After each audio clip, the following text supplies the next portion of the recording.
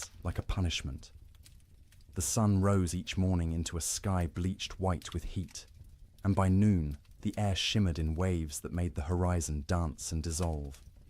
This wasn't the pleasant warmth of early summer when green grass ripples under gentle breezes. This was heat that cracked the earth open. Heat that turned once lush grasslands into expanses of brittle brown stalks that crunched under every step.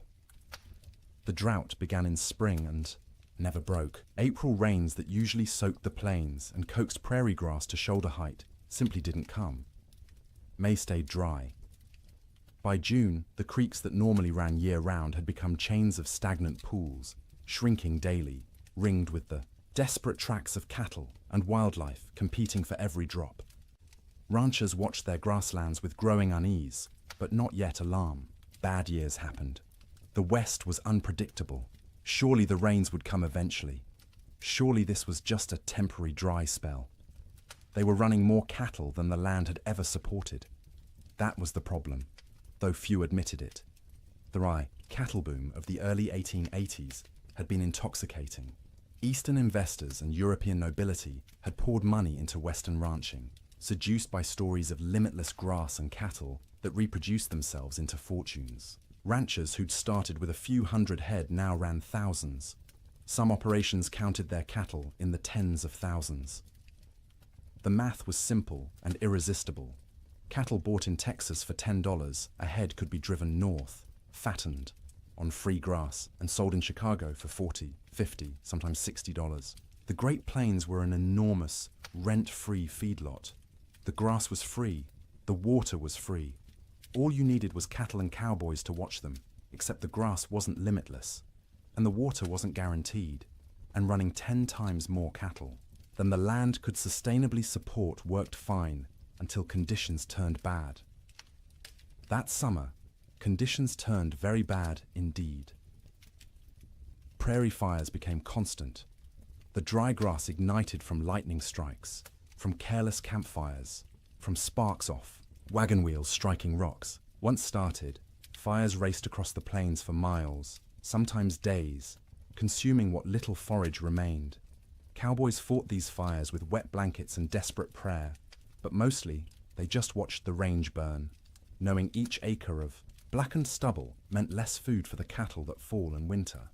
By late summer, water sources that had never gone dry in memory went dry. Springs that had sustained homesteads for years simply stopped flowing. Rivers that normally ran strong became braided trickles through wide, cracked mudflats. Ranchers began to panic, moving herds constantly in search of water and grass, often finding neither. The cattle themselves began to show the strain. They should have been fat and sleek, building reserves for winter. Instead, their ribs became visible. Their hip bones protruded. They moved sluggishly, conserving energy because they weren't getting enough food to burn. Range cows that should have weighed 900 pounds were coming in at 600, 700 if they were lucky. And still, the cattle companies shipped in more stock. The pressure from investors back east, from shareholders in London and Edinburgh who'd never seen a prairie or a longhorn, was relentless. Maximize the herd. Use every acre. The reports sent back to investors spoke of temporary setbacks and cyclical weather patterns, but projected ever-increasing profits. The cowboys knew better. In bunkhouses and around campfires, they talked about what was coming. You didn't need to be a genius to do the math. Cattle going into winter already weak, grass already depleted, and winter always came to Montana, always came to Wyoming and Dakota. The question wasn't whether winter would be hard. Winter was always hard. The question was whether the cattle and the men who tended them could survive it in their already weakened state. Then came the signs. The old-timers noticed first. In early November, almost a month earlier than usual, the geese began flying south, not in their typical leisurely migrations, but in huge, urgent flocks that darkened the sky and flew from dawn to dusk. They weren't stopping to feed in the prairie ponds. They were getting out. Beavers, whose lodges dotted every creek and river, were observed gathering more wood than anyone had ever seen. They piled branches and logs until their lodges looked like timber fortresses rising from the water. Animals preparing for something.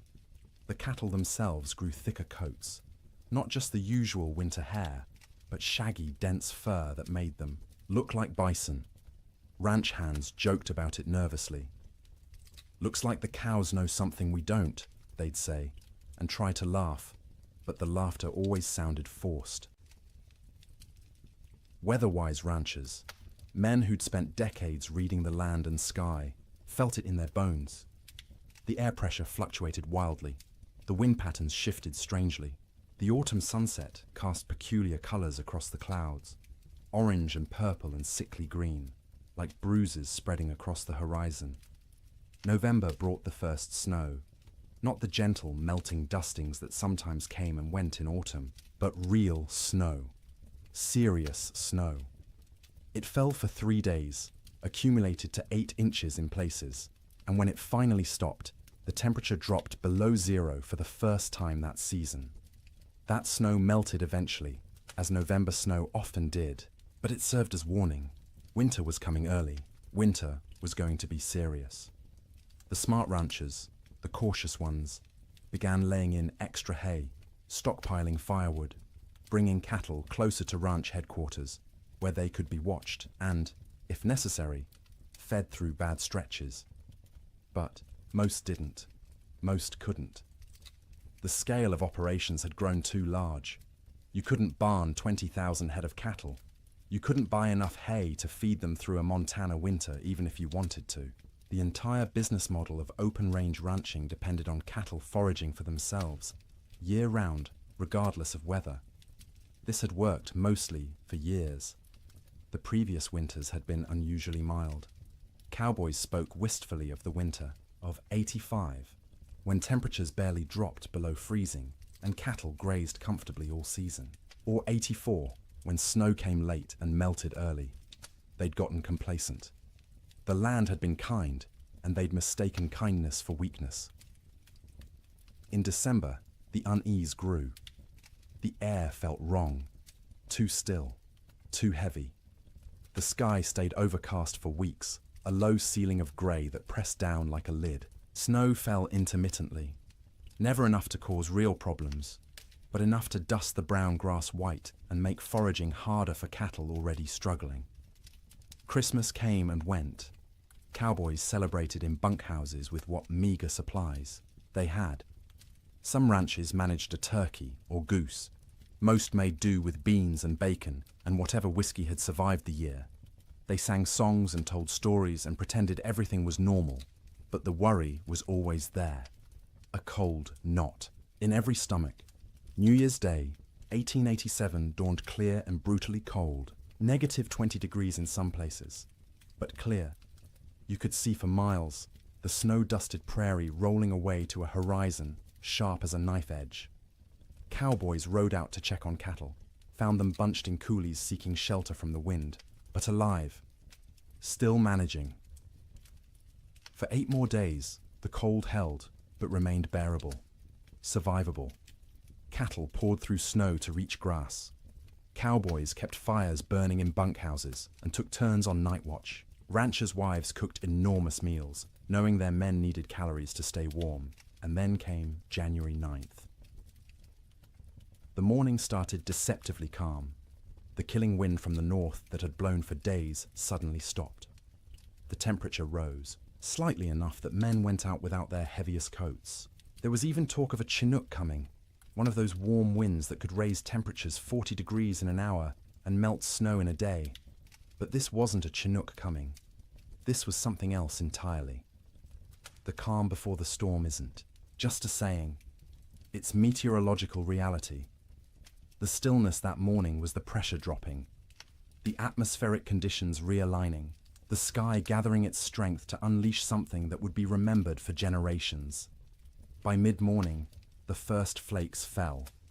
By noon, the world had disappeared into white, and the temperature, instead of rising, began to fall, and fall, and fall, until cold became something no one on the northern plains had experienced before, until winter stopped being a season and became an enemy that wanted everything dead. The autumn of warnings was over. The winter of death had arrived. The bunkhouse sat low against the prairie, a squat rectangle of rough-hewn logs chinked with mud and moss that had dried and cracked over successive seasons. It wasn't designed for comfort. It was designed to be built quickly and cheaply to house as many men as possible in the smallest space and to provide just enough shelter to keep those men alive through winter so they could work come spring. Most bunkhouses were single rooms, maybe 30 feet long and 15 wide, with a ceiling, so low a tall man had to duck under the support beams. The logs were never properly squared, so gaps showed between them, filled haphazardly with whatever materials were at hand. Clay, newspaper, old rags, horsehair mixed with mud. In winter, you could stand in the middle of the room and see daylight, through a dozen cracks, and where light came through, so did wind. The door was thick plank, hung on leather hinges because metal hinges were expensive and had to be freighted in from distant towns. It never quite fit the frame, so a gap at the bottom let in a constant stream of cold air that flowed across the floor like invisible water. Cowboys stuffed rags under it every night. By morning, frost would have formed on those rags, turning them stiff as boards. There was usually one window, if you could call it that, a square cut in the logs, covered with oiled paper stretched over a wooden frame. Or if the ranch had any money, actual glass brought in at considerable expense and constantly at risk of cracking in the cold. Most bunkhouses just had the oiled paper, which let in a murky amber light during the day and absolutely nothing at night. The bunks lined both long walls, stacked 2 or 3 high depending on how many men the ranch employed. Each bunk was nothing more than a wooden frame, rope webbing stretched across it in a grid. And on top of that, if you were lucky, a thin mattress stuffed with prairie hay. If you weren't lucky, just the rope webbing and whatever blankets you owned. The hierarchy of bunks was established and rigid. New men got the worst spots. Bottom bunks on the end nearest the door, where the cold draft flowed constantly and you'd be stepped on every time someone went outside to piss in the middle of the night. Top bunks were warmer because heat rose, but they put you closest to the roof where moisture from everyone's breath condensed and dripped. You'd wake with water spots on your blankets, sometimes ice if it was cold enough. Middle bunks away from the door were prime real estate, warmer than the bottom, drier than the top, away from traffic. Senior cowboys claimed these spots and defended them jealously. If you wanted one, you either waited years or fought for it, and fighting in a bunkhouse full of armed men rarely ended well for anyone. At the center of the room stood the stove, a cast-iron barrel stove or, in better bunkhouses, an actual manufactured stove with a proper firebox and damper.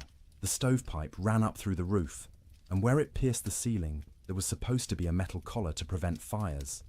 There often wasn't. More than one bunkhouse had burned down from a too-hot stovepipe, igniting dried wood and old bird nests lodged in the rafters. The stove was life. When it was burning hot, the men closest could almost be comfortable.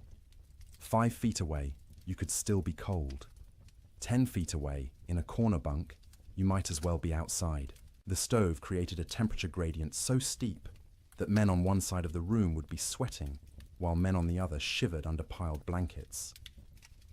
Feeding the stove was a constant concern. Firewood was precious. Trees were scarce on the open plains, and what wood existed had to be hauled in by wagon from river bottoms or mountainsides miles away. Some ranches burned coal shipped in by rail, but coal cost money, and ranchers were notoriously cheap about anything that didn't directly increase cattle numbers. More often, cowboys burned whatever they could find: dried cow chips, sagebrush, buffalo bones, of which there were still plenty scattered across the plains from the great slaughter of a decade earlier. None of these burned hot or long. You had to feed the stove constantly to maintain any heat at all. At night, someone had to take responsibility for the fire. Usually, this rotated among the men, with each taking a shift to wake periodically and add fuel. Miss your shift, let the fire go out, and you'd wake to find 20 angry cowboys ready to throw you outside in your underwear to see how you liked the cold. Even with the stove going, the bunkhouse was never truly warm in winter. It was less cold than outside, which was the best that could be hoped for. Your face would be hot from the stove, while your back was cold from the draft. Your feet would be numb while sweat trickled down your spine. Comfort wasn't the goal. Survival, was the goal. Make it to morning alive and functional. That was success. Cowboys slept in their clothes. The idea of changing into night clothes, or worse, sleeping naked, was absurd. You slept in your wool shirt, your long underwear, your thick socks. On the coldest nights, you kept your pants on. Your hat stayed on your head or under it as a pillow, because hats were expensive, and you didn't want someone stealing yours while you slept. Boots were the exception. You took off your boots because sleeping in boots was miserable, and because boots needed to dry. They'd sit by the stove all night, the leather slowly warming and releasing the accumulated moisture of the day. The smell of drying leather mixed with the smell of unwashed men, wet wool, tobacco smoke, and the acrid tang of burning sage or cow chips. The smell of a bunkhouse was indescribable to anyone who hasn't experienced it. 40 men living in close quarters, bathing rarely because hauling and heating water was labor-intensive and rarely worth the effort. Clothes worn for weeks or months without washing, because washing meant they'd be wet and might not dry in winter, and wet clothes could kill you. The privy was outside, so men used a bucket in the corner at night rather than brave the cold, and that bucket added its own special contribution to the atmosphere. Tobacco smoke hung in layers because every cowboy who could afford it smoked too, passed the time. Some chewed and spit into cans or just onto the floor because the floor was already a mess of tracked-in mud, snow, manure, and spilled food. Mice lived in the walls and came out at night to scavenge. You could hear them scratching and squeaking, see them dart across the floor in the stove light. Some cowboys tried to kill them. Most gave up. There were always more mice, as long as they didn't chew holes in your blankets or get into the food. Stores, you learned to coexist. The sounds of a bunkhouse at night were particular. The wind outside, constant, varying from low moan to sharp whistle, depending on its strength and the gaps it found. The stove ticking as metal expanded and contracted with temperature changes. The creak of rope webbing as men shifted in their bunks, the thump of boots being pulled off and dropped on the floor. Snoring. Dear God, the snoring. 40 men in one room meant you'd have at least 10 serious snorers. Deep, rattling snores that shook the bunks. High, whistling snores that pierced through any attempt at sleep. Snores that stopped and started, until you'd lie there waiting for the next one, unable to relax. Sometimes men would throw boots at particularly bad snorers. Sometimes it helped. Usually it just made everyone else laugh and the snorer angry.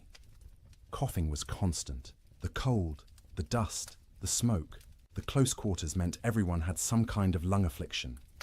Dry, hacking coughs that went on for minutes.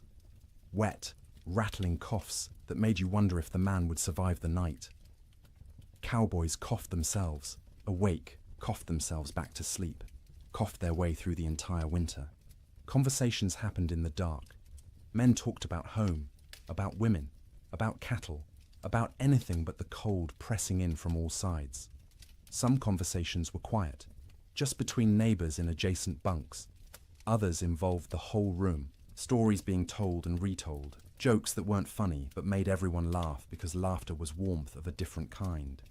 Letters were read and reread by stovelight. A letter from home was precious, and a cowboy might read the same letter 100 times through a winter, memorizing every word, every loop of handwriting, every piece of news from a world that felt impossibly far away.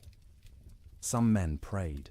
You'd hear whispered prayers in the darkness, usually from the younger cowboys, the ones still new enough to the work that death seemed like a possibility rather than an inevitability. Older hands didn't pray much. They'd made their peace with whatever was coming, or they'd stopped believing anything was listening. The bedding itself deserves attention. Each cowboy owned his own bedroll, a collection of blankets, and maybe a quilt that he'd rolled up and carried with him from job to job. These blankets were wool, heavy and scratchy, and they accumulated the smell of their owner, along with the smell of horses, cattle, campfire smoke, and prairie dirt. In the bunkhouse, you'd unroll your bedding onto the rope webbing, which sagged under your weight and provided almost no cushioning. The ropes left permanent patterns pressed into your back and legs. After a few weeks, you stopped noticing. Your body just accepted that sleep meant discomfort and adjusted expectations accordingly. On the coldest nights, men piled every blanket they owned on top of themselves. 3 blankets, 4, 5 if they had them. The weight was crushing, but weight meant warmth, and warmth meant survival. Some cowboys, the poorest ones or the newest, didn't have enough blankets. They'd sleep in their coats, under their coats, wrapped in saddle blankets that smelled of horse sweat and mold. The truly desperate would share bunks, 2 men pressed together for body heat, which was awkward and carried implications, but was better than freezing. You'd see this more in the deepest cold, when propriety mattered less than waking up with all your fingers and toes. Getting into bed was a shock every night. The blankets had been sitting in the ambient temperature of the bunkhouse all day, which meant they were cold. Not frozen, but cold enough that sliding under them made you gasp. Your body heat would eventually warm the space between blankets, but it took 20 minutes, half an hour, of shivering and curling into yourself before that happened. Some cowboys heated rocks in the fire and wrapped them in cloth to put in their bunks. This worked for about an hour, providing a spot of genuine warmth for your feet or your hands. After that, the rocks were just heavy, cooling lumps taking up space, and you'd have to decide whether the effort of getting up and throwing them out was worth the loss of heat from opening your blanket cocoon. Sleep, when it finally came, was never restful. You were always partially aware of the cold trying to find you, aware of the fire and whether it was still burning, aware of the other men around you, their sounds and movements, aware that if something went wrong, a fire, a medical emergency, a blizzard bad enough that the whole bunkhouse might collapse, you needed to be able to wake and move. Cowboys learned to sleep light, a skill born of necessity. In summer, you slept light because you might need to deal with stampeding cattle or approaching storms. In winter, you slept light because the alternative was dying without noticing. The nights stretched long, 15, 16 hours of darkness in the depths of winter. You couldn't stay awake for all of it. Candles and lamp oil were too expensive to burn for light. So you slept in stages. A few hours, then wake when the fire needed tending. A few more hours, wake because your body was too cold or needed to piss. A few more hours, wake because someone else was moving around, or coughing, or because your back hurt too much to stay in one position. This broken sleep was exhausting in its own way. You'd wake in the morning having technically slept for hours but feeling like you'd barely rested at all. That was winter sleep in a bunkhouse. Not the deep, renewing sleep of comfortable beds in warm rooms, but the fitful, survival-focused sleep of men living on the edge of catastrophe. Every single night, for months on end. And when the great die-up came, when the temperature dropped to 60 below, and the wind tried to tear the roof off, and the cattle began dying by the thousands, even, that inadequate sleep became nearly impossible. Because how do you sleep when the world outside is ending? How do you close your eyes when you know morning might reveal losses beyond comprehension? You learn because you have no choice. You sleep because your body demands it. Brief, shallow, troubled sleep punctuated by periods of lying awake in the dark, listening to the wind scream, and wondering if you'll live to see spring. Morning came late on January 9th, the sun rising somewhere behind thick grey clouds that had settled over the plains like a lid. Cowboys rolled out of their bunks around 6, the usual time, groaning and stiff from another night on rope webbing and thin mattresses. The bunkhouse was cold, but not impossibly so. Maybe 20 degrees inside, which meant the fire had held through the night. That was a victory. They pulled on boots that had spent the night by the stove, the leather still warm to the touch, stomped their feet to get blood flowing, stretched arms and backs that ached from the perpetual cold. Someone got the coffee going, pouring water from buckets that had a thin skim of ice on top despite being inside. The foreman, A weathered man named Jack Thompson, on one particular ranch in Montana, stuck his head out the door to check conditions. The wind that had been blowing hard from the north for days had stopped completely, dead calm. The air felt heavy, thick, like you could almost chew it. Temperature had risen slightly overnight, maybe up to freezing, or close to it. "Might be a Chinook coming," Jack said, and a few of the men perked up. A Chinook, that warm wind that could raise temperatures 40 degrees in an hour, would be salvation, would give the cattle a break, would let everyone breathe a little easier. But the old-timers in the room, men who'd spent 20, 30 winters on the northern plains, exchanged glances and said nothing. The calm felt wrong. The air pressure made their joints ache more than usual. This wasn't a Chinook. This was something else. Breakfast was the usual. Beans warmed up from the night before. Fried salt pork. Biscuits if the cook had bothered to make them, which he usually didn't.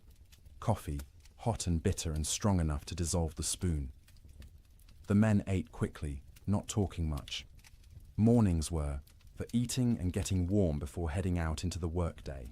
By 8 o'clock, men were saddling horses, checking cattle in nearby pastures, hauling water from the creek, which involved breaking through ice that had gotten thicker each day.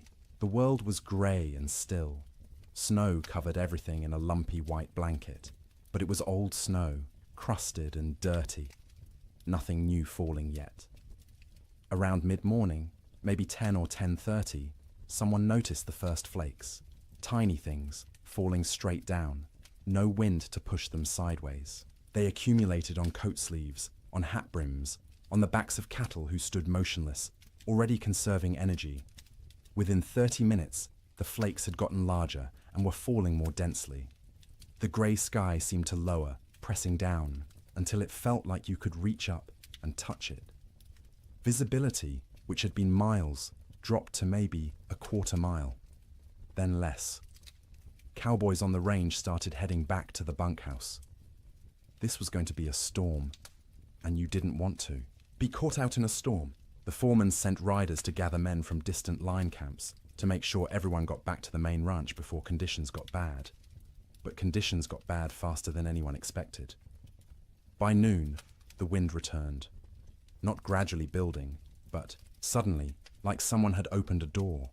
It came from the north, from Canada, from the Arctic, and it came with a howl that made horses shy and men grab for their hat brims. The temperature, which had been hovering near freezing, began to fall.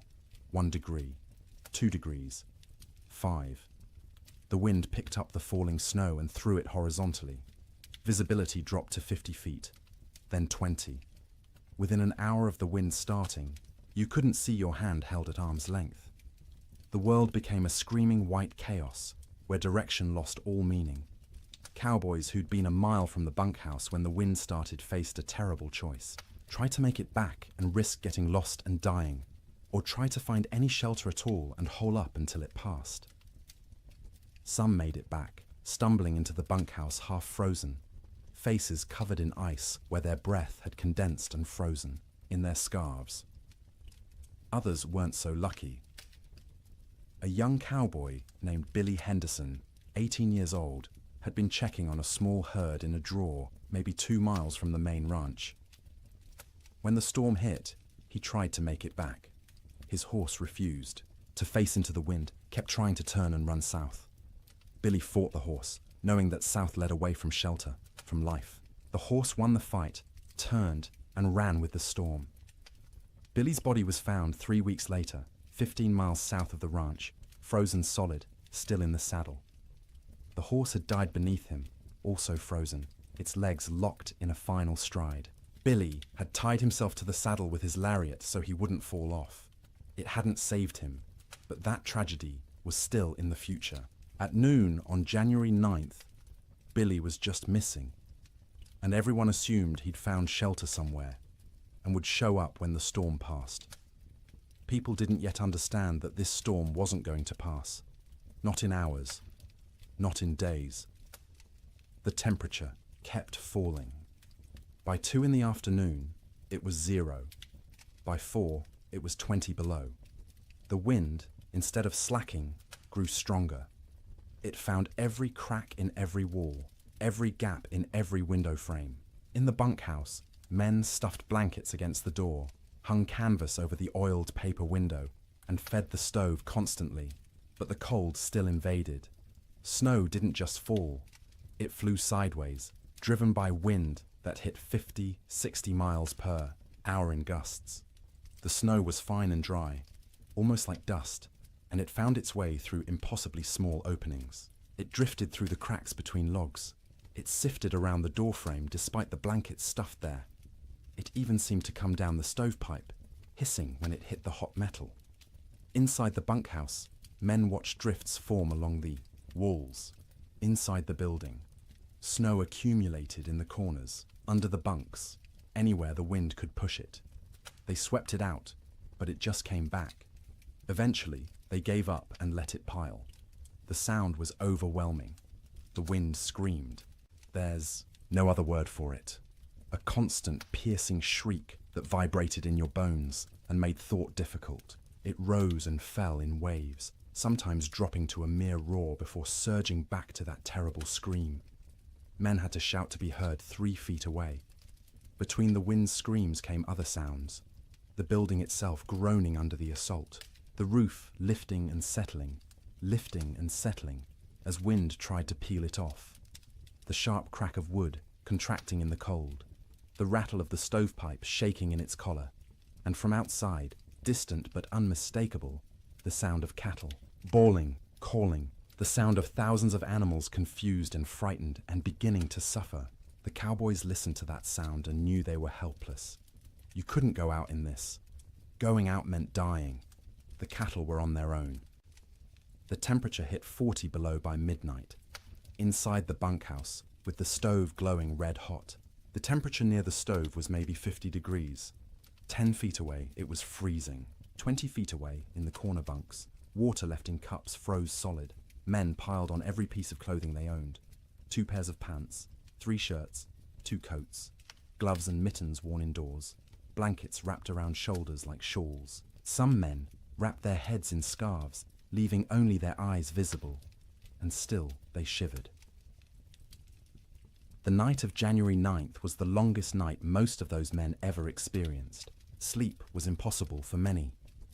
The cold, the sound, the fear, the knowledge that outside cattle were dying by the hundreds, by the thousands, all combined to keep eyes open and minds racing.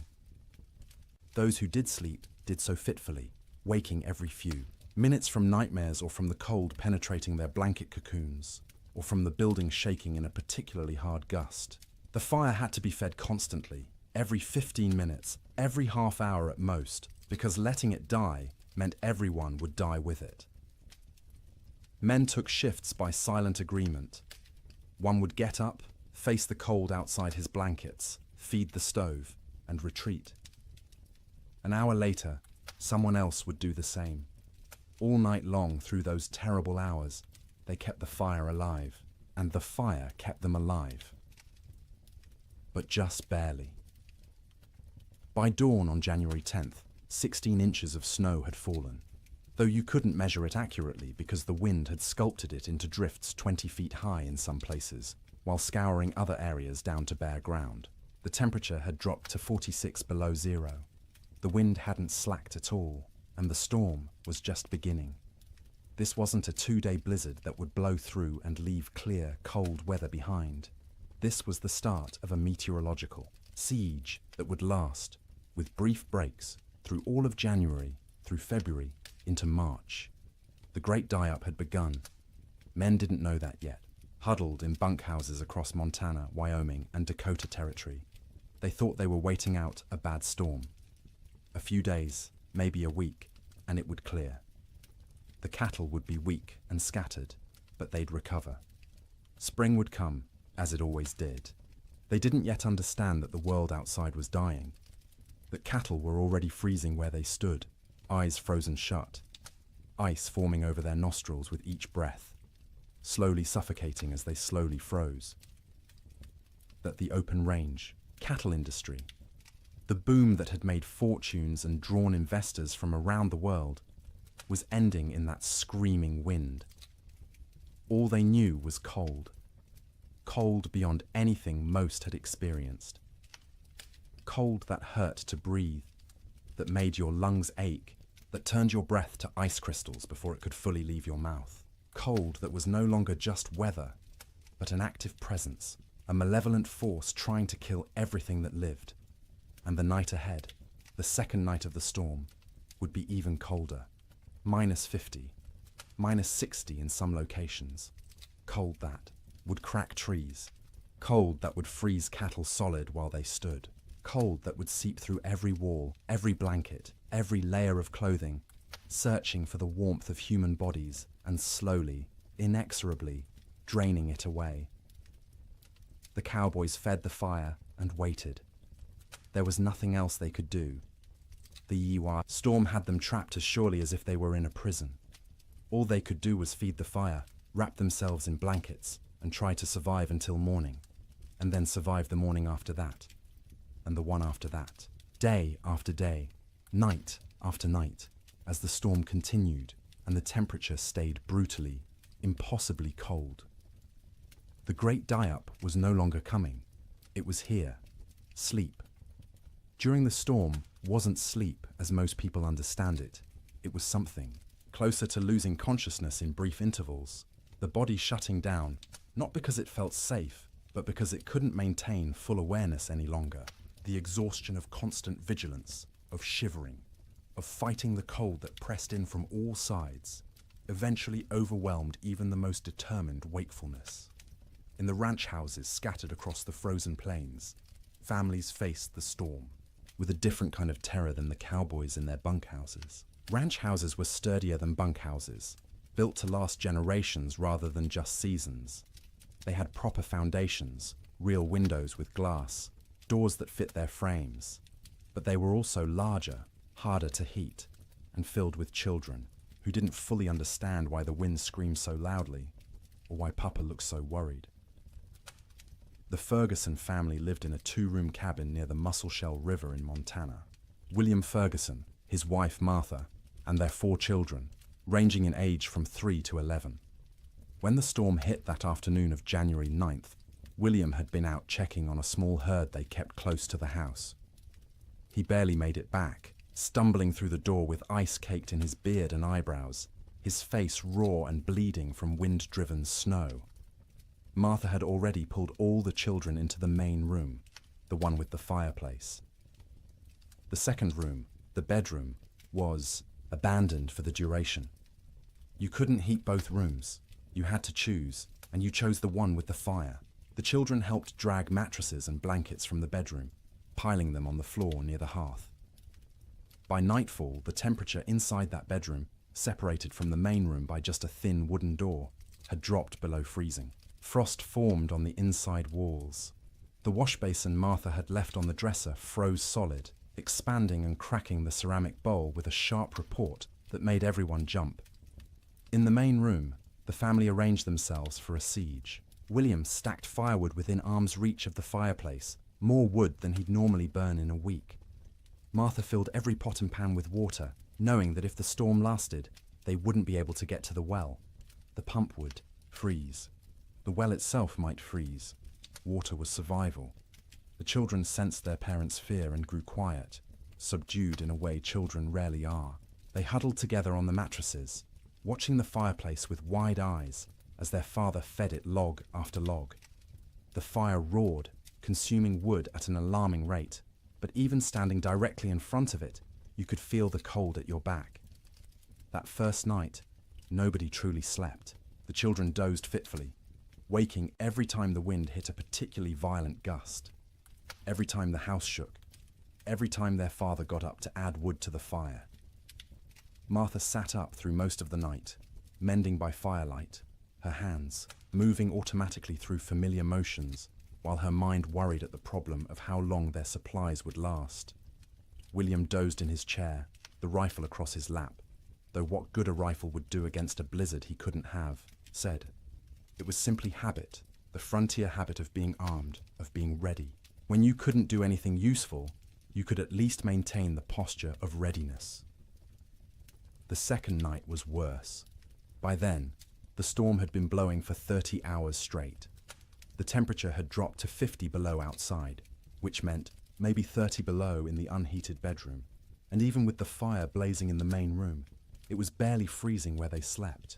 They'd pulled every blanket in the house onto the mattresses on the floor. Wool blankets, quilts made from scraps of fabric, buffalo robes William had traded for years ago. The family slept together, all 6 of them in a pile, sharing body heat like animals in a den. The children in the middle, where it was warmest, the parents on the outside, taking the brunt of the cold that radiated from the walls despite the fire. Martha sang to the children before sleep, or what passed for sleep. Old songs her mother had taught her, lullabies in German that the children didn't understand, but found comforting anyway. Her voice was soft, almost lost under the shriek of the wind, but the children pressed close and listened. William lay on, his back, staring at the ceiling, listening to the roof creak and groan. Every gust of wind made him tense, waiting for the moment when the roof would tear free and expose them all to the killing cold. It never did, but the fear never left either. Sleep came in stages. The youngest child, 3-year-old Emma, went first, exhausted from crying earlier in the day. She whimpered and fussed until her eyes finally closed and her breathing deepened. Her 7-year-old brother James followed, fighting sleep as long as he could, determined to be brave, to stay awake like the adults. But his eyes drooped, opened, drooped again, and finally stayed closed. The 2 older children, 11-year-old Sarah and 9-year-old Thomas, took longer. They understood more, worried more, and their minds wouldn't quiet. Sarah kept asking when the storm would end. Thomas asked if the cattle were all right, if Papa's horse had made it to the barn, if the chickens in the coop behind the house had frozen yet. Martha answered in soothing murmurs, not really answering at all, just making comforting sounds until the children's questions trailed off and their breathing slowed. She waited until she was sure they were deeply asleep before she allowed herself to close her own eyes. But closing her eyes wasn't sleeping. It was resting with her ears still alert, still tracking every sound. The fire crackling, William shifting position, the wind pounding against the walls, the house settling with creaks and groans. Her mind catalogued each sound, assessed whether it meant danger, and only when satisfied the house still stood did she allow herself to drift towards something like sleep. William didn't sleep at all that second night. He dozed for minutes at a time, jerking awake at every sound, every change in the wind's pitch. Twice he got up to add wood to the fire, moving carefully to avoid stepping on children. Each time he stood, the cold away from the fire hit him like a physical blow. The air near the ceiling was noticeably colder than the air near the floor.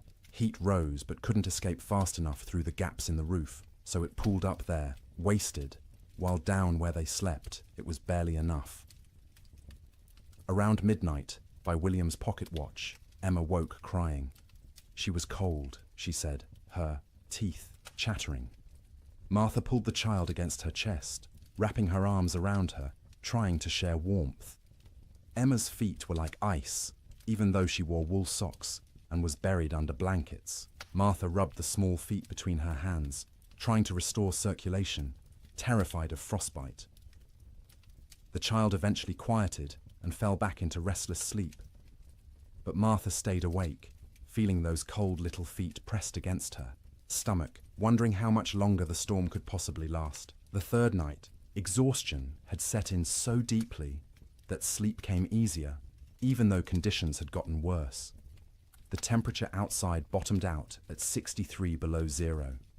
Inside, with the fire consuming wood at a frightening rate, they'd managed to keep the room at maybe 15 degrees, cold enough to see your breath, cold enough that the water in the pots near the fire had a skim of ice if you didn't stir it regularly, but not cold enough to kill.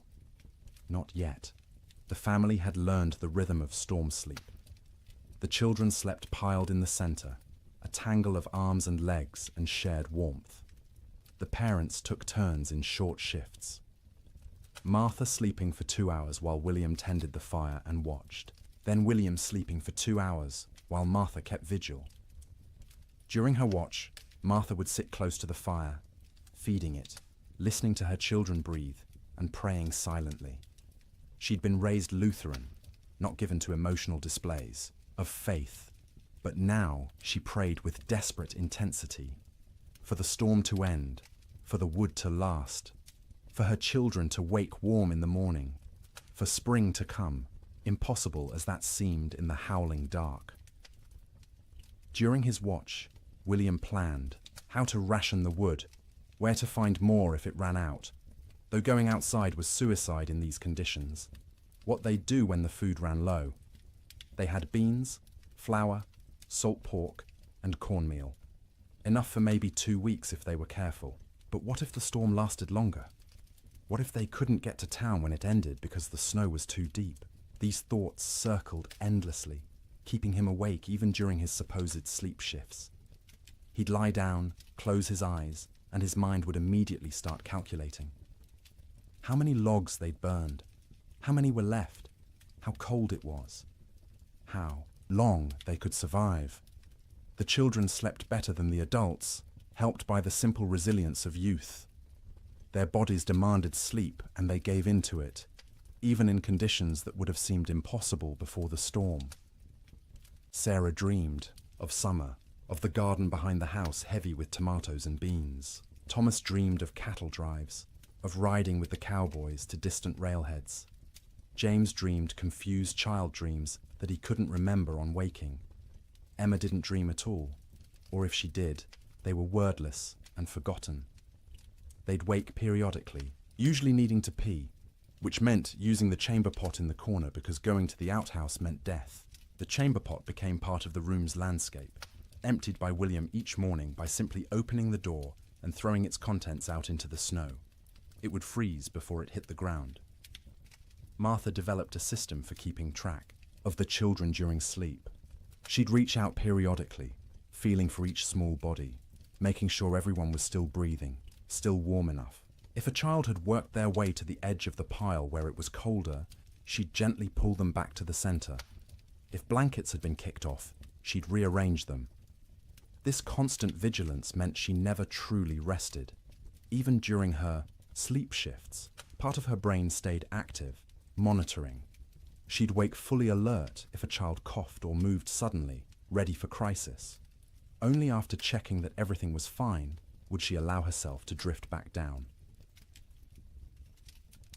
By the 4th night, a strange numbness had set in.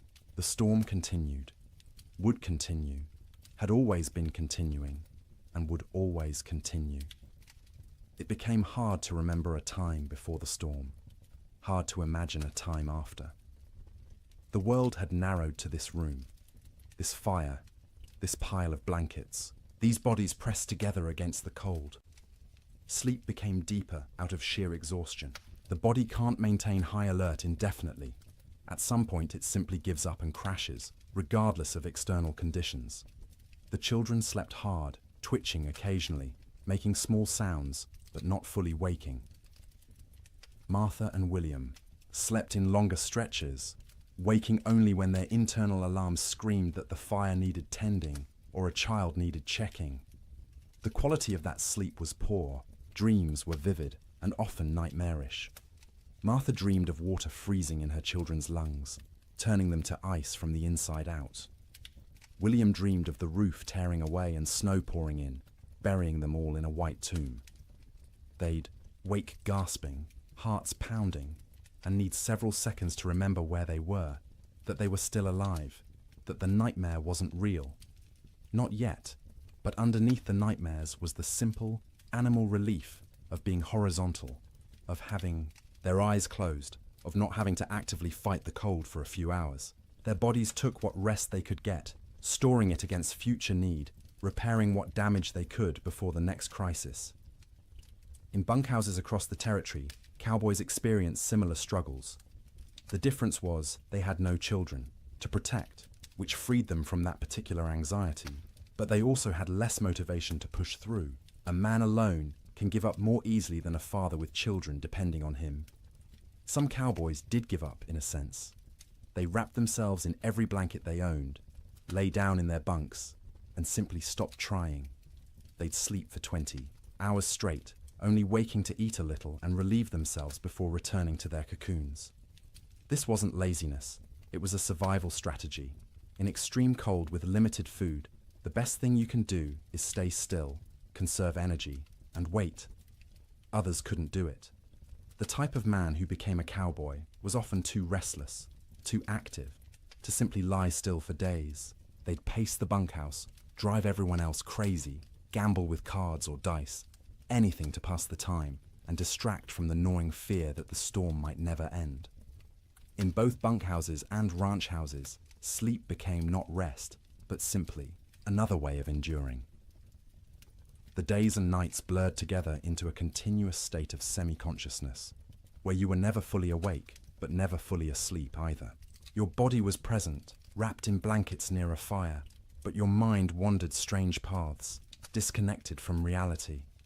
And through it all, the wind screamed. The cold pressed in, the fire consumed wood, and people slept, or tried to sleep, or pretended to sleep, because what else could they do? Going outside meant dying. Staying awake meant slowly going insane from the sound and the fear. So they slept. Poorly, fitfully, desperately. But they slept. And each morning they woke, surprised on some level to find themselves still alive, still, together, the fire still burning. The storm would eventually end, but not yet. Not for many days yet. And each of those days would require sleep stolen from between crises, rest grabbed in brief intervals, dreams haunted by cold and wind, and the terrible knowledge that outside the world was dying. The cattle felt the storm coming before any human did. Their instincts, honed by millennia of evolution, read signs in the air pressure, in the quality of light, in the way the wind tasted. When the first flakes began to fall on January 9th, cattle across the northern plains began to move, not panicked running, purposeful drifting, south, always south, away from the north wind that carried death in its teeth. They moved in groups, small herds combining into larger herds, thousands of animals flowing across the white landscape like a slow river seeking lower ground. Consider one cow, a 3-year-old Hereford mix, red and white, branded with the Rocking M brand on her left hip. She'd been born on this range, knew every coulee and creek, had survived 2 previous winters without particular hardship. She was carrying a calf, due in spring, and the pregnancy had left her thinner than usual going into winter. Not starving, but without the thick layer of fat that would have been ideal. When the snow started falling heavily and the wind began to rise, she was grazing, in a shallow draw with perhaps 50 other cattle. They'd been pouring through existing snow to reach the dried grass beneath, working methodically, conserving energy. The new snow started covering the ground quickly, and the cow lifted her head, testing the air. The wind came from the north with a sound like tearing fabric. The cow turned her back to it instinctively, and every other animal in the draw did the same. They began walking south, not because they knew south led to safety, but because south meant away from the wind, and the wind had to be avoided. They walked steadily for hours. The snow was falling too thickly to see more than a few feet ahead, but cattle can navigate by sense of smell and by following the animal in front of them. The cow found herself in the middle of the group, which offered some shelter from the wind, but also meant she had to keep moving at whatever pace the herd set. By nightfall, they'd walked perhaps 5 miles. Not far, but the constant fighting against wind and snow was exhausting. The temperature had dropped dramatically, and the cow's breath froze in clouds of white vapor. Ice was forming on her eyelashes, making it hard to see. Her legs ached from pushing through snow that was now knee-deep in places. The herd came to a fence line, relatively new barbed wire strung between posts, to mark the boundary of someone's claimed range. The cattle turned and walked along the fence, looking for a way through or around. They found neither. The fence extended as far as they could sense in both directions. Cattle aren't stupid, but they aren't problem solvers either. Finding their path blocked, they simply stopped. They stood with their backs to the wind, pressed against the fence line, and waited. For what, they couldn't have said. For the wind to stop. For the fence to disappear. For whatever force had always eventually made things better to make things better now. But things didn't get better. The wind increased. The temperature kept dropping. Snow accumulated on the cattle's backs. A heavy white blanket that they couldn't shake off because their muscles were already occupied with shivering, with the constant work of generating heat. The cow stood and shivered. Her body burned calories, trying to stay warm, calories she'd gotten from grass, but she hadn't eaten since morning and wouldn't be able to eat until she could paw through snow to reach grass beneath. She tried, lowering her head and pushing at the snow with her muzzle, but the wind-packed snow was too hard. Her hooves couldn't break through it either. Around her, other cattle made similar attempts. A few managed to find thin spots in the snow and got a few mouthfuls of dried grass. Most got nothing. They stood and shivered, and slowly, gradually, their body temperatures began to drop. Cattle can survive remarkable cold if they're well fed and can escape the wind. But these cattle were already weakened from a summer of drought. They had no windbreak, and they weren't eating. Their situation was unsustainable. Something would have to change or they would die. It was that simple. By the second day, the cow's suffering had intensified. She'd been standing for more than 24 hours straight. Her legs trembled with fatigue. Ice had completely sealed her eyes shut. She'd stopped trying to open them, instead navigating by sound and smell, and the feel of other cattle pressed against her on either side. Her ears, exposed to the wind, had frozen. The tissue was dying, would eventually slough off if she survived, leaving her with shortened, mangled ears. But that was future pain. Present pain was the cold that had worked its way into her joints, making every small movement agony. The hunger that gnawed at her belly. The thirst because she couldn't melt snow fast enough in her mouth to get adequate water. The calf inside her still moved occasionally, little kicks and shifts that she could feel. Some part of her body was still prioritizing that calf, still sending nutrients and warmth to the growing life within. But those resources were running out. The calf was drawing on reserves that no longer existed. Around her, other cattle were in similar condition, some worse. A few calves, born too early that spring and smaller than they should be, had already died, frozen solid while standing, their mothers standing next to them and occasionally lowing in confusion. Older cattle, those with the wisdom of many winters, had tried to move away from the fence to find a coulee or draw that might offer windbreak. Some succeeded and survived. Most simply exhausted themselves walking in circles in the blinding snow and returned to the fence line to die with the herd. By the third day, the cow had stopped shivering. This wasn't because she'd warmed up. It was because her body no longer had the energy to shiver. Shivering is a metabolic furnace, burning calories to generate heat, but she'd burned through all available calories. Her body temperature was dropping toward equilibrium with the air around her. She was freezing to death. Her breathing had slowed. Each breath was an effort, drawing air so cold it hurt her lungs into a body that barely had the energy to exhale. Ice had formed around her nostrils, narrowing the passages, making each breath a fight. She was still standing, but only because the cattle around her held her upright. If they'd moved, she would have fallen. Her legs were locked, frozen in position, no longer taking commands from her failing brain. Her heartbeat had slowed to a sluggish thump-thump, thump-thump, each beat weaker than the last. The calf inside her had stopped moving. Whether it was dead or simply dormant, she couldn't tell, and wouldn't have understood if she could. Her maternal instincts, so strong just days ago, had been overridden by the body's desperate attempt to keep itself alive. Sometime late on the third night, or early on the fourth morning, it's impossible to know exactly when, the cow's heart stopped. 1 beat, 2 beats, then nothing. Her eyes, frozen shut, would never open again. Her legs, frozen in position, would remain standing. She'd become a statue of ice and meat, indistinguishable from the living cattle around her, except that she no longer breathed. She wouldn't fall for days, maybe weeks. The cattle packed around her held her upright, and when they eventually moved or died themselves, she'd topple over, frozen solid, and become one more carcass among thousands littering the plains. This scene repeated across hundreds of miles. Fence lines became death traps where cattle bunched up and died in groups. Ravines that should have offered shelter instead became graves as cattle crowded in so tightly they couldn't move, couldn't forage, and slowly froze together into a single mass of bodies.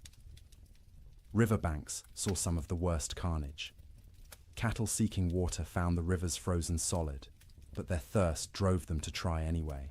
They'd crowd onto the ice, break through into the water beneath, and be unable to climb out. The current would push them under the ice, where they'd drown and freeze simultaneously.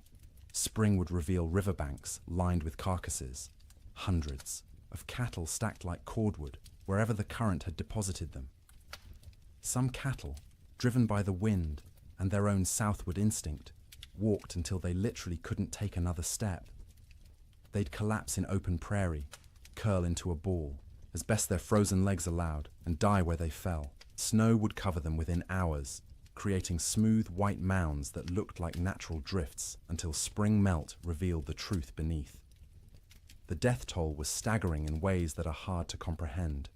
A single large ranch might lose 10,000 head. Smaller operations lost everything. The Chicago stockyards, which normally received thousands of cattle per week from the northern plains, received almost none for months. The market for beef collapsed because there were no cattle left to sell. But numbers don't capture the reality. Numbers are abstract.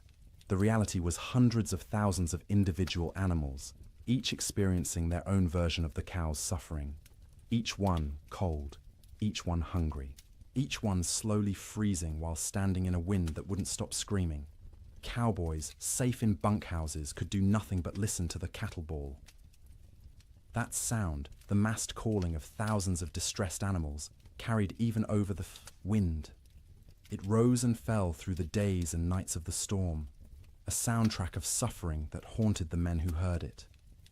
Some cowboys tried to help. They'd bundle up in every piece of clothing they owned, tie ropes around their waists, and venture out into the storm, with the other end of the rope tied to the bunkhouse door so they could find their way back. They'd struggle to where they thought.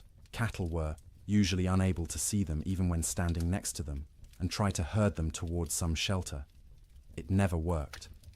The cattle wouldn't move, or couldn't move, and the cowboys would burn through their body heat in minutes.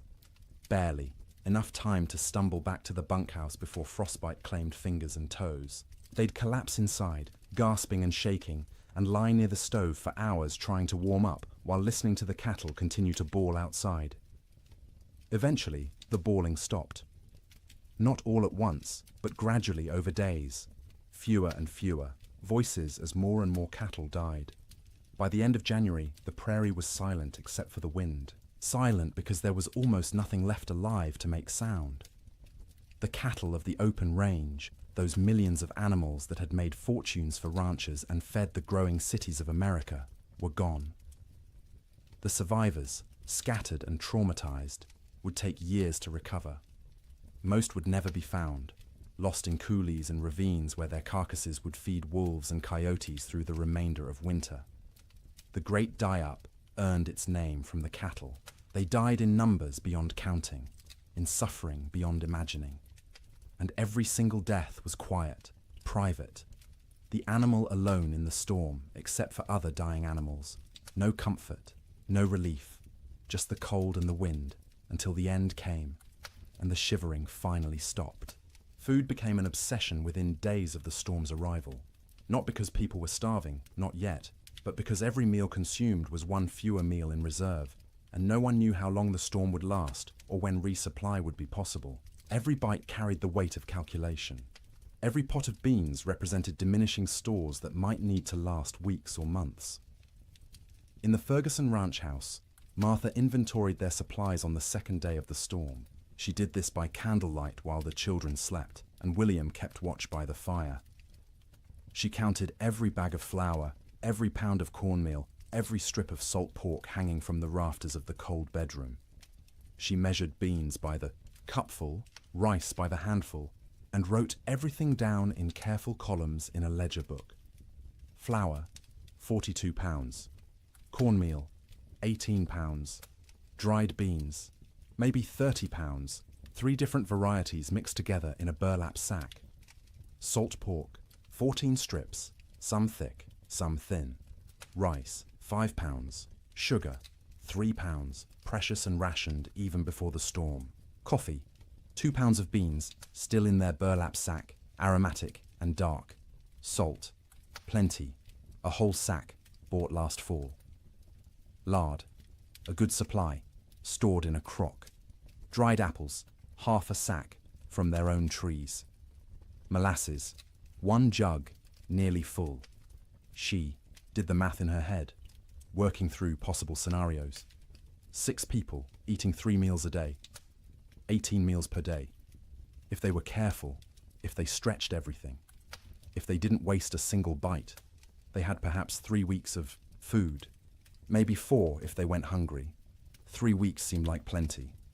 No storm lasted 3 weeks, but Martha had learned in her years on the frontier to plan for the impossible, because the impossible happened with disturbing regularity. So she began rationing from day 1, before hunger forced the decision. Breakfast became smaller. Instead of flapjacks for everyone, she made 1 per person, thin and stretched with extra water to make the batter go further. The children complained but ate them anyway. William said nothing, just ate what was put in front of him and drank his coffee black to save the sugar. Dinner became the main meal, usually beans. Martha soaked dried beans overnight in water, then cooked them slowly through the day in a pot, suspended over the fire. She'd add a little salt pork for flavor, 1 strip cut into small pieces so everyone got a taste of meat. The beans cooked until they were soft, the liquid thick and sustaining. Everyone got a bowlful, sopped up with cornbread made from carefully measured cornmeal. Supper was often just leftover beans from dinner, reheated and eaten with whatever bread remained. Sometimes Martha made a thin soup from the bean broth, adding bits of dried apple for sweetness, calling it a special treat to make the children smile. The coffee was for William alone. Cowboys and ranchers believed coffee was essential, more important than food, and William was no exception. He drank it black and strong, rationing the precious beans so he could have at least 1 cup per day. That coffee was his luxury, his reminder that civilization existed beyond the wind and snow. Martha drank tea when she drank anything, made from herbs she'd dried the previous summer. Mint that grew wild along the creek, sage gathered from the prairie, rose hips collected in autumn. The taste was thin compared to real tea shipped from China or India, but it was warm, and it was hers, and it didn't consume their stores. The children drank water or milk, though the milk supply was problematic. They had 1 cow, a gentle Jersey, kept in the barn, and William had to venture out twice a day to milk her. The trip to the barn was only 50 feet, but felt like a mile. He'd bundle in every piece of warm clothing he owned, wrap his face in a scarf until only his eyes showed, and step out into the wind. The cold hit him like a fist every time. In the few seconds it took to cross from house to barn, exposed skin would start to freeze. His eyes would water, and the tears would freeze on his cheeks. His lungs would ache from breathing air that felt like shards of glass.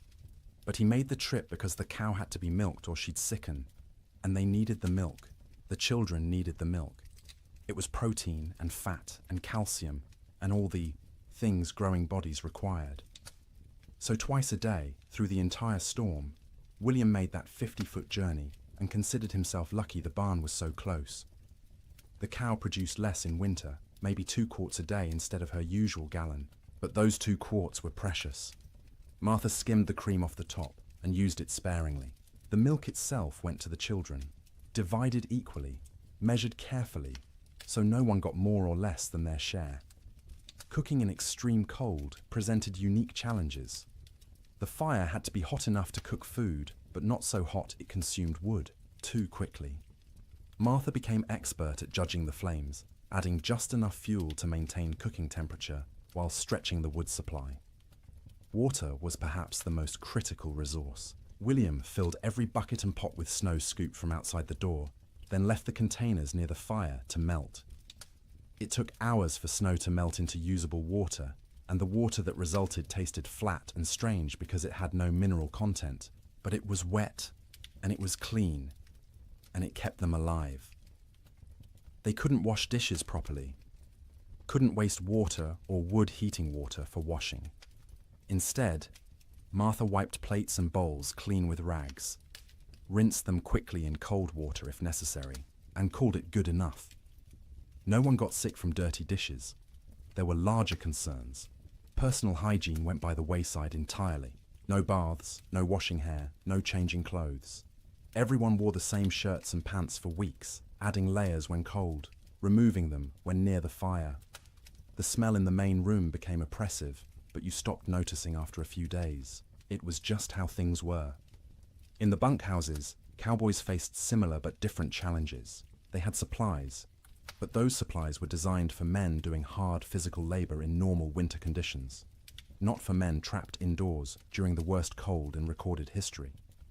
The typical bunkhouse larder consisted of dried beans, rice, flour, cornmeal, salt pork, bacon, maybe some beef jerky made from cattle slaughtered in the fall, coffee in large quantities because cowboys lived on coffee, sugar, salt, lard, sometimes canned goods if the ranch could afford them, but usually not. Canned goods were expensive and the freighting costs were prohibitive. The cook, if there was one, was usually an old cowboy too stove up for regular ranch work. He'd preside over the cast iron stove like a priest at an altar, creating meals from limited ingredients with whatever skill he possessed. Good cooks were treasured. Bad cooks were tolerated because the alternative was cooking for yourself, and cowboys were generally incompetent in the kitchen. One particular bunkhouse in the Judith Basin had a cook named Old Pete, called that to distinguish him from Young Pete, who wasn't a cook and wasn't even particularly young, but was younger than Old Pete. Old Pete had cooked in army forts, in mining camps, on trail drives. He knew 100 ways to cook beans and could make bread in a Dutch oven that rivaled anything made in a proper kitchen. But even Old Pete struggled with the storm's duration and intensity. His usual recipes assumed men would be working hard, outside, burning thousands of calories daily. Now they were sitting around trying to stay warm, burning far fewer calories. They didn't need as much food, but they were bored and hungry from boredom, and managing those competing needs was delicate. He started making meals smaller but more frequent. Instead of 3 large meals, he made 4 smaller ones, gave the men something to look forward to every few hours, something to mark the passage of time. Breakfast at dawn, such as dawn was, in the constant grey, a second breakfast mid-morning, dinner in early afternoon, supper at dark. Each meal was simple: beans cooked with salt pork, cornbread or biscuits, coffee always, constantly, the pot never empty. Occasionally he'd make a stew if there was meat available, though meat was running short. Most ranches had slaughtered a beef or 2 in the fall and hung the quarters to freeze. But accessing that meat meant going outside to the meat cache, which was difficult or impossible depending on the day. The men ate without complaint, mostly. Cowboys weren't complainers by nature. You ate what was put in front of you and were grateful to get it. But you could see them calculating, same as Martha Ferguson, counting days, estimating stores, wondering how long until starvation became a real concern rather than a theoretical one. Coffee was its own category of essential supply. Cowboys drank coffee the way other people breathed, constantly and without thought. A pot of coffee sat on the stove at all times, thick and black and strong enough to float a horseshoe. Men would pour themselves cups throughout the day and night, warming their hands on the tin cups, savouring the bitter heat. Old Pete guarded the coffee supply jealously. He knew exactly how many pounds they had, how much they consumed daily, how long it would last. When supplies began running low, he started stretching the coffee by reusing grounds. First brew was strong for the morning pot. Those same grounds would be used again for the afternoon pot, weaker but still coffee. Sometimes he'd use them a third time, creating a thin brown liquid that was more idea than substance, but the ritual of drinking it was as important as the caffeine. Sugar went into coffee for those who used it, though most cowboys drank it black. Sugar was also used sparingly in baking, a spoonful in a batch of biscuits to help them rise and add a hint of sweetness. But sugar was running low everywhere, and by the end of January, most outfits were out entirely. Salt, at least, was plentiful. Salt preserved meat, flavored food, and was cheap enough that even poor ranches had plenty. Cowboys ate salt with everything, needed it to replace what they lost sweating despite the cold. Their bodies burned hot from shivering, from the constant work of staying warm, and salt was essential. The mental aspect of food during the storm was almost as important as the physical nutrition. Mealtimes provided structure to otherwise formless days. They were events to anticipate, rituals that reassured everyone that civilization persisted despite the chaos outside. Children needed this structure especially. The Ferguson children learned to recognize mealtimes by the smells from the fire, by their mother's movements, by the rattle of bowls and spoons. They'd gather without being called, eager not just for food, but for the routine. Martha would serve, each child personally, making a small ceremony of it. Sarah first, as the oldest, then Thomas, then James, then Emma. Each child received their portion with their name spoken, a moment of individual attention that said, "You are seen, you are valued, you matter." Then William, then finally herself, always last, always the smallest portion, though no one noticed because she was skilled at hiding it. They'd eat together, mostly in silence because food was serious business, but afterward there might be stories or songs. William would tell tales of his own childhood in Ohio, of winters there which had seemed hard at the time, but were nothing compared to this. Martha would sing in her soft voice, German lullabies or hymns. The children would listen and feel for a moment that everything might be all right. After eating came the work of making food last. Crumbs were gathered and saved for thickening, soup. Grease from cooking was poured into a jar and used again. Bones from salt pork were boiled to extract every bit of flavor and nutrition, then boiled again, then fed to the dog who lived outside the door in a snow shelter William had built. Nothing was wasted. Waste was sin in the arithmetic of survival. Every scrap had value, potential use, future purpose. Martha became a miser of food, hoarding and parceling it out with grim determination, knowing that running out meant death, and death was not an option while her children lived. The storm continued. January crawled past, each day a battle against cold and hunger and despair. Food supplies dwindled steadily. By the end of the month, the Ferguson household was eating 2 small meals per day instead of 3.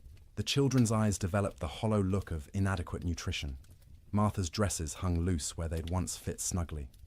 William's belt had to be tightened 2 notches, then 3, but they ate something every day, and they were all still alive. And the cow still gave milk, though less each week, and the fire still burned, and that was enough. It had to be enough, because spring would come eventually. It always came. The question was whether they'd survive long enough to see it, and whether there would be anything left of their lives when it finally arrived.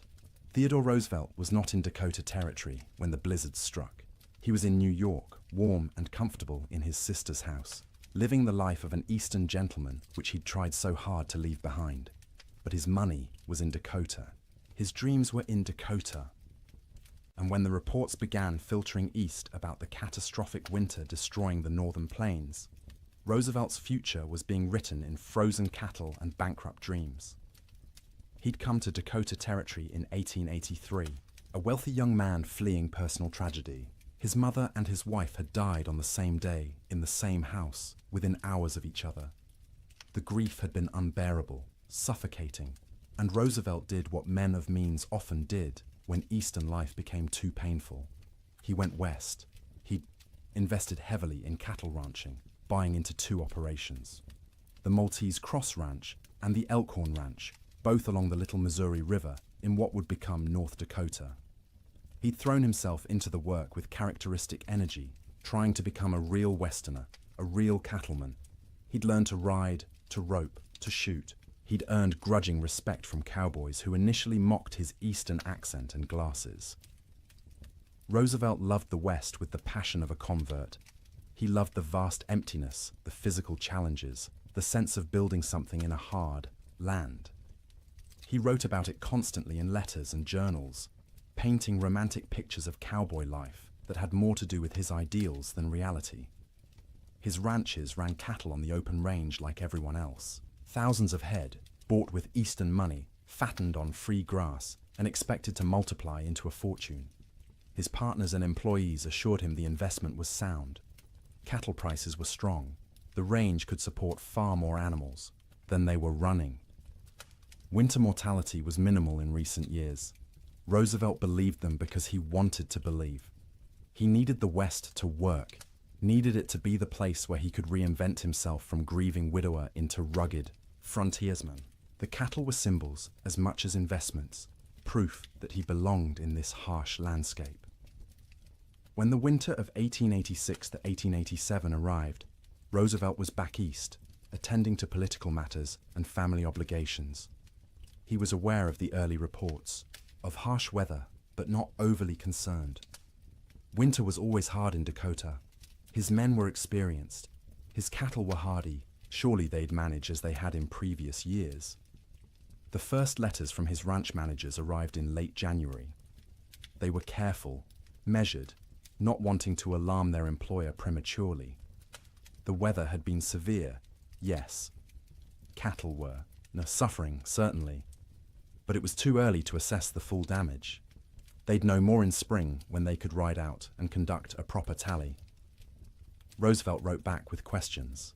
How severe? How many cattle were in danger? What measures were being taken to protect the herds? The responses, when they came weeks later, letters delayed by closed roads and disrupted mail service, were progressively more concerning. His ranch, manager at the Maltese Cross, a practical man named Sylvain Ferris, tried to be honest without being devastating. The storms had been worse than anything he'd seen in 20 years on the plains. The cold had been extreme, sustained, deadly. Many cattle were certainly lost. The exact number wouldn't be known until spring roundup. But Ferris estimated at least 30% mortality. Maybe more, 30%. Roosevelt did the math in his study in New York, sitting in a comfortable chair by a warm fire, trying to comprehend what those numbers meant. He owned roughly 5,000 head between his two ranches. 30% meant 1,500 dead cattle. At $40 a head, that was $60,000 lost, more than many men earned in a lifetime. But it was worse than the money. It was the failure of his Western dream. The revelation that the land he'd romanticized could be cruel, that nature didn't care about his needs or desires, that the West wasn't the frontier of opportunity he'd imagined, but a hard country that broke more men than it made. The letters continued through February and into March. Each one was grimmer than the last. 50% losses now estimated, maybe 60. Entire line camps reporting no surviving cattle at all. Fences lined with dead animals piled 3 deep. The Little Missouri River, when it thawed, clogged with carcasses that had to be dynamited free to restore flow. Roosevelt read these letters with growing horror and despair. He'd been so confident, so certain of success. He'd borrowed money, encouraged friends to invest, staked his reputation on the cattle business. And now it was all dying in a winter he wasn't even present to witness. In March, when travel became possible again, Roosevelt received a telegram from Ferris. Brief, direct, devastating. Come west, you need to see this. Roosevelt went. He took the train to Medora, the small town near his ranches, arriving in early April to a world transformed by death. The snow was melting, revealing what had been hidden. And what it revealed was carnage beyond anything he'd prepared himself for. He rode out with Ferris and other ranch hands to assess the damage. Everywhere they looked, cattle. Dead cattle. Frozen cattle. Cattle that had been dead so long the coyotes and wolves had already been at them. Cattle piled against fences. Cattle in ravines. Cattle scattered across the prairie like obscene statues. The smell was overwhelming. Thousands of rotting carcasses perfuming the air with decay. Roosevelt, who'd prided himself on his toughness, on his ability to handle frontier hardships, had to dismount and vomit. He wasn't alone. Even hardened cowboys were sickened by the scale of death. They rode for days, making tally, trying to determine what remained of the herds. Of Roosevelt's 5,000 head, fewer than 2,000 could be found alive. 60% losses. Some of those survivors were in such poor condition they'd likely die anyway. His investment, his dream, reduced by 2/3 in a single winter. The financial blow was severe. Roosevelt had invested approximately $80,000 in his cattle operations. He'd now lost at least $50,000. Maybe more when accounting for lost breeding potential, disrupted operations, and the collapse of cattle prices as the market flooded with emergency sales from desperate ranchers. But Roosevelt was wealthy by birth. His family money cushioned the financial loss. He could absorb $50,000 and remain solvent, which most ranchers could not. What he couldn't absorb as easily was the emotional and philosophical blow. He'd come west believing in self-reliance, in the nobility of honest labor, in the frontier as a proving ground for American character.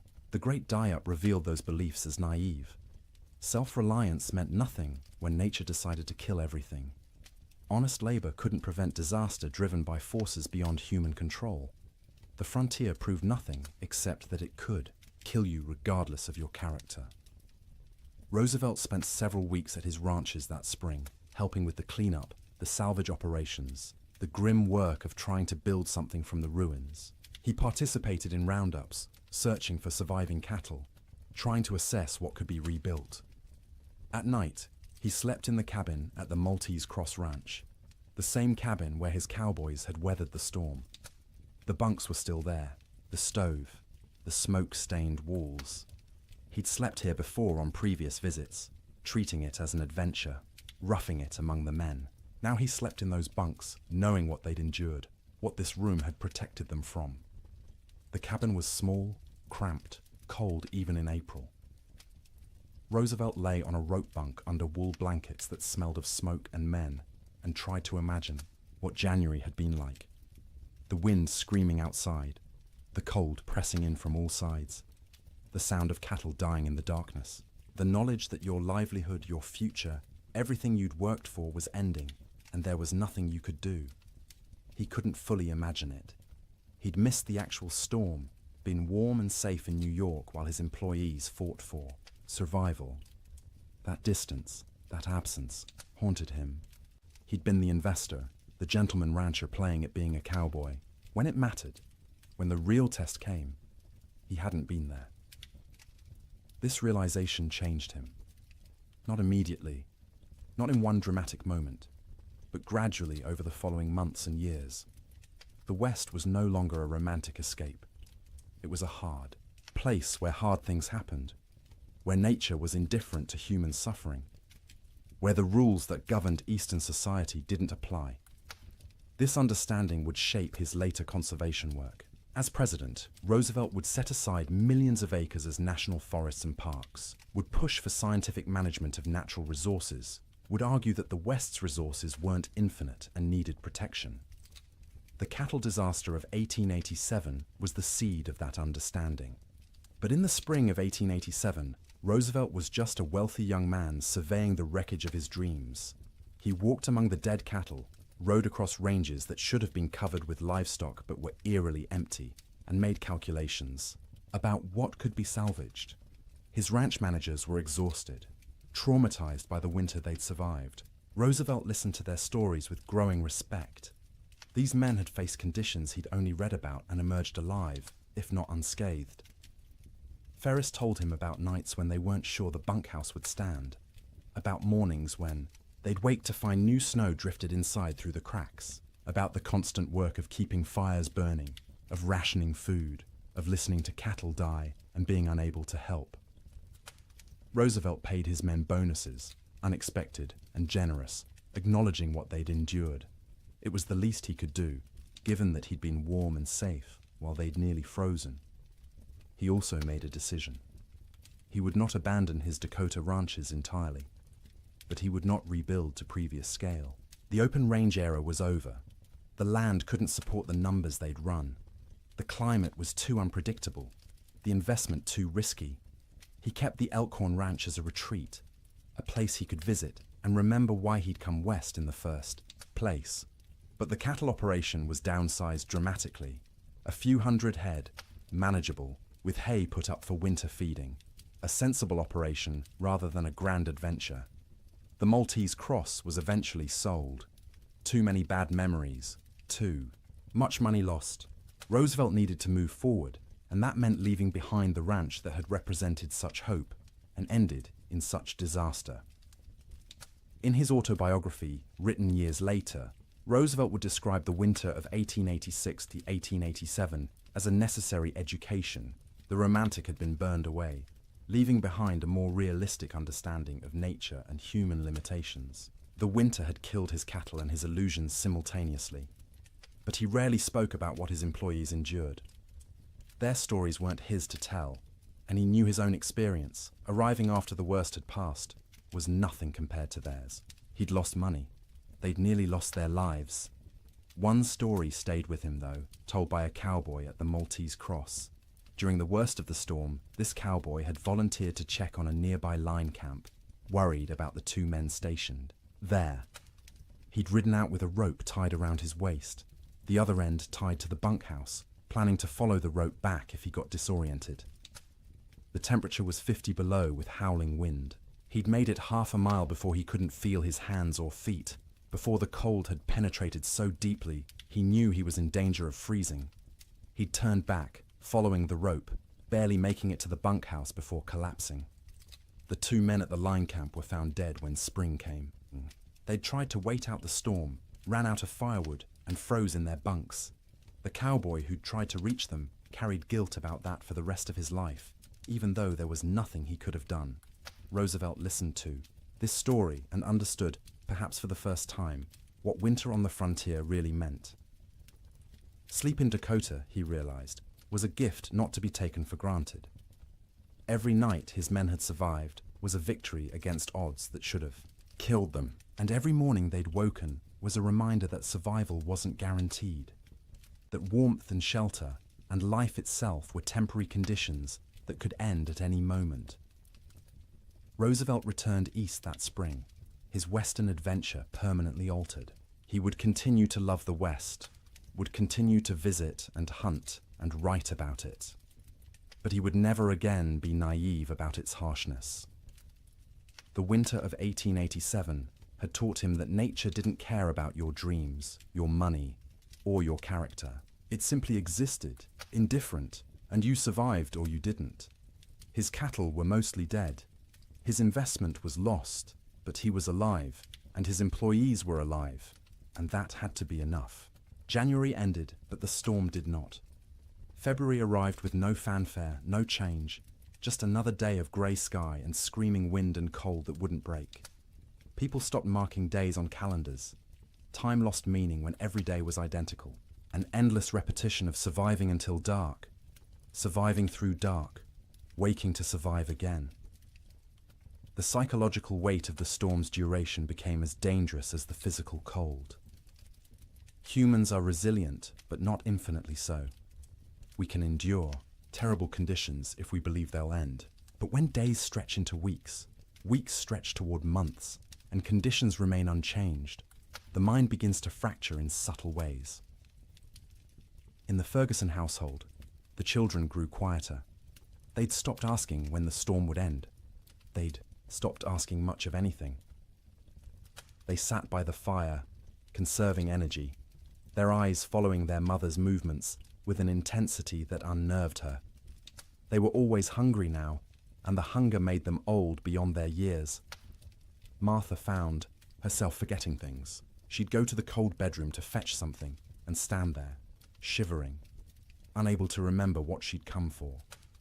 She'd start sentences and lose the thread midway, words dissolving like snow on her tongue.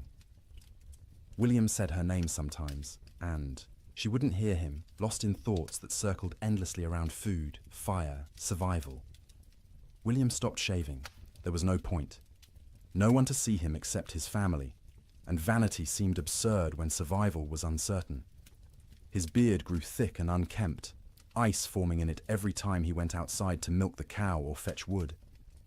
He'd come back in looking, like a wild man, and the children would stare at him until Martha made them look away. The cow's milk production had dropped to less than a quart per day. The animal was suffering from cold and inadequate feed, standing in the barn with her ribs visible through her hide. William knew they should slaughter her, use the meat, but the milk was too precious. As long as she gave any milk at all, he'd keep making that twice-daily journey to the barn. Sleep patterns disintegrated completely. There was no day or night anymore, just periods of lighter grey and darker grey outside the oiled paper window. People slept when exhaustion overwhelmed them, woke when cold or hunger or nightmares forced consciousness. The family's sleeping pile shifted constantly as people moved, trying to find warmth, trying to escape dreams. Martha's dreams were always about food, elaborate meals from her childhood in Wisconsin. Her mother's kitchen, warm and fragrant, tables loaded with roasted chicken and potatoes and fresh bread and butter. She'd wake with saliva flooding her mouth, stomach cramping with want. The disappointment of reality crushing. They had beans, always beans, the same beans cooked the same way, day after day, until the thought of eating another spoonful made her gag. William dreamed about summer, riding across green ranges, cattle fat and healthy, sun warm on his shoulders. He'd wake disoriented, expecting heat, finding only cold. The contrast between dream and reality was so sharp it hurt physically. His chest would ache. His throat would close. He'd lie there fighting tears while his family slept around him. The children's dreams were less specific, but more unsettling.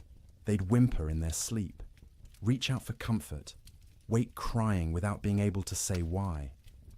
Emma, the youngest, stopped sleeping deeply at all.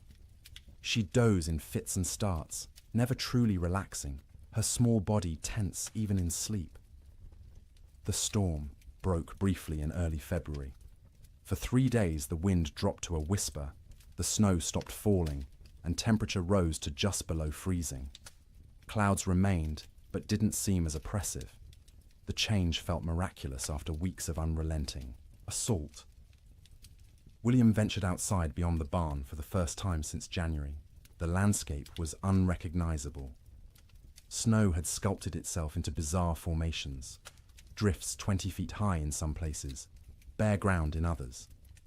The fence line he'd built 2 summers ago was completely buried. Only the tops of fence posts showed, wooden fingers pointing at the grey sky.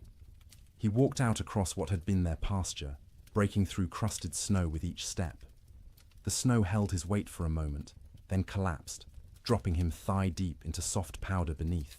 It was exhausting to move, each step a battle, but he kept going, desperate for space, for distance from the cabin that had become their prison. He found a dead cow half buried in a drift. One of their small herd, frozen solid, the hide pulled, tight over protruding bones. He stood looking at it for a long time, feeling nothing. He was too tired for grief. The cow was dead. More would be dead. Everything might be dead. These were just facts now, beyond emotion. When he returned to the cabin, Martha and the children were standing in the doorway, watching him. They looked like ghosts in the grey light, pale and thin and insubstantial. He realized he probably looked the same to them. That night the Chinook wind arrived, warm wind from the southwest, carrying temperature up 30 degrees in 2 hours. It felt like a gift from God, a promise that winter could end, that warmth still existed somewhere in the world. People opened doors and windows despite the waste, of heat from their fires, desperate for fresh air, for the feeling of movement, for anything different. The warm wind melted the top layer of snow, water dripped from roofs, ran in small streams across frozen ground, pooled in low spots. For brief hours, it seemed like spring might actually come, that the nightmare might be ending, but the Chinook betrayed them. After 2 days of relative warmth, the wind shifted back to the north. Temperature plummeted. The water that had melted froze instantly, creating a thick crust of ice over everything. The snow that had softened turned to concrete, and when more snow fell on top of that ice, it created a prison for any surviving cattle.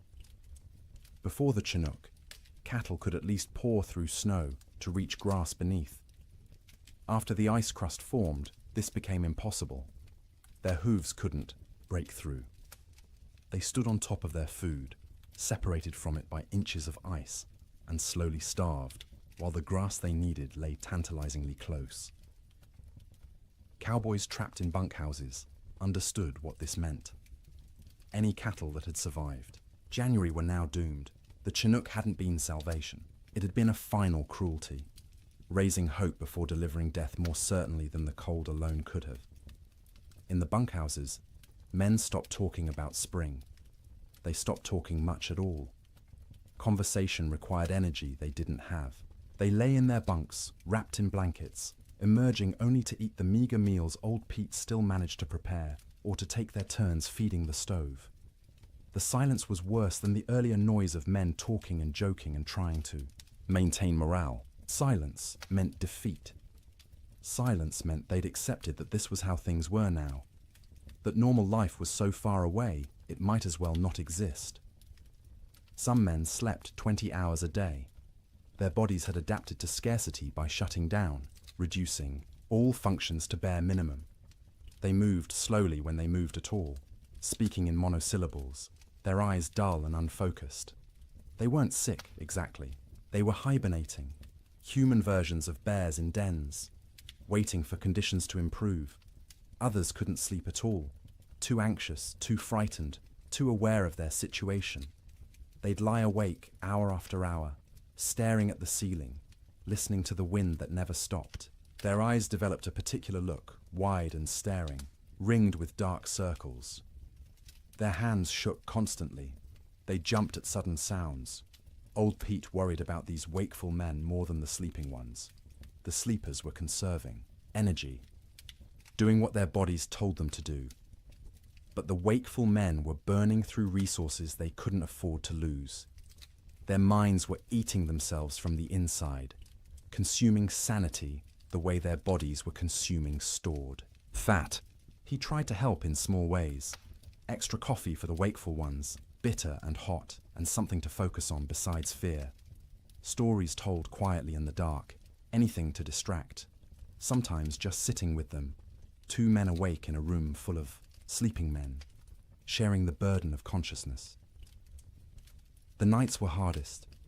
15, 16 hours of darkness in February's depth. The stove provided light as well as heat, flames visible through gaps in the iron, but it was barely enough to see by. Men moved through darkness, feeling their way, bumping into bunks and each other.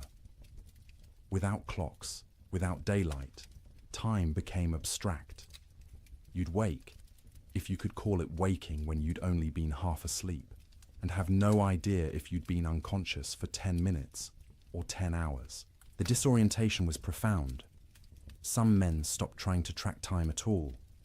They ate when food appeared, slept when they couldn't stay awake, existed in a perpetual present with no past or future. The concept of sleep itself changed. It wasn't restful anymore. You didn't sleep to feel refreshed. You slept because consciousness was too expensive to maintain. Sleep was a small death you practiced nightly, preparing for the real death that might come if the storm continued much longer. Dreams during this period took on a hallucinatory quality. Men dreamed they were awake, walking around the bunkhouse, having conversations with others, only to actually wake and realize none of it had been real. Or they'd dream they were outside in the storm, freezing, struggling toward shelter, and wake to find themselves wrapped in blankets by the stove. The boundary between sleeping and waking blurred. Some men experienced what would now be called dissociation. They'd observe themselves from outside their bodies, watching a stranger wear their clothes and speak with their voice. This disconnection was protective, a way the mind created distance from unbearable circumstances. But it was also terrifying to lose even the certainty of being yourself. In the ranch houses, children handled the extended ordeal better than adults in some ways. They adapted, accepting the new reality more easily than their parents who remembered how things should be. To the children, this was simply how life was now, cold, hungry, confined, but normal within its own context. But they also suffered in ways adults didn't. Their growing bodies needed more food than they were getting. Their development was being stunted by malnutrition. Sarah Ferguson, 11 years old, stopped growing taller. Her monthly bleeding, which had just started that fall, stopped entirely. Her body shut down non-essential functions to preserve life. Thomas developed a cough that wouldn't go away, a deep rattling in his chest that scared Martha. She'd give him extra portions of the thin soup she made, sacrificing from her own bowl, but it didn't help much. The cough persisted, worsening at night, keeping him and everyone else awake. James, 7 years old, stopped talking almost entirely. He'd answer questions with nods or shakes of his head, but volunteered nothing. He'd sit for hours staring at the fire, his face expressionless. Martha worried about him most of all, this strange, silent child who'd been so vibrant just months. Emma, the baby, clung to her mother constantly. She'd scream if Martha tried to put her down, terrified of separation. Martha learned to do everything one-handed, cooking, cleaning, even sleeping with the child attached to her like a growth. It was exhausting, but she understood. Emma was reverting to infancy, seeking the safety of the womb in a world that had become too frightening. February crawled past with the weight of years. Each day was a week long. Each week felt like a month. People stopped believing in spring. Spring was a myth, a story told by liars. There was only winter, eternal winter, and the question was no longer when it would end, but whether you'd survive it. And still the wind blew, and still the cold pressed in, and still people slept fitfully in their prisons of wood and hope, waiting for deliverance that seemed less likely with each passing day. Children experienced the great die-up through a lens of confusion and adaptation that was both heartbreaking and remarkable. They didn't fully understand what was happening or why, but they adjusted to impossibility with a flexibility adults had lost. To them, the storm wasn't an economic disaster or a failure of planning. It was simply the way the world had become, and they learned to live in it. Sarah Ferguson, at 11, was old enough to sense her parents' fear even when they tried to hide it. She watched her mother's hands shake when portioning out food. She noticed her father's long silences, the way he'd stare at the fire without seeing it. She understood, in a way her younger siblings didn't, that something was terribly wrong. This knowledge was a burden. She couldn't share it with Thomas or James or Emma because they were too young to understand, and speaking it aloud would make it more real. So she carried it silently, trying to help without being asked, watching for ways to ease the tension that filled the cabin like smoke. She learned to anticipate her mother's needs. When Martha reached for the water bucket, Sarah was already moving, to refill it with snow. When the fire burned low, Sarah added wood before being told. She took charge of Emma when the toddler grew fussy, singing to her, telling her stories, anything to give Martha a few minutes of peace. At night, Sarah lay awake, listening to her siblings breathe, counting breaths, making sure everyone was still, alive. She'd developed an irrational fear that someone would simply stop breathing in the dark and no one would notice. So she stayed vigilant, even when her own body screamed for sleep. She dreamed about school, which seemed like something from another life. the one-room schoolhouse 3 miles from their ranch, where Miss Peterson taught reading and arithmetic to a dozen farm children. Sarah had loved school, loved learning, loved having somewhere to go that wasn't the ranch. The storm had started during Christmas break, and school hadn't reopened. Might never reopen if families didn't survive the winter. She wondered about her classmates. Were they trapped in their homes too? Were they hungry? Were they scared? Or had some of them already died, frozen in cabins that couldn't keep them warm, and she'd never know because news didn't travel through blizzards? These thoughts circled in her head at night, keeping her awake even when exhaustion made her bones ache. She was becoming an adult too quickly, forced to carry worries that children shouldn't have to carry. But she had no choice. The storm didn't care about childhood innocence. Thomas, at 9, dealt with the storm differently. He grew angry. Not explosive anger, not tantrums, but a cold, sullen fury that he directed at everything and nothing. He was angry at the wind for not stopping, angry at his father for not fixing things, angry at God for letting this happen, angry at himself for being trapped and helpless. He'd punch his thin straw mattress when no one was looking, imagining it was the storm, hitting it until his knuckles hurt. He'd kick at the wall, leaving small scuff marks that his mother saw but didn't comment on. He needed to fight something, but there was nothing to fight except weather, and weather was beyond fighting. At night, Thomas didn't sleep so much as surrender. He'd fight consciousness until his body simply shut down, crashing into sleep so deep it was almost like fainting. He'd wake suddenly, disoriented, not remembering where he was for terrifying seconds before memory returned and reality settled back into place. His dreams were violent. He fought bears, wolves, faceless men.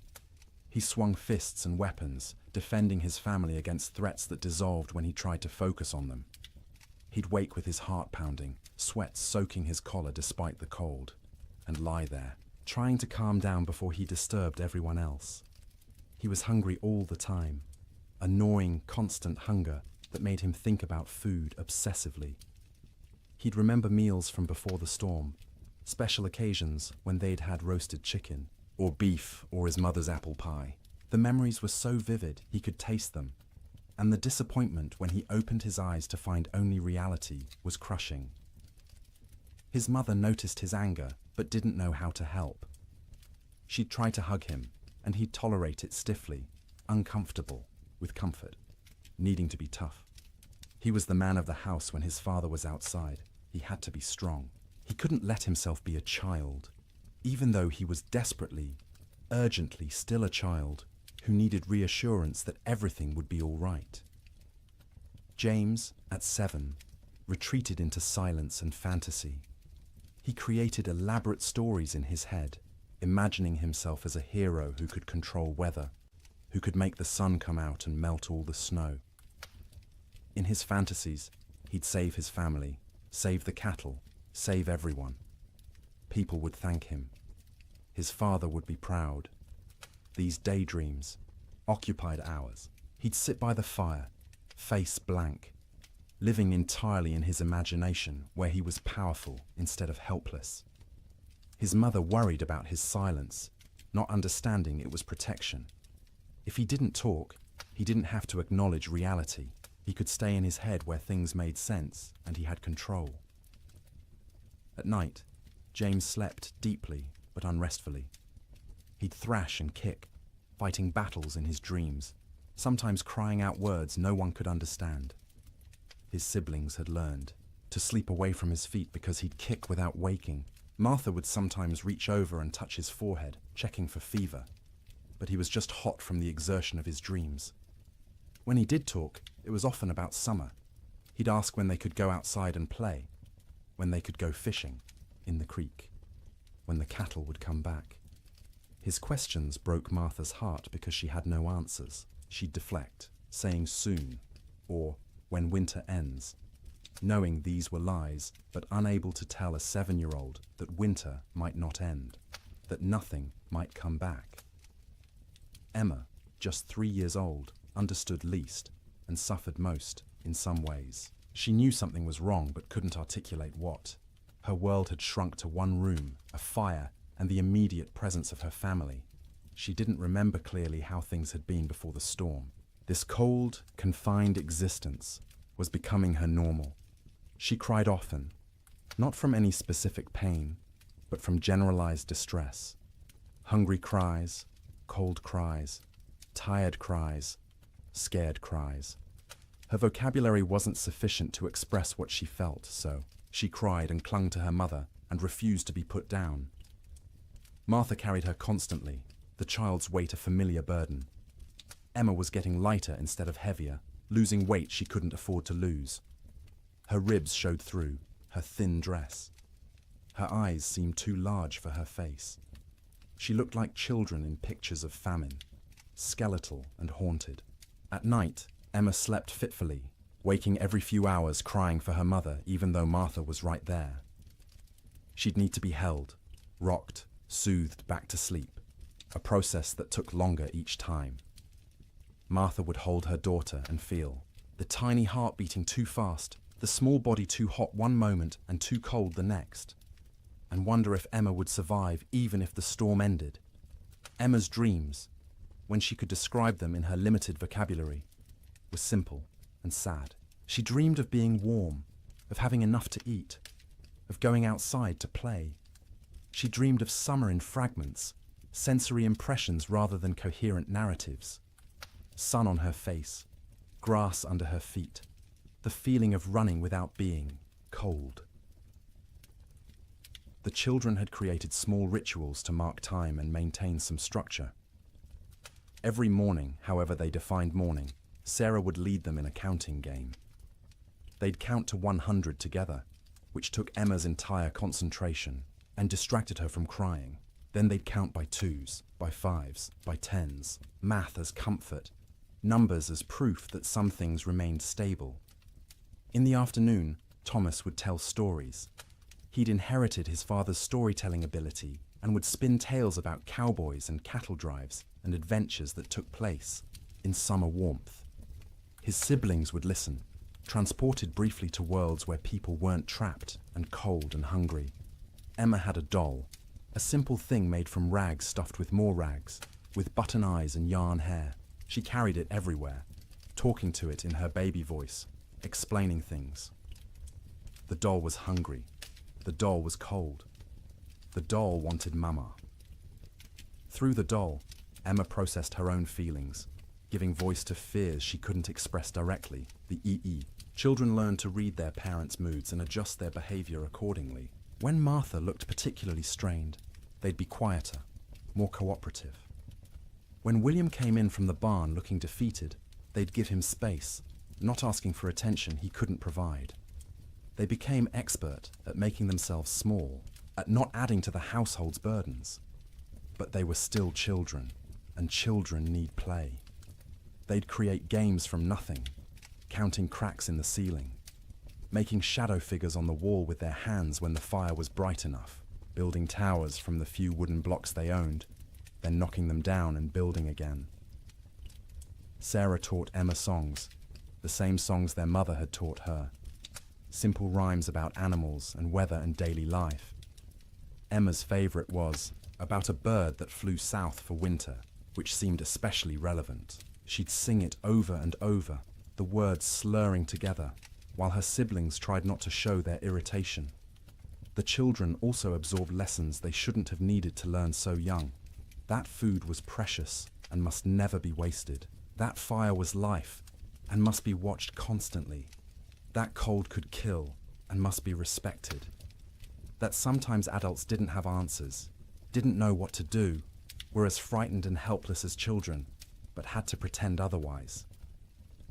They learned what their parents looked like when pretending to be brave, the slight tremor in their mother's voice when she said everything would be fine, the way their father's smile didn't reach his eyes. They learned to accept these performances without comment, understanding that challenging them would make things worse. In later years, the Ferguson children would remember the winter of 1887 as a blur. They'd recall specific images. The fire, always the fire, and their mother's face in its light. and the sound of wind that never stopped. But the timeline would be confused, events blending together because days had no distinct markers. Sarah would remember being hungry but never being fed. Thomas would remember being angry but not knowing why. James would remember his fantasy world more clearly than reality, which was probably for the best. Emma would remember almost nothing directly, just a vague sense of having been cold once, long ago, for longer than seemed possible. But they'd also remember warmth of a different kind. The feeling of sleeping piled together, siblings in a heap like puppies, their mother's songs in the dark, their father's hands, rough and gentle, checking them for frostbite. The way Sarah would hold Emma when Emma cried. The way Thomas would share his tiny portion of food, even though he was starving. The way James would tell stories that made them laugh despite everything. Children are resilient, but resilience has costs. The Ferguson children survived the winter, but they were changed. Sarah grew old before her time, burdened with worries she couldn't set down. Thomas's anger would last years, manifesting in ways that troubled his parents. James would remain in fantasy longer than he should, reluctant to engage with a world that had proven so harsh. Emma would be clingy and fearful, suffering from what we'd now call anxiety, though no one had that word then. But they survived. All 4 Ferguson children made it through the winter alive, which many children didn't. In the spring, when Sarah returned to school, half her classmates were missing, died in the storm, or their families had moved away, or they were too weak to attend. The teacher never spoke about them, and Sarah never asked, but she noticed the empty desks and understood what they meant. The children's winter was its own story within the larger tragedy. They experienced the same cold, the same hunger, the same confinement as adults, but they experienced it through the lens of childhood, with less understanding but also with adaptability adults couldn't match. They bent instead of breaking, or at least bent further before breaking, and some of them survived precisely because they were young enough to accept the impossible and adapt to it. March came quietly, without announcement or ceremony. The wind didn't stop all at once. The cold didn't break dramatically. But sometime in the first week of March, people noticed the light had changed. The grey wasn't quite as oppressive. The sun, invisible for months behind clouds, occasionally created a bright spot in the overcast sky, a suggestion that it still existed somewhere beyond the grey. The temperature rose first, not to warmth, not even close, but up from the deadly negatives, into the teens, then the 20s. At 20 degrees, after months of temperatures well below zero, it felt almost tropical. William Ferguson stepped outside without his heaviest coat for the first time since January and felt the difference immediately. Still cold, but survivable cold. Manageable cold. Human cold. The wind dropped next. Not gone, but diminished from its constant shriek to something closer to a whisper. You could hear other sounds again. Birds, tentatively returning. The creak of the barn, your own footsteps in the snow. After months of wind that drowned out everything, the relative silence was disorienting, and then finally the snow stopped falling. Days passed without new accumulation. The sky remained cloudy, but the clouds weren't releasing their burden anymore. What was on the ground would stay on the ground, but nothing new was coming. This realization spread through trapped households, like a physical wave. The storm was ending. Winter was releasing its grip. Spring, impossible spring, was actually going to come. But the thaw revealed horrors that had been hidden under snow. As temperatures rose above freezing and snow began to melt, the dead emerged. Cattle everywhere. More cattle than anyone had imagined possible. They lay along fence lines, stacked 3 and 4 deep, where they'd crowded against barriers trying to escape the wind. They filled ravines, hundreds in a single coulee, frozen together into a grotesque mass. They lined riverbanks, piled where they'd sought water, and found ice instead. William rode out in mid-March to assess their losses. The snow had melted enough to navigate. though the ground was a swamp of mud and standing water. He rode for hours, seeing nothing but dead cattle. Their small herd of 30 head was gone. All 30 dead. Some near the barn where they'd sought shelter. Others scattered across their range, frozen in place, some still standing. The smell was overwhelming. As the carcasses thawed, they began to rot. The air across the plains filled with the sweet, cloying stench of decay. You couldn't escape it. It permeated clothing, hair, got into your mouth and nose until you tasted it constantly. Cowboys tied, scarves soaked in vinegar over their faces, but it barely helped. The financial devastation was absolute. Ranches that had run thousands of head found hundreds alive, if that. The great cattle companies, backed by Eastern and European money, went bankrupt overnight. Investors who'd expected returns of 20–30% instead lost everything. The boom was over. The cattle kingdom had fallen. But more important than money, more immediate, was the human cost. As spring progressed and travel became possible again, stories emerged. A family in Wyoming had burned their furniture for fuel, then their floorboards, then had frozen to death anyway. A cowboy in Montana had tried to reach town for supplies, got lost in a storm, and was found frozen solid sitting upright on his horse, both man and animal dead. Children died quietly in their sleep, their small bodies unable to maintain heat. Old people died the same way, peaceful endings to hard lives. Young men died trying to help, venturing out into storms to check on neighbors or cattle, never making it back. Women died in childbirth in cabins where no help could reach them. Babies dying with their mothers. The death toll among cattle was calculable, measurable, shocking in its enormity.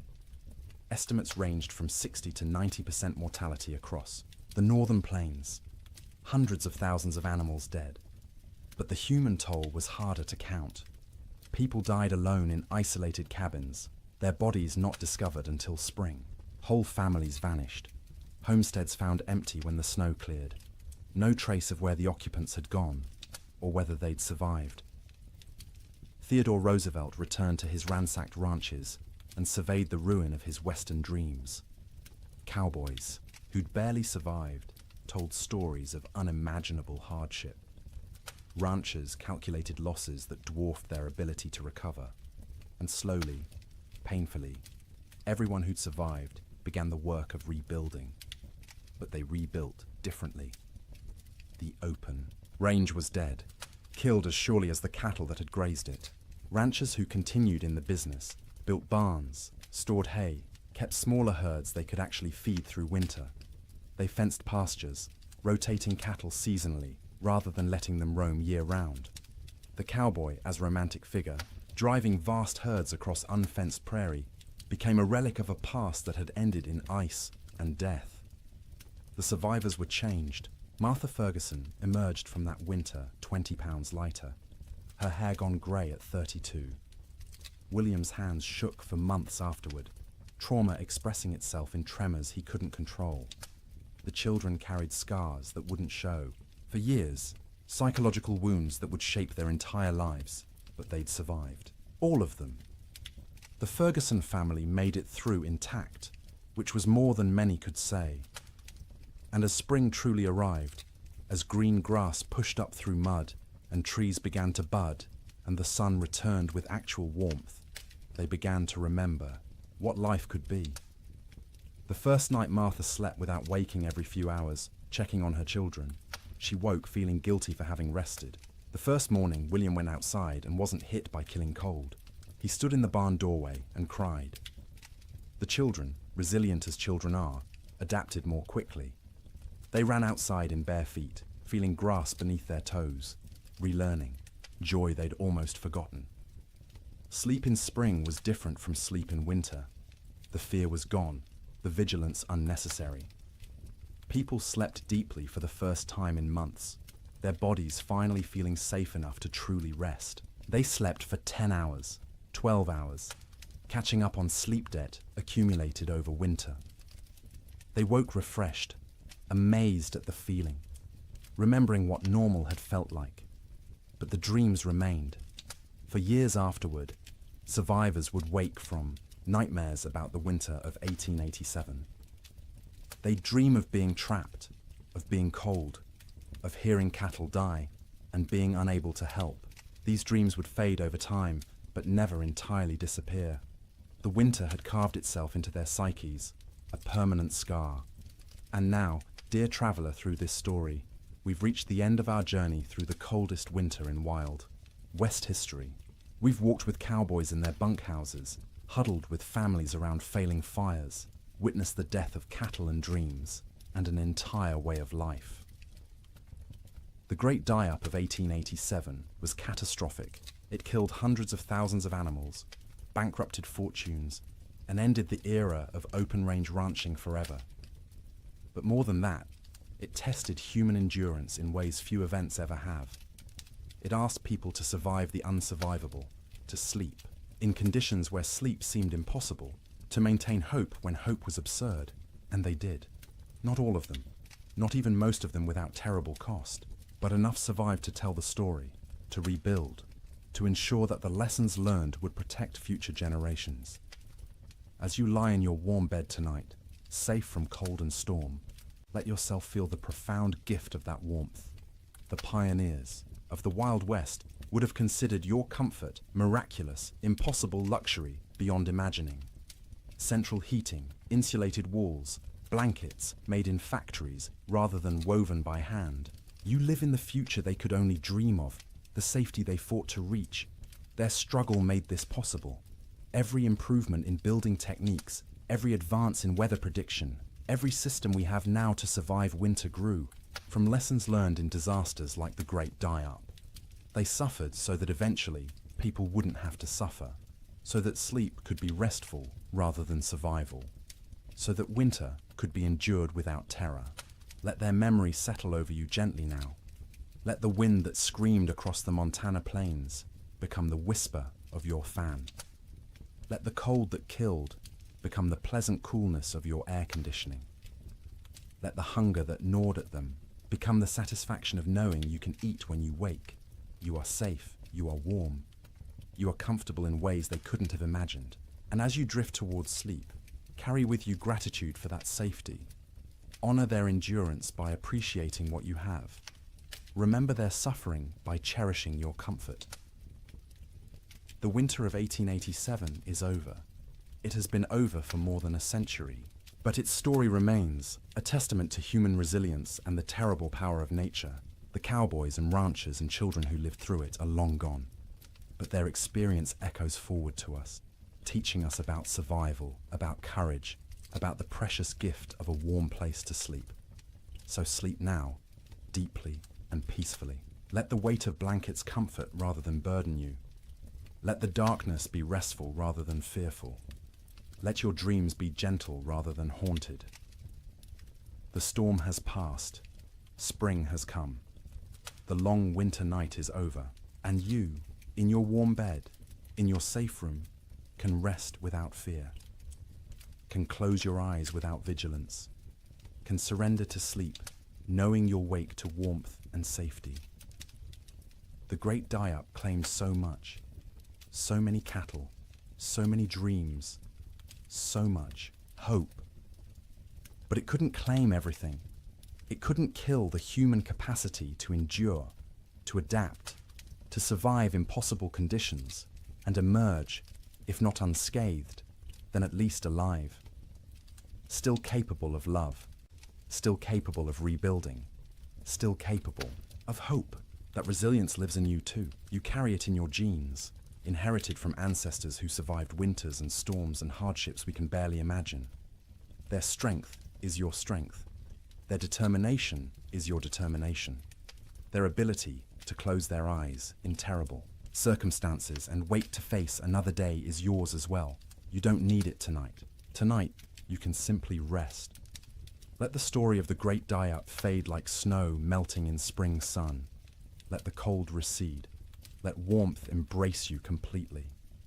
Sleep well, knowing that winter always ends, that spring always comes, that the coldest night eventually gives way to dawn.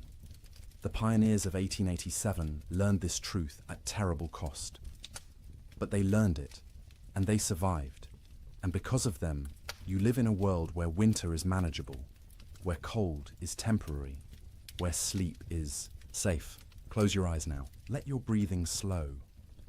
Feel the weight of your body sink into your mattress, supported and comfortable. You've traveled a long way tonight, through a winter that ended before you were born.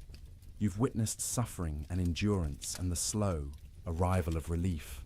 Now it's time to find your own relief, your own rest, your own peaceful surrender to sleep. The wind has stopped screaming. The cold has lost its teeth. The cattle are grazing on green grass in valleys where snow once piled 20 feet deep. And you are here, warm and safe, ready to sleep, ready to dream gentle dreams, ready to wake refreshed to a world where the great die-up is history, where winter is a season rather than a death sentence, where sleep is rest rather than survival. Good night, traveller. Thank you for joining me on this journey through the coldest winter in Wild West history. May your own sleep be everything those pioneers couldn't have.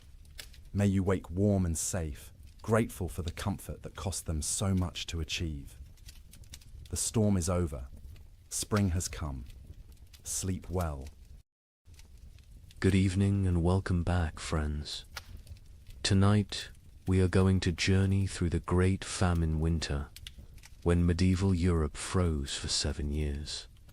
As always, let me know where in the world you are listening in from. Get cozy, settle in, and let's begin. In the spring of 1315, a mother in northern England made an unthinkable decision. She locked her children inside their cottage, walked into the frozen wasteland, and never returned. But she wasn't abandoning them. She was saving them. Was she? Knew what all of Europe would soon discover was that the world itself was dying. The rain wouldn't stop. The cold wouldn't break. And for the next 7 years, winter would reign supreme. Her name was Marjorie of Durham, and her neighbors found her children 3 days later, alive, huddled around the last embers of their fire. The eldest, a boy of 9, clutched a note his mother had left. The priest who recorded it wrote that his hands shook as he read her words aloud. My flesh will buy them grain. My absence will grant them mercy. Tell them I walk toward God, not away from them. You see, Marjorie had understood something terrible. Something that would take the rest of Europe months to grasp. This wasn't just another harsh spring. This was the beginning of an extinction. The marketplace where she'd traded her body for bread had made the calculation clear. A living mother meant 5 mouths to feed. A missing mother meant for orphans. The church had to shelter, and the church still had grain, still had walls, still had hope that this nightmare would end. But here's what makes Marjorie's story so haunting. She wasn't unique. Parish records from 1315 show hundreds of similar disappearances. Parents vanishing into blizzards, elderly grandparents wandering into forests, always leaving notes, always locking doors from the outside, always walking toward death like it was salvation. The chronicler Geoffrey Le Baker would later write about that spring with words that feel pulled from nightmares. Rains began on St. George's Day and fell like God had forgotten how to do anything else. Not the warm rains of April that wake sleeping seeds, but frozen needles that killed whatever they touched. Crops didn't fail, they drowned standing. Rivers didn't flood, they exploded from their banks like wounded animals. Think about that. For a moment, you're a medieval peasant. Your entire world is 3 miles wide. Everything you know about survival, every technique your father taught you, every prayer your mother whispered, assumes one simple truth that seasons follow patterns. Spring brings life, summer brings growth, autumn brings harvest, winter brings rest. But what happens when spring never comes? When winter refuses to die? When the very foundation of existence cracks beneath your feet? That's what began in 1315. Not a famine, not a crisis, but the complete collapse of natural order. And Marjorie of Durham, walking into that frozen dawn, leaving her children behind to live, was just the first character in a story that would consume 15 million souls. Before it ended. The question isn't how Europe survived. It's what Europe became to survive it. Picture yourself waking up on Easter morning, 1315, in a small village outside Paris. Your neighbor Johannes jokes about yesterday's rain ruining his seedlings. His wife laughs, saying one wet spring never hurt anyone. Within 6 months, Johannes will trade his youngest daughter for a bag of moldy grain. His wife will disappear one night, and the village will pretend not to notice the fresh meat at the butcher's stall. But this morning, they're still laughing. The peculiar thing about catastrophe is how quietly it arrives. No trumpets, no divine warnings, just rain. Endless, crushing, biblical rain that began falling across Europe in May 1315 and simply didn't stop. That Easter morning in Kratzy-le-Chapelle, 20 miles from Paris, felt like any other. The baker Michel had risen at cockscrow to fire his ovens. His wife Agnes counted their silver, planning to buy young pigs at the summer fair.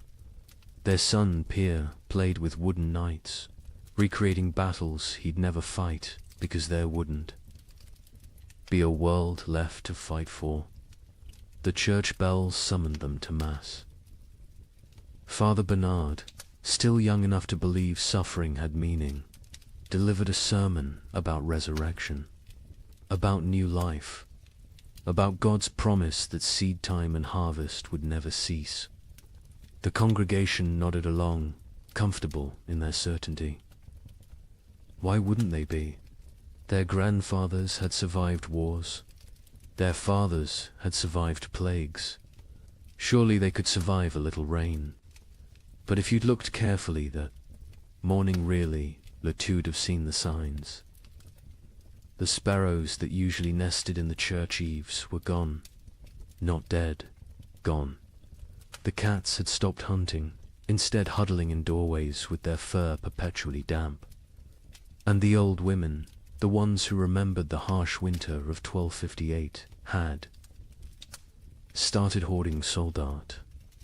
Johannes, the man who joked about his seedlings, was a cloth merchant. Successful enough to own 2 cows and rent 3 strips of land. His wife Marie had borne him 7 children, 4 still living, which made them lucky by medieval standards. Their youngest, Isabel, had just turned 6, hair like spun gold. Her father would say, worth its weight in gold, someone else would say 6 months later, weighing her against a sack of spoiled wheat. The rain that Easter was unusual only in its persistence. It had fallen for 3 days straight, turning the roads to mud, keeping the holiday merchants away. But rain in April wasn't catastrophe, it was inconvenience. The real terror wouldn't begin until May 15th, the feast of St. Dymphna, when the rain turned cold. Brother Francis of the Abbey St. Denis recorded it first. He'd been copying manuscripts when he noticed his breath misting in the scriptorium. In May, at midday, the ink froze on his quill. He thought perhaps illness had taken him. Fever turned backward into chills. Then he saw the other monks rubbing their hands, saw the frost forming on the inside of the windows. By June, That cold rain had become something medieval Europeans had no word for. We might call it freezing rain, but they called it devil spit. Water that fell as liquid but froze on contact. Entire fields became sheets of ice in summer. Roses bloomed and died in the same hour, encased in crystal tombs. The wheat, which should have been knee-high and green, stood stunted and yellow. The barley rotted in the earth before it could sprout. The rye grew, but wrong-twisted, black, infected with something that would later be recognized as ergot, the fungus that causes hallucinations and gangrene. Some villagers, desperate for any harvest, ate it anyway. They danced themselves to death in the streets, laughing as their fingers turned black and fell off. But we're getting ahead of ourselves. Let's return to Johannes and his family, because their story is everyone's story. By late May, Johannes had stopped joking about anything. The constant rain had ruined the roads, making trade impossible. No merchants could travel, which meant no cloth could be sold, which meant no coins for bread. Not that there was bread to buy. The baker Michel had closed his ovens now. Grain meant no flour, meant no purpose to the fire. June brought the first death in Crassy-la-Chapelle. Not from starvation, not yet.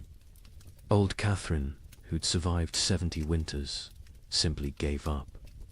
She announced at Sunday Mass that God had abandoned them, walked home, lay down in her bed, and willed herself to die. The priest called it despair, a mortal sin. But privately, he envied her escape. The real horror began in July, when the rain briefly stopped. For 3 days, the sun appeared, weak and watery but present. The villagers rushed to salvage what they could, to plant anything that might grow before autumn. They worked day and night, hands bloody from tearing at the muddy earth, planting beans, turnips, anything fast-growing. On the 4th day, the hail began. Not regular hail. Chunks of ice the size of fists, driven sideways by winds that shouldn't exist in summer. They shattered shutters, killed chickens, knocked full-grown men unconscious. When it stopped, nothing remained of those desperate plantings. The fields looked like they'd been trampled by an army of giants. That's when Johannes made his first, unthinkable choice. He killed one of his cows, not for meat not, yet but for mercy. It was starving, crying constantly, too weak to stand. He told his children it had gotten sick, but Marie knew. She saw him save the blood in buckets, saw him portion it carefully with their dwindling barley. Blood pudding would keep them alive another week. Argus arrived wearing winter's clothes. Frost in the mornings, ice on the water buckets, breath misting even at noon. The second cow died on its own, and Johannes counted it lucky. They ate everything: the meat, the organs, the marrow from the bones. They boiled the hide for soup. They ground the bones for flour. Nothing was waste, because waste meant death. Brother Thomas of Westminster Abbey wrote something strange in his chronicle that summer. The heavens have forgotten how to cease their tears. At first, monks like Thomas saw it as God testing their faith. A brief punishment, maybe for the wars between England and Scotland, maybe for the French king arresting the Pope. Surely it would pass. But then came the letters from sister monasteries. From Cologne, our fields are lakes. From Florence, the Arno has swallowed 3 villages. From Krakow, the children ask what the sun looked like. What terrified Thomas wasn't the rain itself, it was the temperature. In July, the height of summer, he could see his breath while saying morning prayers. Ice formed on the altar wine. And still the rain fell. The monastery's chronicle, which Thomas kept with meticulous care, tells us exactly when normal ended and nightmare began. June 23rd, the eve of St. John, traditionally celebrated with bonfires that burned until dawn. That year, no fire would stay lit. The rain fell horizontally, driven by winds that belonged to December, not midsummer. Thomas wrote, "The brothers attempted 7 times to light the sacred fire. Each time, the rain doused it before a single prayer could be spoken. Prior William declared it a sign of what he dared not say." Thomas had been corresponding with monasteries across Christendom for 20 years. His position as chronicler meant he received letters from abbeys in Scotland to Sicily, from Ireland to Poland. Usually, these letters discussed theological matters, requested copied manuscripts, or shared news of appointments and deaths. But starting in July 1315, every letter carried the same message, dressed in different words. Something was terribly wrong with God's creation. From Melrose Abbey in Scotland came a letter that made Thomas's hands shake. "Brother, we write to you from hell, frozen over. It is July, yet we break ice from our wells each morning. The barley stands drowned in fields that have become swamps. Yesterday, we found a shepherd frozen to death. In July, Brother Thomas. He was young, strong, only 20 summers. We found him standing upright, eyes open, still holding his crook. The sheep around him were ice statues. Have we entered the end times? The abbot of Cluny in France sent word that would have been dismissed as madness any other year. The vine withers as if cursed. The soil rejects all seed. We have consulted. Our oldest records nothing, speaks of summer frost, of hail in August, of rain that burns like ice. Our farmers weep in the fields, beating the mud with their fists, begging it to remember its purpose. From the German monasteries came increasingly frantic reports. The prior of Reichenau wrote, "Lake Constance rises daily. Entire villages now exist only as church bells tolling beneath the waves. We ring our own bells in answer, but God remains deaf. The rain tastes of sulphur. Birds fall from the sky mid-flight, frozen solid. What sin has mankind committed to earn such wrath?" But it was a letter from an Italian monastery that contained the most chilling observation. Brother Antonio of Monte Cassino, a learned man who'd studied both scripture and natural philosophy, wrote, "This is not divine punishment. Brother Thomas, I have read the ancient texts, Greek and Roman both. This happened before. They called it the years without summer. Crops failed, empires fell, and mankind retreated to caves. We are not being punished. We are being erased." Thomas himself had begun keeping detailed records of the weather, something unprecedented for the time. His entries from July 1315 read, "Like fever dreams. July 4th, Feast of St. Ulrich. Rain for 16 straight hours. Temperature cold enough that we wore winter robes to matins. 2 brothers collapsed during prayers, their lips blue. July 11th. The rain has not ceased for 40 hours. We cannot light fires. We eat cold porridge and pray with numb fingers. Brother Matthew suggests we are experiencing Noah's flood again.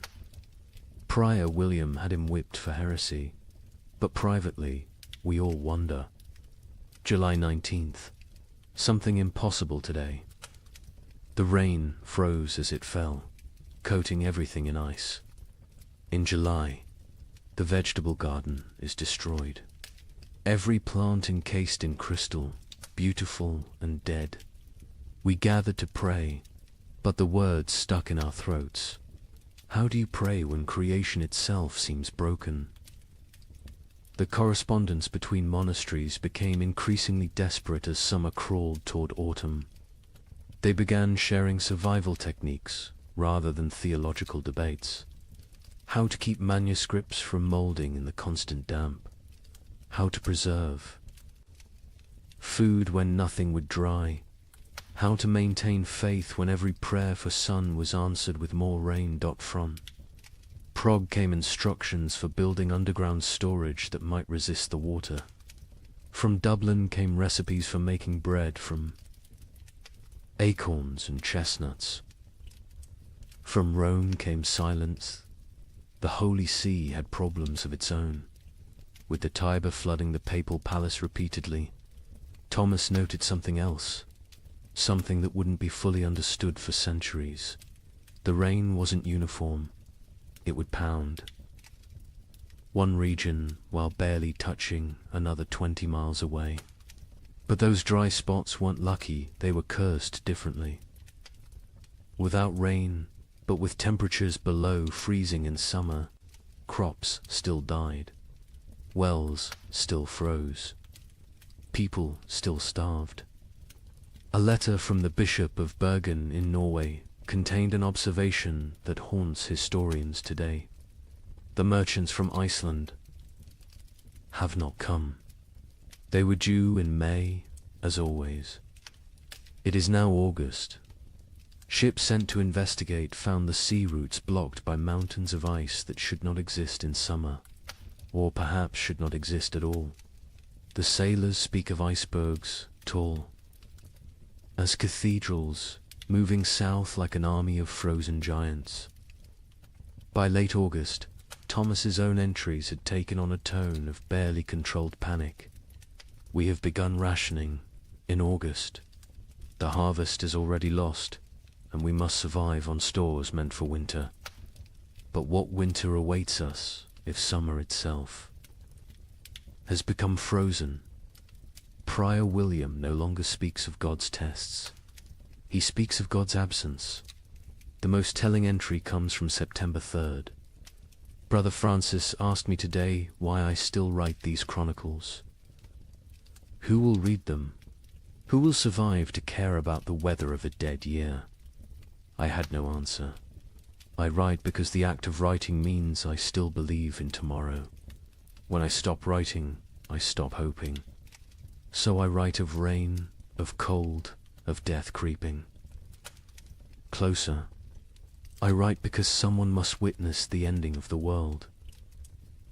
Imagine watching your entire year's work, everything you need to survive, a rotting in the field before your eyes. Not failing to grow, not dying from drought, but literally dissolving into grey sludge. A French peasant named Guillaume left us. A rare written account dictated to a priest. The wheat stood tall and green in June, promising the best harvest in memory. By August, it was black soup. The smell, God forgive me, it smelled like death before death had even come. But here's where our story takes its first dark turn. The failed harvest of 1315 was just the opening act. Because while the peasants mourned their rotted grain, something else was happening. Something that would transform a bad harvest into an apocalypse. Guillaume of Soissons was not a typical peasant.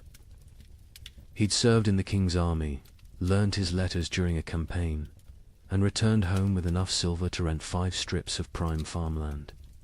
His account, preserved because the priest thought it might matter someday, gives us the only peasants' eye view of the catastrophe unfolding in those fields.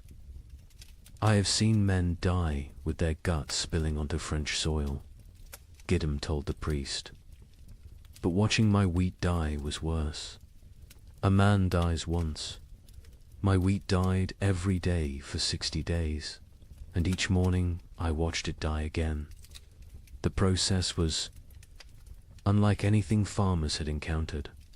Usually, crop failure was quick frost, drought, or pests. You knew within days if you were ruined. But 1315 tortured them with hope. Gideon described walking his fields each dawn, and each dawn finding a new horror. First, the stalks grew too fast. In June, they shot up like they were racing toward heaven. We thought ourselves blessed. My wife danced between the rows, saying we'd have enough to sell, enough to buy that ox we'd dreamed of. The children planned what they'd eat at harvest feast: honey cakes, white bread, meat every Sunday until Christmas. But the unnatural growth was a warning, not a blessing. The constant rain and bizarre temperature swings had triggered something in the planter. Desperate attempt to reproduce before dying. The stalks grew tall but hollow. The kernels formed but never filled. By July, the color started changing.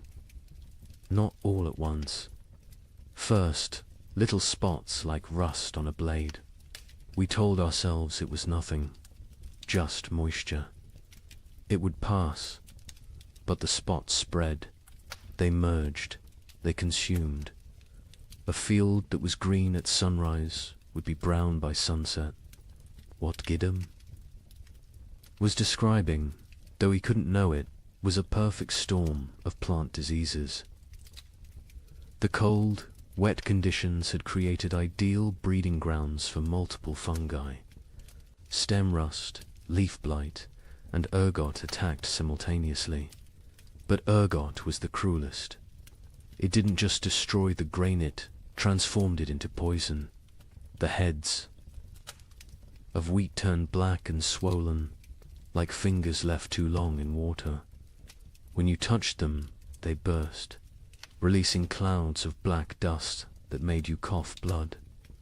My neighbor Henry, trying to save something, anything, gathered these black kernels. His family ate bread made from them. Within 3 days, his children were screaming about devils in the walls.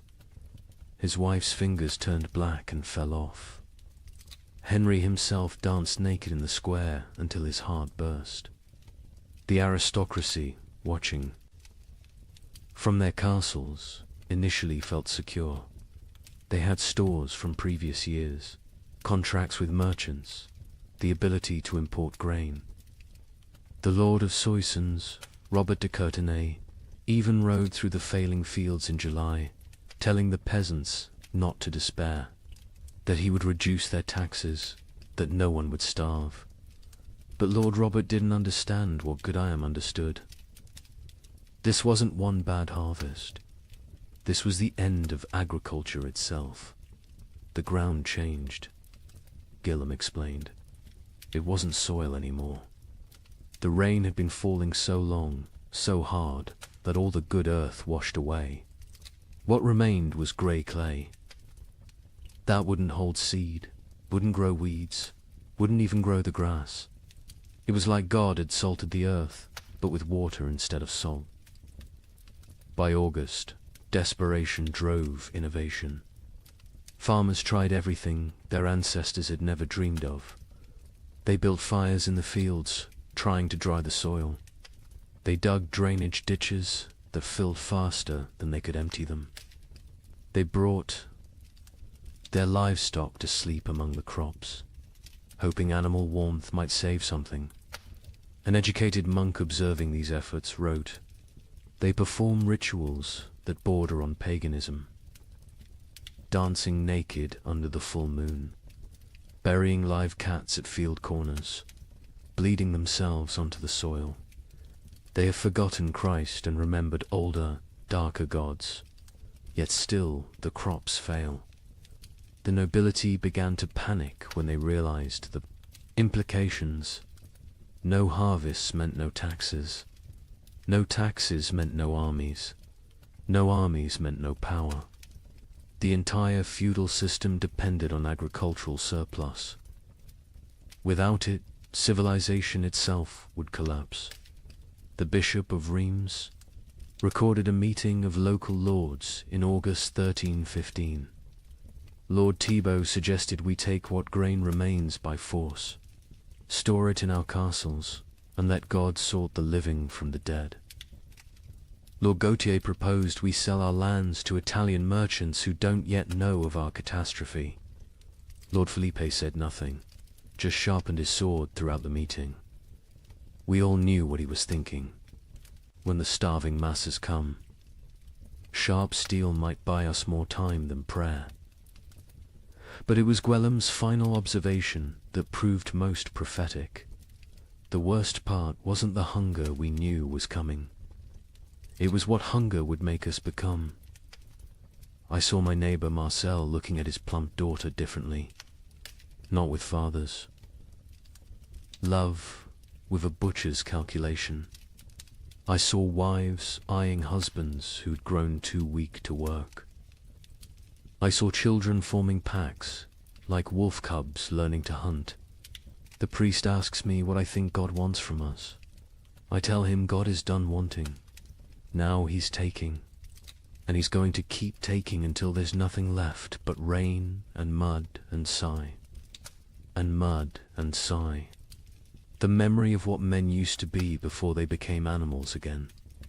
The failed harvest of 1315 wasn't measured in bushels of lost grain. It was measured in the systematic destruction of hope.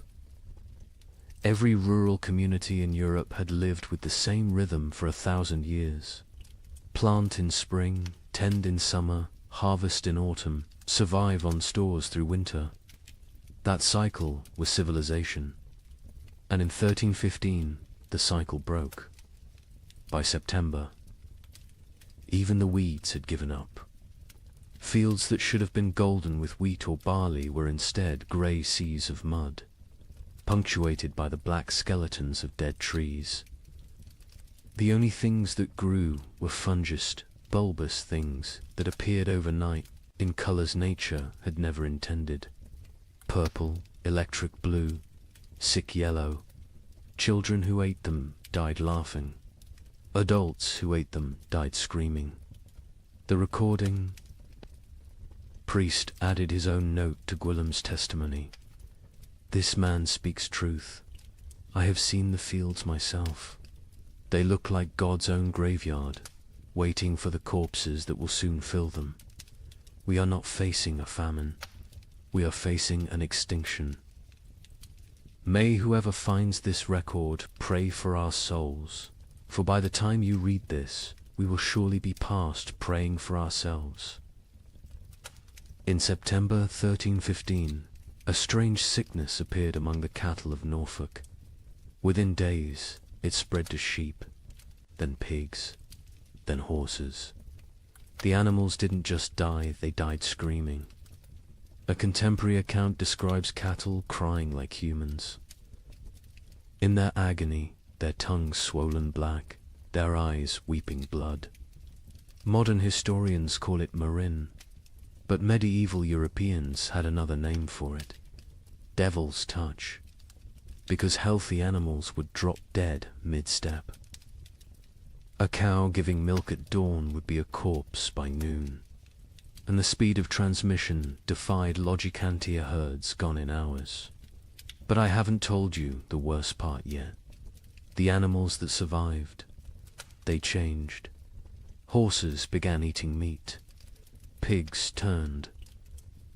Feral, forming packs that hunted. And the rats. The rats disappeared entirely. Where did they go? That mystery wouldn't be solved for another 30 years, when they returned, carrying something far worse than hunger. The first recorded death was a prize bull named Samson, owned by the Earl of Norwich, worth more than most villagers earned. In a year, Samson was protected like royalty-sheltered stable, imported feed, 3 stable boys attending him constantly. On September 8th, he was healthy enough to breed. By September 9th, he was dead, his massive body twisted in angles that bones shouldn't allow. Foam tinged pink with blood dried around his mouth. The Earl's stable master, a methodical man named Walter, documented what happened next with the precision of someone who knew he was witnessing something unprecedented. The sickness jumped from Samson to the cows without touch, without sharing water, without even sharing air. They were in separate barns, yet by sunset, 17 were dead. Their deaths were not peaceful. They bellowed with voices that sounded human. They thrashed until their bones broke through their hides. They died with their eyes open, staring at something we could not see. Within a week, every cow in Norfolk was either dead or dying. But the disease didn't respect species boundaries. Sheep began falling next, their wool turning grey overnight before they collapsed. Then pigs, usually hardy enough to survive anything, started dying in ways that defied nature. They'd squeal for hours, a sound witnesses compared to children, screaming before their hearts simply exploded. A traveling merchant named Otto from Flanders recorded what he saw on the roads. I have traveled these paths for 20 years. I know where every farm keeps its herds. Today, I counted 4,000 dead cattle between Lynn and Norwich. They lie where they fell in fields, on roads, some still standing upright, held by mud that is frozen around their legs. The smell reaches you a mile before you see them. Sweet rot mixed with something chemical, like copper left in vinegar. The speed of death was matched only by its strangeness. Animals died in patterns that suggested intelligent entire herds forming perfect circles before collapsing inward. Flocks of sheep arranging themselves in lines before dying in sequence, like dominoes. Witnesses spoke of animals appearing to communicate across species before death, horses whinnying to cows who lowed back, as if sharing some terrible knowledge. But then came the transformations among survivors, and this is where chronicle accounts become almost too bizarre to believe, except that multiple independent sources confirm the same phenomena. Sir William de Ross, a knight with lands across Yorkshire, wrote to the Archbishop of York, "Your Grace must believe what I write, though it sounds like madness. My destrier, Caesar, a warhorse I've ridden into 3 battles, has begun hunting. Not grazing, hunting. I watched him corner a rabbit, kill it with his hooves, and eat it. He tears flesh with teeth never meant for meat. Other horses flee from him now. He stands alone in his paddock, blood on his muzzle, waiting for something none of us understand. The pigs were worse. Those that survived the plague didn't return to their pens. They grouped together in the forests, moving in coordinated packs. A woodcutter named Thomas testified to the Bishop of Ely. 20 of them, maybe more, moving like wolves, but smarter than wolves. They set ambushes. They used one injured piglet as bait to draw a merchant from his cart. When he climbed down to help him, the others came from the trees. We found his bones 3 days later, picked clean, arranged in a pile like they were showing off. The transformation wasn't limited to behavior. Physical changes occurred that medieval veterinarians couldn't explain. Horses grew longer teeth, sharp enough to tear meat. Pigs developed thicker hides that arrows couldn't pierce. Chickens that survived grew black feathers, regardless of their original coloring, and their eggs when cracked, contained blood instead of yolk. A learned monk. Brother Adlard, who had studied Arabic texts on animal husbandry, proposed a theory. The beasts know something we do not. They sense the world itself is dying and are changing to survive in whatever hellscape follows. They are becoming what they need to be. The question is, what does that make us? Who cannot change? The economic implications were immediate and catastrophic. Medieval society ran on animal power. Oxen pulled plows. Horses carried knights. Sheep provided wool. Cattle gave milk and meat. Without them, agriculture collapsed entirely. You couldn't plant without oxen. You couldn't travel without horses. You couldn't stay warm without wool. The reeve of a manor in Lincolnshire left records showing the speed of collapse. September 1st, 200 cattle, 500 sheep, 60 pigs, 20 horses. October 1st, 3 cattle, 12 sheep, 0 pigs, 2 horses. The 2 horses that remain will not accept saddle or bridle. They watch us with eyes that show too much white. We dare not approach them. Desperate attempts at prevention failed spectacularly. Some communities tried isolating healthy animals, only to watch them die faster in confinement. Others attempted ancient remedies, hanging holly over stable doors, painting crosses in lamb's blood on barns, burying horse skulls at crossroads. The Bishop of Winchester ordered all animals blessed with holy water. They died mid-blessing, falling dead at the priest's feet. The most disturbing account comes from a monastery in Somerset, where Brother Francis observed something that shouldn't have been possible. The rats are gone. All of them. Not dead weave, found no bodies, simply vanished. The cats who hunted them sit in empty granaries, mewing at shadows. The barn owls have stopped hunting, stopped calling. Some have been found dead with full bellies, as if they ate something that killed them from within. But there are no rats. Where did they go? Into the walls, under the earth, or somewhere else entirely, somewhere they can wait out what's coming. This observation would prove prophetic. The rats had indeed gone somewhere deep into Eastern European forests, into cave systems, into places where they could breed and change and feast on the endless supply of corpses the famine would provide. When they returned in the 1340s, they brought the Black Death with them, as if they'd been preparing their revenge for 30 years.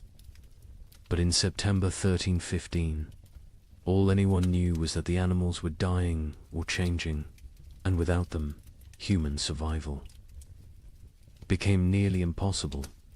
The social contract that had existed between human and beast for millennia, we feed you, you serve us, shattered completely. Nature itself had declared war on civilization, and the animals were its first casualties. In London, December 1315, something unprecedented happened. A wealthy merchant named Richard de Barkin tried to buy bread with a gold coin worth more than most people saw in a lifetime. The baker laughed in his face. "Can your gold fill my children's bellies? Can it bring back the grain?" This is the moment medieval Europe's entire economic system shattered. For the first time in recorded history, food became more valuable than gold.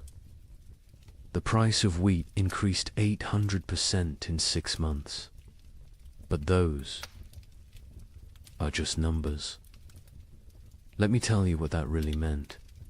Richard de Barkin wasn't just any merchant. He controlled the wine trade from Bordeaux to London, owned 3 ships, and held contracts with the royal household. His wealth was legendary. He'd once bought an entire street in London just to evict a rival. On that December morning, he walked into Thomas Baker's shop on Bread Street carrying a gold noble, a coin worth 80 silver pence, enough to buy a horse. Thomas Baker, his hands still dusted with the last of his flour, looked at the coin like it was a stone. "I have one loaf left," he said, "my last flour. When it's gone, I close my doors forever. That loaf goes to my children. Your gold cannot create grain from nothing." Richard, accustomed to gold opening every door, placed 2 more nobles on the counter. Thomas swept them onto the floor. "Take your metal to the Thames and see if the fish will trade bread for it. I'll keep my loaf." The story spread through London within hours, not because a rich man was refused bread, but because everyone suddenly understood. The fundamental assumption of civilization that money could buy necessities had died. The keeper of the Royal Exchange, Simon de Canterbury, recorded the complete collapse of monetary meaning. December 1st, 1 penny buys a loaf. December 15th, 1 shilling buys a loaf. December 30th, 1 pound buys a loaf. January 13, 16, no amount buys a loaf, for there are no loaves to buy. But the breakdown went deeper than inflation. The very concept of value imploded. A manuscript from Guildhall records an exchange that would have been incomprehensible months earlier.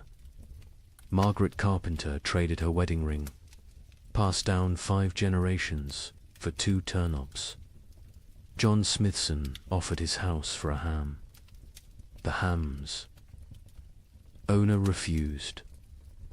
The guild system, which had regulated trade for centuries, collapsed overnight.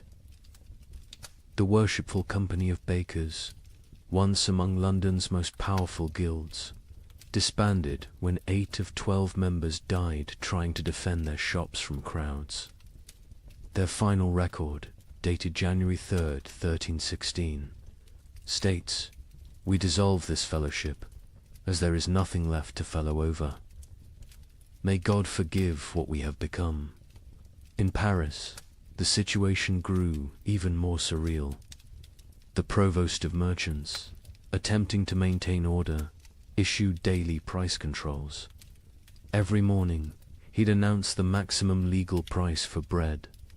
Every evening, bakers would ignore it entirely. One baker, hauled before the provost for charging 30 times the legal rate, responded, "Hang me if you wish. My corpse will bake no bread. Pay my price or starve legally, those are your choices." The relationship between social classes inverted overnight. A peasant with a hidden store of grain wielded more power than a duke with chests of gold. The Chronicle of St. Denis's records, the Count of Champagne, among the realm's richest men, was seen begging at a farmer's door. The farmer, who once would have been flogged for looking the Count in the eye, kept him waiting 3 hours before trading a sack of mouldy oats for the Count's sword, armor, and signet ring. Venice, Europe's commercial heart, tried to maintain normalcy through imports. The Doge sent ships to Egypt, to Constantinople, to anywhere grain might exist. Most never returned. Those that did brought news that shattered hope. The catastrophe wasn't regional. From Ireland to Poland, from Scotland to Sicily, the earth had stopped providing. A Venetian merchant's letter to his partner survives. "I have 40,000 ducats in gold. Yesterday, I tried to buy bread with it all. The baker said he'd rather throw his last loaf to the fish than trade it for coins. I offered him my palazzo. He laughed and said, 'Can I eat marble? Can I digest paintings? We have invented money, created banking, built commerce. None of it matters when there is nothing to buy.'" The church, traditionally the provider of last resort, faced impossible mathematics. The Abbey of Cluny's accounts show their dilemma starkly. We have grain for 300 souls for 6 months. 7,000 souls crowd our gates. If we feed all 4, compassion's sake, all die in 3 weeks. If we feed only our brothers, we survive but lose our purpose. Christ multiplied loaves in Phaedrus. We can only divide and subtract. Some monasteries chose martyrdom through generosity, opening their stores until empty, then dying with those they tried to save. Others became fortresses, monks armed with clubs defending walls, while starving crowds pleaded outside. The abbot of Glastonbury wrote, "We have become what we swore never to be, choosers of who lives and who dies. Each grain of wheat is a decision. Each meal is a judgment. We are not God, yet we play him daily." The collapse of money created new forms of trade that horrified contemporary observers. The Bishop of Lincoln recorded, "Women sell themselves, not for coin, but for bread. A loaf buys what gold cannot. Mothers auction their children to whoever can feed them. These are not choices. These are mathematics of survival." In Hamburg, they developed a grotesque solution: the flesh market. Not selling human flesh, not yet, but selling the promise of it. People would sign contracts pledging their bodies after death in exchange for food while living. A German merchant wrote, "The dying sell their future corpses for present bread. Buyers mark their purchases, waiting like vultures. When someone falls, arguments break out over whose property they've become." The English crown attempted to maintain control through force. Edward II issued proclamations making food hoarding punishable by death. The result: those with food hid it better. Royal agents searching for hidden grain often found families dead of starvation, sitting around empty tables, having hidden their food so well they couldn't find it themselves in their final delirium. A royal clerk named William de Dean recorded, "The futility. We hanged a man for hiding grain. The crowd watching the execution fought over his shoes before he stopped kicking. We cannot hang hunger. We cannot execute starvation. The king commands the rain to stop, the crops to grow, the natural order to restore itself. The rain continues. The king might as well command the dead to rise."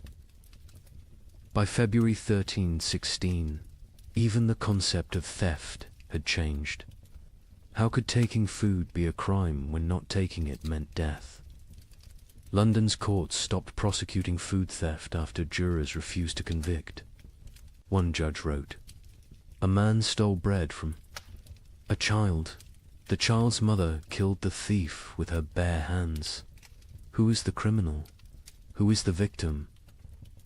Our laws were written for a world where food existed. That world is gone." The most profound change was in how people understood wealth itself.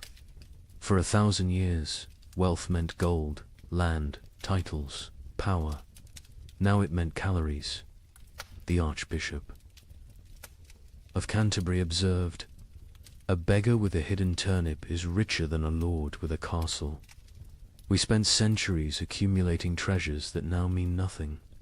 We should have been stockpiling grain. But who could imagine a world where gold couldn't buy bread? Who could conceive of money itself becoming worthless? This economic collapse wasn't temporary.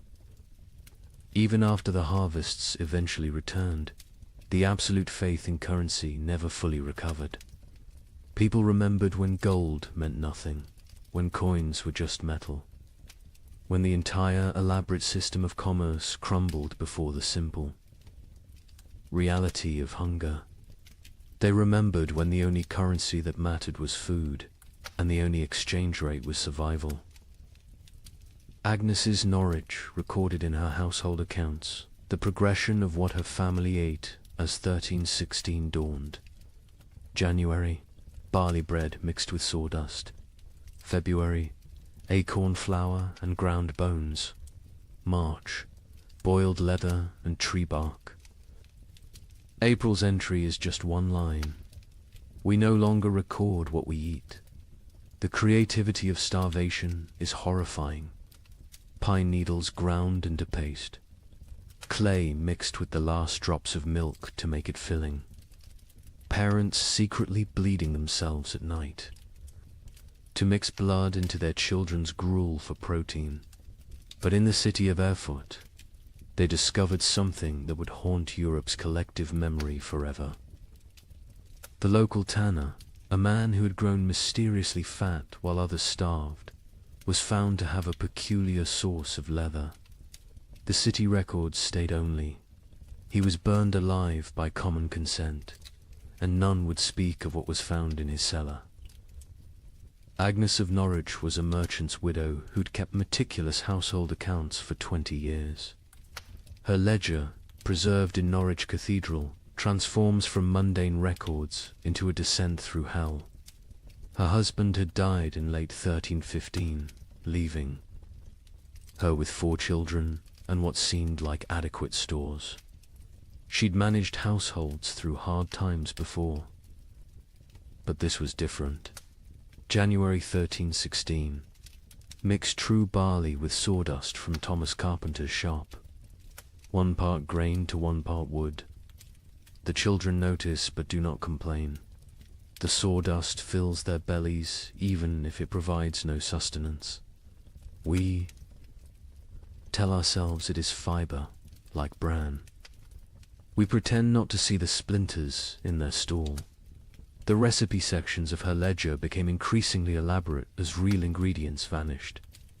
Acorn bread. Gather acorns before the pigs find them. Boil. 7 times to remove bitterness, the water turns black as sign.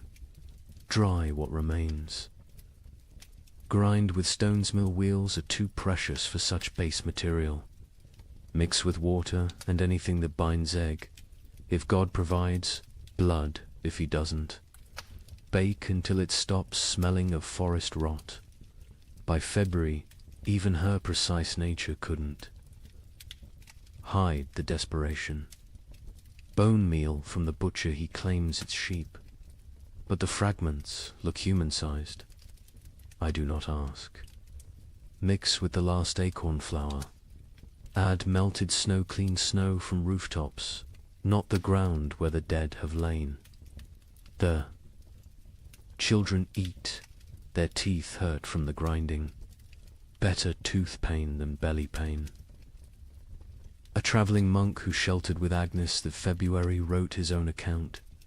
The widow feeds her children soup that is merely hot water, with leather boiled until it releases some essence of the animal it once was. She watches them drink it, with such intensity as if her gaze could transform it into beef stew. The youngest boy asks what meat this is. She says it is shukau. He accepts this. The substitutions became a science. Flemish merchants developed detailed guides for extending food that read like alchemical texts.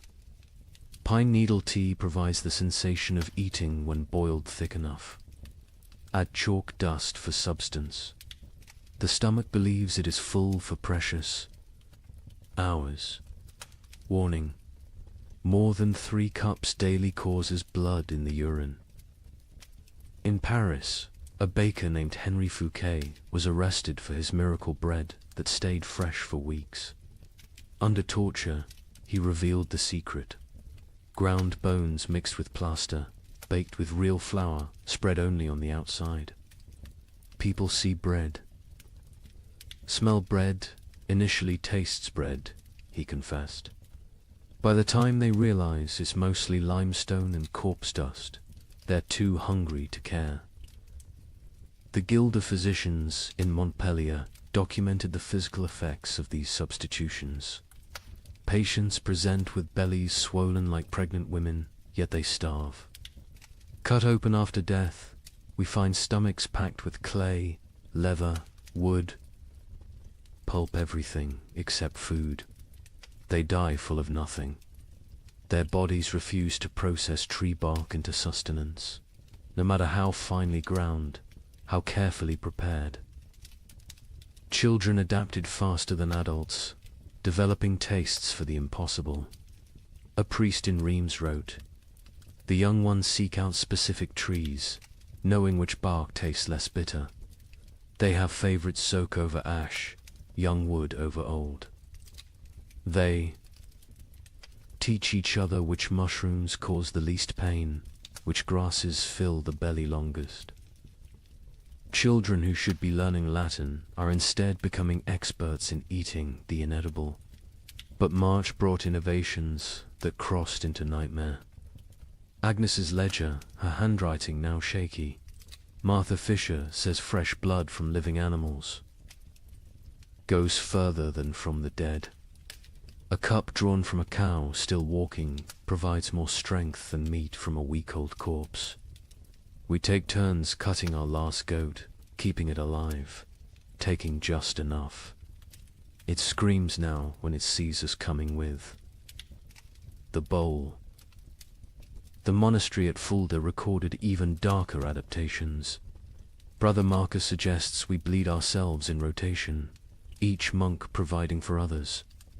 The abbot forbids it, calling it cannibalism by degrees.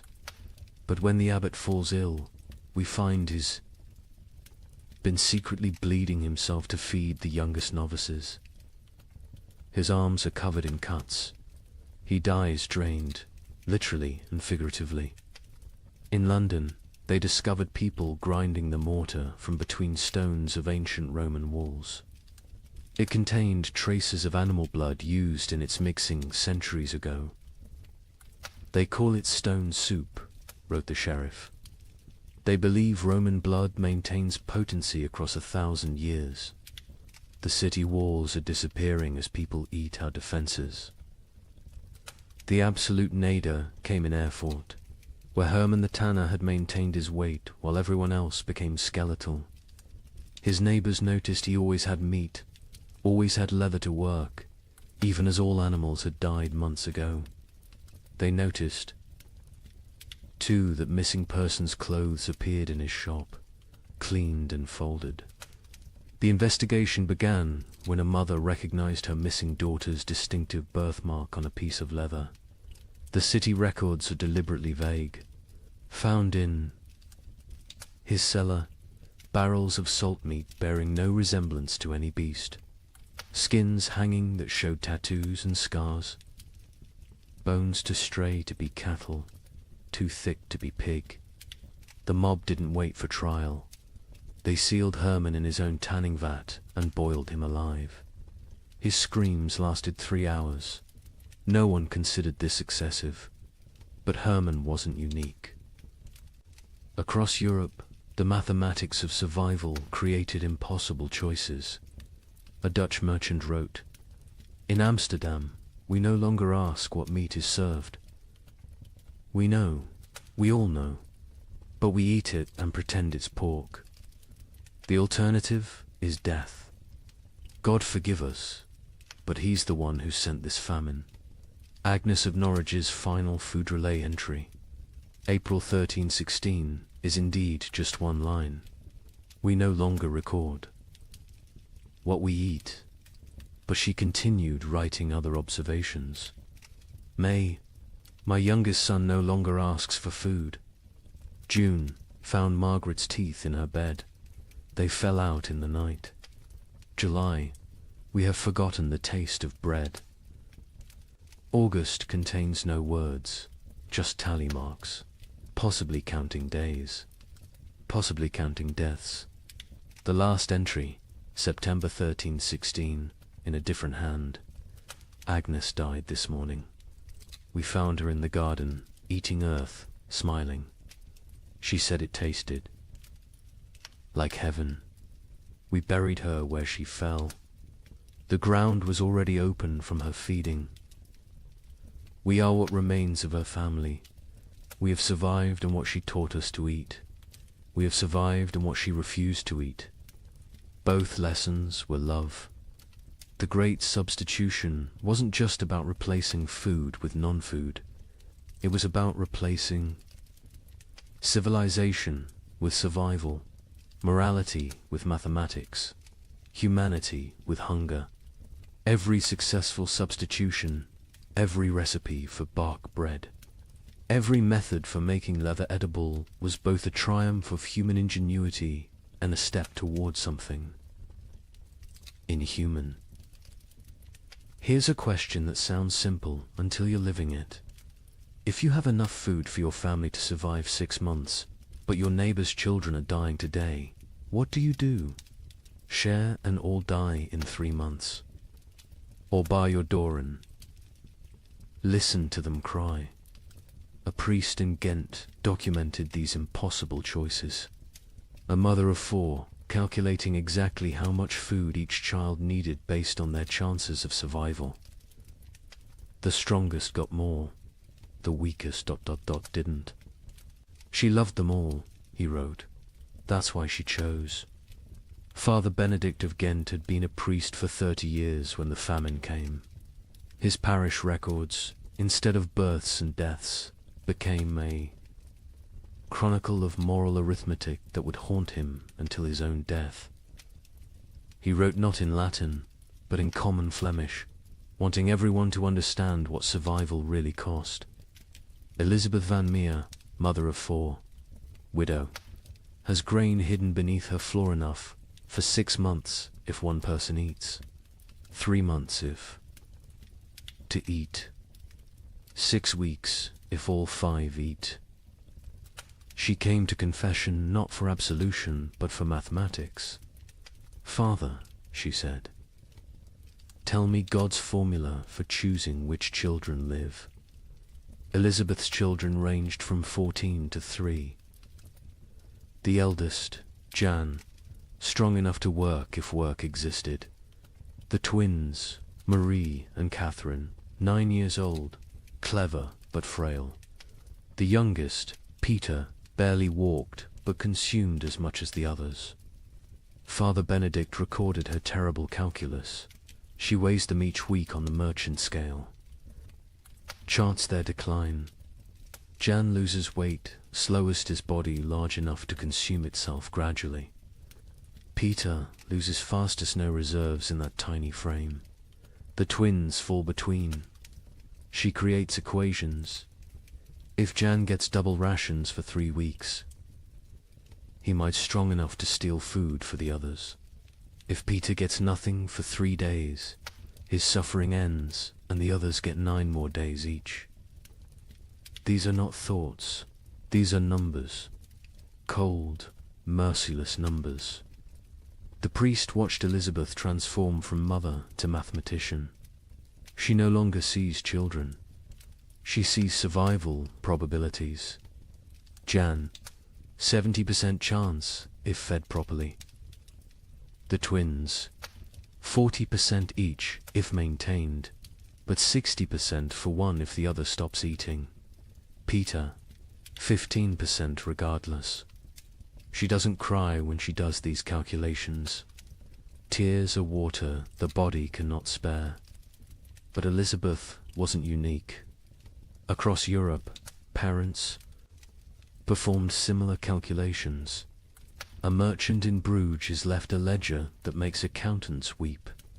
Assets, 3 children, 1 wife, self, liabilities, love, compassion, memory of better times. Formula for survival. Assets minus liabilities equals tomorrow. In London, a wealthy lawyer named Thomas Hardwick documented his family's rationing system with legal precision. Established a tribunal each morning. Each family member presents their case for food. Activities of previous day weighed against probable future utility. Wife sewing equals quarter ration. Son studying equals eighth ration. Knowledge feeds no one now. Daughter spinning equals half ration. Wool still has value. Baby crying equals no ration. Noise attracts hungry neighbors. The mathematics extended beyond families. Entire communities developed survival algorithms. The village of Wickham created what they called the life lottery. Every Sunday, families drew lots. Winners got the week's communal food. Losers got nothing. But here's the insane part.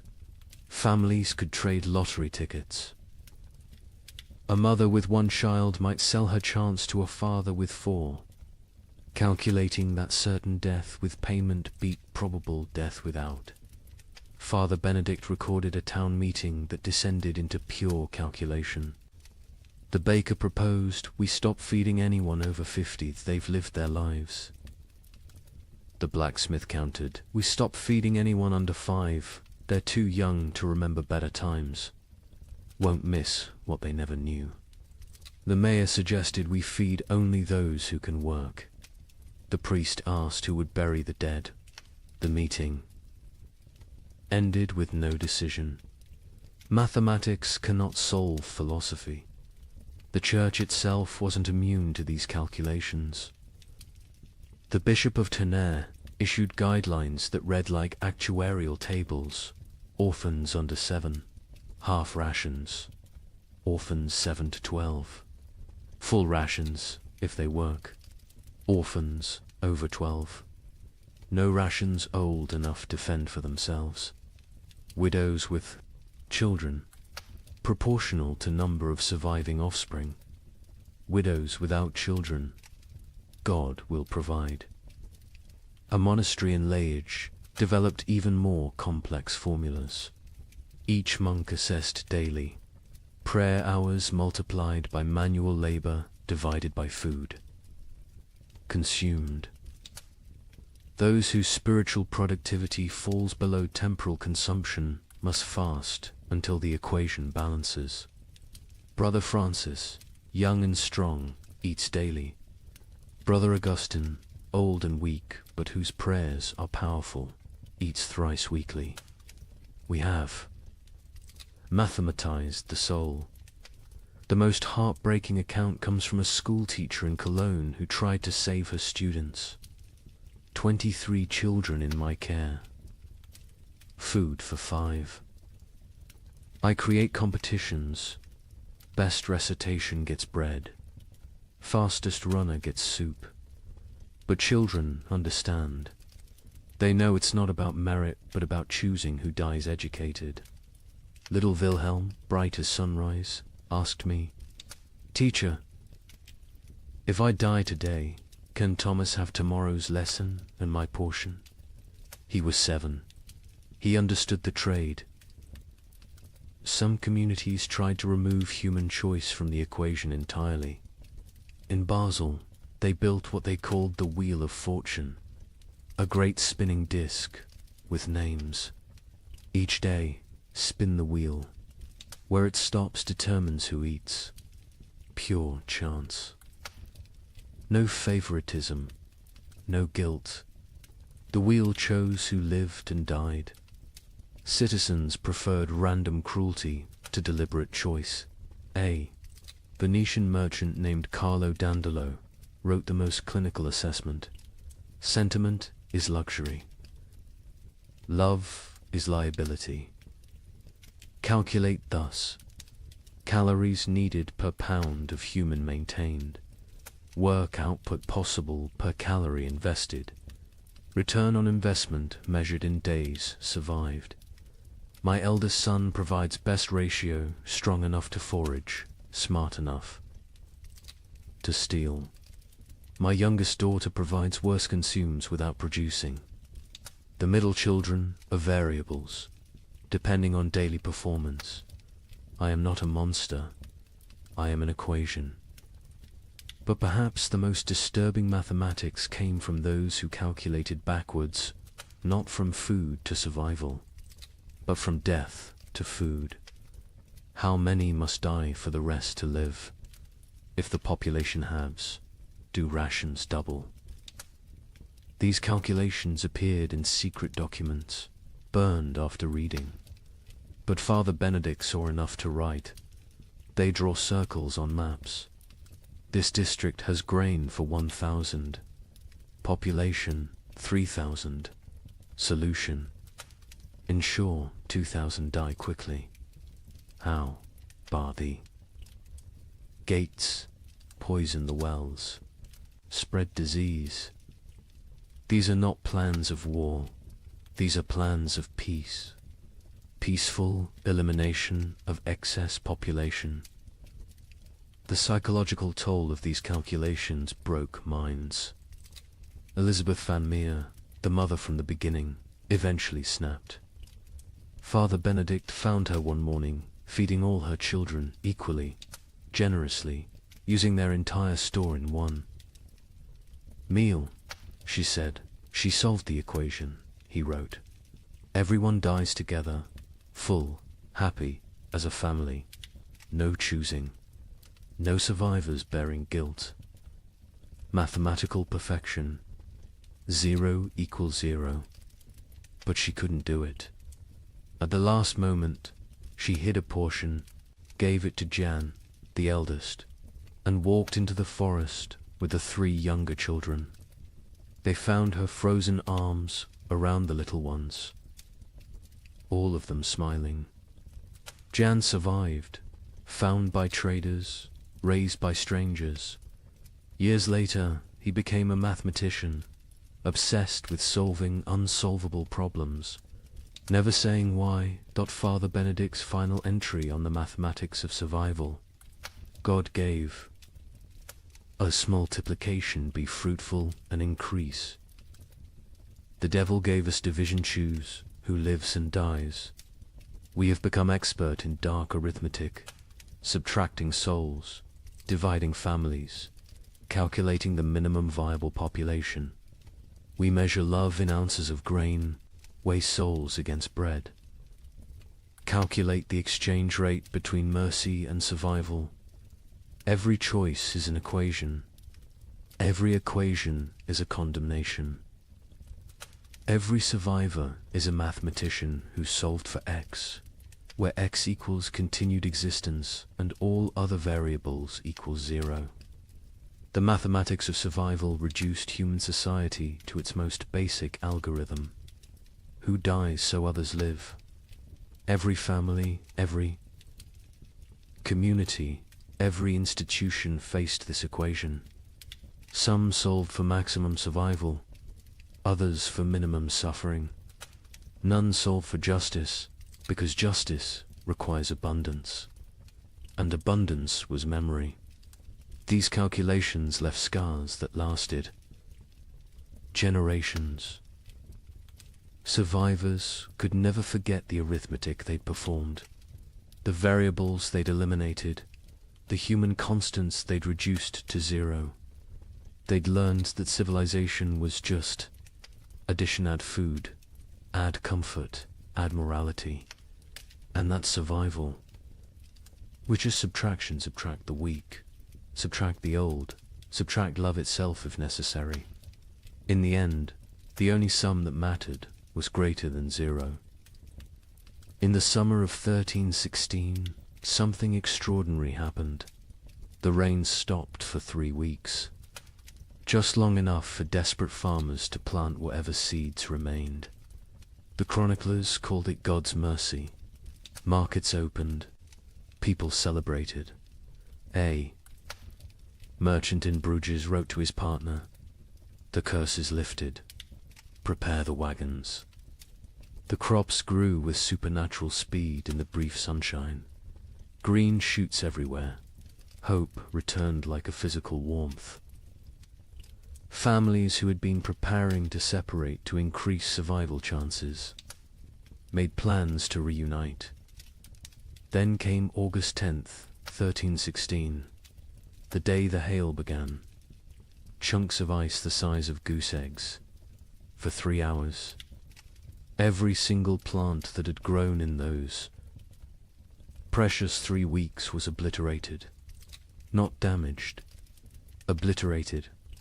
Crushed into the mud so thoroughly that you couldn't tell fields from road. The Bruges. Merchant's next letter contained only one line. God has abandoned us entirely. But let me tell you how those 3 weeks unfolded, because understanding the height of hope makes the fall into despair that much more devastating. July 18th, 1316. Dawn came without rain for the first time in 14 months. Not drizzle, not mist, but actual absence of water from the sky.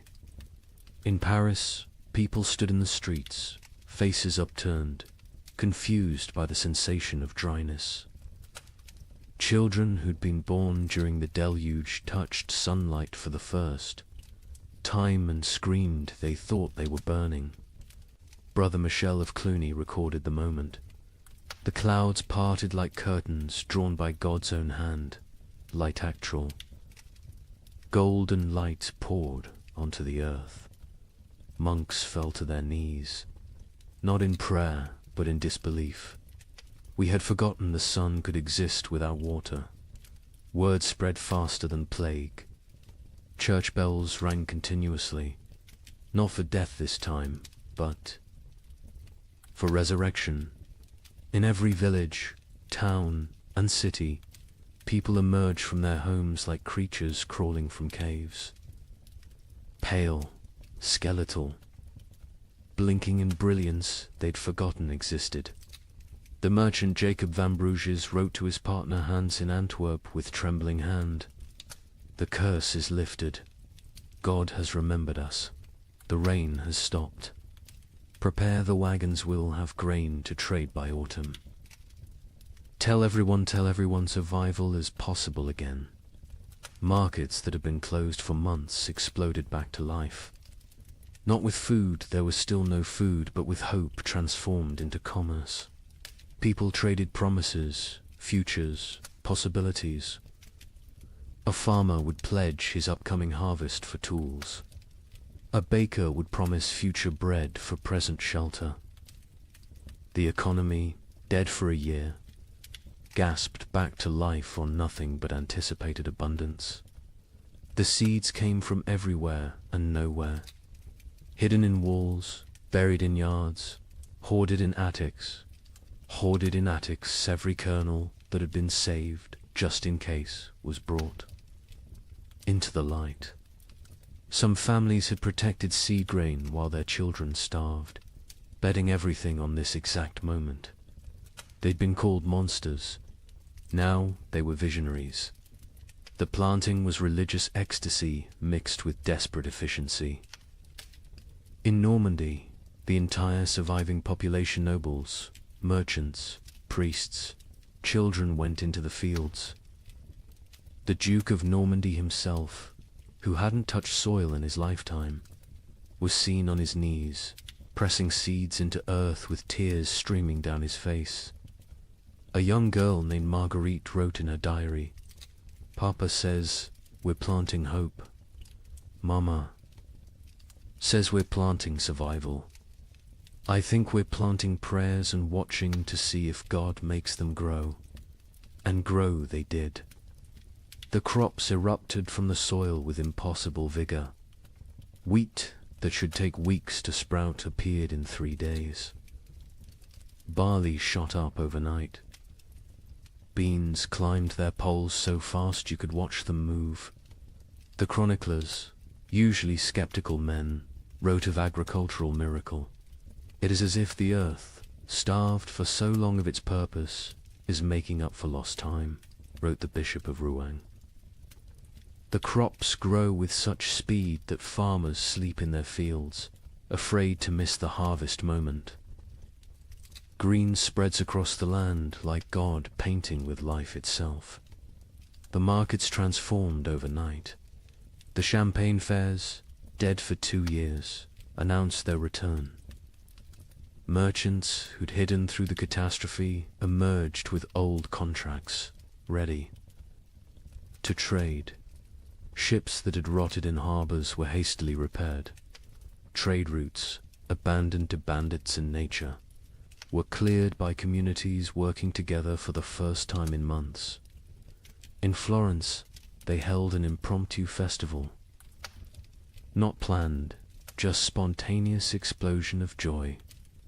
Musicians who'd sold their instruments, played drums, made from barrels. Dancers who'd forgotten how to smile, laughed until they cried. Children who'd never known celebration invented it on the spot.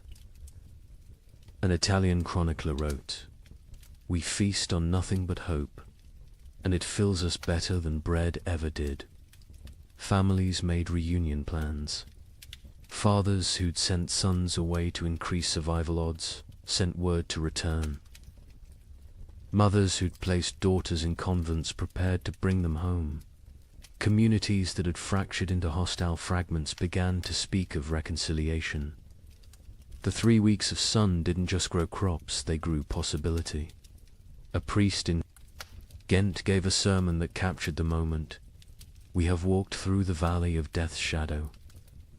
But see, the shadow lifts. The valley blooms. We are Job, tested and found faithful. We are Noah, watching the waters recede. We are Lazarus, called from the tomb." Even the nobility, who'd maintained distance from their starving subjects, joined. The collective delusion. The Count of Flanders announced a harvest festival for September, promising wine from reserves nobody knew existed. The King of France declared that all debts incurred during the unfortunate rain would be forgiven once. The harvest was complete. The Pope issued a bull declaring the famine officially ended by divine intervention. The crops grew so fast that some whispered of dark magic. In Germany, rumors spread that the plants were unnatural, fed by the corpses of the million dead, growing on human fertilizer. But even these whispers were dismissed. Who cared if the wheat grew from graves? The living needed bread. By August 9th, the fields were green carpets of promise. The wheat stood tall, the barley swayed golden, the beans hung heavy on their vines. Another week, maybe 2, and harvest could begin. Calculations were made not of who would die, but of who would live. All of them. All would live. The night of August 9th, strange clouds gathered. Not rain clouds, something else. They glowed with an odd green light. Lightning without thunder. Wind without direction. Animals, the few that remained, became restless. Horses screamed. Dogs howled. Cats vanished entirely.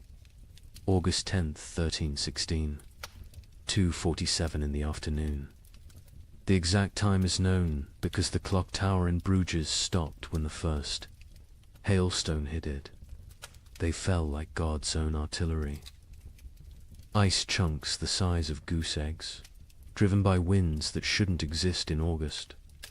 But these weren't normal hailstones. Witnesses described them as sharp, angular, some shaped like pyramids, others like daggers. They didn't just fall, they attacked in. The fields of Flanders, farmers tried to shield their crops with their own bodies. The hail broke their backs, shattered their skulls, left them dead atop the plants they'd tried to protect. Children sent to bring in animals were found hours later, beaten to death by ice from the sky.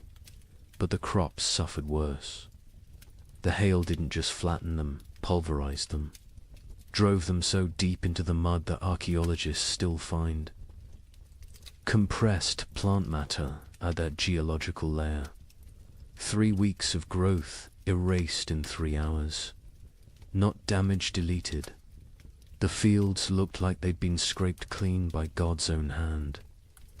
When it stopped, silence fell across Europe. Not peaceful silence, the silence of complete despair. People stood in their obliterated fields, unable to speak, unable to cry, unable to comprehend. The hope hadn't been gradually eroded, had been murdered in a single afternoon. Jacob van Vey. Bruges, the merchant who'd written so joyfully to his partner, sent one final letter. Not even a letter, just 8 words on a torn piece of parchment. God has abandoned us entirely. Do not come. The suicides began that evening. Not the slow suicide of starvation, but immediate, decisive ending. Entire families walking hand in hand into rivers. Farmers hanging themselves from trees that overlooked their destroyed fields. Bakers closing themselves in their ovens. The Diocese of Reims recorded 300 suicides in 3 days. Those were just the ones found. A chronicler in Paris wrote, "The cruelty was not in taking the crops. It was in letting them grow first, in letting us believe, in letting us hope. This was not God testing faith. This was God showing us faith is mockery. We are not Job. Job was loved enough to be tested. We are nothing." The 3 weeks of sun had been crueler than 14 months of rain. The rain had killed slowly, allowing adjustment, acceptance. The false hope killed instantly, crushing spirits that had just dared to unfold. Those who'd shared their last seeds, believing in tomorrow, now faced starvation with nothing. Those who'd emerged from hiding, trusting in recovery, were now exposed with nowhere to return. The miracle markets closed forever. When archaeologists excavate medieval marketplaces, they find a distinct layer dated to August 13th. Coins, rotted wagon wheels, and human remains of those who simply laid down where they stood and never got up again. Hope, it turns out, is the cruelest killer of all. You might think the nobility weathered this better. They had stores, armies, stone walls. Let me tell you about the Count of Flanders' winter feast of 1317. 40 nobles gathered in his great hall, the last of the wine flowing, the final reserves of grain baked into bread. They ate, they danced, they pretended the world wasn't ending. By morning, 12 were dead, not from poison, from shock. Their bodies, weakened by months of subtle starvation, couldn't process the sudden richness. The Count himself survived. 3 more days, long enough to dictate his final words. "My castle is my coffin. Let none enter until the curse lifts." They found his body 4 years later. He had burned his furniture, his tapestries, even his books for warmth. The richest man in Flanders died, gnawing on leather straps. The feast itself had been an act of delusion dressed as defiance. Count Louis of Nevers had sent invitations in December 1316, written on vellum worth more than food. "Let us gather as nobility ought, to demonstrate that breeding conquers nature." The guests who arrived on January 6th, the feast of the Epiphany, looked like spectres playing at being lords. The Duchess of Brabant arrived in a carriage pulled by servants her horses had been eaten months ago. The Duke of Luxembourg wore armor that hung loose on his shrunken frame, clanking with every movement like bones in a box. The Bishop of Liege blessed the meal with hands that shook from more than cold, his episcopal ring sliding off fingers made skeletal by hunger. But they maintained the facade. They spoke of hunting parties that would never happen, of spring tournaments already impossible, of marriages between children who were likely dead. The Count's chamberlain, Robert de Bethune, later wrote in his secret diary, we dressed corpses. In silken made them dance. We were already dead. The feast was merely our funeral performed by the deceased. The meal itself was madness. After months of eating ground acorns and boiled leather, they faced actual bread, real meat, wine that wasn't mixed with water and prayers. The Count had emptied his entire reserve, deciding either everyone would survive together or die with dignity. He chose wrong. They died with neither survival nor dignity. The Countess of Hainault was the first to fall, her stomach rupturing from the sudden expansion. She died vomiting blood onto her ermine cloak, apologizing for the mess. The young Baron of Chimay collapsed with wine running from his nose, his body unable to remember how to process alcohol. One by one, they fell like dominoes, their starved systems overwhelmed by abundance. The survivors watched their friends die from eating. The cruelest irony in a world already drowning in cruel ironies. The Count himself ate carefully, sparingly, but even he couldn't escape. His physician, one of 3 nobles who survived the night, recorded, his lordship's body shook as if possessed. He sweated ice in January. His eyes bled. He knew death was coming and used his remaining strength to bar the castle doors from inside, condemning himself to die alone rather than risk others entering for the remaining food. Across Europe, similar scenes played out in every castle. These fortresses, built to withstand armies, couldn't withstand hunger. Stone walls kept enemies out, but kept starvation in. Moats that protected against invasion became barriers preventing. Foraging. Height advantage meant nothing when there was nothing below worth taking. The Duke of Burgundy's castle at Dijon became infamous for what chroniclers called the vertical graveyard. As servants and knights died, they were stacked in the towers, frozen by winter, preserved in their positions of death. By spring 1317, visitors could climb the tower stairs and pass through layers of the dead, each floor representing a different week of mortality. The Duke himself was found at the top, seated on his throne, frozen mid-gesture, as if still issuing commands to the dead below. In England, the situation was equally dire. Edward II's own court at Westminster ran out of food in February 1317. The King of England, ruler of territories from Scotland to Gascony, was reduced to sending knights to rob his own subjects' gardens for turnips.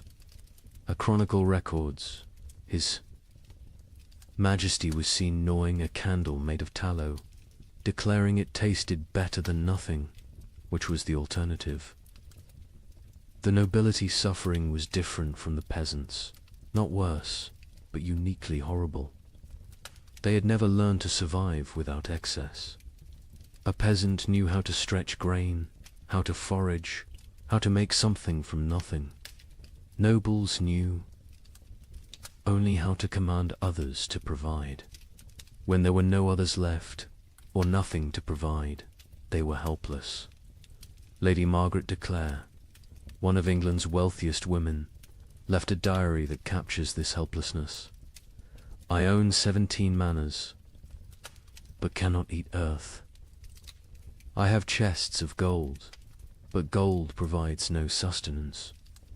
I have titles and right and privileges, all worthless as the parchment they're written on. My servants are dead or fled. I, who never dressed myself, now cannot light a fire.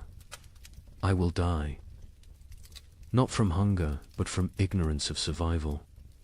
The castle hierarchies collapsed in ways that would have been unthinkable before.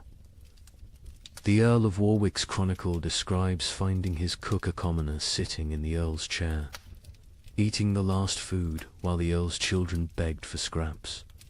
When confronted, The cook simply said, "I know how to prepare food. You know how to eat it. Which skill matters now?" The Earl had no answer.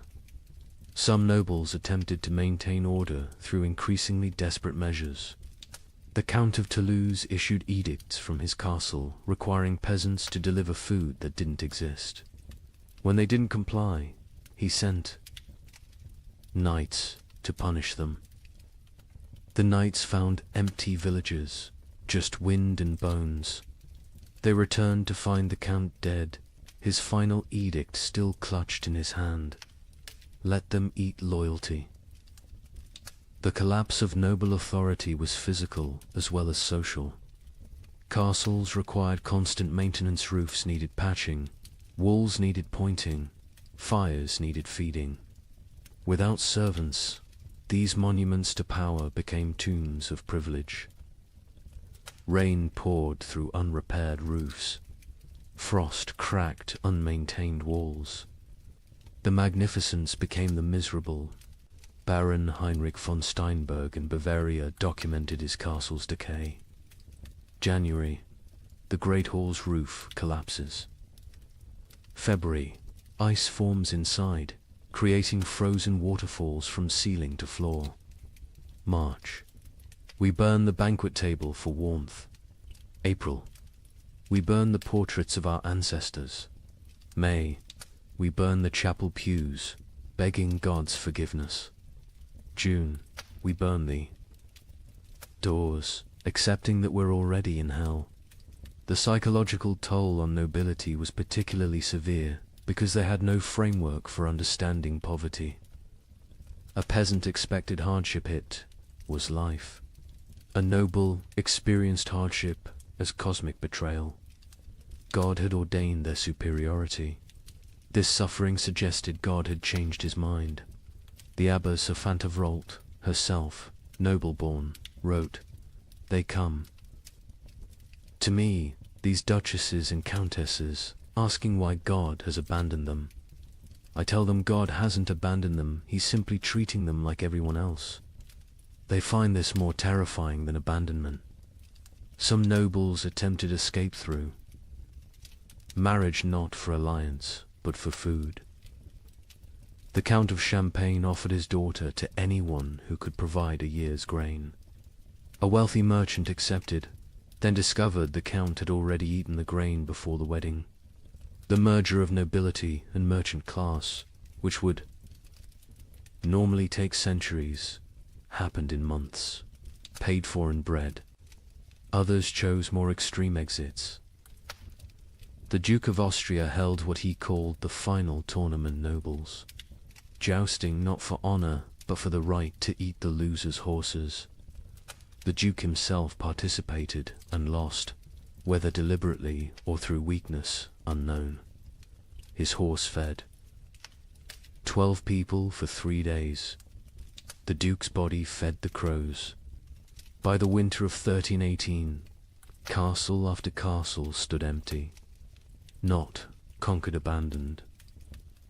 The noble families that survived did so by abandoning everything that made them noble.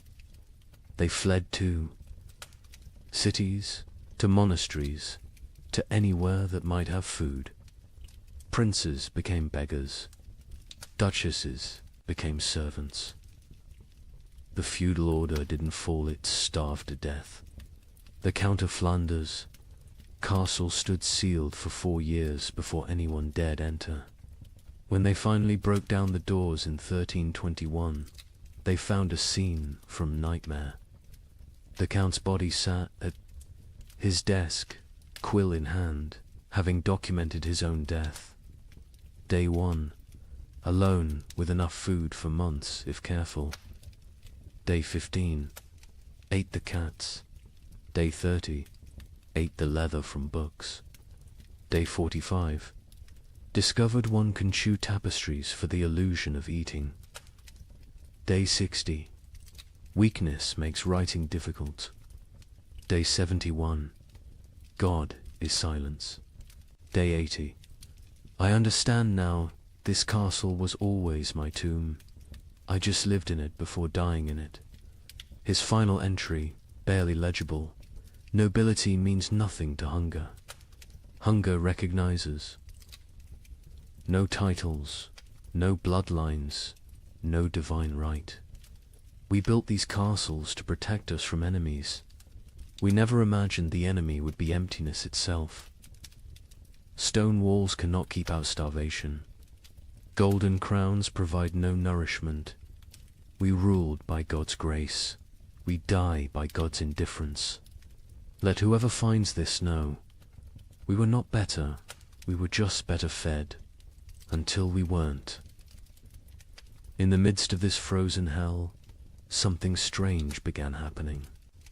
Groups of people started walking naked through the snow, whipping themselves, claiming the cold couldn't touch true believers. They called themselves the Brethren of the Cross. But locals had another name: Ice Apostles. Their leader, a former monk named Heinrich, preached that the famine wasn't God's punishment, it was God's gift. He freezes the world to preserve the faithful for paradise, Heinrich declared. His followers would stand naked in blizzards until they collapsed, believing hypothermia was religious ecstasy. But here's what the chroniclers don't usually mention. In villages where the ice apostle was passed through, the death rate dropped. Not from miracles, from mathematics. Every follower who froze to death meant more food for those who remained. Heinrich of Cologne had been a respectable Dominican monk until the winter of 1316. He'd studied theology in Paris, could read Greek and Hebrew, and was known for his reasoned sermons on divine mercy. Then something broke in him. Maybe it was finding his entire monastery frozen to death during morning prayers. Maybe it was the child who died in his arms asking why God made her hungry. Whatever the cause, Heinrich emerged from that winter transformed. His first sermon as leader of the Ice Apostles was delivered naked in a blizzard outside Mainz Cathedral. You cling to warmth as if warmth is life. You fear cold as if cold is death. But I tell you, the cold is God's own embrace. The frozen are the chosen. This ice age is not ending, but beginning. God is freezing the world to preserve his faithful like saints, relics preserved in crystal. The theology was insane, but internally consistent. Heinrich taught that the great famine was actually the beginning of paradise. The cold was purifying the world. The hunger was freeing souls from flesh. Death by freezing was not death, but transformation, the body becoming one with God's frozen perfection. His followers didn't die. They crystallized into eternal forms. The Bishop of Cologne wrote in horror, Heinrich strips his followers naked, men, women, children, and leads them in procession through the snow. They sing hymns while their flesh turns blue, then black. They call frostbite gods kisses when toes fall off from freezing. They celebrate the shedding of earthly weight. They stand in frozen rivers until they cannot stand, then lay down, to complete their transformation. But Heinrich was clever in his madness. He didn't demand immediate death. The transformation was gradual. First, initiates gave up cloaks, then shoes, then undergarments. Each stage brought them closer to divine coldness. This gradual exposure meant some survived long enough to spread the movement. Others died at precisely calculated intervals, creating a steady stream of martyrs without eliminating the entire group at once. The rituals were elaborate and horrifying. The baptism of ice involved breaking through frozen rivers and submerging converts until they stopped shivering. Heinrich claimed this was the moment the soul accepted divine cold. The communion of snow had followers eating only snow for days, claiming it was bread from heaven, already blessed by God's frozen touch. A merchant from Nuremberg witnessed their evening prayers.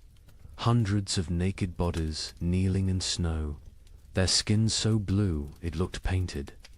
They whipped themselves. With branches frozen into ice clubs, each strike shattering skin like broken pottery. Blood froze before it could flow. They called it red ice prayer beads. Children among them, babies even, held up by dying mothers, all singing about the warmth of freezing. The movement spread with terrifying speed. By spring 1317, ice apostle groups appeared from Poland to England. Each had their own variation of Heinrich's teachings, but all shared the core belief. The cold was sacred, survival was sin, and freezing to death was the highest form of worship. In France, they called themselves Les Jelly Saints, the frozen saints. They would stand motionless in town squares during blizzards, human statues gradually covered in snow until they died standing. Townspeople would find them in the morning, frozen mid-prayer, and debate whether to move bodies that looked more like ice sculptures than corpses. The English variant. The Frost Brothers added self-cannibalism to their practices. As members froze to death, others would eat their frozen flesh, claiming it was purified by God's cold, and therefore not cannibalism but communion. The Archbishop of Canterbury banned the movement, but enforcement was impossible for authorities who tried to arrest Frost. Brothers found only frozen corpses arranged in disturbing tableaus. But here's what made the Ice Apostles truly insidious. They targeted the most vulnerable.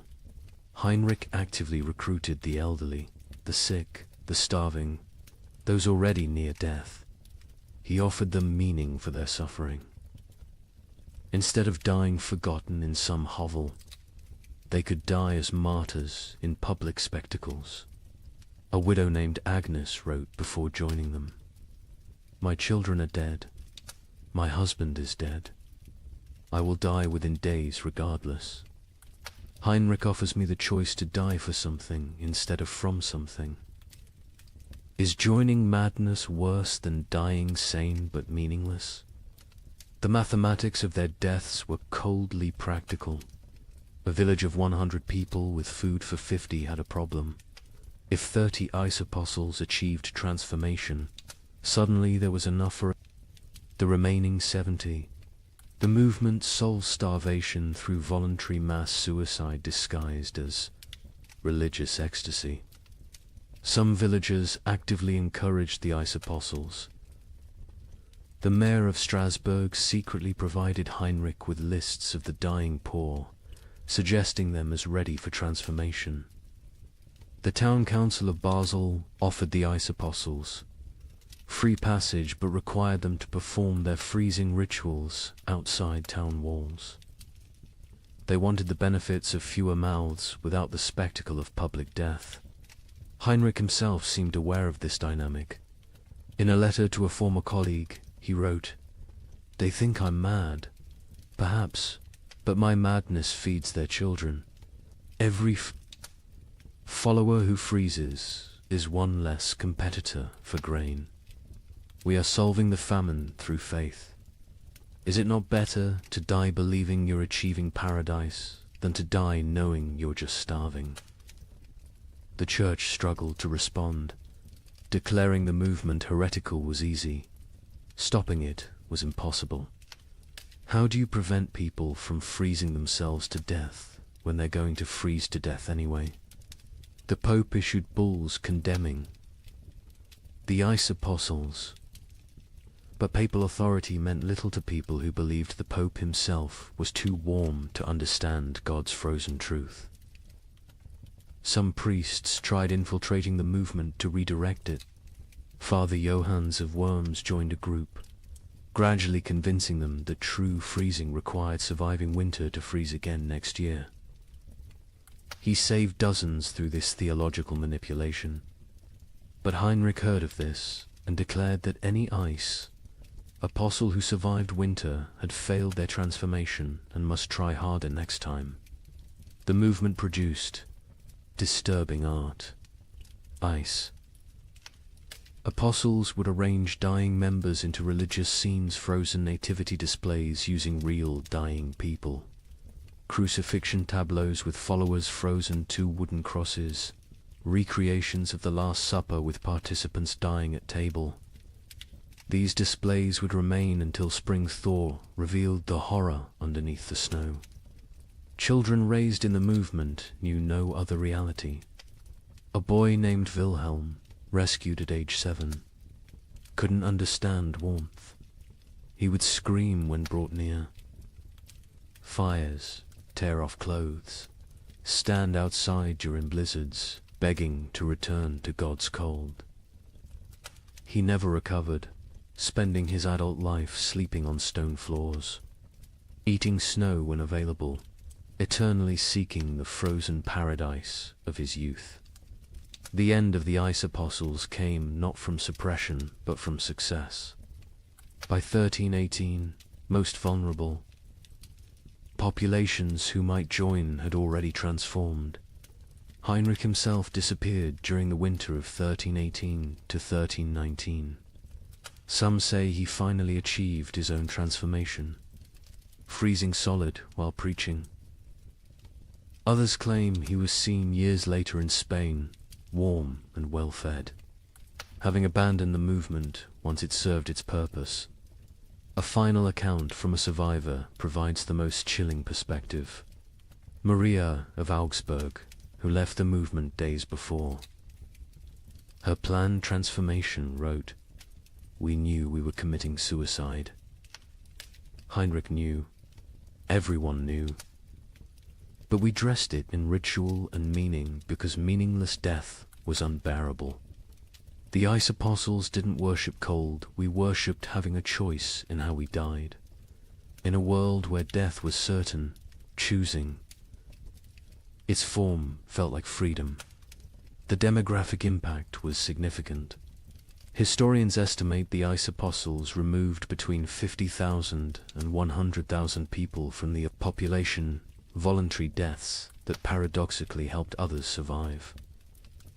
Villages that hosted ice apostles had marginally better survival rates than those that didn't. The movement was simultaneously mass murder and mass mercy, but the psychological impact lasted generations. The idea that death could be repackaged as victory, that suffering could be transformed through rhetoric into triumph, became embedded in European consciousness. Future apocalyptic movements would use Heinrich's template: take the inevitable, declare it divine, and lead the desperate into believing their destruction is actually their deliverance. The ice apostles left no churches, no holy books, no official record. Only frozen bodies in strange positions, mass graves of the willingly dead, and the disturbing realization that when survival becomes impossible, humans will invent religions that make death a sacrament. They proved that in extreme conditions. The line between martyrdom and mass suicide disappears, and that sometimes, perhaps most terrifyingly, they serve the same mathematical function: fewer mouths to feed in a world that has forgotten how to provide food. By 1318, the concept of nations began to dissolve. The King of England couldn't feed his army. The French crown controlled only Paris. The Holy Roman Emperor ruled nothing but his own hunger. But local warlords thrived. A minor knight with a sword. Grain supplies suddenly commanded more power than dukes. These frost lords, as they were called, built tiny kingdoms that lasted weeks or months. Their reigns ended predictably. When the food ran out, their followers ate them. The Bishop of Strasbourg recorded one such ending. Lord Wilhelm's men roasted him over his own hearth. They claimed he had grown fat on their suffering, so it was only just. His screams echoed across the frozen Rhine. When questioned, his captain said simply, he tasted of betrayal. The traditional structure of medieval war for kings commanding. Lords commanding knights, commanding soldiers collapsed when soldiers realized their commanders had no food to offer.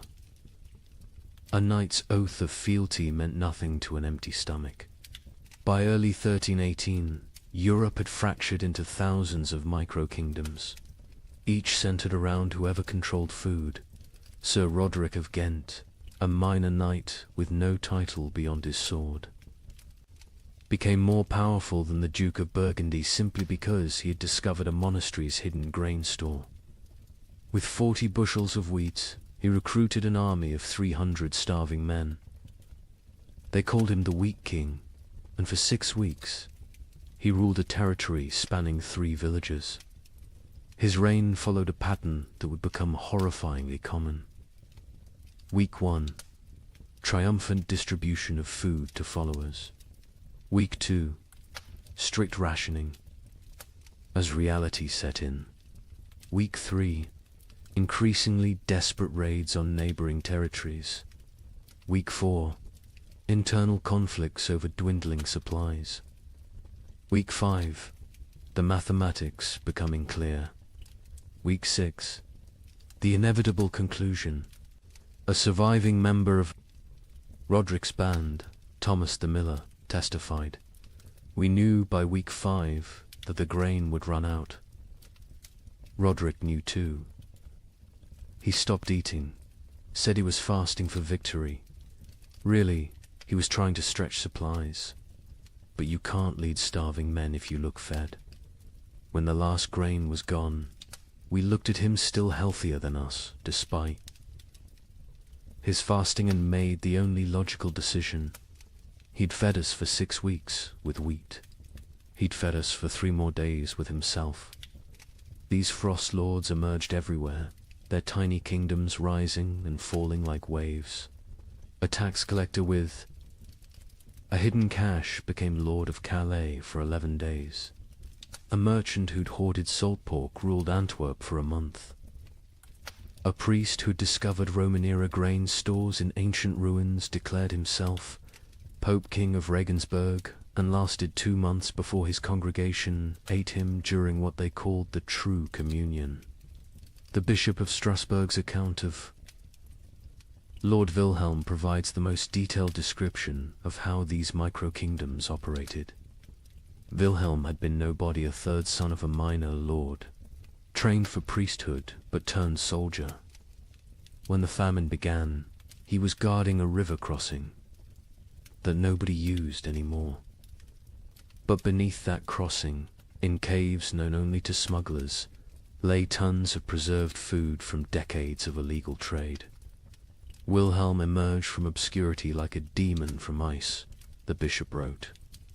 One day unknown, the next commanding 500. Men who called him Caesar. He built a frozen empire on dried fish and pickled cabbage, demanding absolute obedience in exchange for daily rations. He held court on a throne made from frozen corpses, dispensing justice measured in mouthfuls of food. Wilhelm's system was sophisticated for a frost lord. He created a complex hierarchy based on usefulness. Soldiers who brought back food from raids received double rations. Craftsmen who could maintain weapons got standard portions. The elderly and weak got quarter rations, enough to keep them alive as emergency food supplies, though this was never stated explicitly. He even minted his own currency, wooden tokens stamped with a wheat symbol. 1 token, 1 meal. The tokens became more valuable than gold in his territory.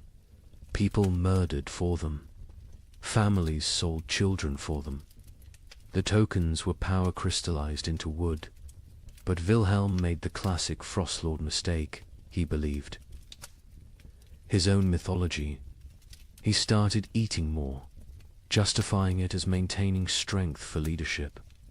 He took multiple women as wives, claiming he was breeding a new nobility for the post-famine world. He built a palace from commandeered timber, while his followers sheltered in ruins. He grew fat while they grew thinner. The end came in March 1318. His captain, Hans Württemberg, later testified to church authorities. We could see his belly growing while ours shrank. He wore furs while we froze. He spoke of the kingdom we were building while we died building it. When the last preserved meat was distributed, none to us, all to his wives, we knew what had to be done. They didn't just kill Wilhelm, they ritualized it. They held a mock trial where he was accused of hoarding flesh while others had none. They sentenced him to share his flesh as he should have shared his food. They cooked him slowly, keeping him alive as long as possible, making him watch as they ate pieces of him. His screams, the bishop recorded, could be heard in Strasbourg, across the frozen Rhine. The French crown attempted to reassert control, but found their armies dissolving. Upon contact with frost lords, royal soldiers would desert en masse when offered food by local warlords. The Constable of France reported to King Philip V, "I departed Paris with 2,000 men. I arrived at Orleans with 200. The rest did not desert. They simply found new masters who could feed them. A kingdom cannot compete with a kitchen." The Holy Roman Emperor faced even worse. His imperial army, once the terror of Europe, simply ceased to exist. The Chronicle of Augsburg records, "The emperor sent orders to mobilize his forces. The messengers returned with laughter. What forces? His generals had become frost lords. His soldiers had become bandits. His authority extended exactly as far as his personal guards could walk before collapsing from hunger." England's Edward II tried a different approach, officially recognizing frost lords as legitimate authorities if they swore fealty. The result was chaos. Hundreds of petty warlords claimed royal sanction while fighting each other. The Earl of Lancaster wrote, "The king has legitimized anarchy. Every man with a barn full of turnips now styles himself Lord Protector of something. Some frost lords created elaborate justifications for their rule. Baron Friedrich the Mad claimed God spoke to him through the patterns of frost on windows, dictating who should eat and who should fast. Lord Jacques of Normandy insisted he was the reincarnation of Charlemagne, returned to lead France through darkness. Count Stanislaus of Mazovia declared himself the Emperor of Winter and demanded tribute in the form of human flesh, claiming it was the only meat that wouldn't spoil. The battles between frost lords were unlike traditional warfare. They fought not for territory but for carries. Sieges were impossible. The besiegers would starve before the besieged. Cavalry charges were fanticide, the horses had been eaten. Battles were brief, vicious affairs where starving men fought over rumors of food. A typical battle might involve 100 men fighting to the death over a storehouse. That turned out to contain only rotted turnips. The Chronicle of Cologne describes one such conflict. Lord Henrik's men met Lord Dietrich's at the frozen mill. They fought for 6 hours in the snow, men dying from cold as much as combat. The winners found 3 sacks of mouldy barely enough to feed them for the march home. 43 died for perhaps 43 meals. This is the mathematics of the winter wars. Naval warfare ceased entirely. Ships required crews, crews required food, and any ship with food became a target for its own sailors. The entire English fleet in Portsmouth was found in spring 1318 with the officers eaten and the common sailors gone, having sailed to wherever they imagined food might exist. Most likely, they ate each other at sea. The mercenary companies that had plagued Europe for decades transformed into something worse. No longer fighting for pay, they fought for food itself. The Free Company of the Wolf, led by a former priest called Father Fang, became notorious for their practice of recruitment. They would attack villages, eat the weak, and force the strong to join them. Their ranks swelled with the desperate and depleted with the digested. The most successful Frost Law was arguably Margaret the Terrible, a former abbess who controlled grain stores across 3 monasteries. She ruled for 8 months in eternity in Frost Lord terms by being utterly ruthless. She fed her followers just enough to keep them loyal, but not enough to make them strong. She rotated guards constantly so none could organize rebellion. She had tasters for her food, but the tasters were different each meal.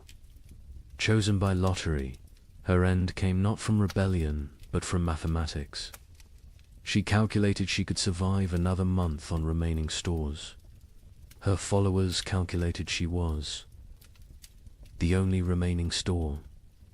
They didn't kill her quickly like Wilhelm. They kept her alive, locked in her own granary, taking small pieces when needed. She lived for 3 weeks as a conscious larder, her brilliant mind intact enough to appreciate the irony. By summer 1318, most Frost Lords were dead. They're tiny. Kingdoms dissolved into memory and meat, but they had served a horrific purpose. They had organized the chaos of starvation into structured systems of consumption. They had turned random death into regulated death.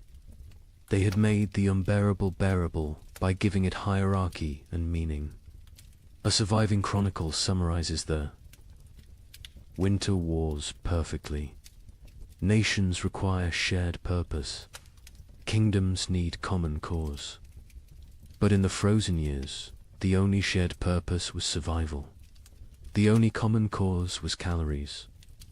Every man became his own nation, every grain store its own kingdom. We didn't have wars between countries, we had wars between kitchens. And in the end, every king became a meal. But nothing compares to what happened in the winter of 1319. In villages across Germany, something unprecedented occurred. The children left, not taken, not sold. They simply walked away into the snow, hundreds of them, following. A 12-year-old girl named Margareta, who claimed she knew where summer was hiding. Parents were too weak to stop them. Some say too relieved. The children marched south, singing hymns, leaving tiny, frozen footprints. They believed if they could reach Rome, they could convince God to bring back the sun. A merchant traveling to Venice reported seeing them, a line of small shadows against the white, moving like sleepwalkers. I offered them bread. They refused. The girl at the front said they were already full of winter and kept walking. They never reached Rome. A woodcutter found them in an alpine pass the following spring. Hundreds of small bodies perfectly preserved in ice, still holding hands. Still walking formation. Still heading south toward a summer that would never come. Margareta of Hamelin. Was nobody special before the winter of 1319? The baker's daughter? Middle child of 7? Known only for her strange habit of speaking to sparrows that no longer existed? But in January 1319, something changed. She began telling other children about dreams where summer lived in a golden palace beyond the mountains, imprisoned by winter demons, waiting for children pure enough to free it. The priest of Hamelin, Father Ernst, recorded the beginning. The girl stands in the square each dawn, speaking of summer as if it were a person. She describes the taste of strawberries to children who have never seen fruit. She tells them about flowers, what colors they were, how they smelled. Children who were born during the famine, who know only grey and white and cold, listen to her like she's describing paradise. At first, adults dismissed it as childhood fantasy, a coping mechanism for horror. Let the children dream of summer while they starved in winter. But Margaretta's stories grew more elaborate, more specific. She claims summer sent her messages through ice patterns on windows. She said she could hear summer crying, trapped behind the wall of winter, begging to be freed. Summer is not gone. She preached to growing crowds of children. Summer is captured. The adults are too heavy with sin to rescue it. But we, children, light with innocence, can slip through winter's fingers and bring summer home. The theology was childish but compelling. Adults had caused the famine through their wars, their greed, their sins. Children were innocent victims. Therefore, children could be innocent saviors. The logic of a 12-year-old mind, but to other 12-year-olds it was revelation. By February, Margaretta had hundreds of followers, all children between the ages of 4 and 14. They met in secret, practicing for their journey. They would walk to Rome, she said, where God's representative lived. They would demand, not ask, demand that the Pope release summer from its prison. If he refused, they would find summer themselves. The preparation was heartbreaking in its innocence. Children stole their parents' shoes, too large for tiny feet, stuffing them with straw. They made summer cloaks from stolen blankets, decorated with charcoal drawings of flowers they'd never seen. They practiced walking in formation, the older children carrying the younger, believing that unity would protect them from winter's grasp. Hans Muller, a traveling merchant, encountered them preparing. They train like an army of ghosts. 8-year-olds teaching 4-year-olds how to walk through snow. They share imaginary food, practicing for when they'll have real food again. The girl Margaretta watches them with eyes too old for her face. She knows, I think. She knows where this leads. But she continues anyway. Parents were paralyzed by impossible mathematics. Stop your children from leaving and watch them starve slowly at home. Let them leave and maybe, possibly, they find food elsewhere. Or at least they die with hope instead of despair. The mayor of Hamelin wrote, "We cannot feed them. We cannot save them. If they wish to walk to their deaths, is that worse than sitting to their deaths? At least walking gives the illusion of agency." Some parents actively encouraged their children to join. Widow Brown pushed her 3 sons toward Margaretta, saying, "Follow her to summer or heaven, whichever comes first." Johann the smith told his daughter, "Better to die seeking warmth than to freeze knowing warmth will never come." On February 28, 1319, they left. 312 children walked out of Hamelin at dawn, singing a hymn Margaretta had taught. Them, summer sleeps beyond the mountain, dreams of green in halls of white. We shall wake it with our walking, turn the darkness into light. They were joined by children from every village they passed. Rothenburg added 50. Wurzburg contributed 70. Nuremberg, despite the mayor's attempts to stop them, lost nearly 200 children in a single night. By the time they reached Augsburg, the procession numbered over 1,000. The Bishop of Augsburg tried to stop them, blocking the road with armed guards. Margareta walked up to him, this 12-year-old girl facing the church's authority, and said, "You can kill us. Here or let us die seeking salvation. Either way, our blood is on your hands. But if we die seeking, at least we die with purpose." The bishop, shamed by a child, let them pass. He later wrote, "I should have stopped them, but stopping them would have meant admitting there was nothing to seek, no hope to find, no summer waiting anywhere. I let them pass because their delusion was kinder than my truth." The procession grew stranger as it moved south.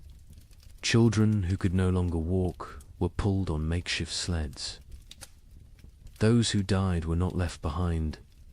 The others carried frozen corpses, believing they would revive when summer was found. They ate snow exclusively, claiming Margareta had blessed it to sustain them. Many believed they were already dead, that this was their soul's journey to paradise. A monk traveling north met them near Innsbruck. They moved like a river of small ghosts, their singing echoing off mountain walls. The girl at the front no longer walks, she floats, carried by older children who believe touching the ground would break the spell. I offered them shelter in our monastery. They refused, saying walls would trap them in winter forever. The merchant, Giuseppe Di Marco, returning to Venice from Germany, provided the last confirmed sighting, a line of shadows against the alpine snow. Still walking, still singing, though the song now sounds like wind through empty houses. The leader, a girl, her lips blue with cold, but still moving in prayer or madness. I offered bread, real bread, not imagination. She looked at me with eyes already seeing another world, and said, "We are already full of winter. We need no earthly food." They walked past me into the mounting storm, and I swear before God they seemed to fade rather than depart, becoming one with the blizzard itself. They never emerged from the Alps. Search parties sent when spring finally came found them in a high pass, preserved perfectly in ice. They had died walking, still in formation, still holding hands. The smaller children carried by the larger, all facing south toward an Italy they would never see, a Rome they would never reach, a summer that had never been imprisoned except in the desperate imagination of a 12-year-old girl. Margareta was found at the front, her face turned skyward, arms outstretched as if embracing something invisible. In her frozen hand, a piece of parchment with a single line. Summer was inside us all along, but winter was stronger. The bodies were left where they lay. The Archbishop of Salzburg declared the site sacred ground, saying, "They died as pilgrims, seeking God's warmth. Let them remain as monuments to faith or folly, no longer know the difference."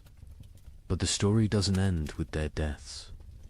When spring finally came in 1322, when the famine finally broke, wildflowers grew in unusual abundance along the route the children had walked. Skeptics said it was from the organic matter their bodies had left. Believers said it was summer finally answering their call, 3 years too late. Parents who had let their children go lived with mathematical grief.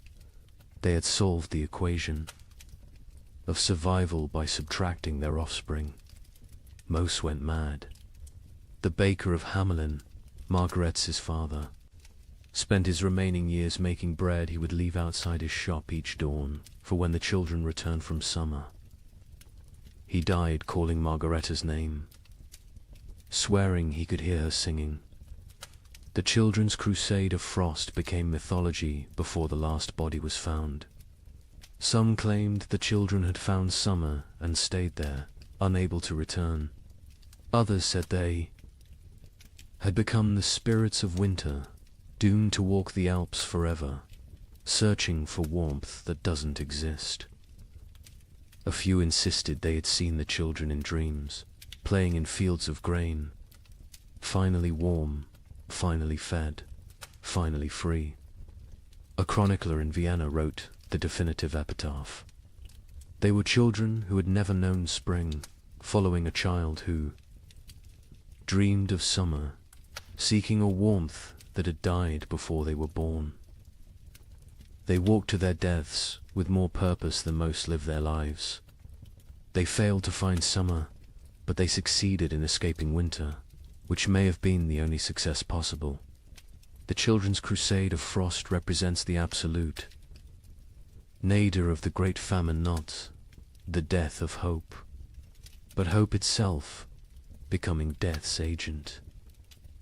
When children abandon their parents to seek impossible dreams, when parents let them go knowing the truth, when entire societies watch their future walk away into frozen oblivion and do nothing because nothing can be done, that is when civilization doesn't just collapse but voluntarily dissolves.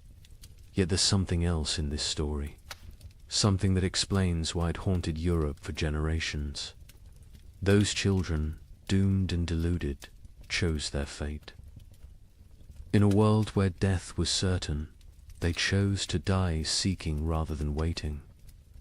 They wrote their own ending rather than having it written for them. They failed, but they failed attempting the impossible, which is perhaps the most human thing one can do. The last word belongs to a nameless child, one of hundreds found in that alpine pass, who had carved into a frozen tree trunk.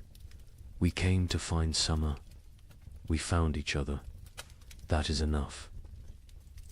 By 1320, something unprecedented was happening across Europe. Entire villages were disappearing, not dying, disappearing. A tax collector would arrive to find homes standing empty, fires still warm, food still on tables, but not a soul in sight. Bishop of Lincoln investigated 17 such villages. His report contains a chilling observation. In each dwelling we found the same thing, a single word carved into the main beam. Forgiven. We know not if they sought forgiveness or granted it. Modern archaeologists have found evidence these villagers walked en masse into forests, bogs, or the sea. Mass suicide? Mass migration to nowhere? We'll never know. But the pattern was always identical. They left everything behind except their children. The children, it seems, they took with them to whatever end they chose. The first documented vanishing was Thornwick, a village of 200 souls in Yorkshire. The king's tax collector, William de Vere, arrived on March 15, 1320, to find smoke still rising from chimneys, but no one to tend the fires. His report to the crown reads like a ghost story. The village stands as if frozen in a moment. Bread half-eaten on tables. Needlework abandoned mid-stitch. A pot of porridge still warm over dying embers. But of people nothing, not even bodies. They have vanished as completely as if God himself erased them from existence. But they hadn't been erased. They had chosen erasure. In every house, carved deep into the main support beam, that single word, forgiven. Some carved carefully, with time and purpose. Others scratched hastily, as if in final moments before departure. All in different hands, but all the same word, the Bishop of Lincoln. Thomas Beckhampton was sent to investigate when 7 more villages in his diocese reported similar vanishings. His investigation team included scribes, soldiers, and physicians. What they found challenged their understanding of human behavior. We tracked them, the bishop wrote. 200 people cannot vanish without trace. We found footprints leading from the village, all together, walking in the same direction. Men, women, children, elderly, every soul that could walk had walked. Those who couldn't walk had been carried. The tracks led to Sherwood Forest and then ... stopped. Not scattered, not turned back, simply stopped, as if they had stepped off the earth itself. Deeper investigation revealed planning. These weren't spontaneous disappearances, but coordinated evacuations. In Thornwick, they found evidence of a final feast. Everyone had eaten together one last time, using the last of their stores. In Grimsby, they discovered that villagers had released all livestock, opened all gates, freed all caged birds. They had systematically undone civilization before walking away from it. The physician, Master Hugh of Salerno, noted something disturbing. No signs of violence, no evidence of force. These people chose to leave. More troubling, they chose together. What conversation, what collective decision leads an entire community to abandon existence itself? The pattern spread across Europe like a plague of absence. In Bavaria, the village of Klinwald vanished, leaving behind a communal letter. We go to find what God has hidden from us. We go together because alone we are nothing. We take our children because they deserve better than this slow death. We leave our homes because homes without hope are merely tombs with windows. Seek us not. We are already farther than you can follow. The French village of Moulambus left more disturbing evidence. Every adult had written their name on the church wall, followed by their sins: murder, theft, adultery, cannibalism. The last entry in the priest's hand: we have all sinned beyond redemption. We go to place ourselves before God's judgment directly, rather than wait for him to find us here. But it was the German village of Hofnungslos that provided the most complete picture. They had left a chronicle, written collectively, each family, contributing a passage. We have eaten our horses. We have eaten our dogs. We have eaten our leather. We have eaten our dead. We have eaten hope itself. What remains is not life, but the mockery of life. We choose to end this mockery on our own terms. The Muller family counts 5 souls still breathing. We have survived by unspeakable acts. Our youngest no longer speaks. Our eldest no longer sleeps. We are alive, but not living. Tomorrow we walk toward whatever judgment awaits. I am Klaus the smith. I have beaten plowshares into weapons, weapons into tools, tools into nothing. My hammer has nothing left to strike. My forge has nothing left to burn. I have nothing left to be. We go to become nothing together. The entries. Continued 4 pages. Each family's testament to horror endured and horror committed. The final entry, unsigned. We forgive each other because no one else will. We forgive ourselves because we must. We forgive God because he knows not what he does. The children were always taken. This detail haunted investigators. In villages where adults were found dead from starvation, disease, violence, children's bodies were often present. But in the vanished villages, no children remained. Whatever dark pilgrimage these communities undertook, they brought their young. A woodcutter named Franz claimed to have seen one such procession near the Black Forest. 300 shadows walking into the trees at dusk. No talking, no crying. Even the babes silent in their mother's arms. They walked like they were already dead, just looking for a place to lie down. I called out, but none turned. They walked into the forest, and the forest swallowed them. The church struggled to explain the vanishings. Suicide was mortal sin, but was this suicide? The Archbishop of Canterbury wrote, "If a man throws himself from a cliff, it is suicide. If a village walks into the sea, what is it? Mass suicide? Or something else? A collective return to the nothing from which we came." In Paris, 1321, while peasants gnawed bark, the nobility held what historians call the most disturbing party in medieval history, the Feast of Fools.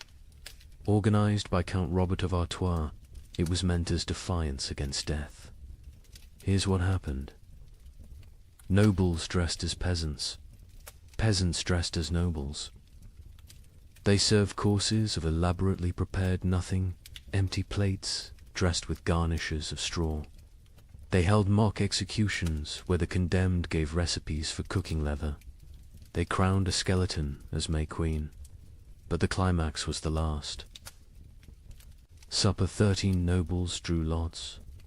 The one who drew the black stone would provide the feast. Count Robert drew it himself. He laughed, opened his veins into wine cups, and served his blood to his guests while making toasts.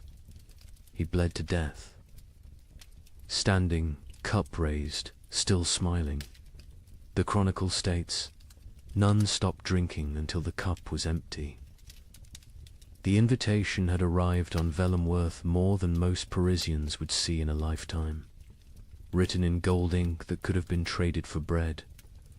Count Robert of Artois requests your presence at the Feast of Fools, where we shall dine. On reality and drink deep of truth. Come as you are not. Leave as you never were. April 1st, year of our absent Lord 1321. Count Robert had survived the famine through typical noble privileged hoarded grain, fortified walls, the ability to take from those who couldn't resist.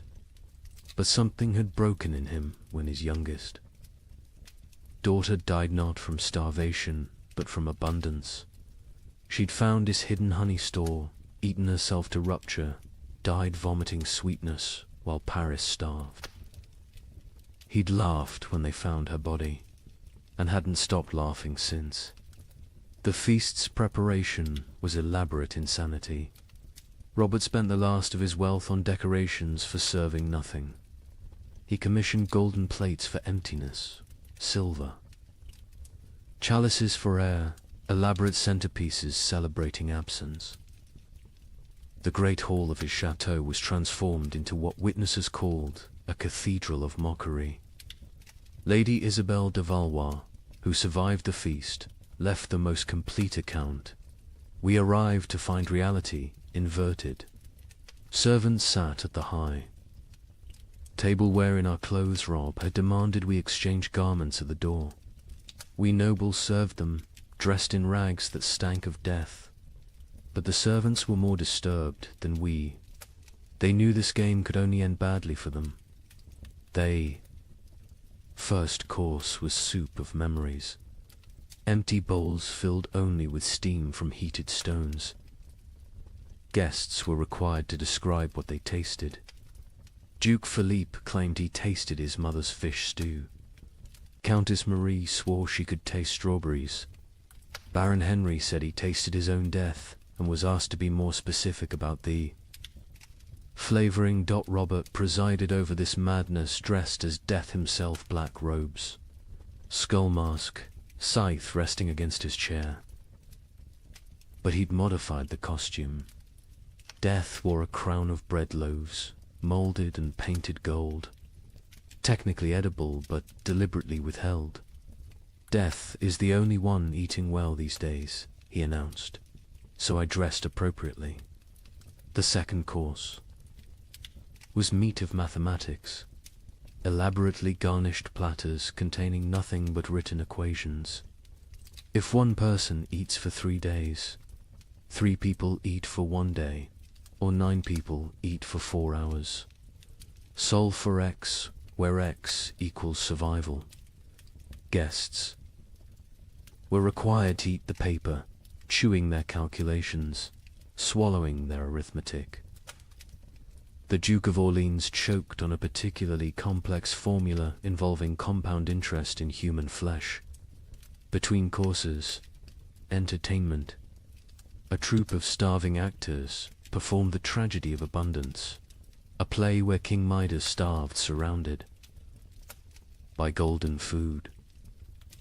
Halfway through, one actor actually collapsed mid-soliloquy. The audience applauded, thinking it was part of the performance. When they realized he was truly dead, they applauded louder. The third course, fish of philosophy. Servants brought paintings of fish, beautifully rendered, while Count Robert delivered a lecture on the nature of reality. Is a painting of a fish less real than a fish? Can you eat either in these times? At least the painting doesn't rot. Art has become more substantial than substance. Then came the mock trials. Guests took turns being executed for the crime of survival. Each condemned had to share their worst act, their method of staying alive. The Duchess of Berry admitted to eating her own stillborn infant. The Count of Nevers confessed to walling up servants with grain stores so he wouldn't be tempted to share. The Bishop of Parisiaz, a bishop attended, revealed he'd been giving last rites with unconsecrated hosts because he'd eaten all the blessed ones. Each confession was met with mock judgment. Guilty of humanity, Robert would declare. Sentenced to continued existence. The crowd would laugh, but it was laughter like screaming, laughter like sobbing. Laughter because the alternative was acknowledging what they'd all become. The fourth course was vegetables of vanity, sculptures made from human hair and nail, clippings arranged to look like salads. We consume ourselves, Robert explained. We always have. The famine just made it literal.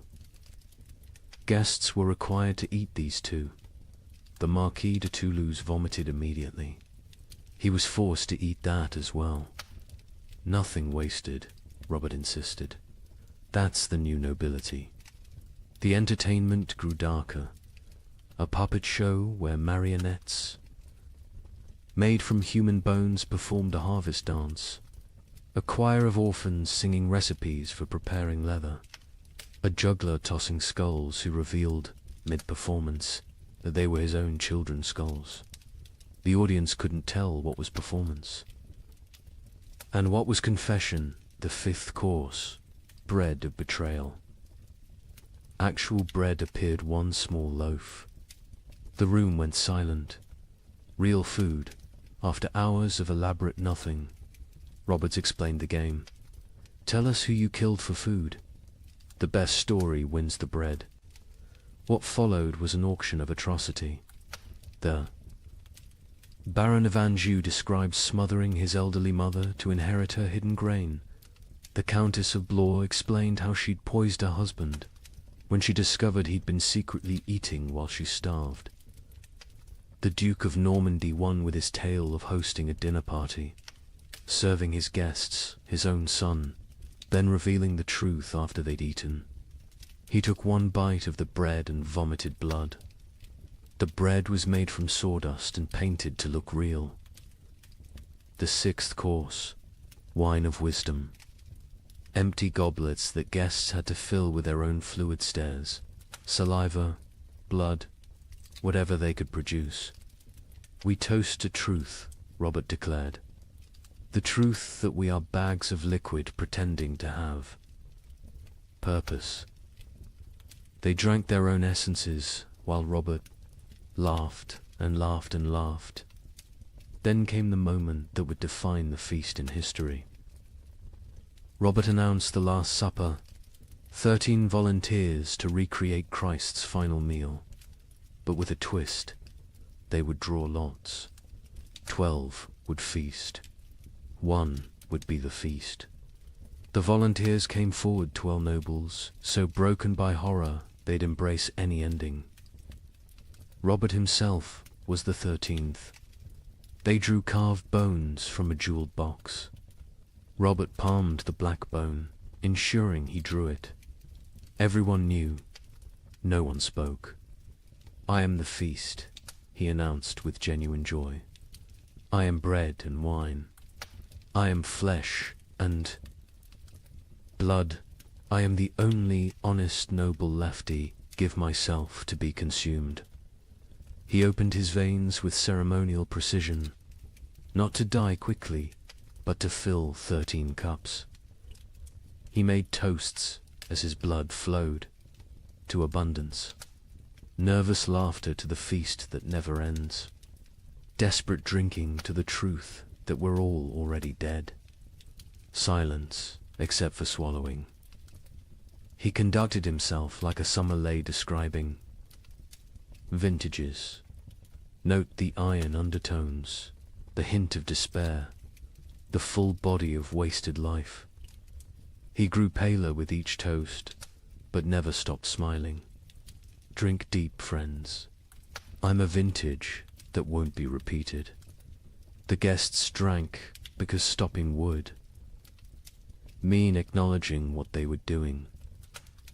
They drank because Robert was watching, still standing, still bleeding, still insisting this was all a grand joke. They drank because his blood was warm and they'd forgotten warmth. They drank because it was that or scream. Robert's final toast, as his knees began to buckle, to the feast of fools, where fools feast on fools, where wisdom is folly and folly is survival. To the nobility that dies with nobility, leaving only animals wearing crowns.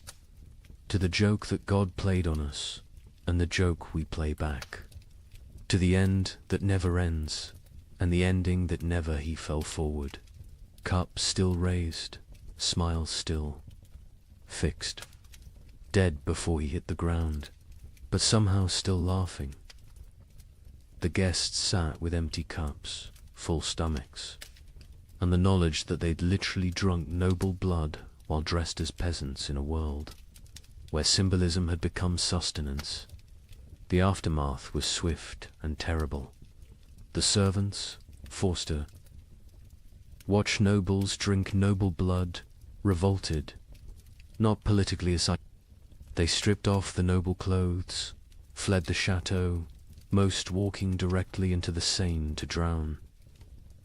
The nobles, trapped in servant rags, covered in Robert's blood, stumbled into Paris streets where they were attacked by mobs who didn't recognize them or didn't care. Of the 100 guests at the Feast of Fools, 13 survived to Easter. Most died by suicide, unable to process what they'd participated in. Lady Isabel, who recorded the events, ended her account. "We went to mock death and became death's mockery. We tried to feast on nothing and discovered we were nothing. Count Robert won his game. He died laughing at a joke only he understood, leaving us to live with the punchline." The Feast of Fools wasn't just noble decadence, it was aristocracy's suicide note written in performance art, when the highest class of society serves nothing on golden plates. Crowns, corpses, and drinks human blood as entertainment, the social. Order hasn't just collapsed, has performed its own autopsy while still breathing. The king, upon hearing of the feast, reportedly said, "Count Robert has shown us our future elaborate rituals around nothing, performances of power without power. Substance, consumption of ourselves disguised as celebration." He then ordered all records of the feast destroyed. They survived because Lady Isabel hid her account inside a Bible, writing, "Let future generations know that when the world ended, the nobility threw a party. We dressed our doom in silk and served our destruction on silver platters. We made horror into art because art was all we had left. And when the last toast was raised, it was to our own annihilation, delivered with perfect etiquette. Let me share numbers that medieval minds couldn't comprehend. In 1310, Europe's population was roughly 75 million. By 1322, it was 60 million. 15 million people gone. Not from plague, not from war, from cold and hunger, but statistics hide. Individual horror. In the town of Ypres, they kept exact records. Population 1315, 10,400. Population 1,322, 2,100. But here's the detail that haunts. Of those 2,100 survivors, only 300 were the original residents. The others, they came from elsewhere, drawn by rumors of food, only to find more death. The prior of Ypres wrote, "We no longer bury the dead. We stack them like cordwood, waiting for spring. But spring never comes warm enough to dig. The numbers tell a story that words cannot." The Abbey of Saint-Denis kept meticulous death records, originally for prayers for the departed. By 1318, they'd stopped recording names, just tally marks. 5 marks crossed through. 5 marks crossed through. Pages and pages of groups of 5, like a child learning to count, except each mark was a human soul. Brother Felipe, the abbey's mathematician, calculated the rate of death. In 1315, we lost 1 soul per week. By 1316, 1 per day. By 1317, 1 per hour. By 1318, we stopped counting because the living were too few to count the dead. Mathematics itself collapsed when the numbers exceeded comprehension. The Italian city-states, with their banking traditions, kept the most precise records. Florence's census of 1310 recorded 120,000 souls. The census of 1322 recorded 45,000. But hidden in those numbers was darker arithmetic. Of the 45,000 survivors, 30,000 had arrived during the famine, refugees from the countryside. The original Florentine population had dropped from 120,000 to 15,000. 7 of every 8 natives had perished. Venice's records reveal the geographic mathematics of death. The city's famous districts died at different rates. San Marco, where the wealthy lived, lost 40% of its population. Castello, where the poor crowded, lost 85%. But here's the cruel irony: the wealthy districts died faster in the final years. Once money meant nothing, poverty became an advantage. The poor knew how to starve. The rich only knew how to eat. In England, the Doomsday Book had recorded settlements since 1086. By comparing tax records from 1310 to 1322, we can track village-level devastation. In Norfolk, 40% of villages recorded in 1310 no longer existed. By 1322, not depopulated, erased. The land itself forgot humans had ever lived there. But let's look deeper at Ypres, because their obsessive record-keeping reveals the true mathematics of societal collapse. The town's cloth guild recorded not just deaths, but causes. 1,315. 500 deaths to 400 starvation. 100 disease 1316. 1,200 deaths to 900 starvation. 200 disease. 100 violence 1317. 2,100. deaths to 1,000 starvation, 500 disease, 400 violence, 200 voluntary, 18, 2,500 deaths to 800 starvation, 600 disease, 700 violence, 400 voluntary, 19, 1,800 deaths to 300 starvation, 400 disease, 500 violence, 600 voluntary, 1,320, 900 deaths minus 100 starvation, 200 disease, 200 violence, 400 voluntary. See the pattern. As starvation deaths decreased because the weakest had already died, violence and suicide increased. The mathematics of survival had shifted from competing for food to eliminating competitors. The demographic breakdown is equally telling. By age, infants 0 to 2, 95% mortality children 3 to 12, 80% mortality young adults 13 to 25, 60% mortality adults 26 to 45, 70% mortality elderly 46 plus, 90%.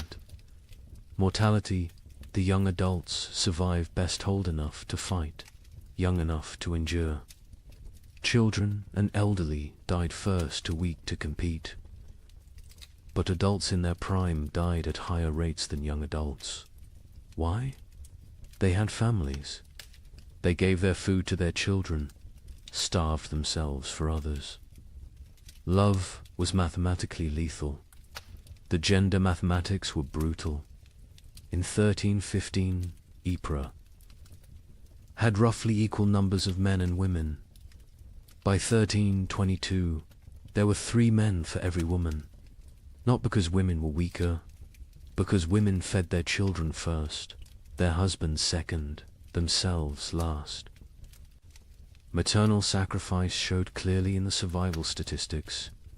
The social class mathematics defied expectations.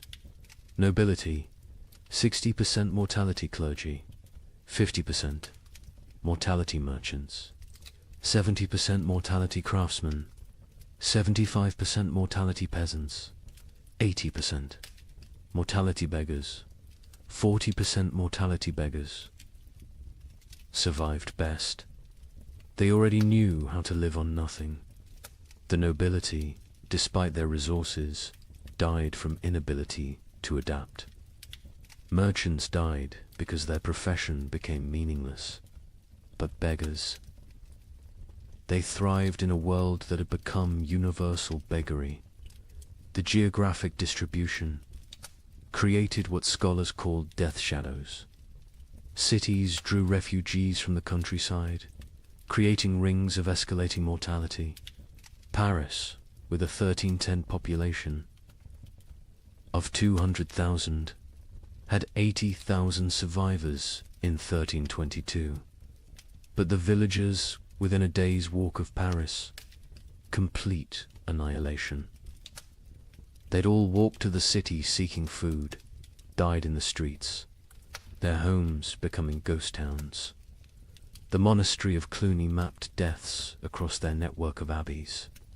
They discovered death followed trade routes not because trade spread disease, but because rumors of food traveled along merchant paths. Entire populations would migrate toward imagined abundance, creating waves of mobile starvation that crashed against city walls. The seasonal mathematics were predictable yet horrifying. Spring, highest death rates, bodies hidden by snow revealed. Last stores exhausted summer, moderate deaths, some forage available. But disease spread autumn. Lowest deaths, whatever harvest existed, plus weakest already dead winter.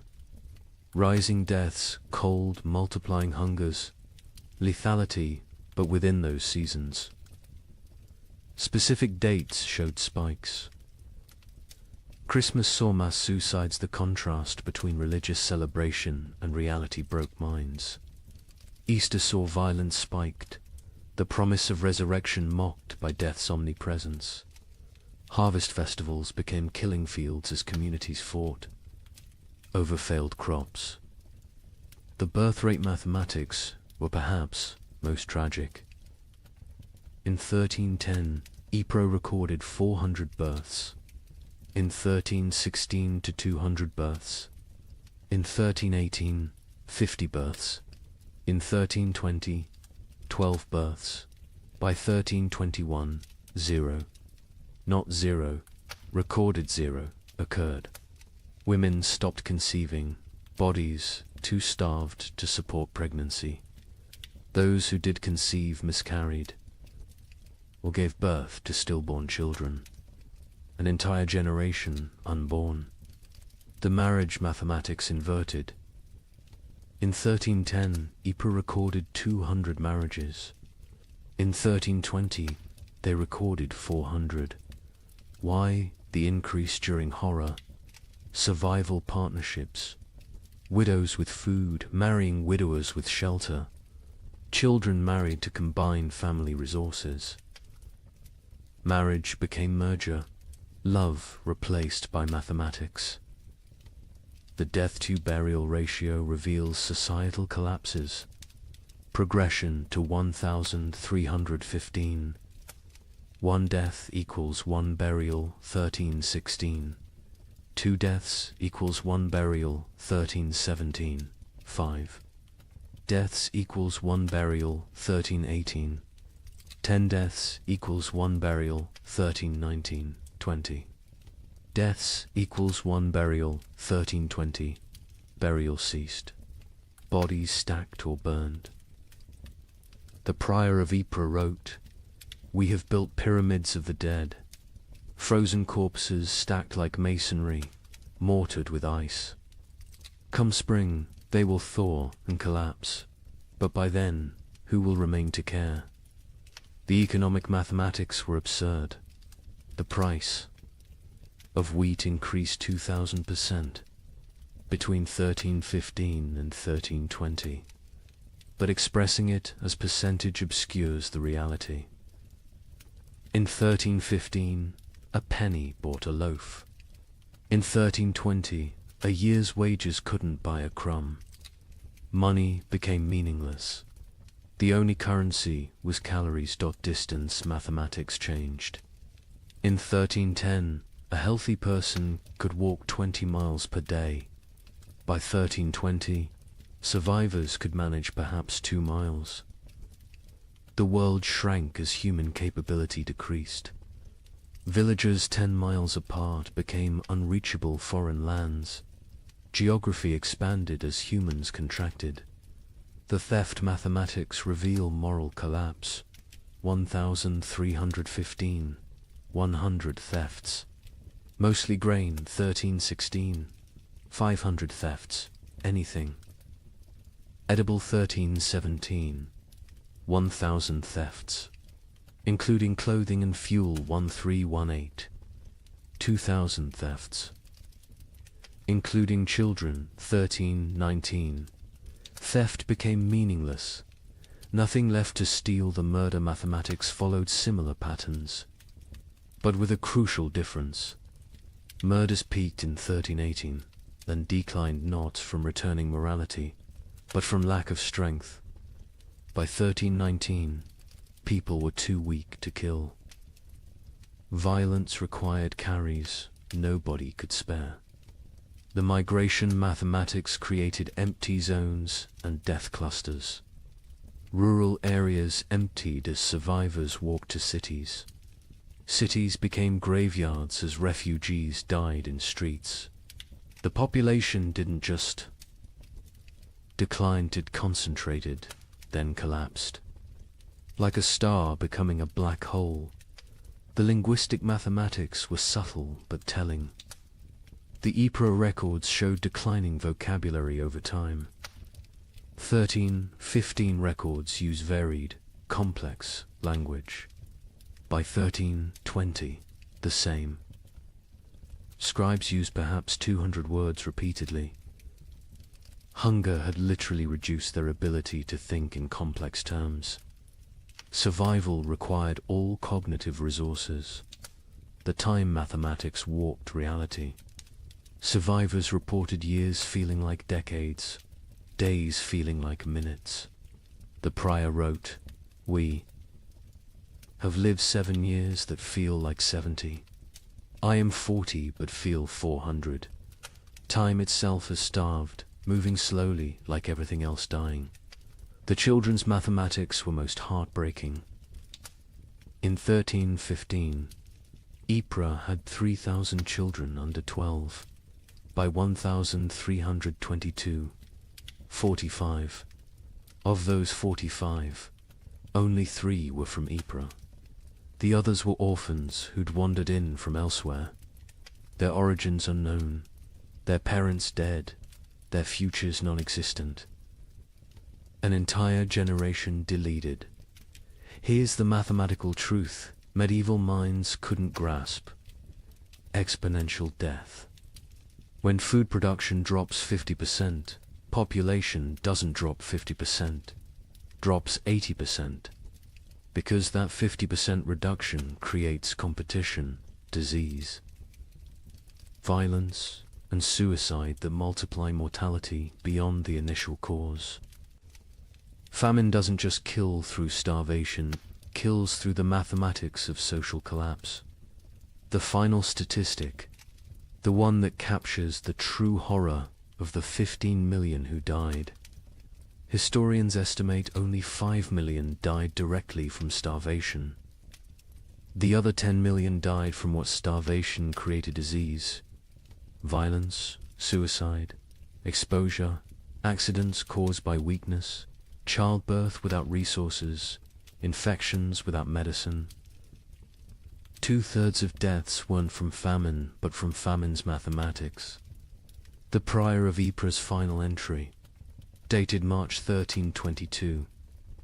I have kept these records for 7 years. I have reduced human souls to marks on parchment, lives to numbers, horror to mathematics. But mathematics cannot capture the sound of children crying for food that doesn't exist. Cannot calculate the weight of watching your family die by degrees. Cannot solve for why God allows such equations. The numbers say 2,100 remain from 10,400. But numbers lie. None remain. We 2,100 are not survivors, we are the not yet dead. Walking statistics waiting for our final tally. Mathematics has proven that hell is not fire and brimstone. Hell is subtraction without end, division without remainder, the null set of human hope. In 1321, as the worst seemed to be passing, something strange happened. The rats returned, but they were different, larger, bolder, moving in coordinated swarms. A chronicler in Milan wrote, "They fear neither cat nor dog nor man. They walk in daylight like they own the earth." Where had they been for 7 years? Some scholars believe they survived in the vast granaries of Eastern Europe, growing fat while the West starved. Others think they evolved, adapted to the cold. But everyone agrees on one thing. They brought something back with them. A Venetian merchant noted, "The rats are sick. They dance in circles before dying, black swellings on their necks." Those swellings would have a name soon enough. But in 1321, as Europe began to believe, the worst was over. Nobody knew they were witnessing the overture to the Black Death. The first documented sighting was in Prague, March 1321. A baker named Joseph, one of the few whose ovens still functioned, reported to the city guard. They came at dawn, hundreds of them, moving like water through the streets. But wrong. Rats don't move together like soldiers. These did. They ignored the few cats left alive. The cats ran from them. Within days, similar reports flooded in from across Europe. But these weren't the timid creatures that had vanished in 1315. The merchant Giovanni di Marco, traveling from Venice to Vienna, documented what he saw. Rats the size of rabbits, some larger, grey-black fur so thick arrows bounce off, eyes that reflect light like demons. They don't scatter when approached. They stand their ground, studying you, calculating. The Archbishop of Mainz received disturbing reports from his parishes. The rats show intelligence beyond nature. They work in teams, some distract while others steal. They've learned to open larches, untie knots, even use simple tools. A priest in Worms saw one using a stick to knock bread from a high shelf. This is not natural. This is diabolic. But where had they been? The 7-year absence created wild theories, but one Benedictine scholar, Brother Antonius of Regensburg, proposed something chillingly plausible. The rats didn't vanish, they migrated east, following ancient Roman grain routes to the steppes. Beyond Hungary, there, in the vast underground granaries, built by emperors and forgotten by time, they found paradise. Infinite grain, no predators, perfect breeding conditions, 7 years of unlimited food and reproduction. They've returned not as the same species, but as something evolved. The physical changes were documented obsessively. A physician in Paris dissected several specimens, twice the size of pre-famine rats. Muscle density increased by half. Teeth lengthened and serrated, capable of chewing through wood, even soft metals. Most disturbing, enlarged brains. The cranial capacity has increased by 1/3. These are not the rats that left. These are their descendants, shaped by 7 years of plenty while we endured 7 years of want. The behavioral changes were even more unsettling. The rats showed coordination that defied explanation. A witness in Cologne described an attack on a grain warehouse. They moved in waves. First wave gnawed the doors, while others waited. When guards appeared, they retreated. In perfect synchronization, they returned at night with more numbers, attacking from multiple points simultaneously. They knew we were watching. They waited until we were exhausted. They had lost all fear of humans. Previous generations of rats fled from people, lived in shadows, scavenged secretly. These new rats walked openly through marketplaces, entered homes while families ate, stared directly at humans with what witnesses described as calculating intelligence. A child in Nuremberg reported rats watching her family eat dinner through the window. "Counting us," she said. The cats, those few that survived the famine, refused to hunt them. A chronicler in line observed, "Our best Mauser, who survived 7 years of horror by hunting, now cowers when rats pass. He recognizes something we don't. The predator-prey relationship is inverted. The cats know they're now the prey. Dogs fared no better. Hunting hounds trained to kill wolves ran from rat. Swarms, a pack of street dogs in Milan, hardened by years of surviving on corpses, was found torn apart. Witnesses said the rats had hunted them like wolves hunt deer, driving them into a corner, exhausting them, then moving in for the kill. But it was the rats' relationship with the dead that proved most disturbing. During the famine, corpses had accumulated faster than burial. Mass graves, body piles, frozen pyramids of the dead, all untouched for years. The returned rats showed intense interest in these sites. Not to feed, they seemed well fed, but to investigate. A gravedigger in Bordeaux reported. They dig into the mass graves, not eating, just ... examining. They spend hours among the bones, touching them with their paws, almost like they're reading something. Then they emerge and dance, spinning, leaping, falling over, getting up, spinning again, like they're drunk or mad. The dancing disease appeared first in the rats, then in the animals they bit, finally in humans. But in 1321, people thought it was just strange behavior. They didn't connect it to disease.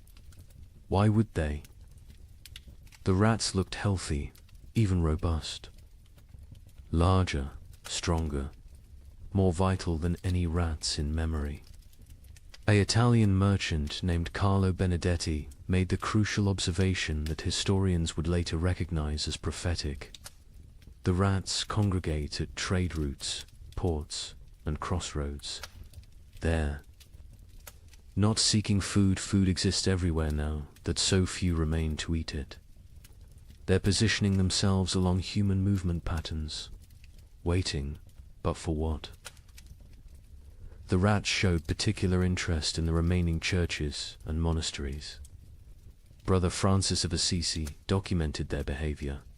They enter during services, completely unafraid of the congregation. They sit in neat rows as if listening to the sermon. When we sing hymns, they sway. When we pray, they bow their heads. Mockery, mimicry, or something else. They seem to be waiting for something, some signal we cannot perceive. The first human deaths directly attributable to the returned rats came in summer 1321, not from attack from disease.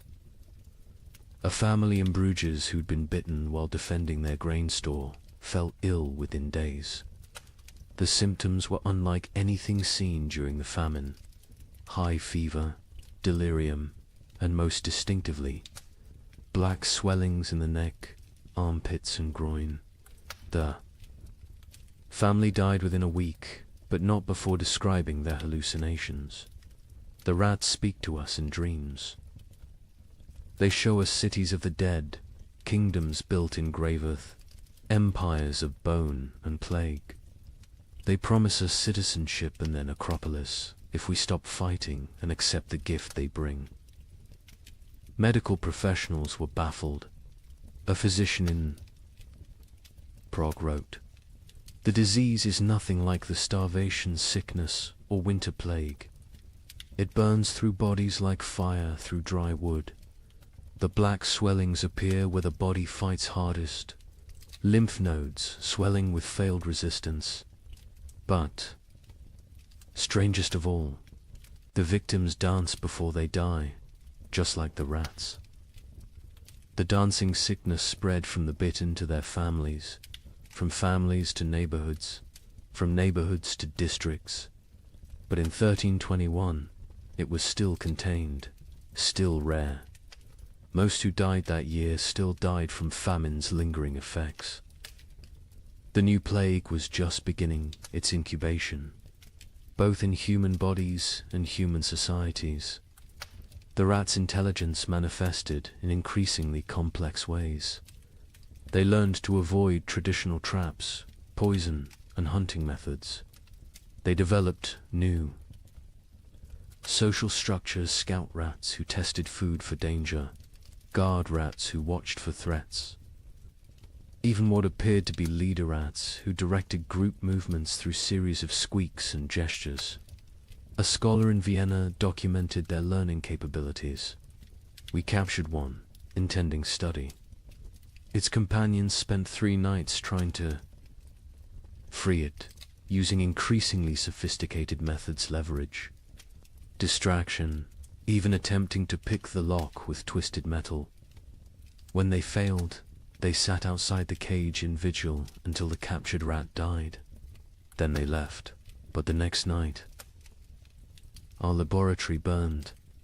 The fire started in 3 places simultaneously. Draw your own conclusions. The church struggled to explain the rats' return. Were they demons? Punishments? Tests? The Bishop of Cologne preached. For 7 years they abandoned us to our suffering. Now they return in our moment of hope, stronger for their absence. They are either God's final curse or Satan's opening move in some greater game. Either way, they herald something worse than what we've endured. Popular folklore developed quickly. Rats were secret rulers of the underworld who'd retreated to plan humanity's destruction. They would transform human souls, twisted by starvation into animal form. They were advanced scouts for an invasion from hell itself. Each theory was more fantastic than the last, but none were as terrible as the truth. The truth was biological, not theological. The rats had spent 7 years in isolated populations, breeding rapidly in the eastern granaries. Diseases that would normally kill them had instead created resistant populations. The Black Death bacterium, Yersinia pestis, had found perfect incubation conditions, countless hosts, rapid reproduction, isolation from human interference. The rats weren't evil. They were evolution's answer to abundance. After scarcity, by autumn. 1321, the dancing sickness had spread to every major city. Still not epidemic, still not recognized as connected to the rats, but growing. The correlation between rat populations and disease was noticed by a few. An Italian doctor wrote, "Where rats congregate, sickness follows. Where rats dance, humans die. Where rats thrive, plague arrives." But Europe, exhausted from 7 years of famine, couldn't process another catastrophe. The return of the rats was seen as disgusting but manageable. The dancing sickness was concerning but limited. Nobody connected the dots that would seem obvious in hindsight that the rats weren't just returning from exile. They were bringing hell with them. The final observation of 1321 came from a child in Marseille, a girl who'd survived the famine by eating rats when they were still scarce. She told her priest, "The old rats tasted of hunger and fear. These new rats taste of death and patience. They're not afraid of us because they know something we don't. They're waiting for us to realize we're already dead." Within 20 years, her words would prove prophetic. The Black Death would kill 1/3 of Europe's remaining population. But in 1321, as people celebrated the famine's end, as they counted their dead and rebuilt their lives, the rats just watched, and waited, and danced their strange dances in the moonlight, practicing for the grand performance yet to come. On March 15th, 1322, something miraculous happened. The sun broke through clouds that had shrouded Europe for 7 years. Real warmth, real light. In London, people fell to their knees in the streets, weeping. Church bells rang for 3 straight days. A young monk in Canterbury wrote, "We had forgotten the sun could hurt your eyes." Children who had never seen their own shadows screamed in terror at the dark shapes that followed them. But the thaw revealed horrors frozen in time. Bodies emerged from snowdrifts, perfectly preserved. Entire families found seated at tables. Frozen mid-meal. Armies discovered standing in formation, weapons raised, ice statues of a war that winter had won. The warmth came suddenly, without warning. Dawn broke grey as it had for 7 years. But by noon, actual golden light pierced. Through, not the weak, watery light that occasionally appeared, but real sunshine, hot, bright, alive. In Paris, people stumbled from their homes, shielding their eyes, unable to comprehend what they were seeing. Marie de Champagne, age 7, born during the famine, experienced sunshine for the first time. Mother fell to her knees and pulled me down, saying we must pray. I asked what the burning light was. She said God's eye has opened. I was terrified. I thought God was going to see what we'd done to survive. The ice began to melt with alarming speed. Winter's archives, 7 years of frozen death, began to reveal themselves. In Cologne, the Rhine's thaw exposed a grotesque gallery, hundreds of bodies that had fallen through ice over the years, preserved perfectly, now floating downstream like a parade of the damned. Citizens lined the banks, searching for relatives lost years ago, finding them looking exactly as they had at death. Brother Thomas of Westminster, who'd chronicled the disaster from beginning, wrote with shaking hand, "The earth gives up its dead, but not for resurrection. They return only to show us what we've done." A mother and child, frozen in embrace, so perfectly preserved I could count the tears frozen on their cheeks. Soldiers who died defending grain stores, still standing at their posts, ice guardians of nothing. God has kept perfect record of our failures, but with the thaw came something worse than revealed corpse, truth-field truth. The ice had hidden the full scope of devastation. Entire districts thought to be empty were found to contain hundreds of frozen dead. Mass graves, hastily covered with snow, began to melt and shift, creating mudslides of human remains. The spring of 1322 didn't bring renewal. It brought archaeology of horror in the Alps. The thaw revealed the children's crusade of frost, perfectly preserved. A merchant reported, "They stand like an army of small angels, ice blue and beautiful. In their death, still holding hands, still facing south, still seeking summer that has finally come too late. Pilgrims are already calling it holy ground. I call it the world's guilt made manifest. Europe that emerged from the Great Famine was unrecognizable. Languages had changed, words for hunger had multiplied, while words for joy had been forgotten. Children born during the 7 years were stunted, marked forever by starvation. They would be called the famine generation, shorter, weaker, but survivors of the impossible. The social order had shattered. Peasants who survived owned land, for the first time inherited from the dead. The church's authority collapsed. Where was God during the freeze? And most critically, the population drop created labor shortages that would, within a generation, end feudalism itself. The Great Famine didn't just kill millions, it killed the medieval world. The linguistic changes were documented by scholars. Attempting to translate pre-famine texts, the abbot of Cluny wrote, "We have 23 new words for different types of hunger, but have lost the words for feast, abundance, and satisfaction. Children learning to speak, use, eat.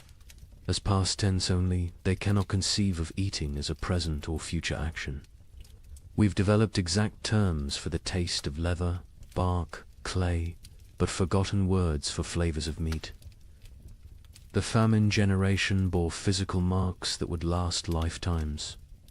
Stunted growth, adults reaching barely 5 feet, bone deformities from childhood rickets, teeth destroyed from eating stones and wood, but worse were the invisible scars.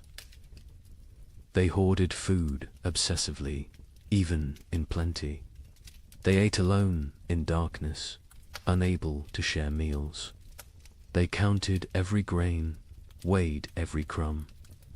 A physician in Paris noted, "They survived famine, but remain imprisoned by it. Their bodies live in 1322, but their minds remain in 1318. The social revolution was immediate and irreversible. A third of Europe's nobility had perished, entire bloodlines extinct. Peasants squatted in abandoned castles, worked lordless lands, claimed ownership through occupation. The survivorship created overnight social mobility. A serf who'd hidden grain became a merchant. A baker's assistant who'd outlived his master became a guild leader. A prostitute who'd hoarded food became a property owner. The church's authority evaporated like morning frost. 7 years of unanswered prayers had broken faith's monopoly. New sects emerged, some worshipping nature, others embracing nihilism. The Pope's call for renewed devotion was met with laughter. A graffiti in Rome read, "God starved. We survived. Who then is stronger?" Priests found congregations unwilling to tithe, unable to trust divine providence that had provided only suffering. But most revolutionary was the labor shortage. With 15 million dead, every survivor became valuable. Peasants demanded wages. Instead of feudal obligations, serfs simply walked away from their lords, knowing they'd find better conditions elsewhere. The statute of laborers, attempting to freeze wages at pre-famine levels, was universally ignored. A blacksmith could demand noble prices. A farmer could negotiate like a merchant. The medieval world built on hierarchy. Faith and agricultural abundance had been murdered by weather. What emerged was proto-modern, mobile, skeptical, calculating. The Great Famine didn't just kill people, it killed the very idea of divinely ordered society. The survivors knew now that God could forget them, that nobles could starve, that civilization was only 3 meals deep. Europe would rebuild, but never recover. The medieval dream was frozen in those 7 years, preserved like the corpses in ice, beautiful and dead forever. In 1323, an anonymous scribe in Bavaria wrote what might be the most important document of the entire famine. Not a chronicle of events, but a warning. To those who come after, know this. We thought ourselves masters of the earth. We built castles against enemies, churches against damnation, walls against nature itself. But when the sky turned against us, when the very air became our enemy, we learned that civilization is only 3 mills deep. Beneath that lies the animal, and beneath that ... lies something worse, something that would eat its own shadow if it could provide sustenance. We survived. That is not the same as living. Some costs can never be repaid.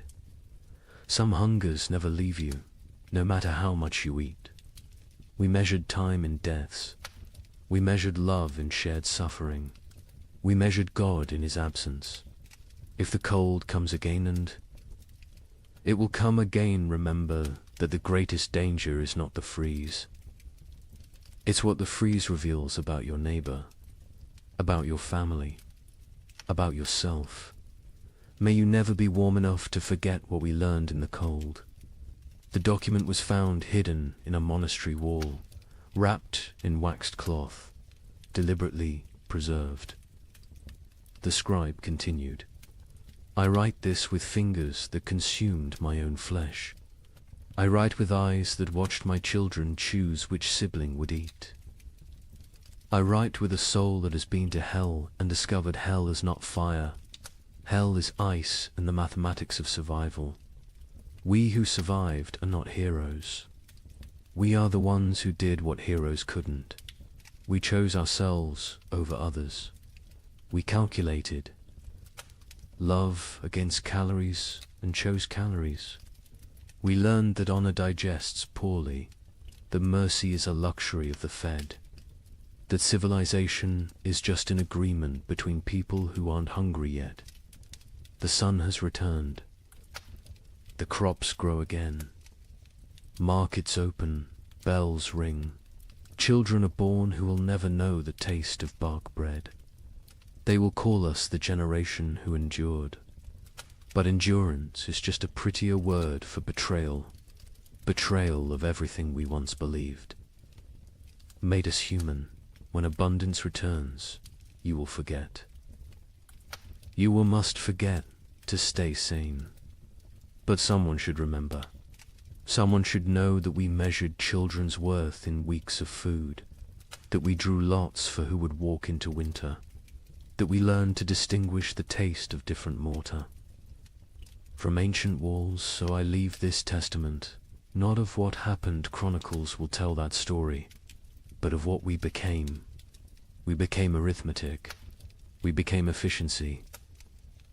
We became the truth that underneath every prayer, every law, every noble sentiment, lies the animal that will eat its own tail if the circle of consumption demands it.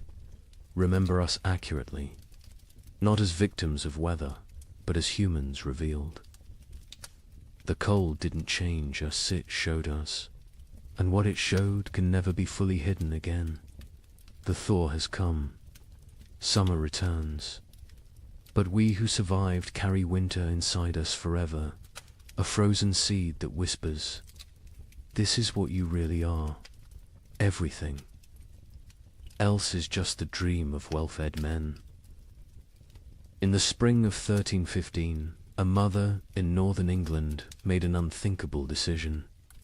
She locked her children inside their cottage, walked into the frozen wasteland, and never returned. But she wasn't abandoning them. She was saving them.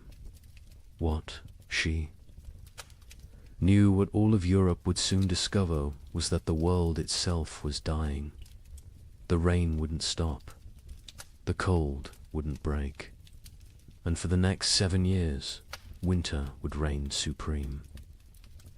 Her name was Marjorie of Dereham, and her neighbors found her children 3 days later, alive, huddled around the last embers of their fire. The eldest, a boy of 9, clutched a note his mother had left. The priest who recorded it wrote that his hands shook as he read her words aloud. "My flesh will buy them grain. My absence will grant them mercy. Tell them I walk toward God, not away from them." You see, Marjorie had understood something terrible. Something that would take the rest of Europe months to grasp. This wasn't just another harsh spring. This was the beginning of an extinction. The marketplace where she'd traded her body for bread had made the calculation clear. A living mother meant 5 mouths to feed. A missing mother meant 4 orphans the church had to shelter, and the church still had grain. Still had walls, still had hope that this nightmare would end. But here's what makes Marjorie's story so haunting. She wasn't unique. Parish records from 1315 show hundreds of similar disappearances. Parents vanishing into blizzards, elderly grandparents wandering into forests, always leaving notes, always locking doors from the outside, always walking toward death like it was salvation. The chronicler Geoffrey Le Baker would later write about that spring with words that feel pulled from nightmares. The rains began on St. George's Day and fell like God had forgotten how to do anything else. Not the warm rains of April that wake sleeping seeds, but frozen needles that killed whatever they touched. Crops didn't fail, they drowned standing. Rivers didn't flood, they exploded from their banks like wounded animals. Think about that. For a moment, you're a medieval peasant. Your entire world is 3 miles wide. Everything you know about survival, every technique your father taught you, every prayer your mother whispered, assumes one simple truth, that seasons follow patterns. Spring brings life. Summer brings growth. Autumn brings harvest. Winter brings rest. But what happens when spring never comes? When winter refuses to die? When the very foundation of existence cracks beneath your feet? That's what began in 1315. Not a famine, not a crisis, but the complete collapse of natural order.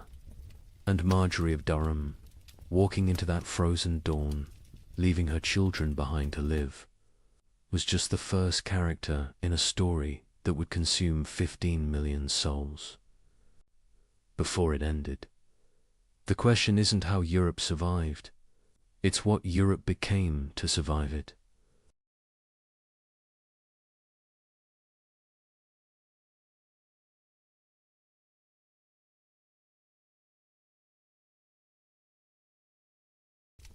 Good evening and welcome back, friends.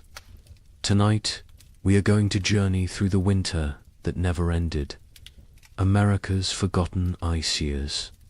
As always, let me know where in the world you are listening in from. Get cozy, settle in, and let's begin. She stood at the frost-covered window. Her breath formed clouds in the June air. Outside, snow fell on what should have been green cornfields. Her children huddled by the dying fire.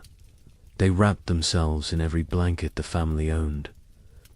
She whispered a prayer, the same prayer she had whispered every morning for weeks. She asked God when spring would finally come. She did not know this was only the beginning. Picture thousands of similar scenes across the American frontier. Thousands of windows, thousands of prayers whispered into the impossible cold. What happened in 1816 was merely a prelude, a warning that no one heeded. 20 years later, something far worse came to the American interior. This time it would last not 1 year, but 3 brutal winters. They bled into each other without mercy, without explanation, without end. Between 1836 and 1838, a climate catastrophe struck North America. It has been nearly erased from popular memory. Historians debate the causes today. Solar minimums, volcanic eruptions half a world away, or a deadly combination of forces beyond human understanding. The pioneers who lived through it had no such explanations. They had only survival.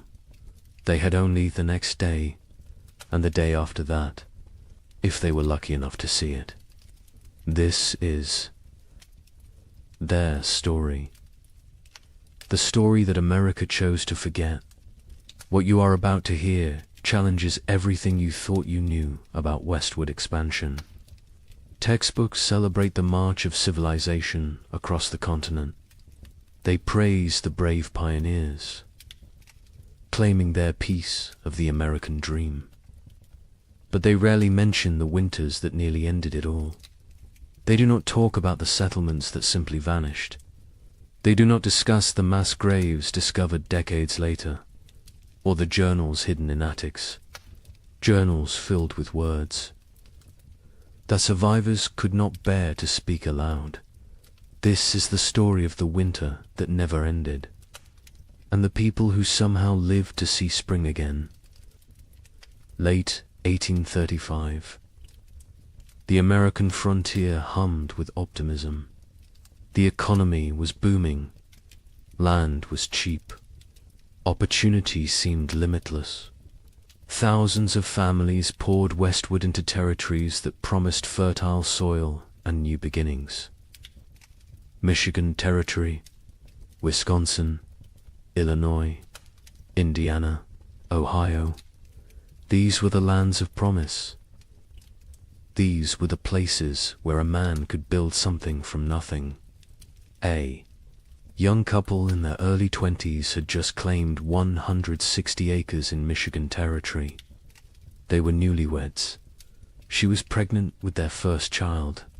He had spent the summer building a one-room cabin with his own hands. The logs were chinked with mud and moss.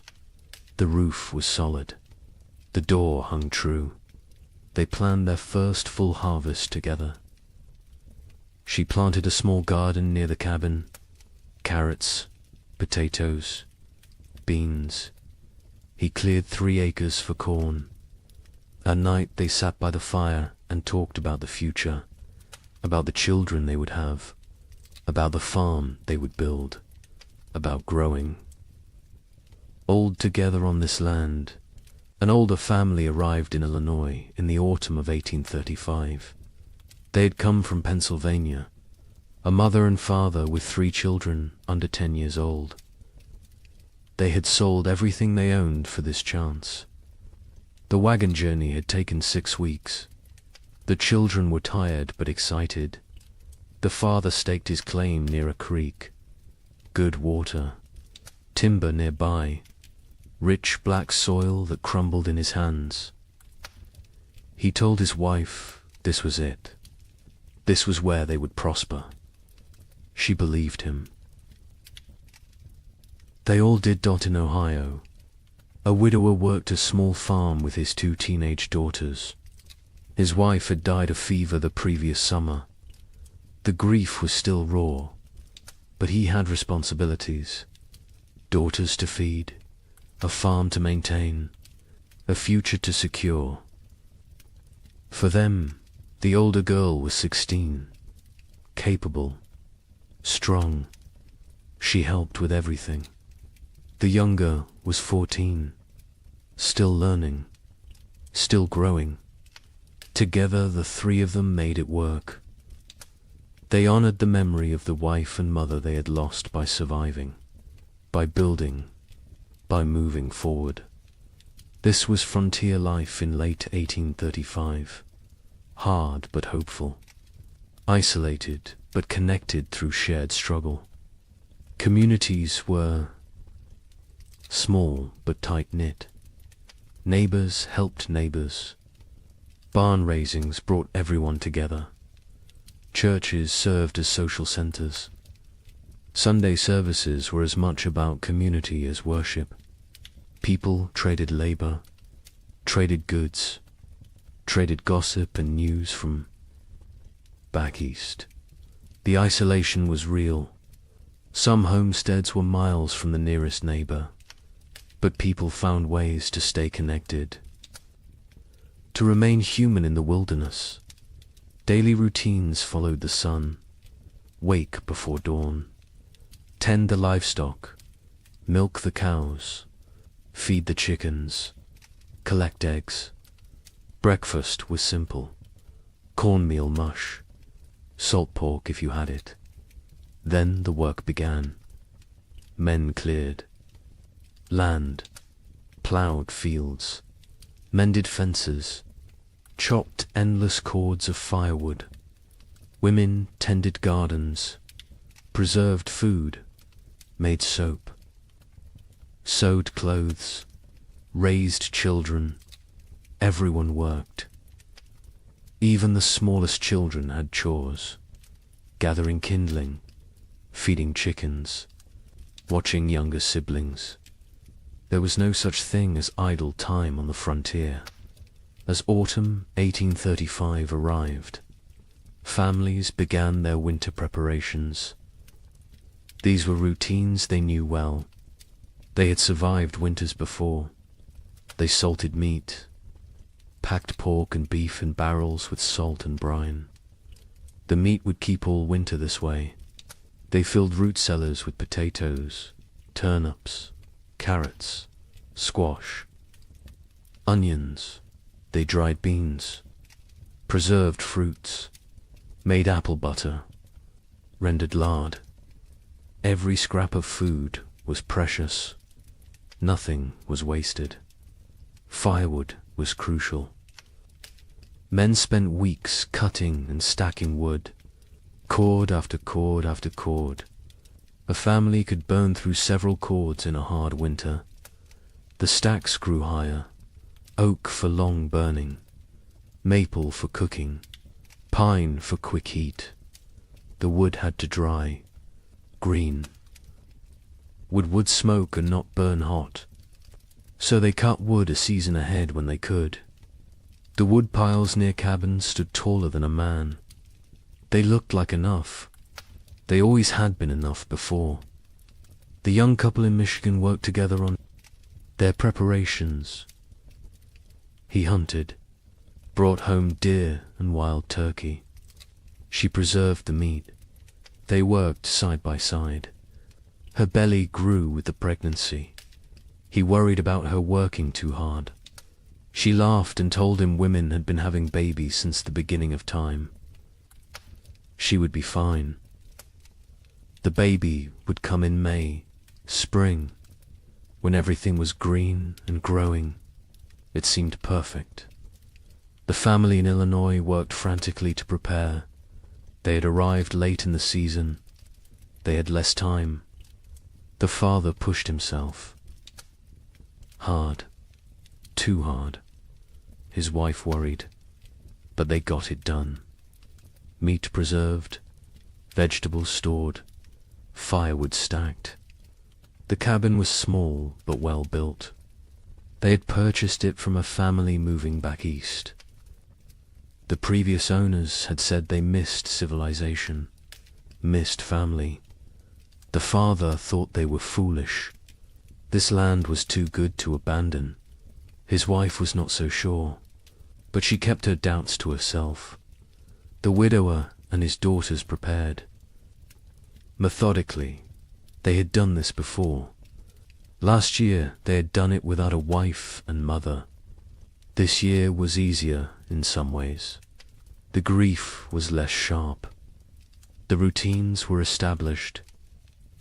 The older daughter had learned her mother's preservation techniques. The younger helped without complaint. They worked together in comfortable silence, the kind of silence that comes from shared loss and shared survival. They would make it through another winter. They had to. December 1835 arrived cold and early. The first snows came before Thanksgiving, heavier than usual. The temperatures dropped fast. Old-timers mentioned it reminded them of 1816, the year without a summer. But the younger settlers dismissed the comparison. Every old-timer thought their memories were the worst. This was just a hard winter, nothing more. They had food, they had shelter, they had firewood. They would be fine.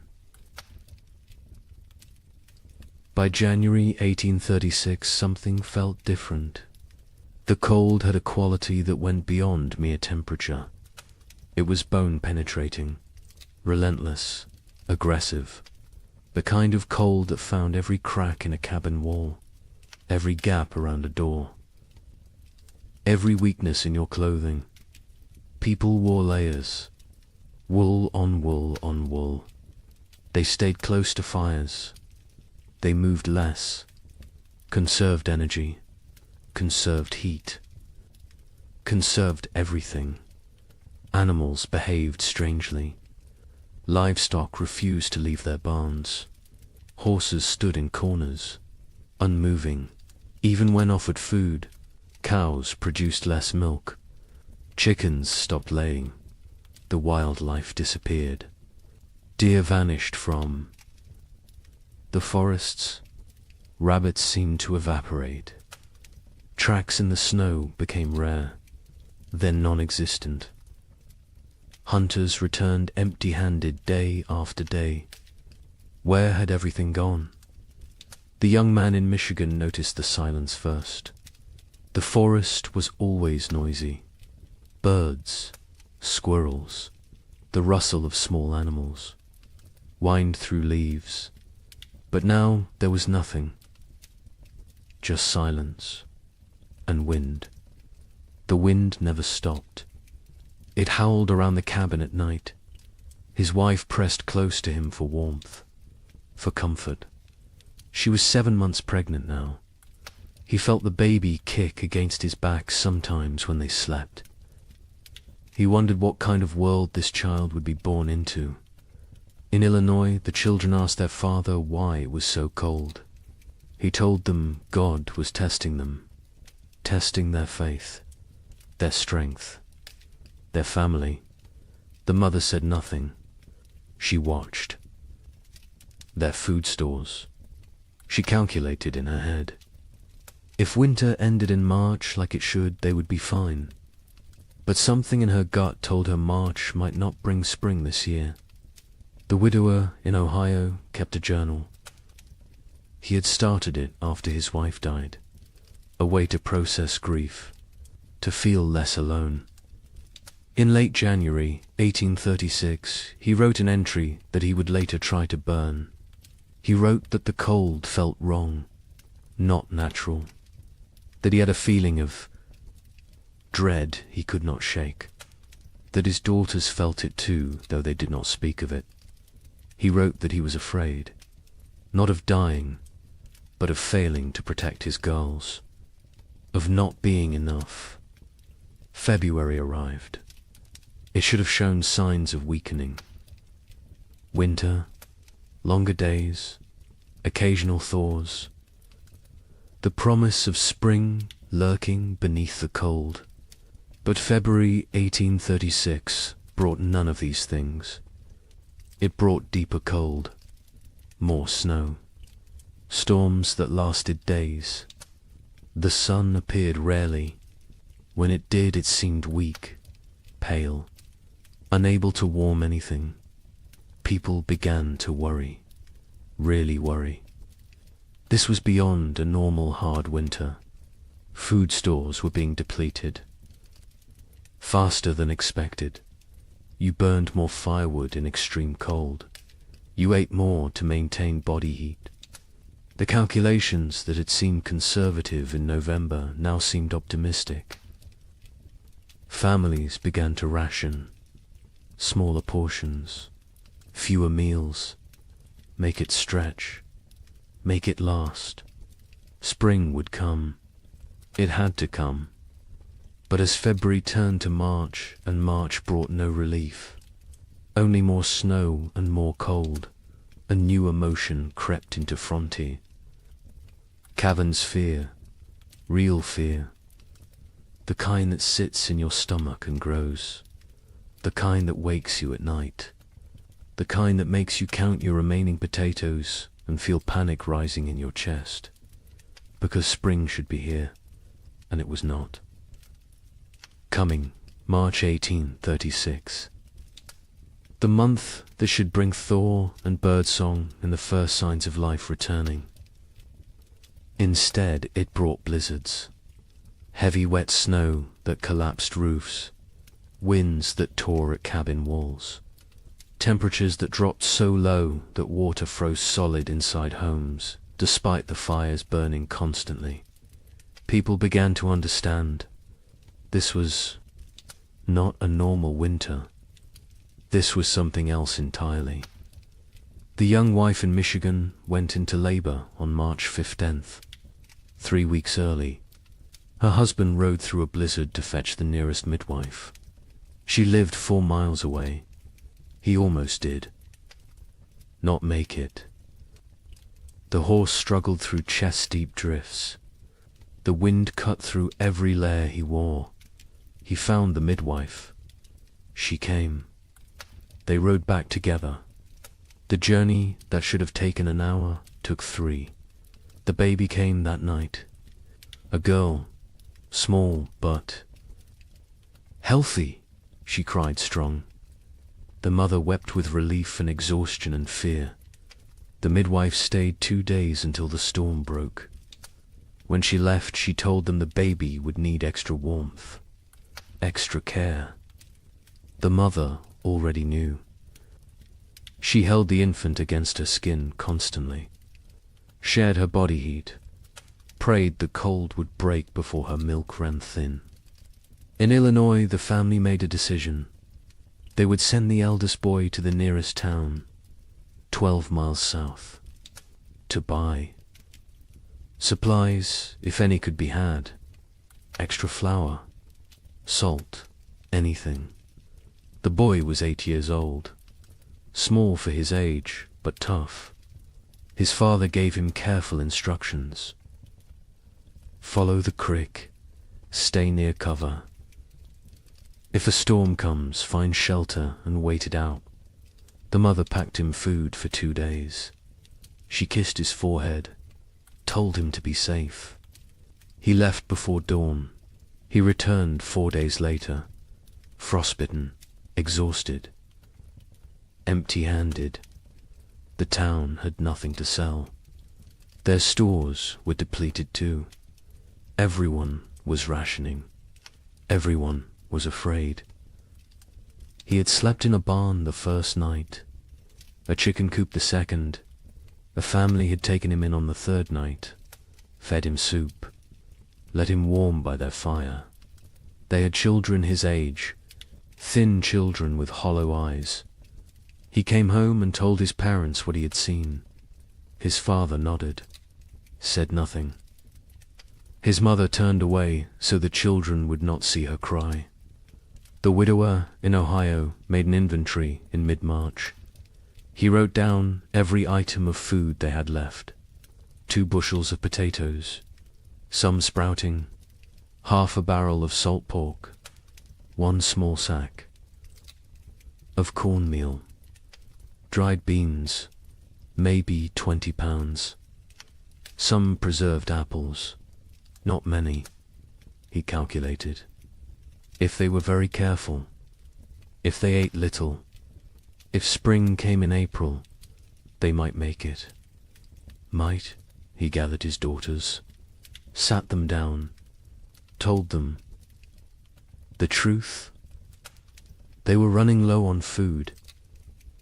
They would need to ration carefully. The older daughter asked if they would starve. He could not lie to her. He said he did not know, but they would do everything possible to survive.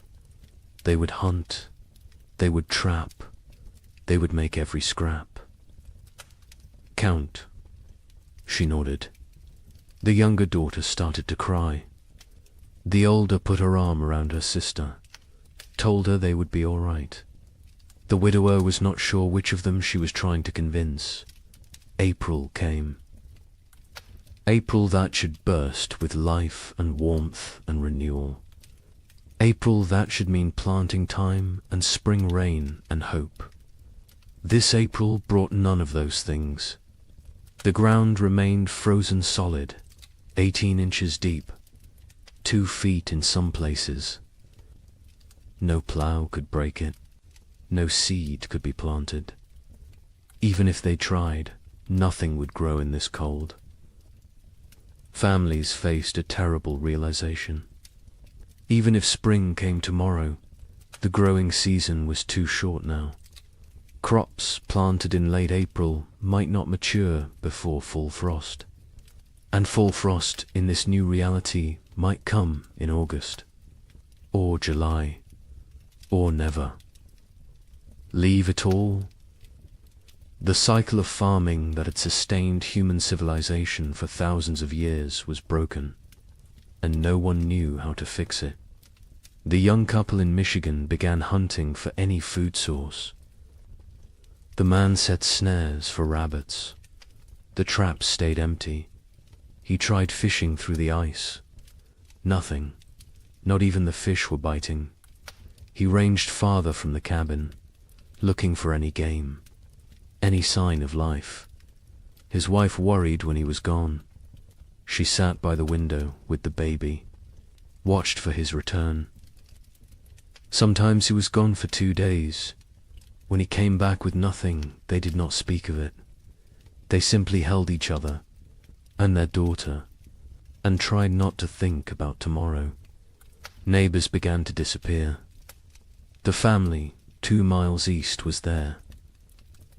One day, gone the next. Their cabin door stood open, their belongings left behind. Only the food was gone, and their wagon, and their animals. They had fled south, or tried to. No one knew if they made it. More families followed. Every week someone else left. The community that had been tight-knit was fraying, unraveling. People made choices for their own survival now. There was no room for collective thinking anymore. Some tried to help each other still. Families with slightly more food shared with those who had less. But even generosity has limits when your own children are starving. A man in Indiana gave his last potatoes to a neighbor. His own family went without for a week. When his wife confronted him, he said it was the Christian thing to do. She said Christian charity would not save their sons. They argued. It was the first real argument of their marriage. There would be many more before spring finally came. Churches held special services, prayer meetings, asking God for deliverance, for spring, for mercy. Attendance was sparse. Travel was too dangerous. Faith was wavering. A preacher in Illinois gave a sermon about Job, about suffering that tests faith, about endurance through trial. 3 families walked out. One man stood and shouted that God had abandoned them. The preacher had no answer, because maybe he had. By late April 1836, reality had set in. This was not going to end. Not soon. Maybe not ever. People stopped saying spring would come. They stopped making plans. They focused only on surviving the day in front. Of then, nothing more. The future was too uncertain, too terrifying.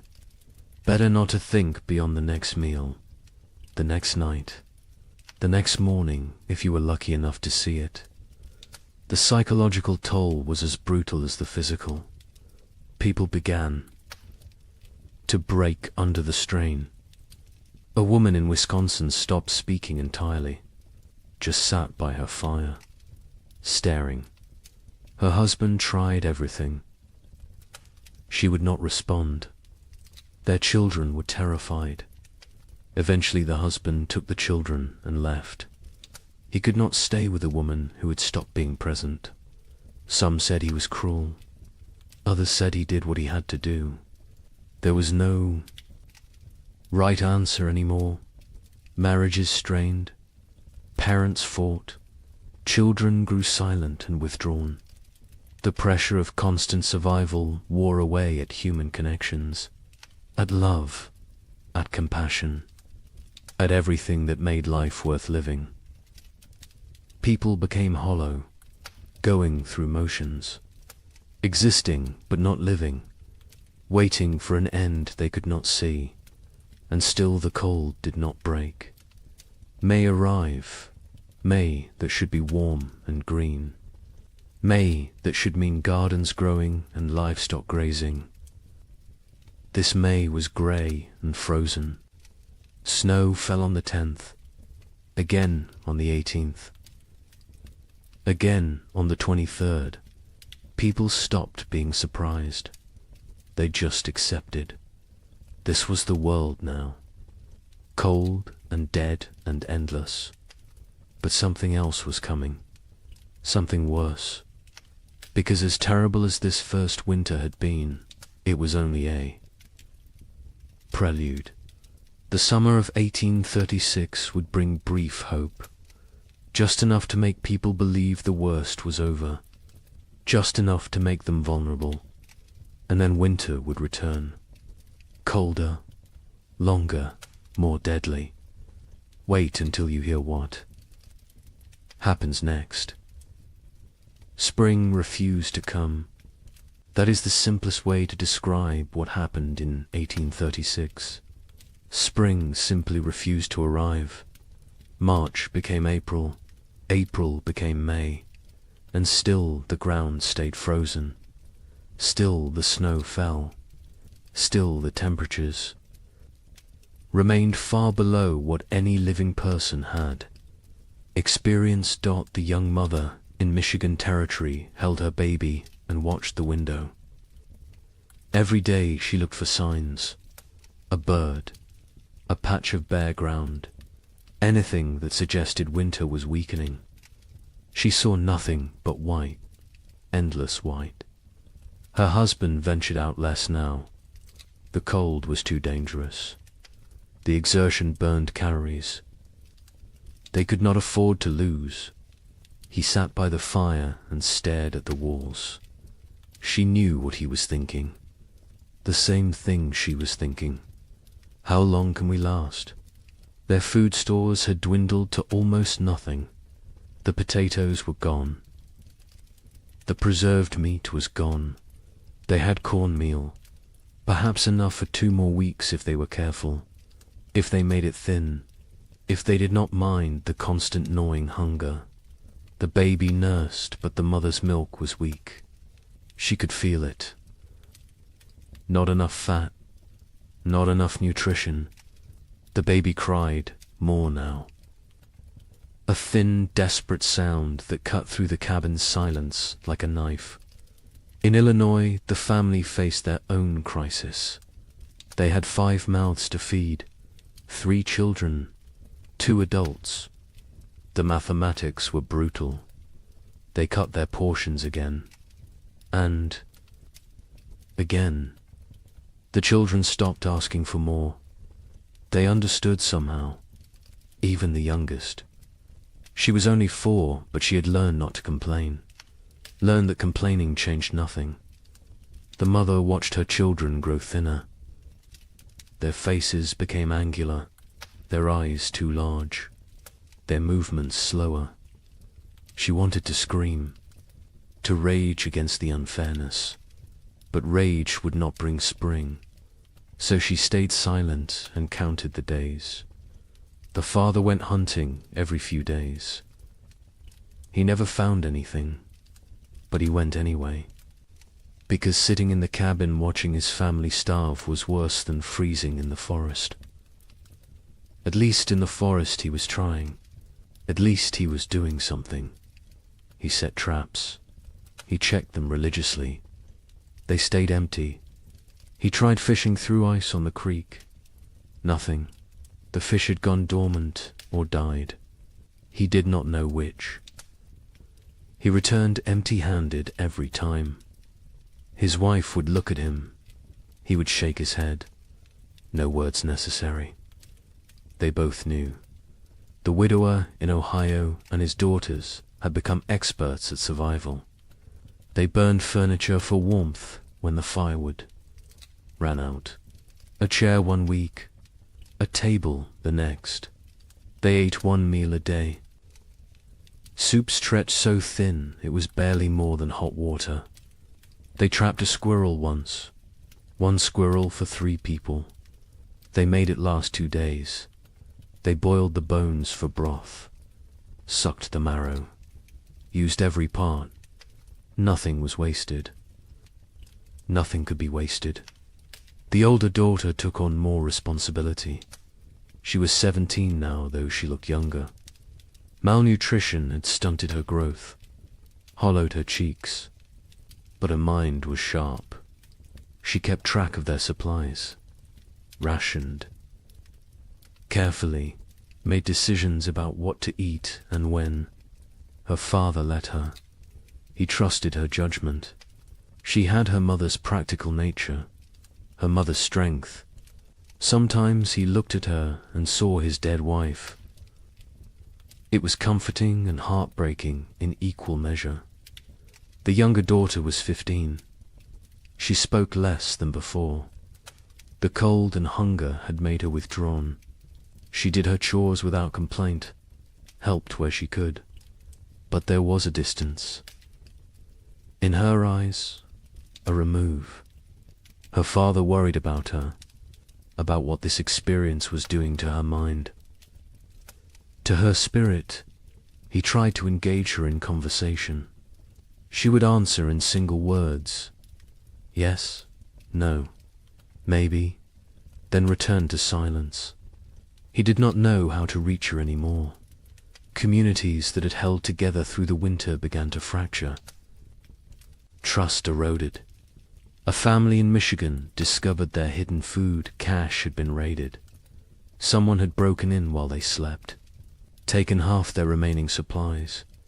They suspected a neighbor, a man they had helped the previous autumn, but they could not prove it, and confrontation seemed pointless.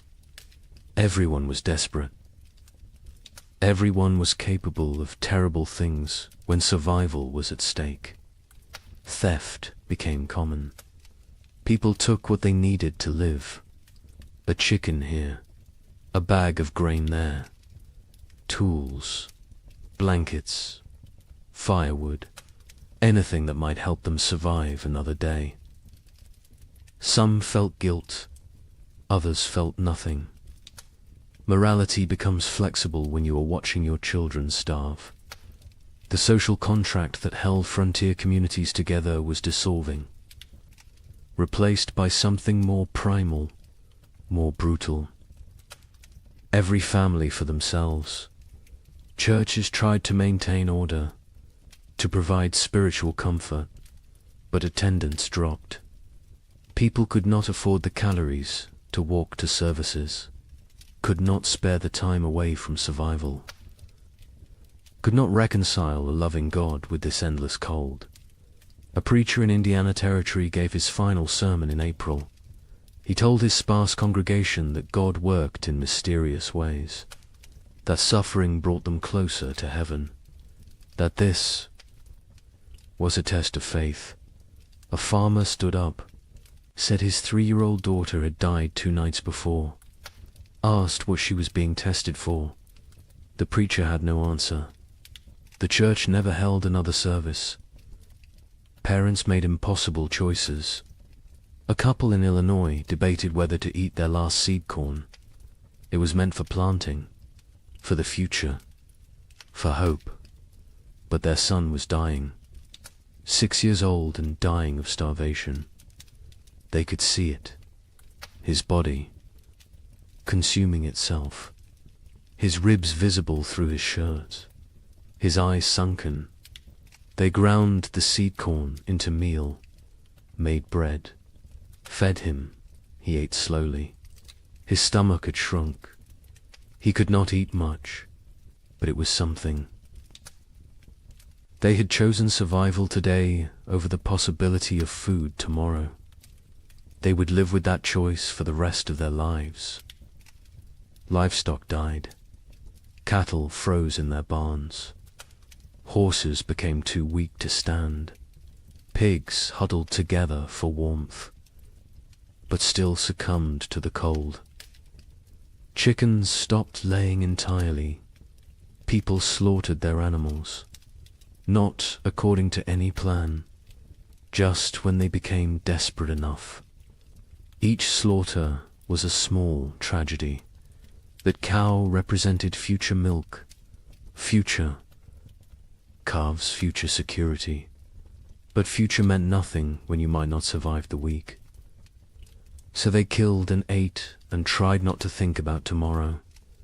The meat from livestock helped, but it went fast.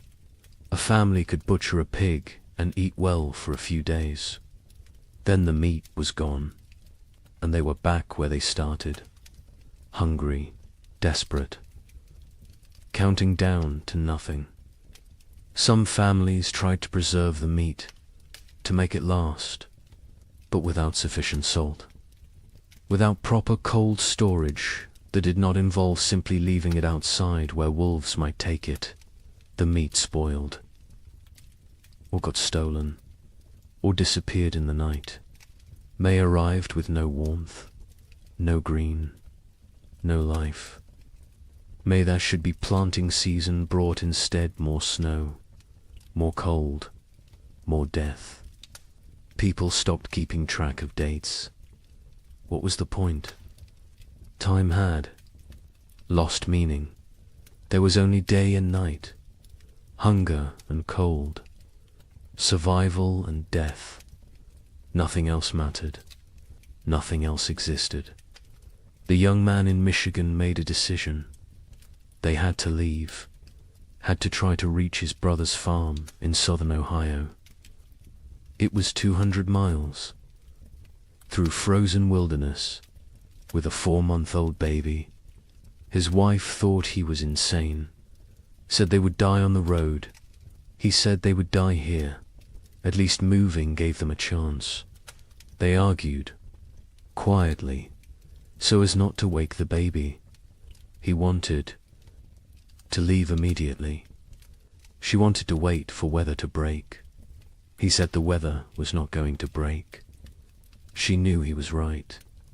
But she also knew their chances of surviving a 200-mile winter journey were close to zero. They compromised. They would wait 1 more week. If the weather did not improve, they would go. They both knew it would not improve. But the compromise gave them something. A deadline, a decision point, a plan. Even a futile plan was better than sitting and waiting. To die. They spent the week preparing. He made a sled from cabin boards. She sewed carrying sacks. They packed their few remaining possessions, some clothes, a pot, a knife, a blanket, and the baby. Always the baby. In Illinois, the father watched his children and made calculations. They had food for perhaps 10 more days. After that, nothing. He had no plan for day 11. No ideas, no options. He had exhausted every possibility, every resource, every connection. They were alone, isolated, and running out of time. He told his wife they might need to consider sending the children to town to find families who could take them in. She refused, said they would stay together. Whatever happened, they would face as a family. He did not argue. He understood. But he also knew that keeping the family together might mean watching all of them die. The widower in Ohio faced a different calculation. His daughters were old enough to understand, old enough to participate in decisions. He sat them both down, told them they had food for maybe 2 weeks, asked them what they thought they should do. The older daughter said they should stay, that leaving was more dangerous than staying. The youngest said nothing, just stared at the floor. The widower agreed with his older daughter. They would stay. They would make what they had last as long as possible. They would hope for spring, even though hope felt like a luxury they could not afford.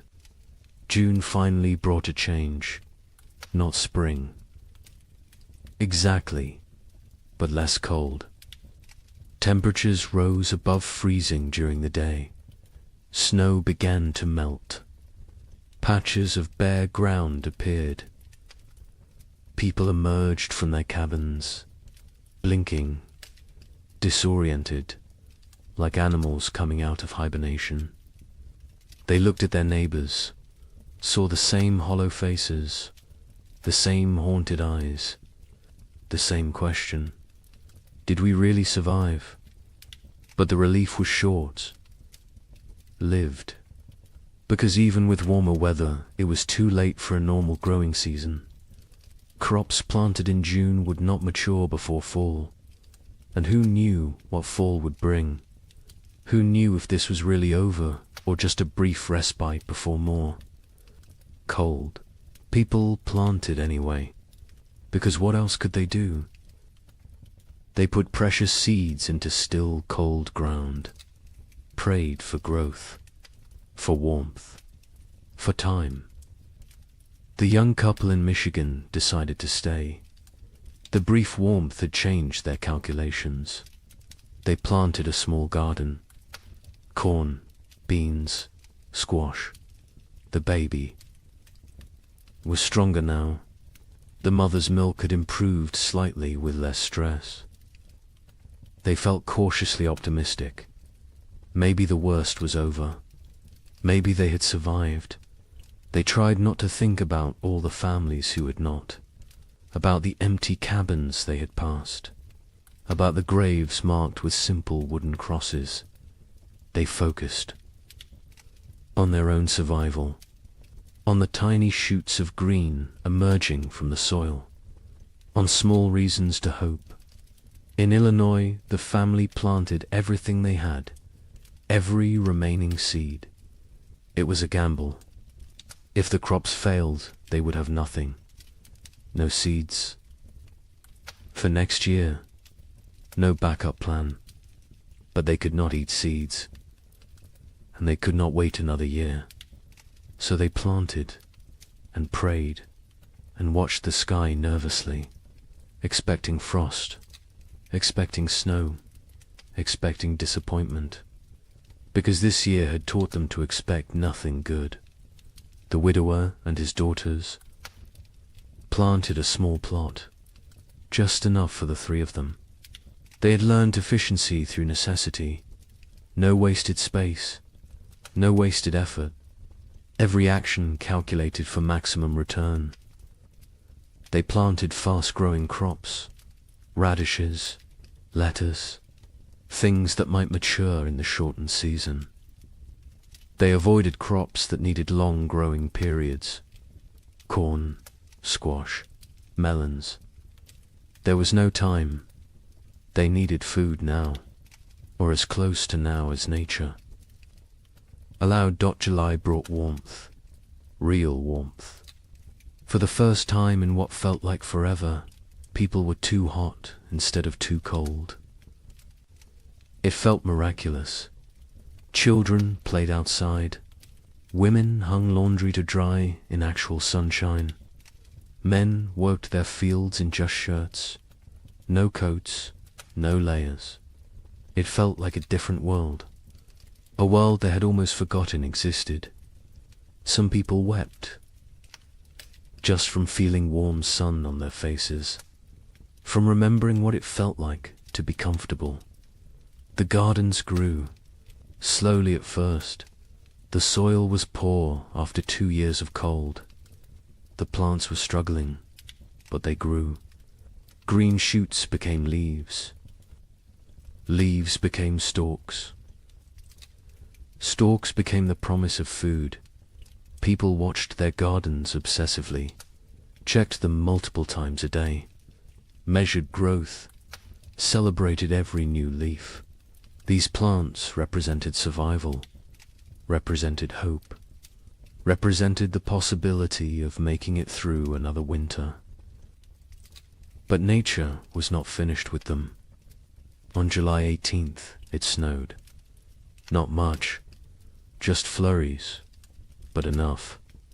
Enough to kill the tender plants, enough to destroy weeks of growth, enough to crush newly formed hope. People walked out to their gardens that morning, saw the white dusting, saw the blackened leaves, saw their food supply dying in front of them. Some fell to their knees, some cursed God, some simply turned around and walked back inside. There was nothing to say, nothing to do. It was happening again. The killing frost was not universal. Some areas escaped, some gardens survived, but many did not. Families who had planted everything watched everything die. They had gambled on summer. Summer had betrayed them. Now they faced another winter with even less than before. The mathematics were impossible. They could not survive another winter like the last one. They simply could not. August brought more temperature swings, warm days, cold nights. Plants that survived the July frost struggled to grow. The growing season was too short, too unstable. Crops that should take 90 days to mature needed 120 now.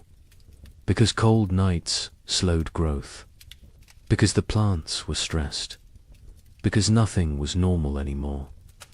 People harvested what they could: small potatoes, stunted corn, vegetables that in normal times they would have discarded. But these were not normal times. They harvested everything, used everything, wasted nothing.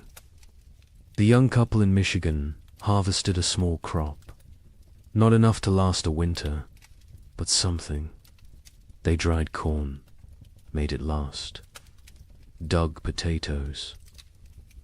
Tiny potatoes the size of walnuts, but potatoes nonetheless. They counted their stores, made calculations, decided they needed to supplement with hunting, with trapping, with anything they could find. The man began ranging farther again, looking for game. The game was returning. Slowly, deer appeared in the forests, rabbits in the fields. He killed a deer in late August, his first successful hunt in months. They celebrated, ate fresh meat, felt strong for the first time in forever. In Illinois, the family harvested almost nothing. Their garden had been hit hardest by the frost. Only a few plants survived. They gathered what they could: a handful of beans, some small squash. It was not enough, not even close. The father knew they could not stay, could not survive another winter here.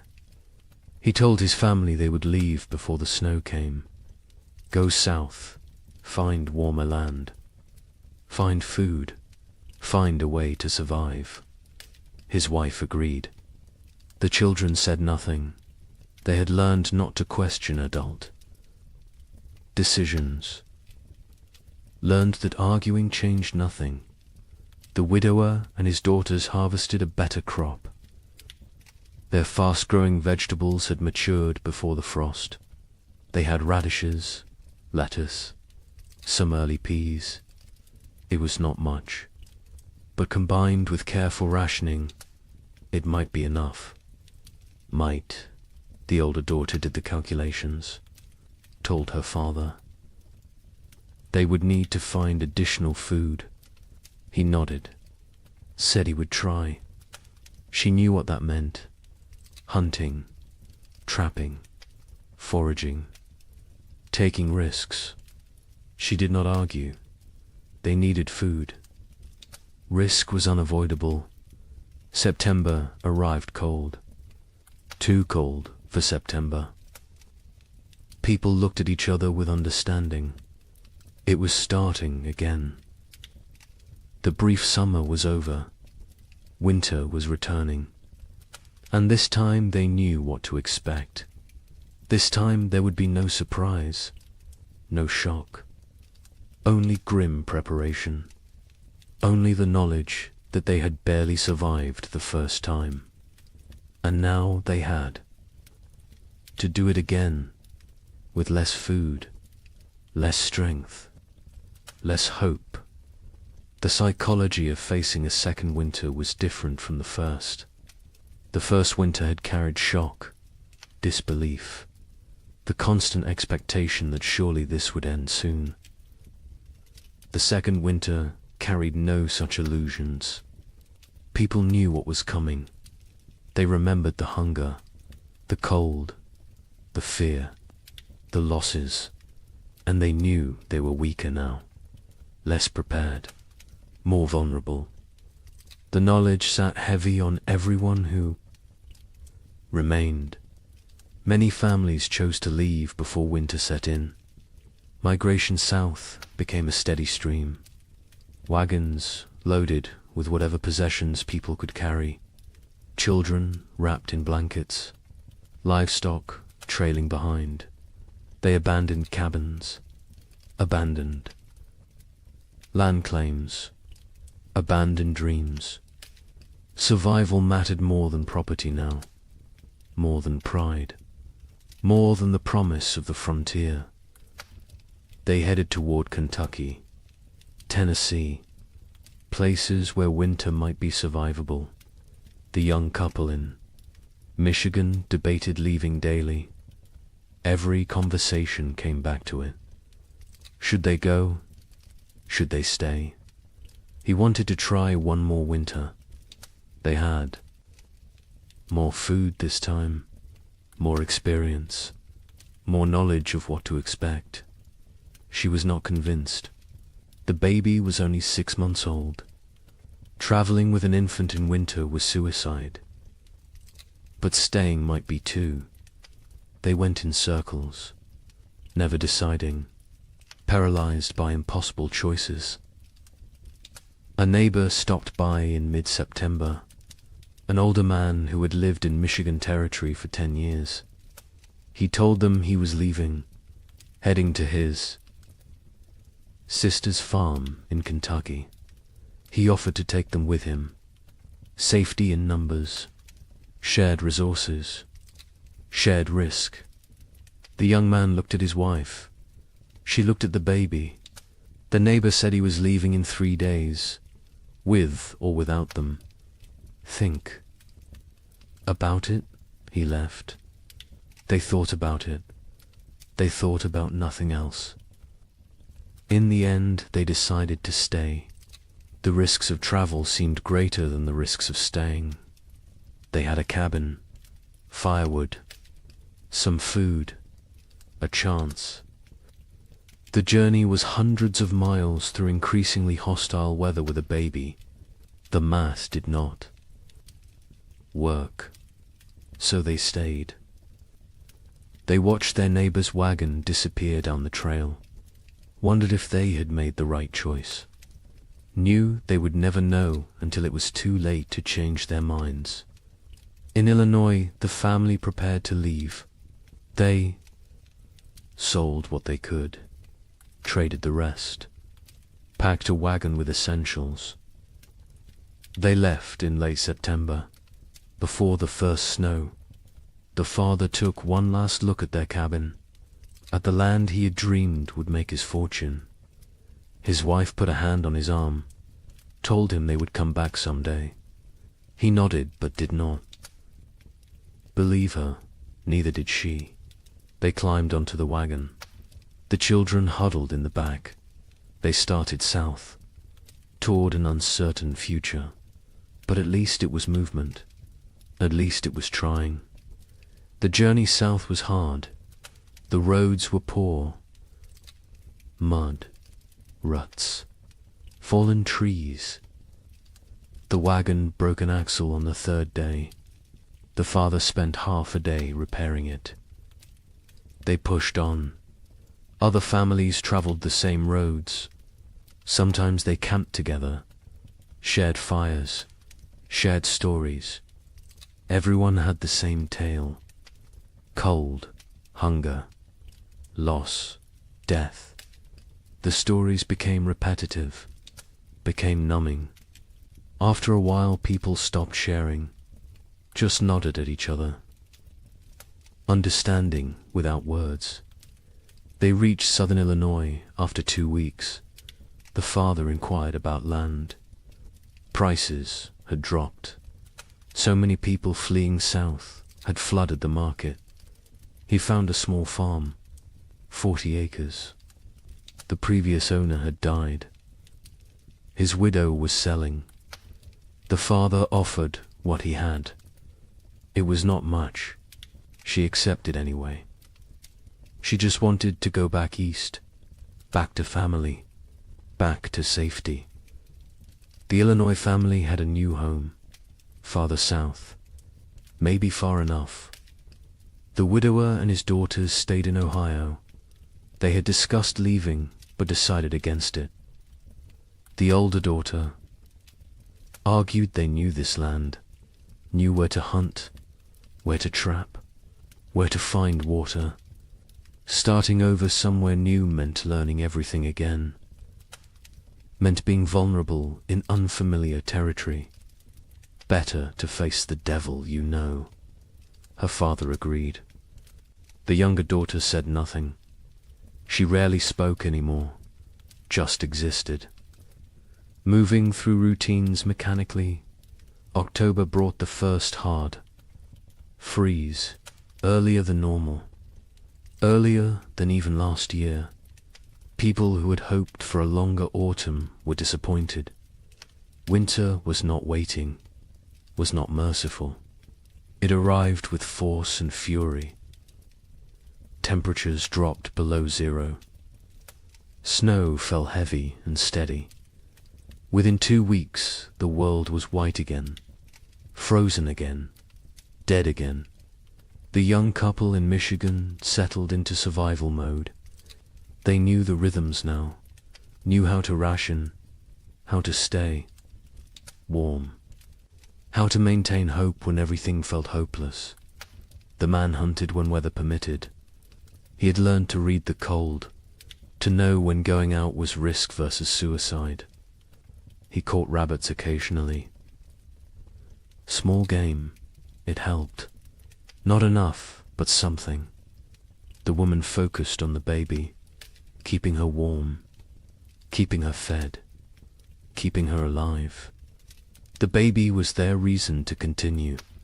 Without her, they might have given up, might have laid down and waited for the end, but she needed them, depended on them, so they kept going, kept trying, kept fighting, even when they were exhausted, even when they wanted to quit. They looked at her face and found strength they did not know they had. Communities that had not already dissolved finished dissolving. People stopped visiting, stopped checking on neighbors. The isolation became total. Each family alone in their cabin, alone in their struggle, alone in the dark. The only sounds were wind and cold and occasionally wolves.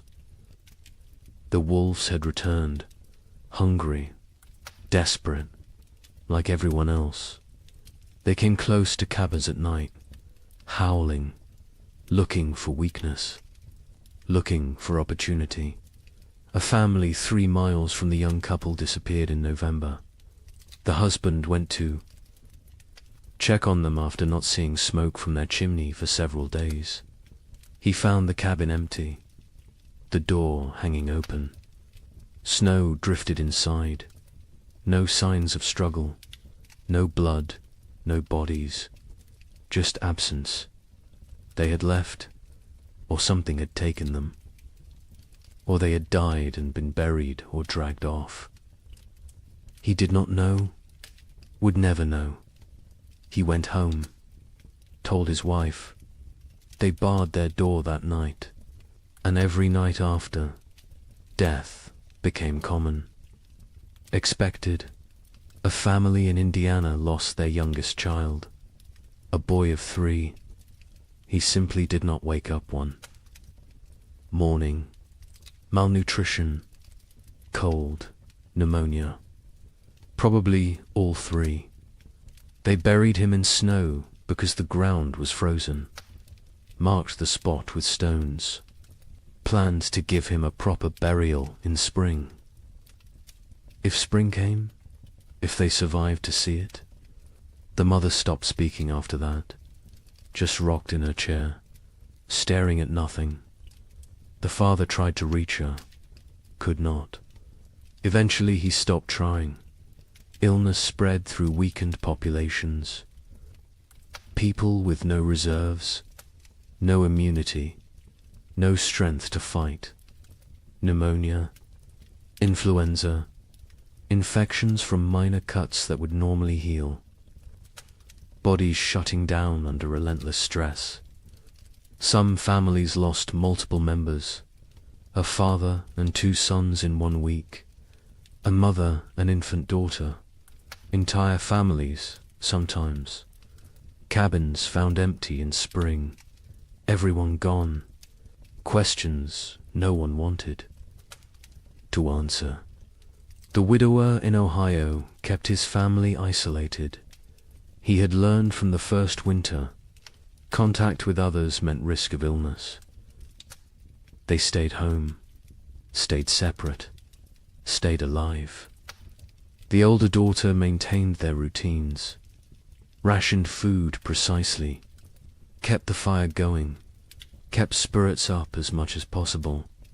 The younger daughter helped when asked, but remained distant, locked, inside her own mind, traumatized by 18 months of horror.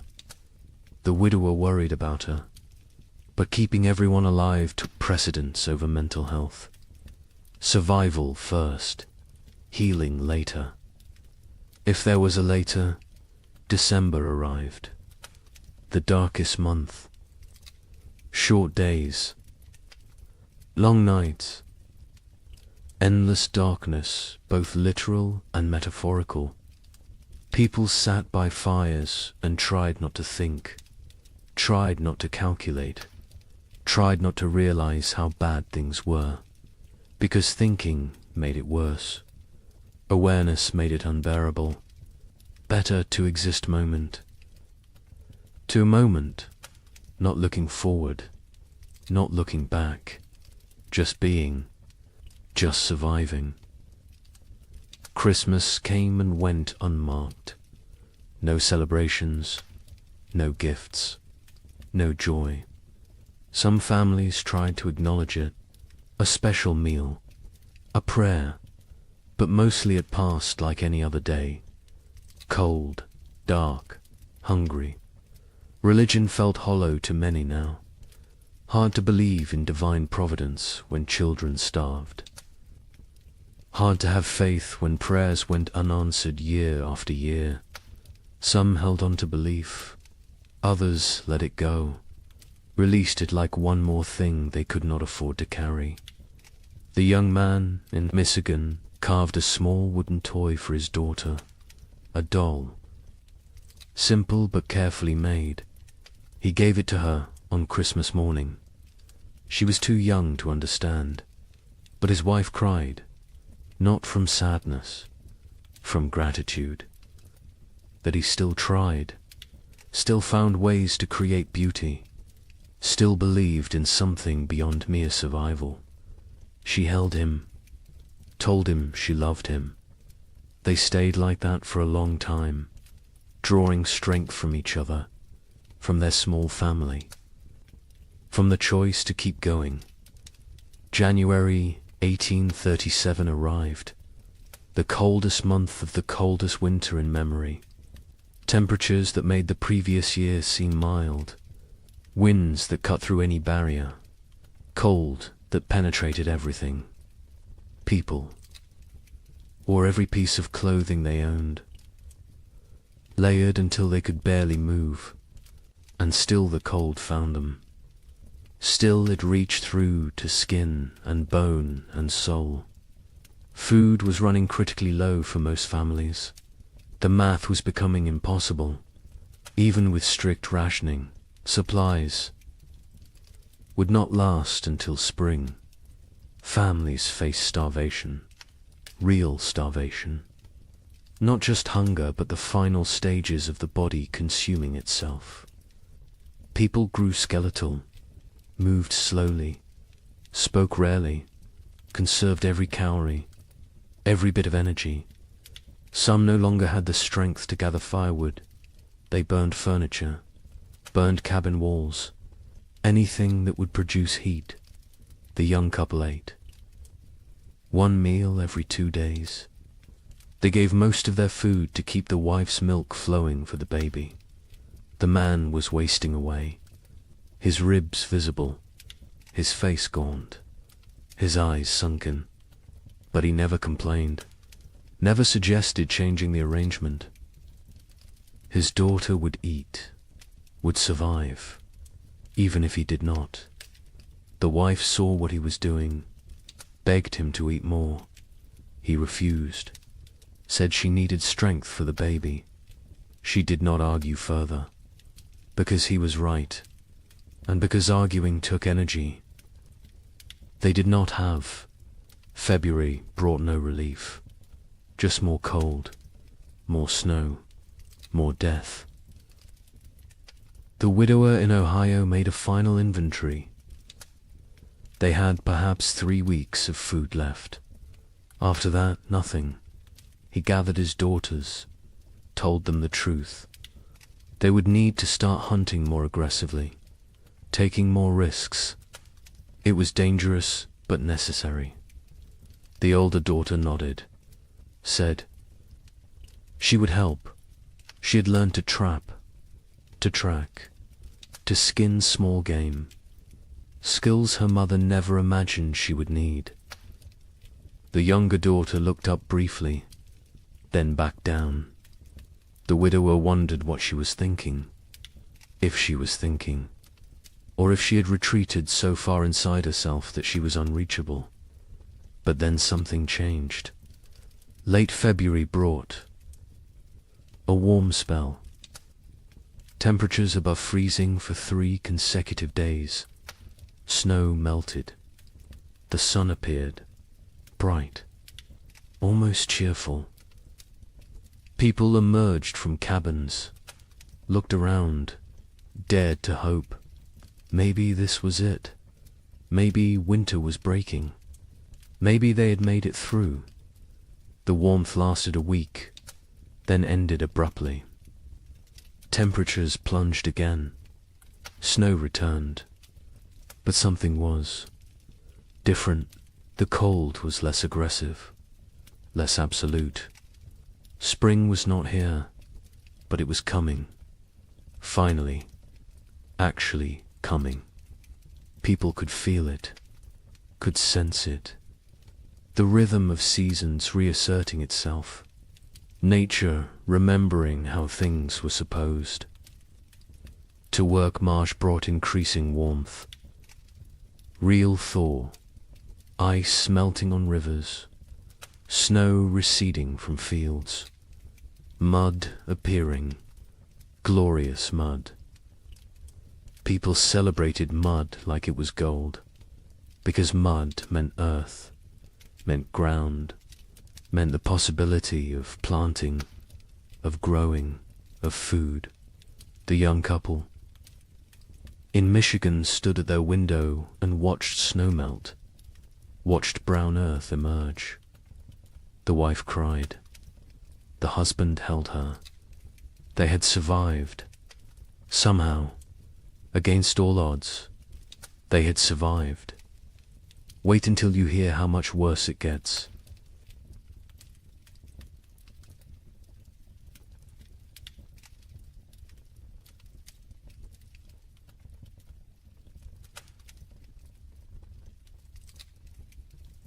The relief of March 1837 was short-lived. Spring arrived tentatively, weakly, like it was unsure of its own existence.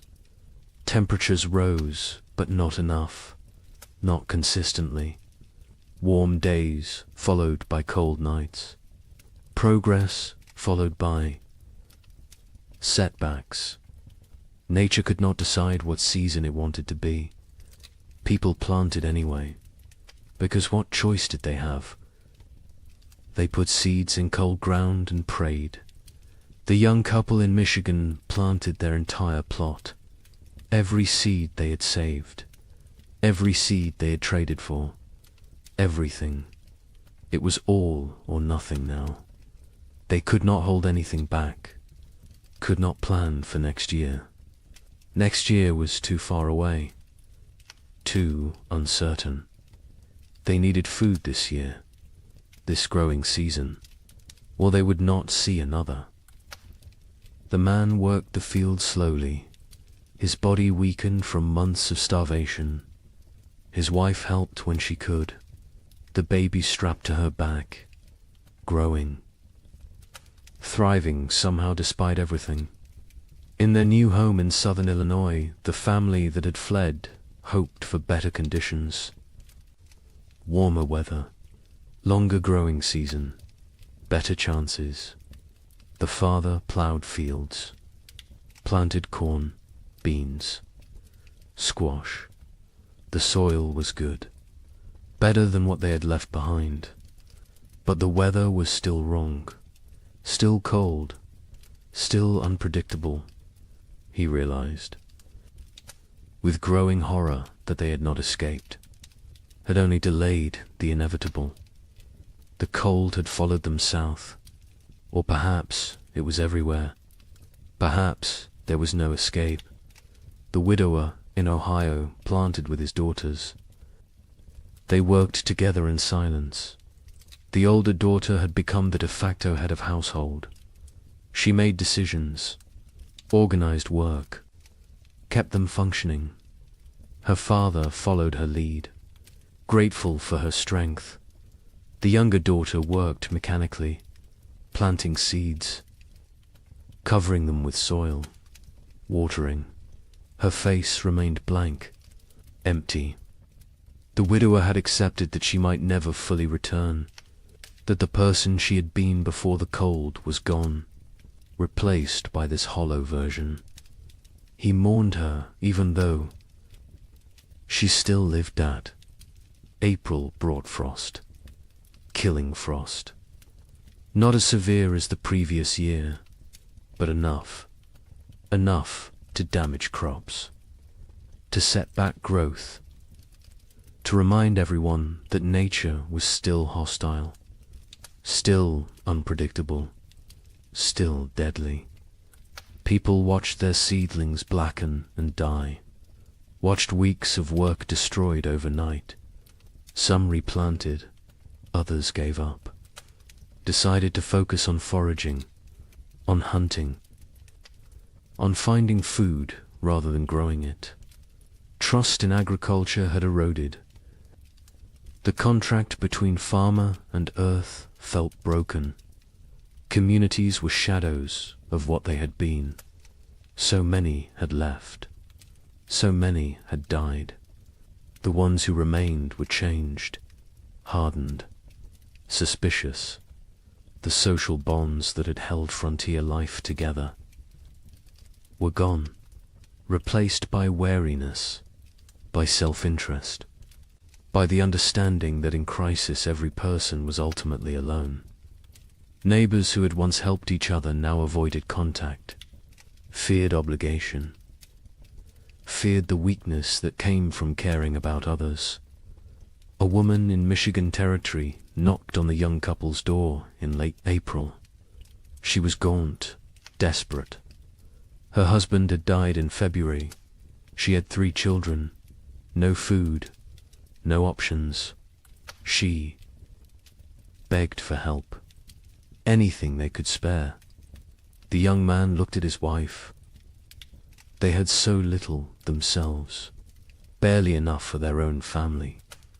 His wife went inside, came back with a small sack of cornmeal, perhaps 2 pounds.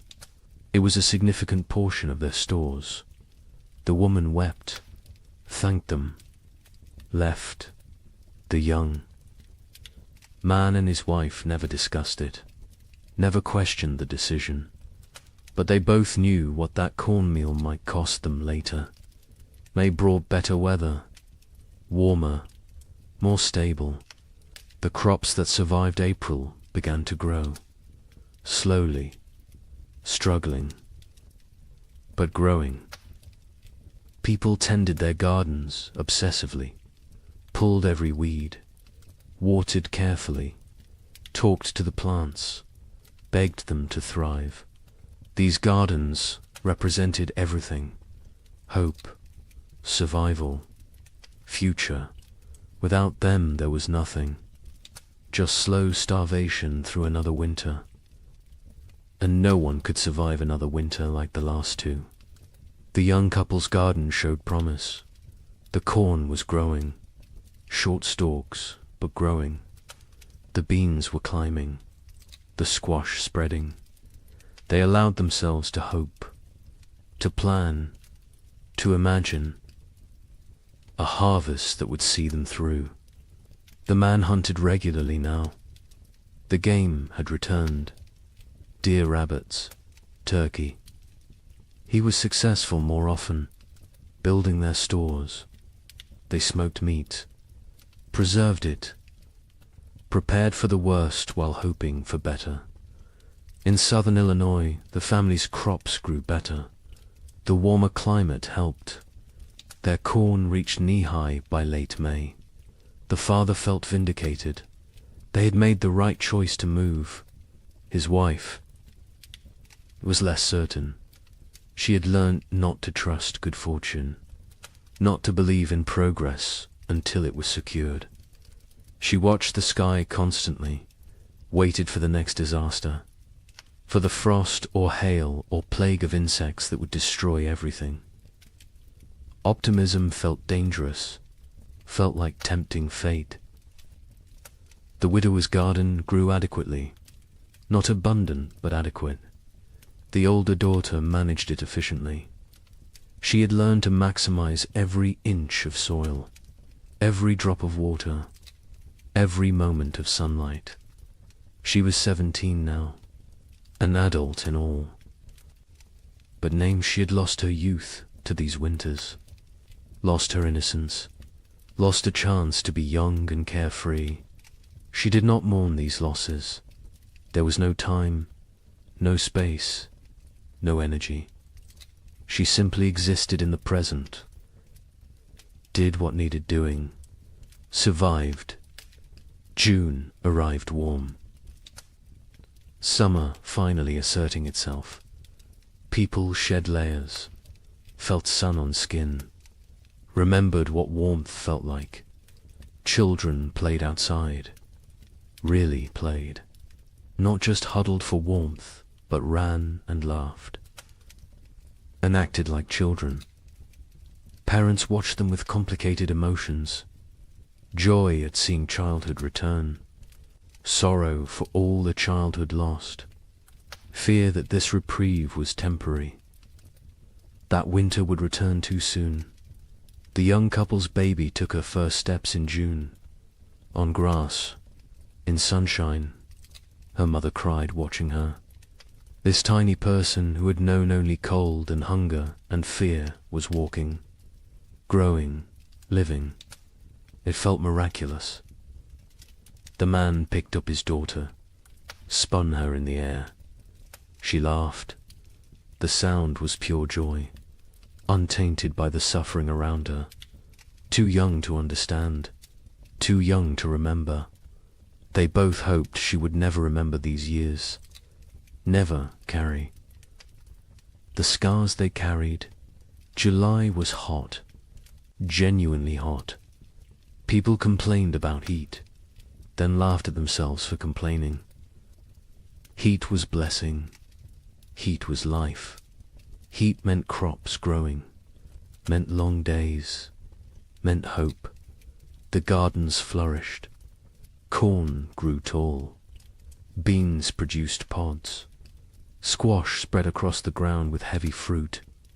For the first time in 2 years, abundance seemed possible.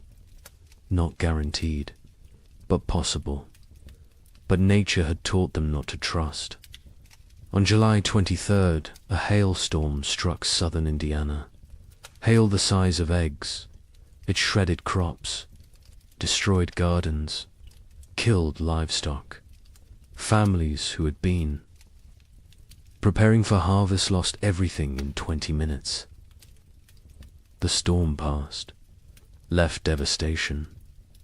People walked through destroyed fields in shock, corn beaten into the ground, beans stripped from vines, squash smashed. Months of work, all their hope, gone. The Allure family was spared. The storm passed north of them, but they heard about it. Heard about families losing everything. The father thanked God. The mother said nothing. She had stopped thanking God, stopped blaming God. God was absent from this struggle. They were alone. They survived or died based on luck and effort. Nothing more, no divine plan, no greater purpose, just random chance and brutal nature. August brought the harvest. For those whose crops survived, it was a time of desperate work, gathering everything before weather could destroy it, before animals could take it, before anything else could go wrong. People worked dawn until dark, harvesting, preserving, storing, building supplies for the winter they knew was coming, because winter always came, and it came early, and it stayed late, and it tried to kill you. The young couple in Michigan harvested a reasonable crop, not abundant, but enough. Combined with the meat the man had preserved in careful rationing, they might have enough, might make it through. The woman calculated and recalculated, added numbers, divided portions, tried to make the math work. Her husband told her they would be fine. She wanted to believe him, but she had learned not to believe in fine. Fine was a luxury. Fine was an assumption they could not afford. The widower and his daughters harvested their garden methodically. The older daughter kept precise records, weight of every potato, count of every ear of corn, number of beans. She created an inventory, made a plan, calculated daily rations for each of them. Her father was impressed, told her so. She shrugged, said it was just practical. Someone had to do it. He realized she had become the leader of their family. Somewhere during these terrible years she had taken control. He was grateful and sad. No 17-year-old should have to be this responsible, this hard. This adult September came cool, cooler than it should be. People noticed, worried, hoped. They were imagining it, hoped it was just normal September weather. But they knew better. They had learned to read the signs, to feel the wrongness in the air. Winter was coming early again. The second winter in a row. The third overall in this nightmare cycle. And they were tired. So tired. Tired of fighting. Tired of surviving. Tired of being afraid. October brought the first snow. 6 weeks early. Heavy snow that blanketed everything. Buried the world in white. People watched from windows with dead eyes. They had known it was coming, had prepared as best they could, but knowing did not make it easier, did not make it less terrifying. They settled into their cabins, barred the doors, fed the fires, began the long dark wait. The psychology of the second winter was different from the first. The first had carried shock, disbelief, the hope that surely this would end. The second winter carried resignation, acceptance, the knowledge that this might never end, that they might die in this cold, that survival was not guaranteed no matter how hard they tried. This knowledge was heavier than the cold, heavier than the hunger. It pressed down on souls, crushed spirits, made people hollow. The young couple settled into routines. He maintained the fire. She cared for the baby. They rationed food strictly. 1 meal a day. Small portions. They talked less now. Conversation took energy, took hope. They existed side by side, parallel lives barely touching. The baby was their only connection, their only reason. Without her, they might have drifted apart entirely, might have retreated into individual isolation. But she needed both of them, so they stayed together, functioned as a unit, survived. In Illinois, the family that had fled south discovered that southern winter was still winter. Less severe than Michigan, but severe enough. Cold enough. Dangerous enough. The father realized they would need to go farther south next year. Kentucky, maybe. Tennessee. Somewhere winter was mild. Somewhere survival did not require such desperate measures, his wife agreed. The children were weakening. The youngest was sick. A cough that would not go away. A fever that came and went. They needed better conditions. Warmer weather, more food, or they would lose her. The widower and his daughters faced the second winter with grim efficiency. They had learned so much.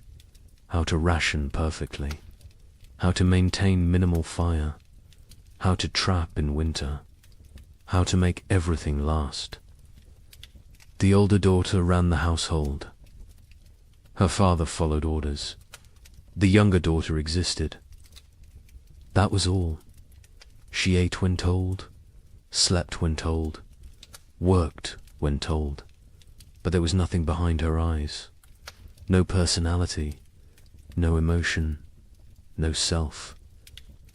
She had retreated so far inside that the widower wondered if she would ever come out. November was brutal. Temperatures far below normal. Winds that never stopped. Snow that fell constantly. People burned through firewood faster than anticipated. Started burning furniture again. Cabin walls. Anything wooden. Anything that would burn. Heat was more important than shelter at a certain point.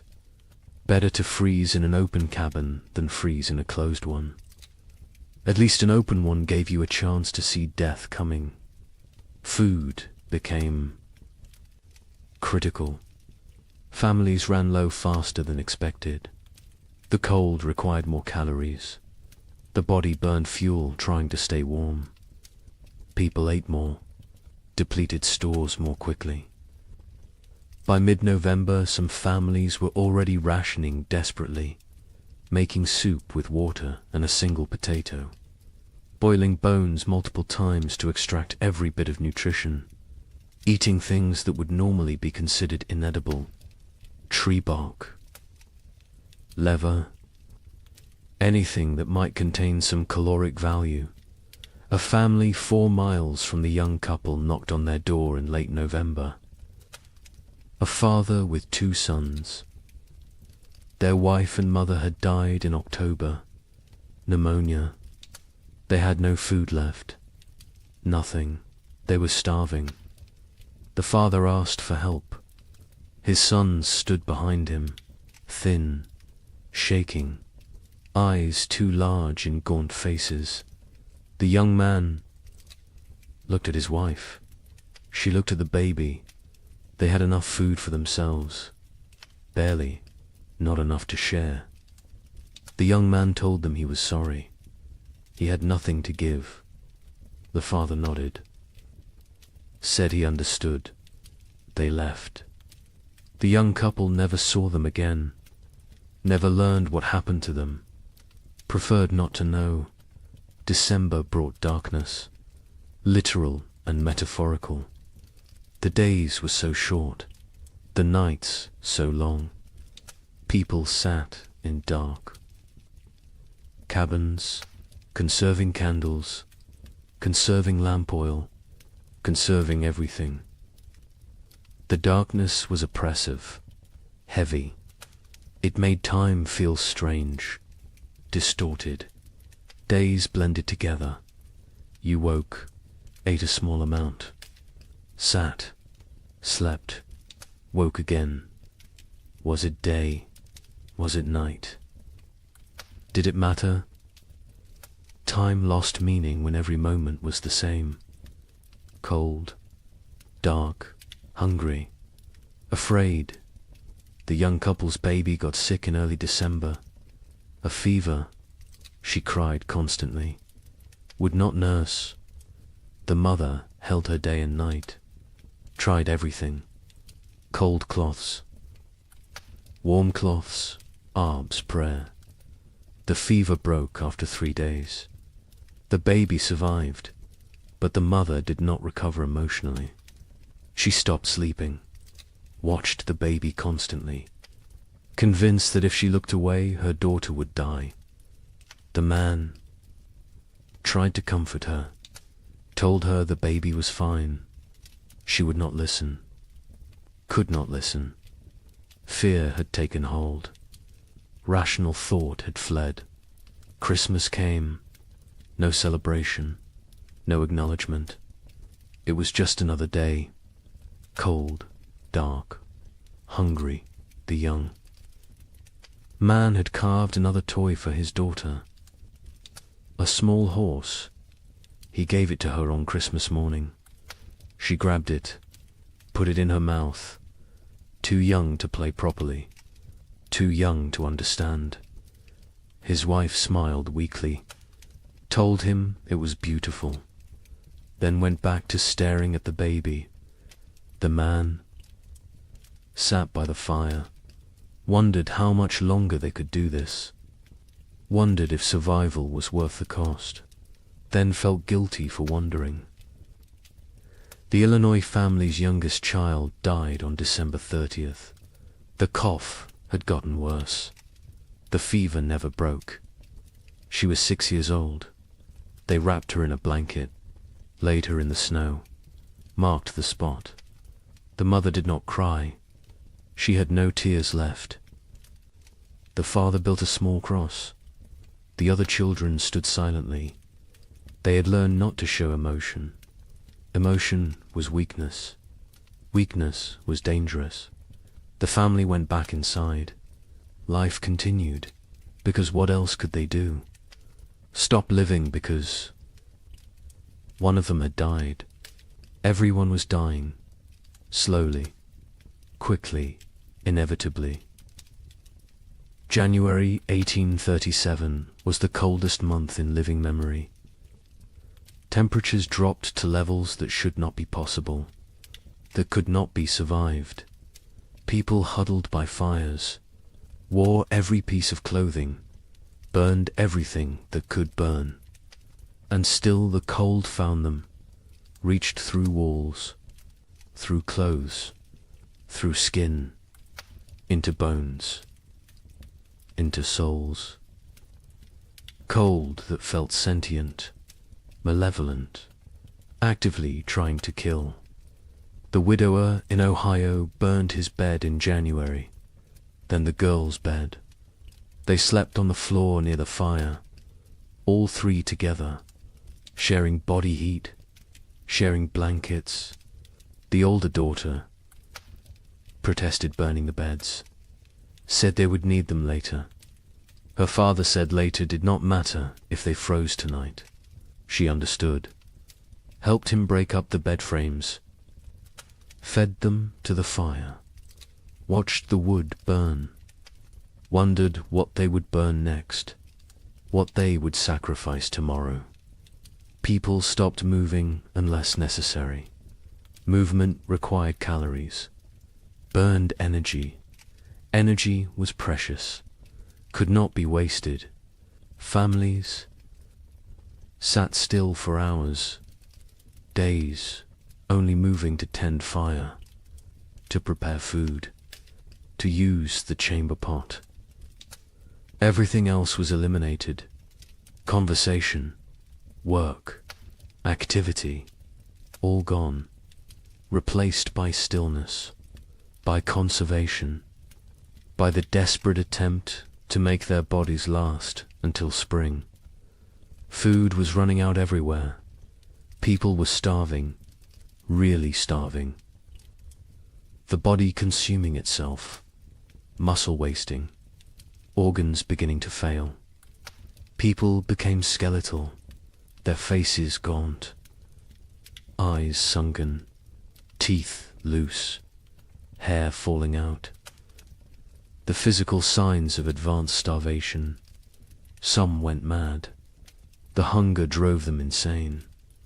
They talked to people who were not there, saw things that did not exist, lost touch with reality. Others became violent, desperate, dangerous. The young man in Michigan was starving himself to keep his wife and daughter fed. He ate almost nothing, claimed he was not hungry, His wife knew what he was doing, begged him to eat. He refused, said she needed strength to nurse. She needed food to make milk. The baby needed milk to survive. Therefore, the baby and wife ate. He did not. The math was simple, brutal, but simple. He was dying. They both knew it. Neither spoke of it, because speaking made it real, made it unbearable. February brought no relief, just more cold, more hunger, more death. Bodies were found frozen in cabins. Entire families sometimes. They had run out of firewood, run out of food, run out of strength. They had simply stopped, laid down, let the cold take them. It was easier than continuing, easier than fighting every single day with no end in sight. Some people judged them, called them weak. Others understood, envied them even, because at least their suffering was over. The young couple reached their breaking point in late February. They had no food left, nothing. The man was too weak to hunt, too weak to trap, too weak to move. His wife was still nursing, but her milk was almost gone. The baby cried constantly, starving, dying. They sat together, held each other, held their daughter, waited for the end. They did not speak, did not cry, did not pray. They had moved beyond all that. They simply existed in the moment, waiting for it to be over. Then a neighbor appeared, the same neighbor who had offered to take them south. He had returned. His sister's farm had been no better. He had come back to his land, to his cabin. He knocked on their door. The young man opened it, could barely stand. The neighbor saw the situation immediately, went to his wagon, brought back food, salt pork, cornmeal, dried beans. Not much, but something. He told them he would check on them weekly, share what he had. The young man tried to thank him, could not find words. The neighbor nodded, said they were neighbors. That was enough. He left. The food saved them. They rationed it carefully, made it last. The wife's milk returned. The baby stopped crying, started nursing properly. The man ate small amounts, regained some strength. Not much, but enough to function, enough to survive. They knew they owed their lives to the neighbor, knew they could never repay him, but they would try. Someday, if they lived that long. March finally brought real thaw. Not false hope this time, real warmth, sustained warmth. Snow melted, ice broke up on rivers, mud appeared everywhere. Glorious mud. People emerged from cabins, looked around, counted who was left. So many were gone, dead or fled. The survivors looked at each other with hollow eyes. They had made it, somehow, through a second winter, through horror that should not be survivable. They had made it, but at what cost? Wait until you hear about the third winter. Asterisk. Spring 1837 arrived broken, not absent like before, but damaged, wounded, like nature itself was exhausted from the struggle. The warmth came, but felt fragile, tentative, as if it might retreat at any moment. People planted again, because they had to, because there was no alternative. But the hope that had sustained them through previous plantings was gone. replaced by grim determination, by obligation, by the mechanical act of putting seeds in ground without believing. Anything good would come from it. The young couple in Michigan planted their field. The man was skeletal now. His body had not recovered from February. Probably never would. But he moved through the motions, ploughing, planting. His wife helped, the baby on her back, growing despite everything, thriving in ways that defied logic. Children were resilient, more resilient than adults. She embodied hope even when her parents had none. They worked for her, survived for her, continued for her. The neighbor who had saved them helped with planting. He had lost his own family in the first winter. Wife and 2 daughters. He never spoke of them, never explained what happened, but the grief lived in his eyes, in his movements, in the way he threw himself into work. Helping others was how he survived, how he found meaning.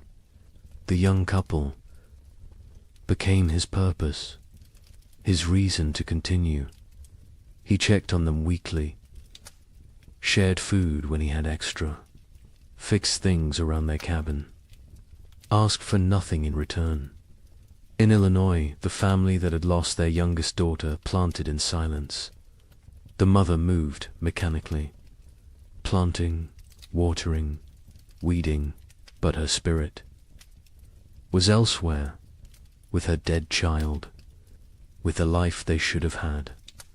The father tried to engage her. She responded in single words. Yes, no, maybe. Their remaining children watched their parents fracture, watched the marriage dissolve under the weight of grief. The oldest boy, now 9, took on more responsibility, helped his father, tried to shield his younger siblings, became an adult too soon. Like everyone else, the widower in Ohio planted, with his older daughter, just the 2 of them. The younger daughter had stopped functioning entirely. She sat in the cabin, stared at walls, did not speak, did not respond, had retreated so far inside herself that she was unreachable.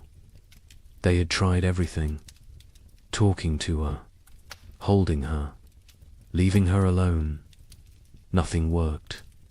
She was alive but not living, present but absent. The older daughter cried about it sometimes, late at night, when she thought no one could hear. Her father heard, said nothing, because what could he say? They were all broken. Some breaks just showed more than others. April brought adequate weather. Not warm, not cold, just neutral. The crops grew slowly, struggling. The soil was depleted after years of abnormal cold. Nutrients locked away. The plants were pale, weak, but growing.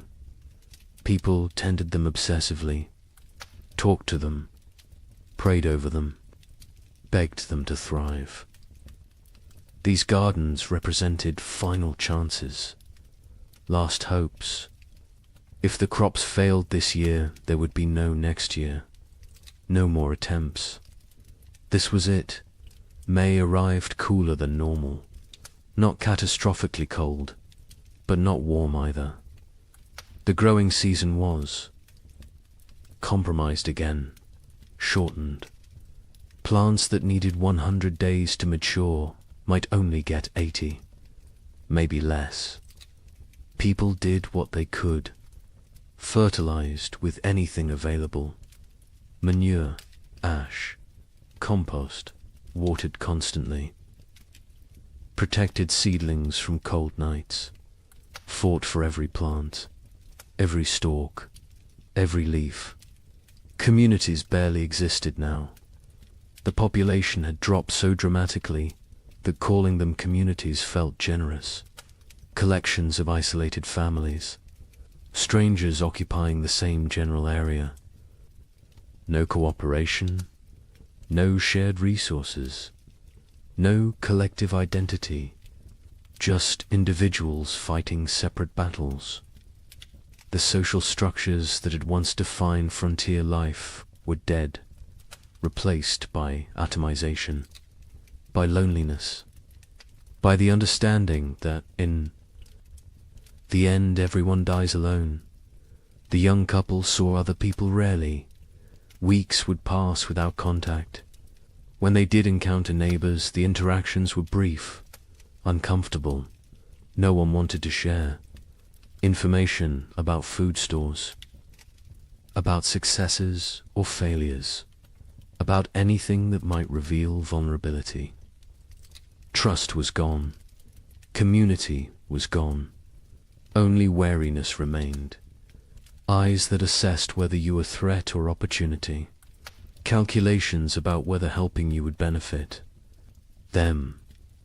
Nothing was given freely anymore. Everything had price. June brought better weather. Finally, real warmth. Sustained warmth. The crops responded. Grew with vigor they had lacked before. Corn shot up. Beans produced. Squash spread. For the first time in 3 years, gardens looked healthy, looked productive, looked like they might actually yield harvests. People allowed themselves to feel something close to hope, not real hope. That was too dangerous, but cautious optimism. The possibility that maybe, possibly, they might have enough food. The young man hunted successfully in June. Deer were abundant again. The population had recovered, or perhaps the human hunters had diminished enough that game was plentiful. He killed 2 deer in 3 weeks. They smoked the meat, stored it carefully, added it to their supplies. The wife calculated, recalculated. If the garden produced even half of what it promised, combined with the smoked meat, careful rationing, they would make it. Would survive another winter. The math finally worked. But the wife had learnt not to trust good fortune. She waited for disaster, for the frost, the hail, the blight. Something would go wrong. Something always went wrong.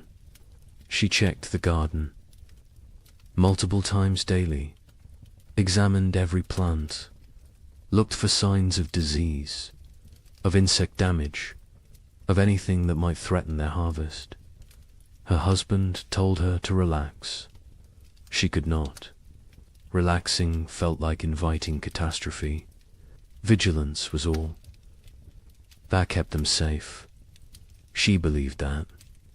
Needed to believe that. Because if vigilance did not matter, then nothing they did mattered. And that was too terrifying to accept. July was hot, scorching, the kind of heat that in normal times would be complained about. But these were not normal times. Heat meant growth, meant long days, meant crops maturing.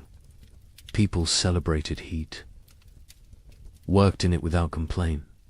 Sweat was blessing. Discomfort was price of survival. They paid it gladly. The gardens flourished. Corn grew tall, over 6 feet. Tassels appeared. Ears formed. Beans hung heavy on vines. Squash fruit swelled. It looked like abundance, like salvation. The Illinois family's garden exceeded expectations. They would have enough, more than enough. The father felt vindicated again. They had survived, had made the right choices, had protected their family. His wife said nothing.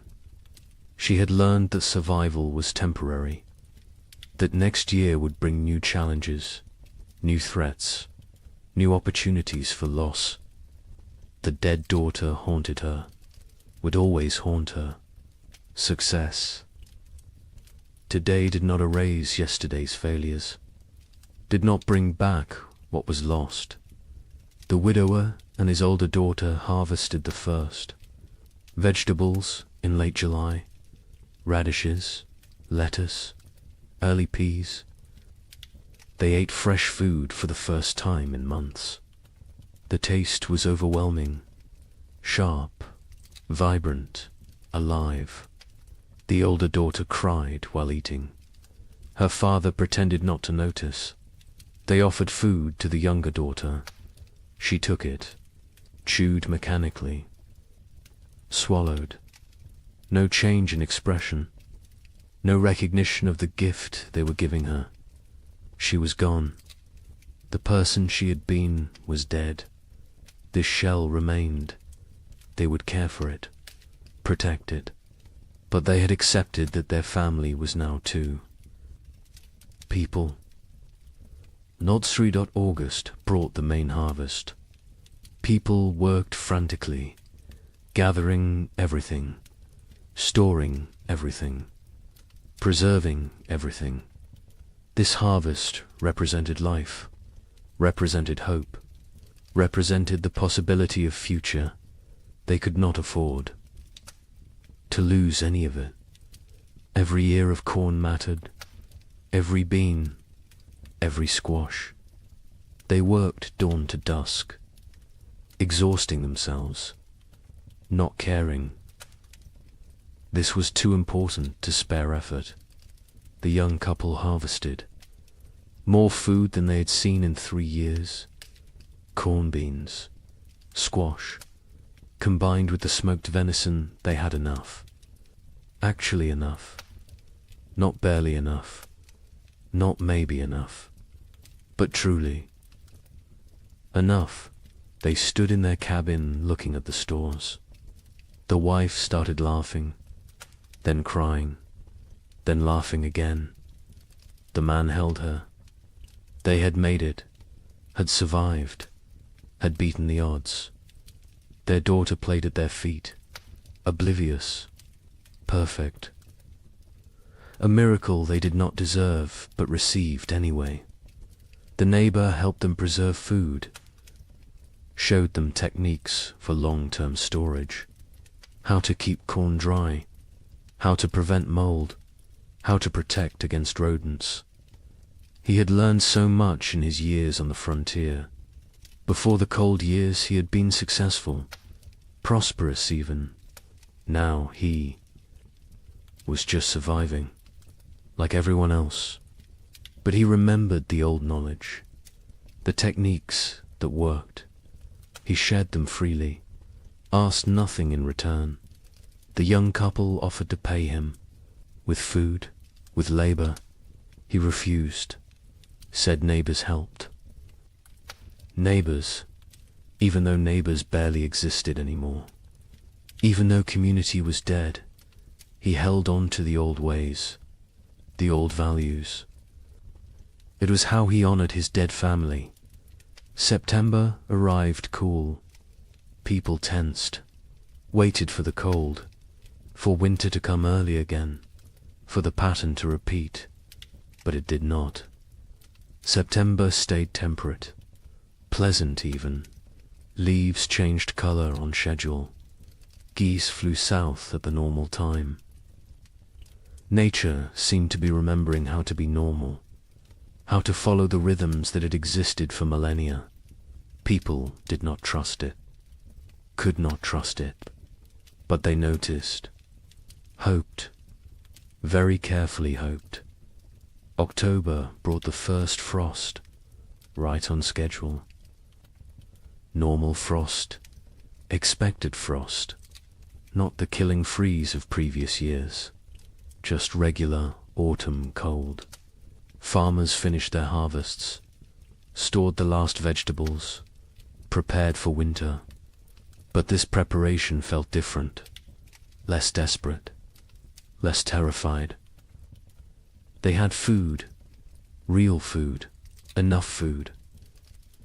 Winter was coming, but it was normal winter. Survivable winter. They could do this. The young family brought in their last harvest in mid-October, filled their cabin with stores. The man built additional storage, racks for corn, bins for potatoes, hooks for smoked meat. The cabin was crowded now, full of food, full of life, full of hope. His wife walked around touching everything, making sure it was real. Not a dream, not delusion, actually real. She counted, recounted. The numbers worked. They would eat this winter, would eat well even. The relief was almost unbearable. The Illinois family stored their harvests methodically. The father built a proper root cellar, dug into a hillside, lined with stone, cool and dry, perfect for storage. He placed potatoes carefully, carrots, turnips, everything that would keep. The corn hung from rafters, the beans dried in bags, the squash lined shelves. It looked like prosperity, like success. He allowed himself to feel proud. His wife did not share the feeling. She looked at the food and thought only of their dead daughter, of how she would never eat any of it. The father tried to reach her, tried to pull her back to the living. She would not come. Grief had her, would always have her. The widower and his older daughter stored their harvest efficiently. They had learned to waste nothing, use every space, maximize every resource. The cabin was full. The root cellar was full. They had succeeded. Against all odds, against impossible circumstances. 2 people, one of them barely 17, had survived and built security for the coming winter. The older daughter allowed herself a moment of satisfaction, of pride, then went back to work. There was always more work, always more preparation, always more to do. November arrived cold, but not catastrophically so. Normal cold, expected cold. The kind that could be managed with sufficient firewood and food. People settled into winter routines. But these routines were different from previous years. There was enough food, enough fuel, enough security.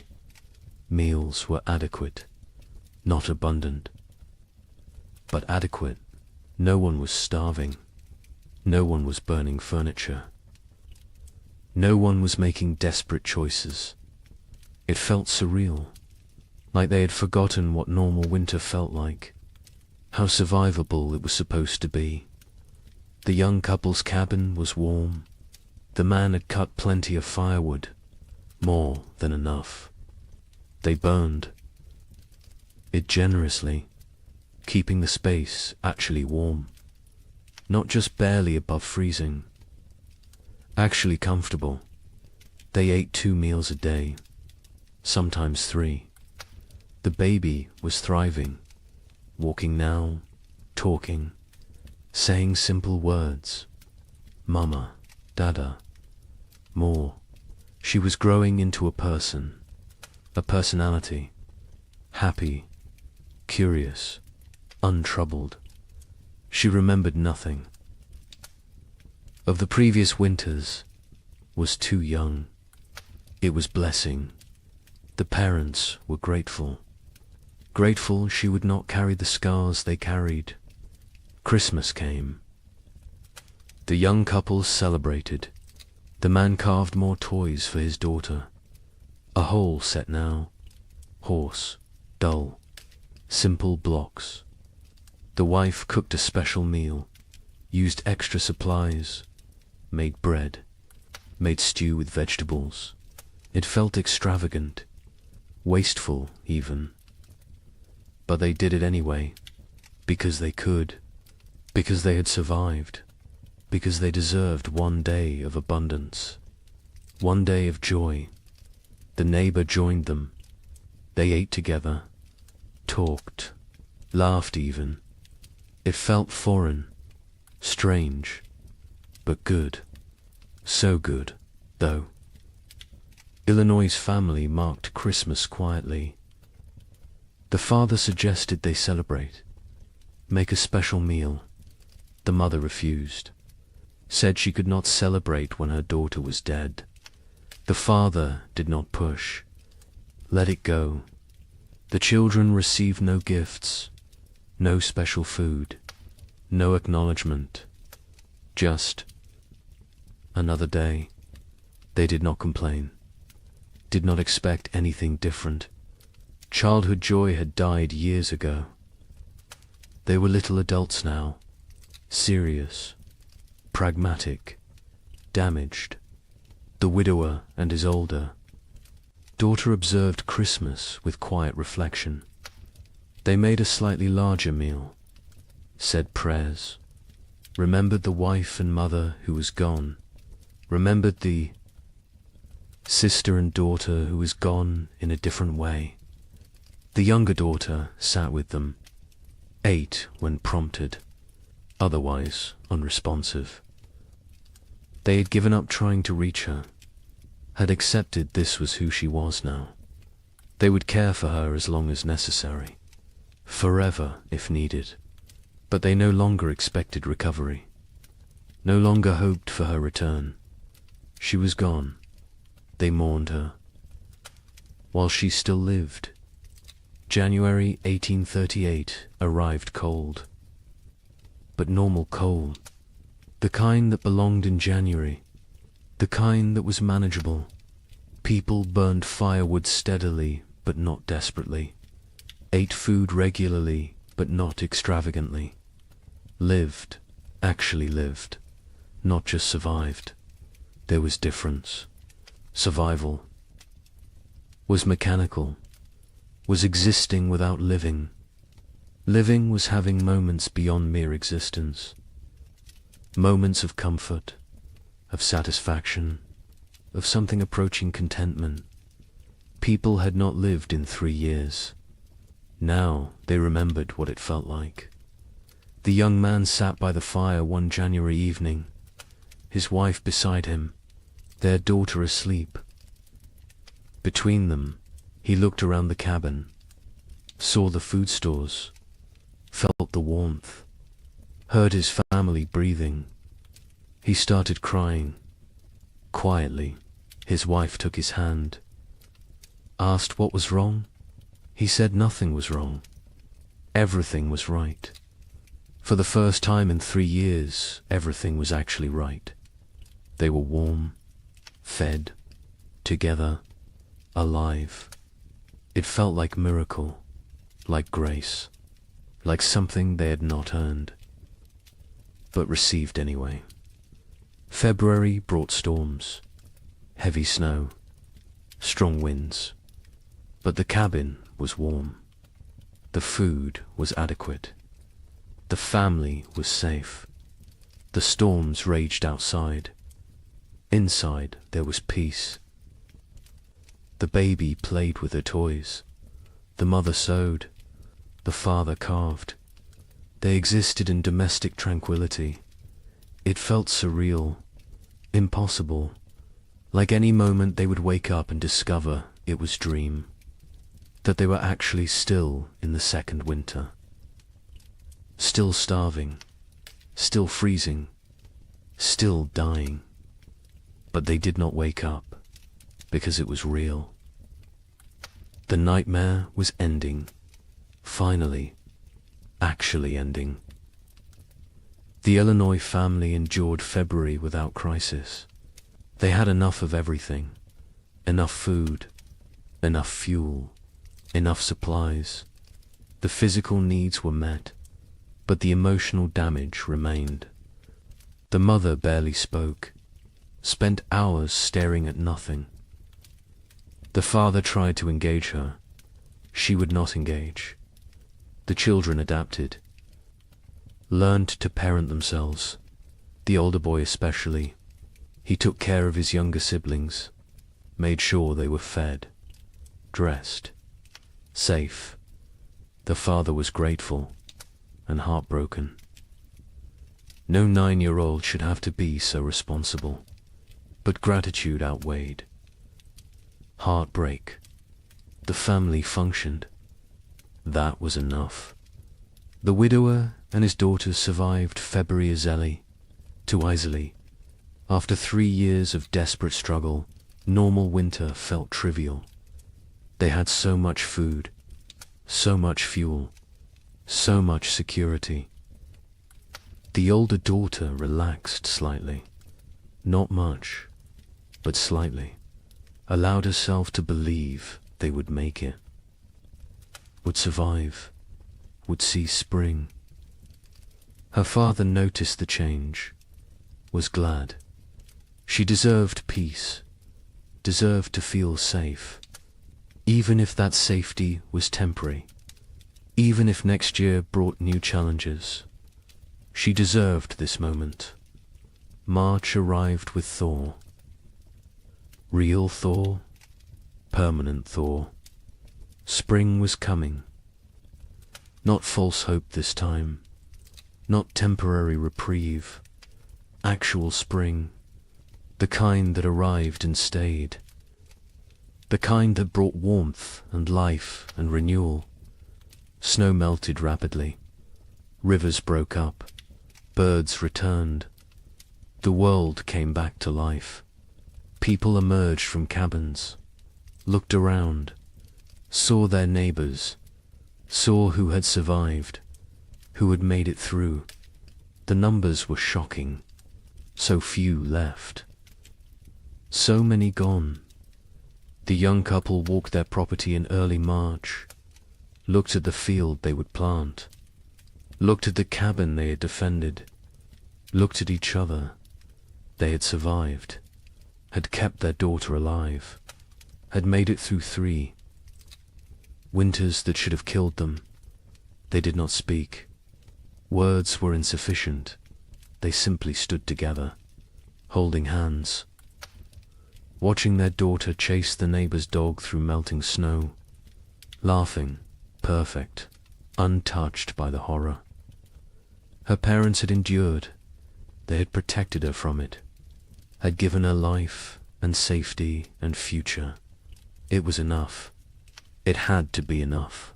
The worst was over. The 3 winters that seemed endless had ended.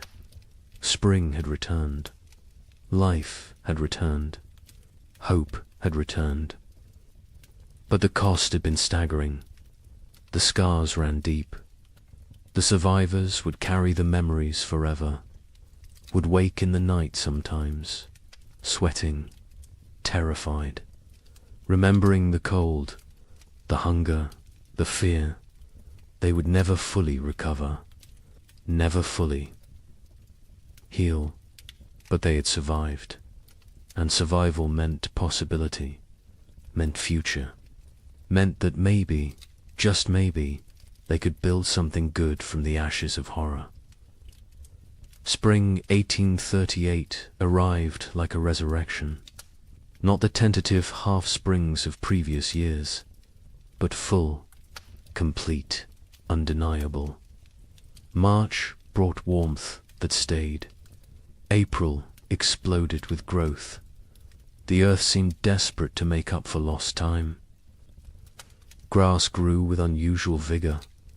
Trees budded aggressively. Wildflowers carpeted fields in waves of color. It was as if nature itself was apologizing, compensating, trying to heal the wounds it had inflicted. Survivors emerged from their cabins, slowly, blinking in bright sunlight, disoriented, like people waking from long nightmares. They looked at each other with hollow eyes, eyes that had seen too much, known too much suffering. They were changed, fundamentally, irreversibly. The people who had entered the winter of 1835 were dead.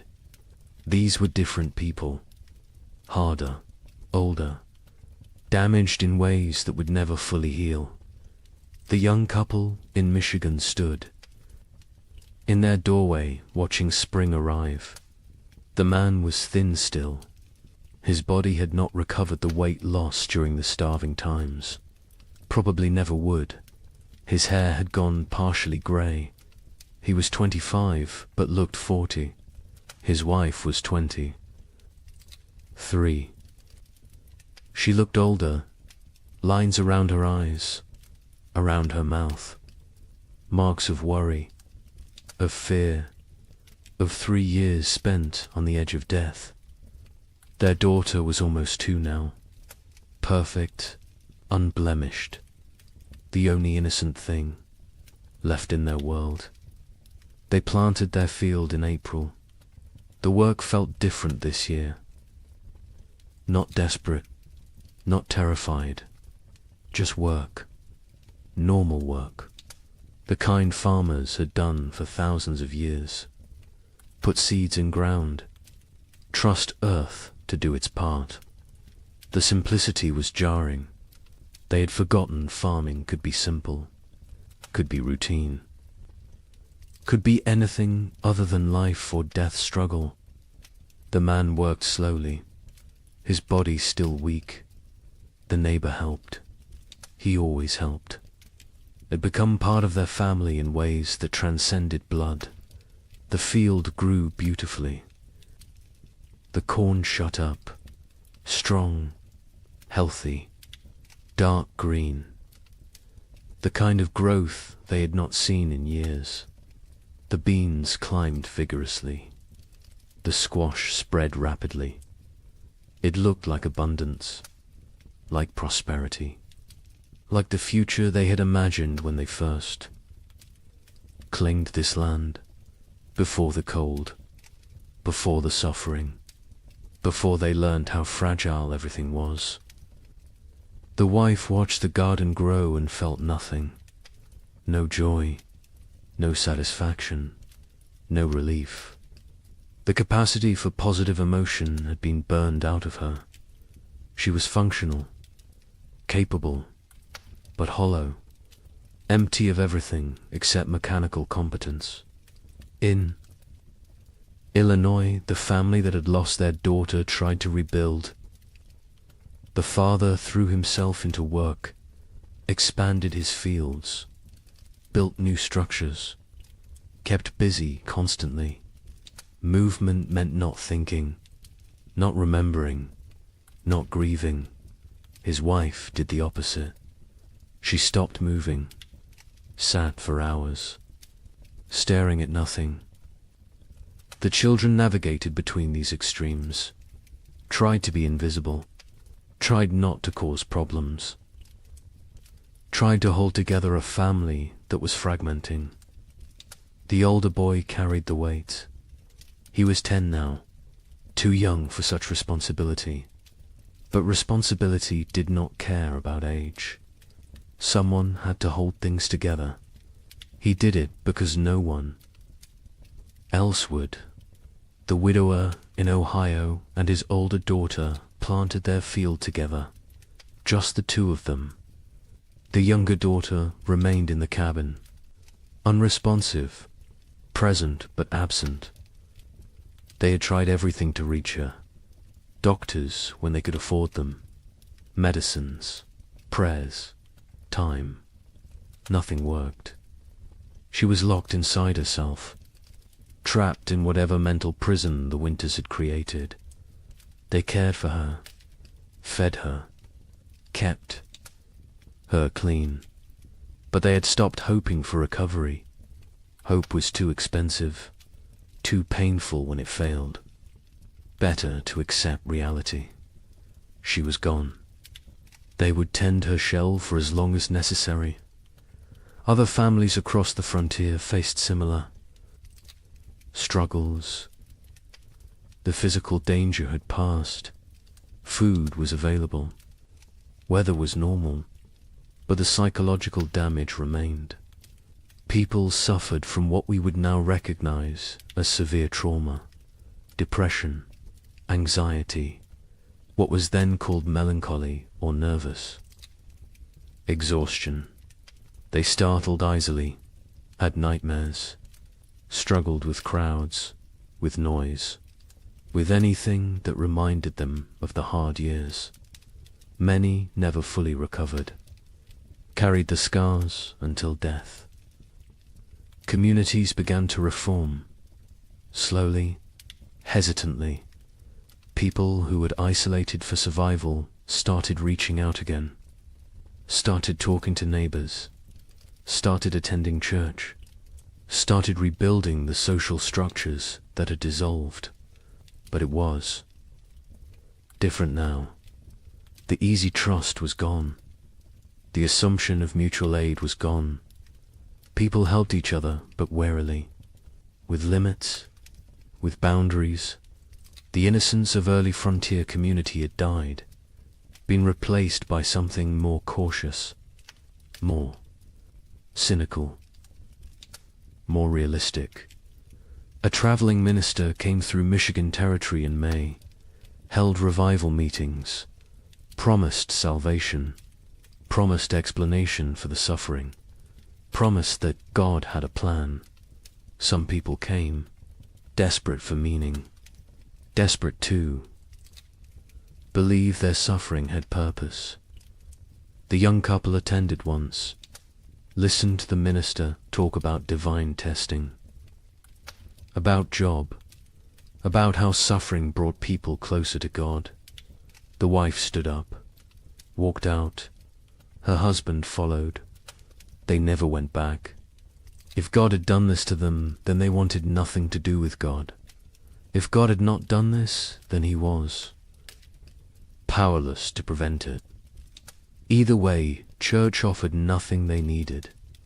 Others found comfort in religion, clung to faith as the only thing that made sense of senselessness, believed that heaven waited, that their dead children were safe, that suffering on earth was temporary, that eternity would compensate for temporal pain. The young couple did. Not judge them. Whatever got you through was valid, but they could not share that faith. Had lost it somewhere in the second winter, when their daughter was dying and prayers went unanswered, when they realized they were alone, truly alone. Number. God, no providence. Just luck and effort and random chance. Summer brought abundance. The crops matured perfectly. The harvest was extraordinary. People gathered more food than they had seen in 5 years.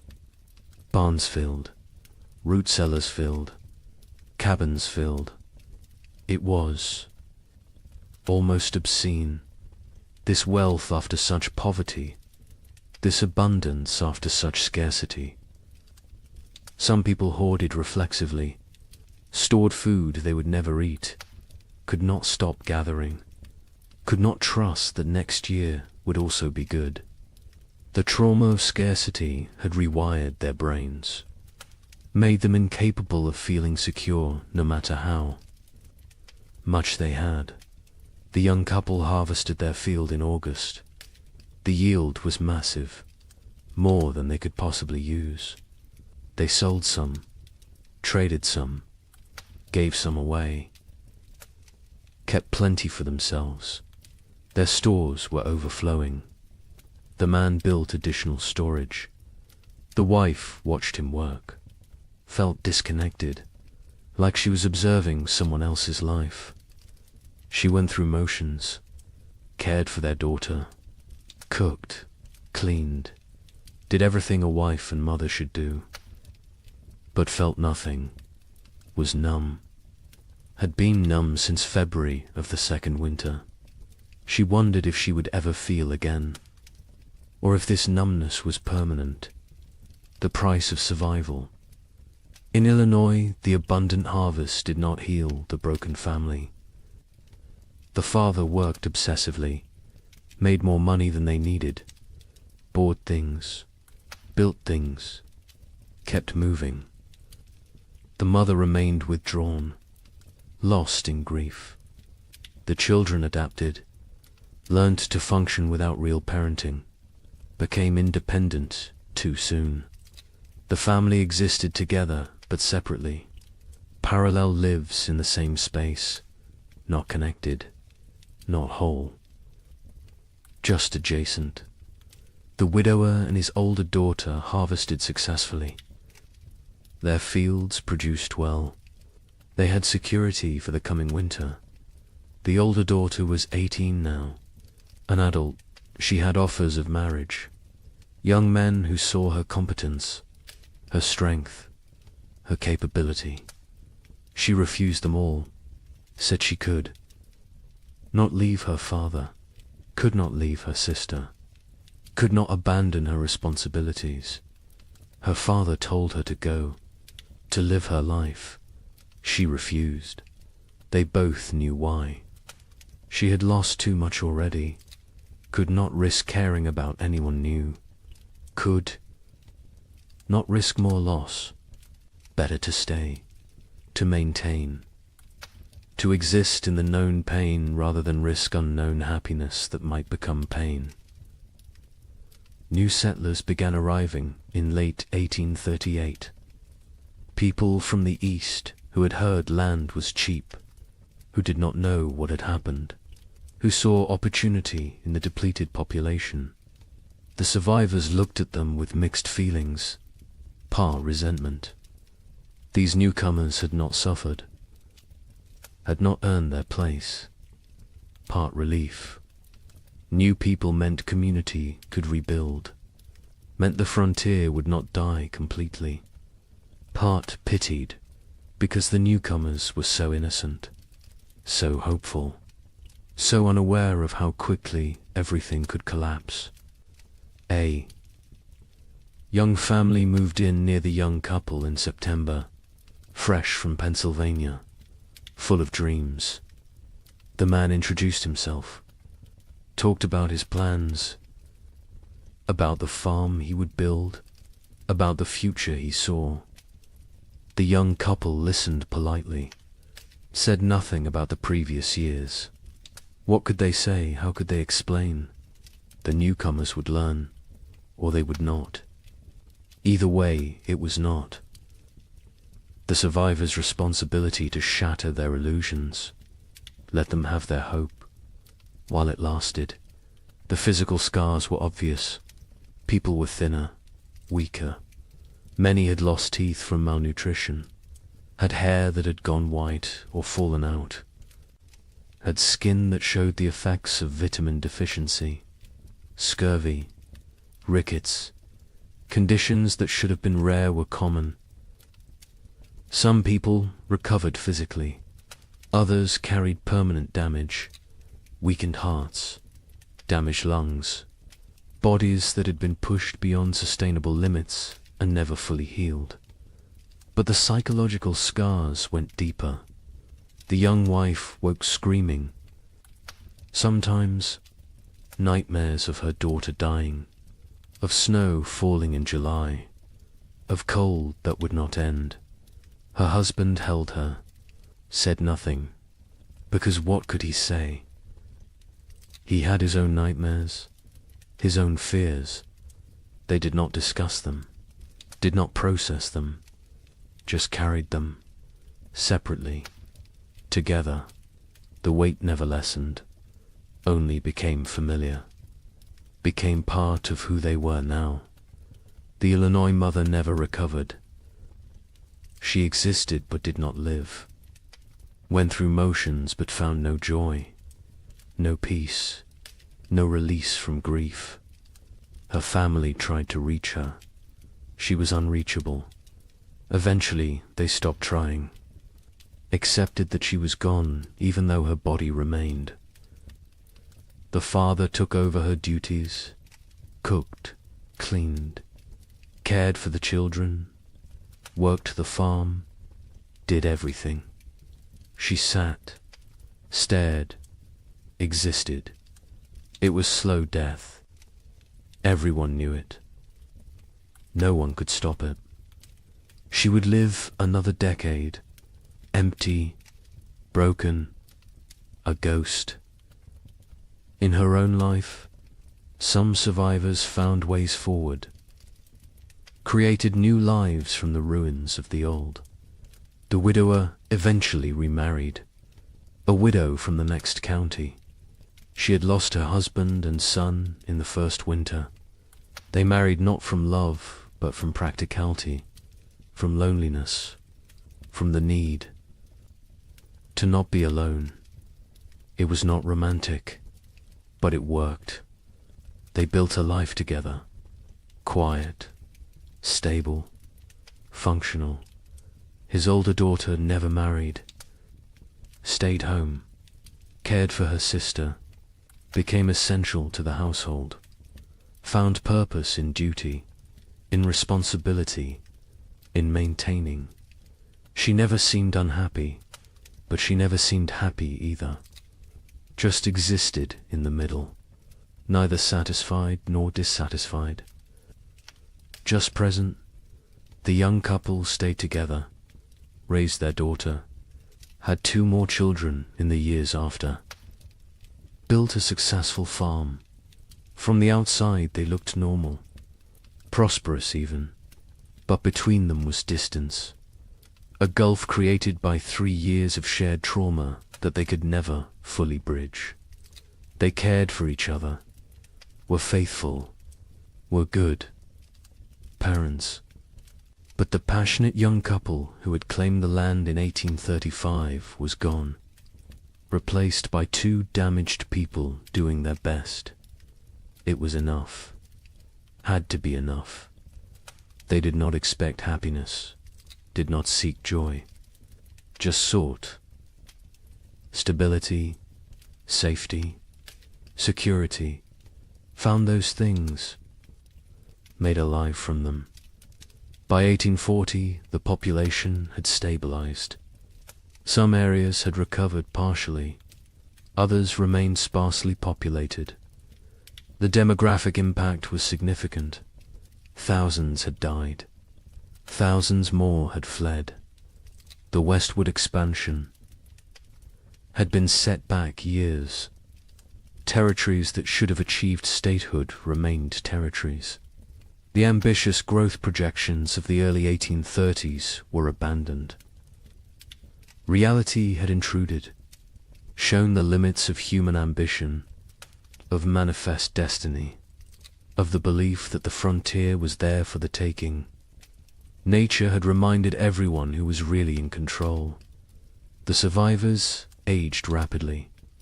The young man in Michigan was 30 in 1840, looked 50. His body was worn out from the hard years. He would die at 45. Heart failure. His body simply gave out. Used up. Exhausted. His wife outlived him by 20 years. Raised their 3 children. Alone. Never remarried. Never spoke of the hard years. Her children knew something had happened. Could see it in her eyes. In her reactions to cold, to hunger, to waste. But she never explained, never wanted them to know, wanted them innocent, untouched, protected from the knowledge of how bad things could get. The records from this period are sparse. Many families did not keep records, could not read or write, or chose not to document what had happened. The census of 1840 shows dramatic population decline in the affected territories. But the numbers tell only part of the story, cannot capture the psychological damage, the broken families, the lost potential, the dreams that died, the innocence that was shattered. Those losses are not recorded, not documented, not preserved. But they were real, were significant, were the true cost of the winters that would not end. Some survivors tried to document what happened, wrote letters to relatives back east, kept journals, created records. But even as they wrote, they sensed their accounts would be doubted, would be dismissed as exaggeration, as hysteria, as the ramblings of traumatized minds. How could they explain what it felt like to watch your child starve? To burn your furniture for warmth? To consider actions that in normal times would be unthinkable? Words were inadequate. Experience was untranslatable. They wrote anyway, because someone needed to remember, someone needed to bear witness, even if no one believed them. The young man in Michigan wrote to his brother in Ohio in 1840, described what they had endured.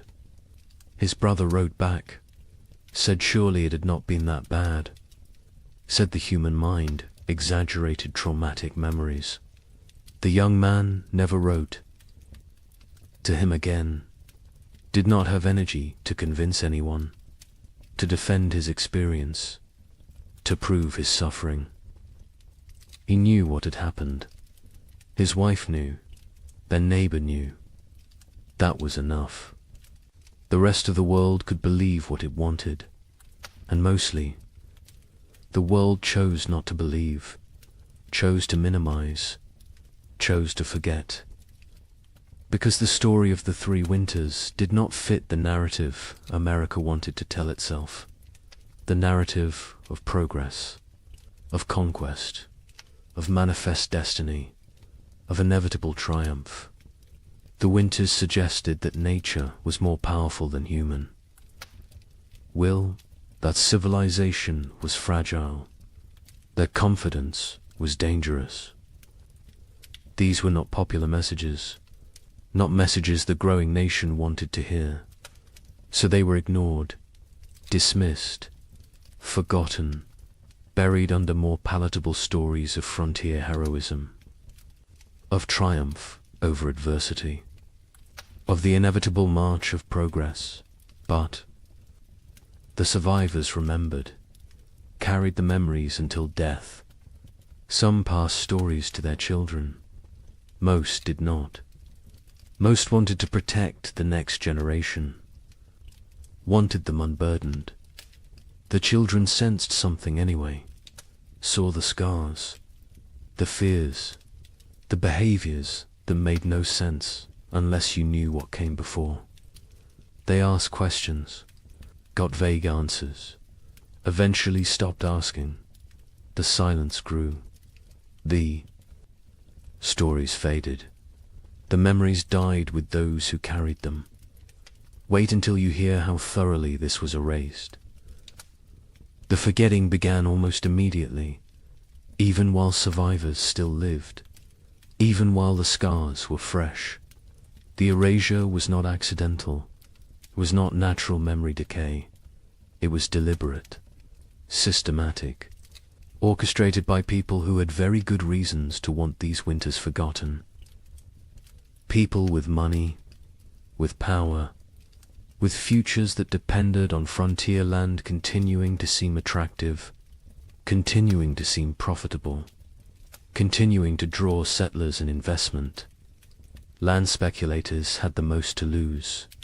They had purchased millions of acres across the affected territories, paid pennies per acre, expected to sell for dollars. Their entire business model depended on continued westward migration, on families believing the frontier offered opportunity, prosperity, future. Stories of 3 consecutive winters of mass death were bad for business, very bad. So the speculators acted, quickly, decisively, with coordinated purpose. Eastern newspapers began refusing letters from survivors. Editors received instructions, guidance, sometimes bribes. Do not publish accounts from the territories. Do not run stories about crop failures, about deaths, about settlements failing. Focus on success. Stories on prosperity, on opportunity. A newspaper in Philadelphia received a letter in 1839 from a Michigan survivor. Detailed account of the 3 winters, the suffering, the deaths, the horror. The editor filed it away, never published it. Years later asked why. He explained simply, no one wanted to read depressing stories. People wanted hope, wanted optimism, wanted to believe in American progress. His job was to give them what they wanted. Territorial governments actively suppressed information. Official reports downplayed casualty numbers, listed families who had disappeared as relocated rather than dead or missing. Death certificates were not issued for people who died isolated on homesteads. If no one reported the death officially, then officially it did not happen. Population records were adjusted, made to show growth rather than decline. The manipulation was not subtle, but it was effective. Future historians looking at official records would see steady population growth, would see successful territorial expansion, would see nothing that suggested catastrophe. Land companies published promotional materials in 1839 and 1840, glossy brochures, detailed descriptions of fertile soil, mild climate, abundant opportunity. They made no mention of the previous years, no acknowledgement of hardship, no warning of risks. New settlers arrived with these brochures, with these promises, found a very different reality. By then, the land companies had their money. The deception had served its purpose. The newcomers were stuck, had to make the best of it, or abandon their investment and flee. Most stayed, tried to succeed. Never knew they had been deliberately misled. A land office clerk in Michigan Territory received orders in 1839. Adjust the records. Families who had disappeared needed to be listed as relocated to other territories. Deaths needed to be minimized. The numbers needed to show growth, success, progress.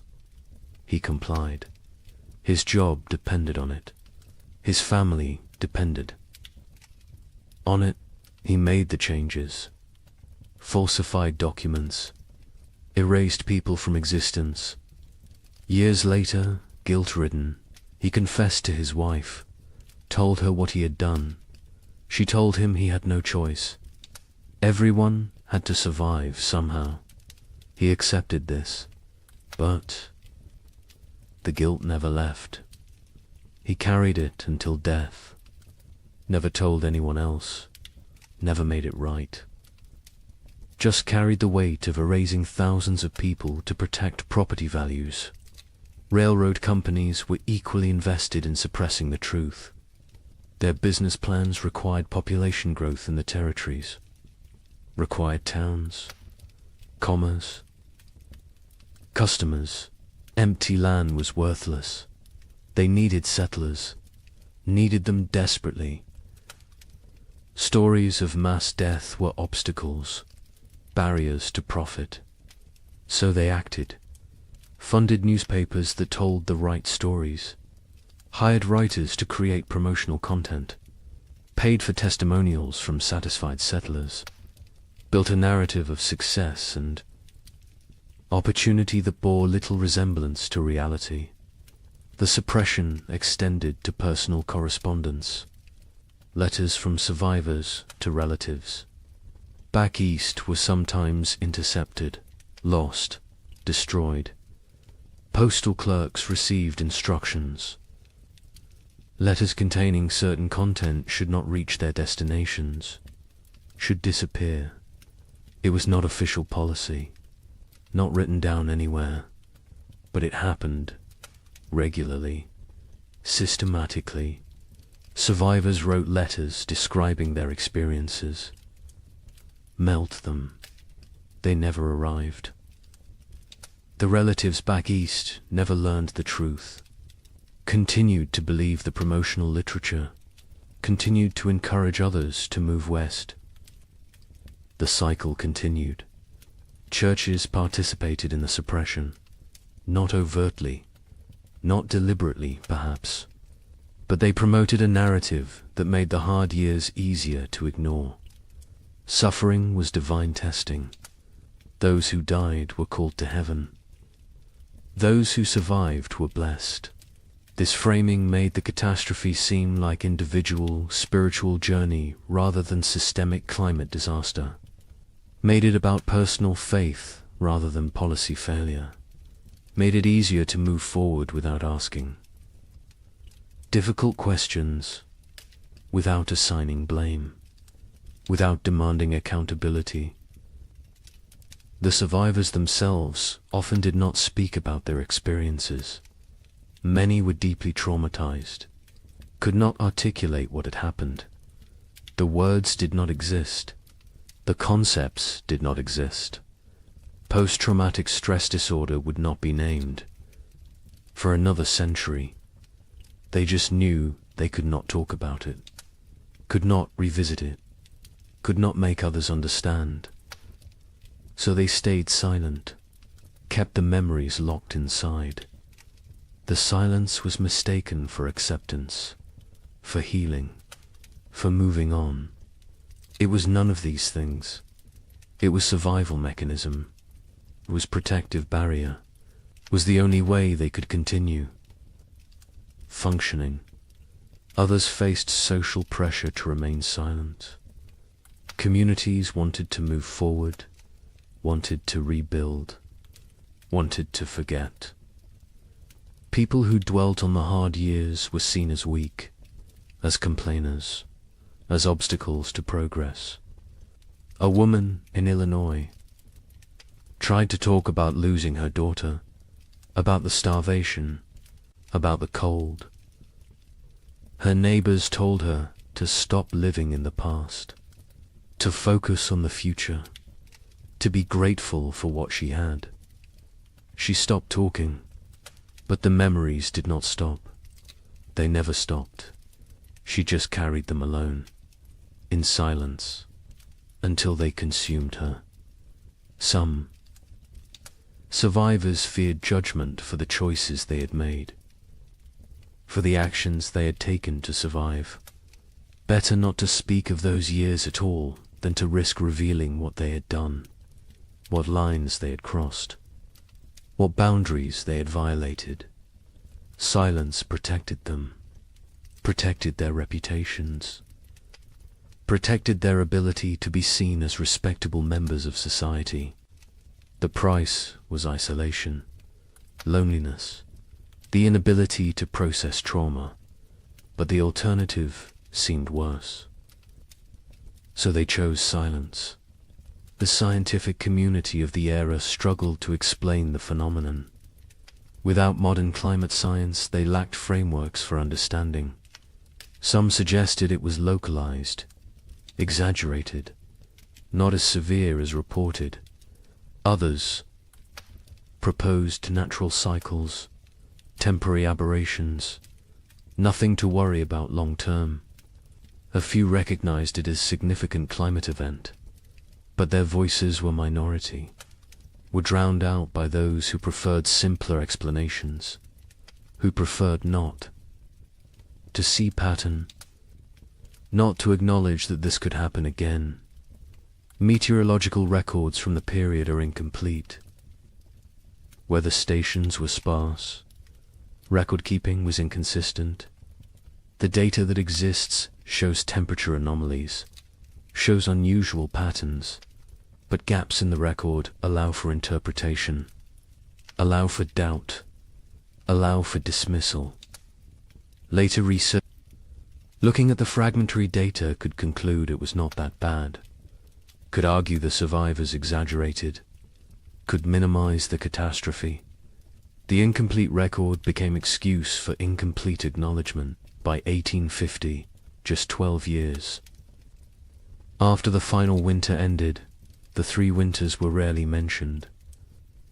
Textbooks focused on westward expansion, on Oregon Trail, on Gold Rush.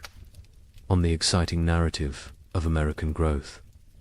The dark years from 1836 to 1838 were footnote at best. More often, they were completely absent. A generation of children learned American history without knowing thousands had died in the supposedly empty territories, without knowing their parents or grandparents had survived horror. The erasure was nearly complete. The Civil War cemented. The forgetting. After 1861, the nation had new trauma, new deaths, new catastrophe to process. The frontier winters seemed distant, irrelevant. Why dwell on old suffering when new suffering was everywhere? The few survivors who tried to tell their stories found no audience, found a nation consumed by present crisis. Unwilling to hear about past pain, they gave up, accepted that their experience would die with them, that no one would remember, that no one cared. The American mythology of the frontier required triumph, required success, required the narrative of bold pioneers conquering wilderness, building civilization, creating something from nothing. The three winters did not fit this mythology, could not be incorporated, so they were excluded. The myth was more important than history. The story was more important than truth.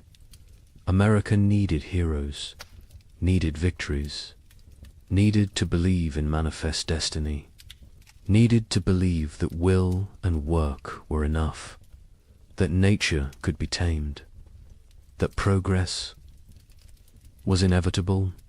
The erasure served another purpose. It protected those in power, politicians who had encouraged westward expansion, who had promoted territorial development, who had promised safety and opportunity. Acknowledging the winters meant acknowledging failure, meant admitting they had. Sent people into danger, had promised what they could not deliver, had prioritized expansion over safety. This admission was politically unacceptable, so the winters were forgotten. And the politicians continued promoting westward movement, continued making promises, continued prioritizing growth over caution. Survivors who tried to speak faced ridicule, disbelief, accusations of exaggeration, of hysteria, of attention-seeking. The young man in Michigan attempted to tell his story to a traveling writer in 1845. The writer listened politely, then suggested perhaps the cold had not been quite as severe as remembered. Perhaps trauma had distorted memory. Perhaps things had been difficult but not impossible. The young man stopped talking mid-sentence, realized there was no point. People would believe what they chose to believe. Truth was irrelevant. He never tried to tell his story again. The conspiracy of silence was not organized. No one coordinated. The suppression, no central authority dictated what could be said. But the incentives aligned perfectly. Land speculators needed silence. Railroads needed silence. Governments needed silence. Churches preferred silence. Survivors chose silence. The result was comprehensive, effective, devastating. Within 20 years, the three winters had been nearly erased from collective memory. Within 50 years, they were completely forgotten. A climate catastrophe that killed thousands and destroyed. Hundreds of settlements simply disappeared from history, vanished, as if it never happened. But evidence remained, buried, hidden, waiting, in journals stuffed in attics, in letters preserved by accident, in graveyards with too many children's stones dated 1836 to 1838. In the population records that did not add up, in the archaeological evidence, in the tree rings, in the ice cores, in the gaps in genealogies where entire families simply ended. The evidence was there, scattered, fragmentary, ignored, but there, waiting for someone to look, someone to ask questions, someone to remember. Wait until you hear what we found. Modern science has uncovered what deliberate forgetting tried to erase. The evidence exists, scattered across disciplines, buried in places most people never think to look. But it is there, consistent, compelling, undeniable.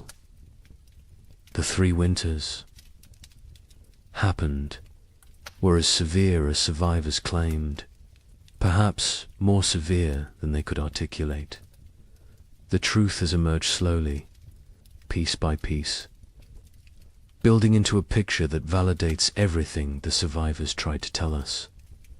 Tree ring analysis provides the most objective evidence. Trees record their growing conditions in their rings. Wide rings mean good growing seasons. Narrow rings mean stress, cold, drought, poor conditions. Researchers examining old-growth trees across the Midwest discovered something remarkable. The rings from 1836 to 1838 are extraordinarily narrow, some of the narrowest in the entire record. These trees were stressed, struggling, barely growing. The pattern is consistent across species, across regions, across thousands of individual trees. The cold was real, was widespread. With severe ice core samples from Greenland tell a similar story. Each layer of ice preserves atmospheric conditions from when the snow fell.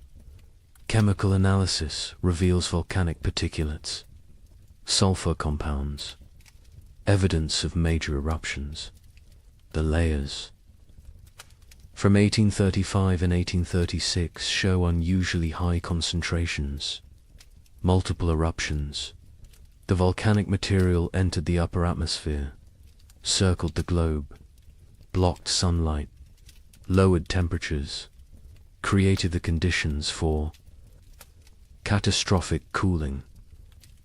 The ice remembers what humans forgot.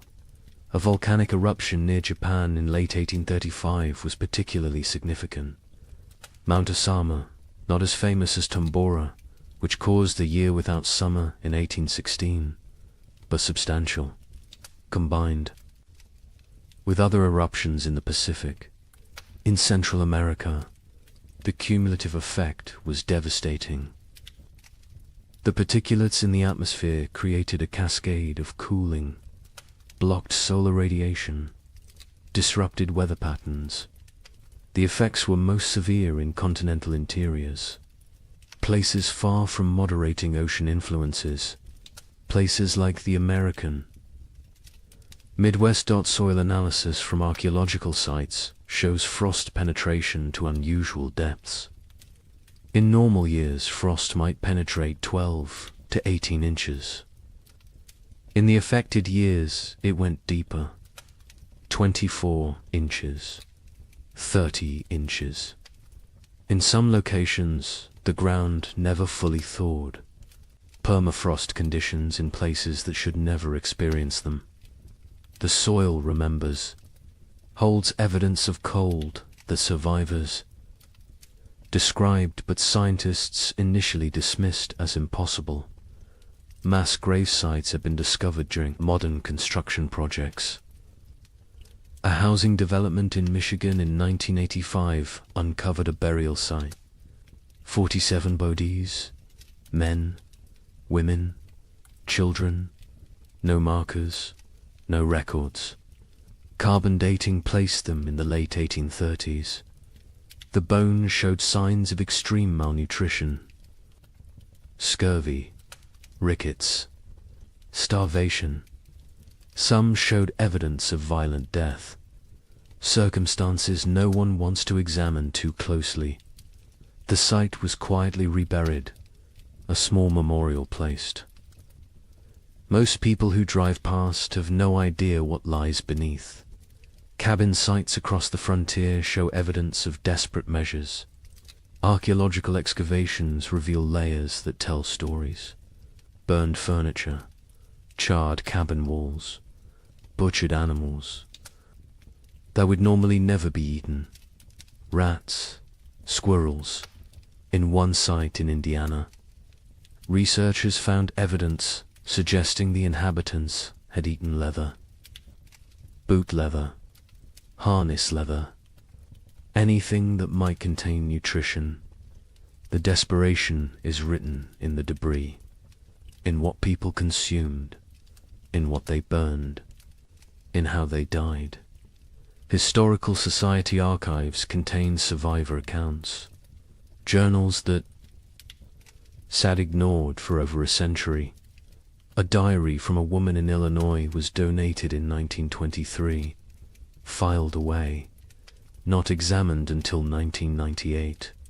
It documented day-by-day survival through all 3 winters, the declining food stores, the deaths of neighbors, the choices she made to keep her family alive, the guilt she carried. The final entry was in March 1838. It said simply that spring had come, that they had survived, that she did not know if survival was blessing or curse. The journal was published in 2005. 90 academics read it. The general public remained unaware. More journals continued to surface, in estate sales, in attics, in old trunks, in historical societies. Each one adds detail, adds confirmation, adds validation to what survivors tried to tell anyone who would. Listen. A journal from Ohio described November 1836. The cold that went beyond anything imaginable. The wind that never stopped. The children asking when they could go outside again. Being told maybe spring. Knowing spring might never come. The journal, as a matter of fact, unemotional, which makes it more powerful. The horror is in what is not said, in the gaps, in the things too terrible to write. Census records show the truth when examined carefully. The 1840 census recorded population in the affected territories. Researchers comparing it to 1830 projections found massive discrepancies. The expected population based on immigration rates and natural growth should have been far higher. Tens of thousands of people were simply missing, not relocated, not accounted for, gone. The census takers noted the discrepancies at the time. Their concerns were dismissed. The records were filed.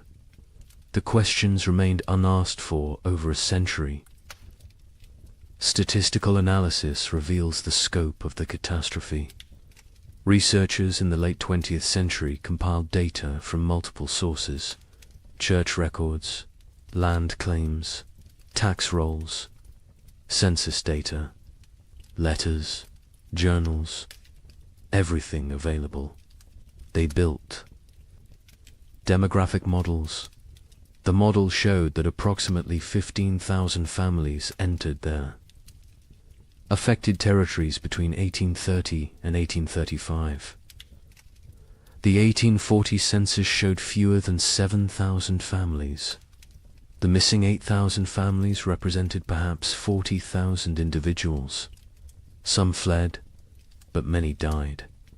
The exact numbers will never be known, but the scale is clear.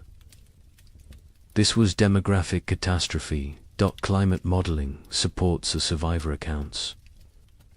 Modern computers can simulate historical climate conditions, input the volcanic eruptions, the solar activity, the ocean currents, Run the models.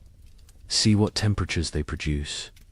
The models consistently show severe cooling in the continental interior from 1836 to 1838.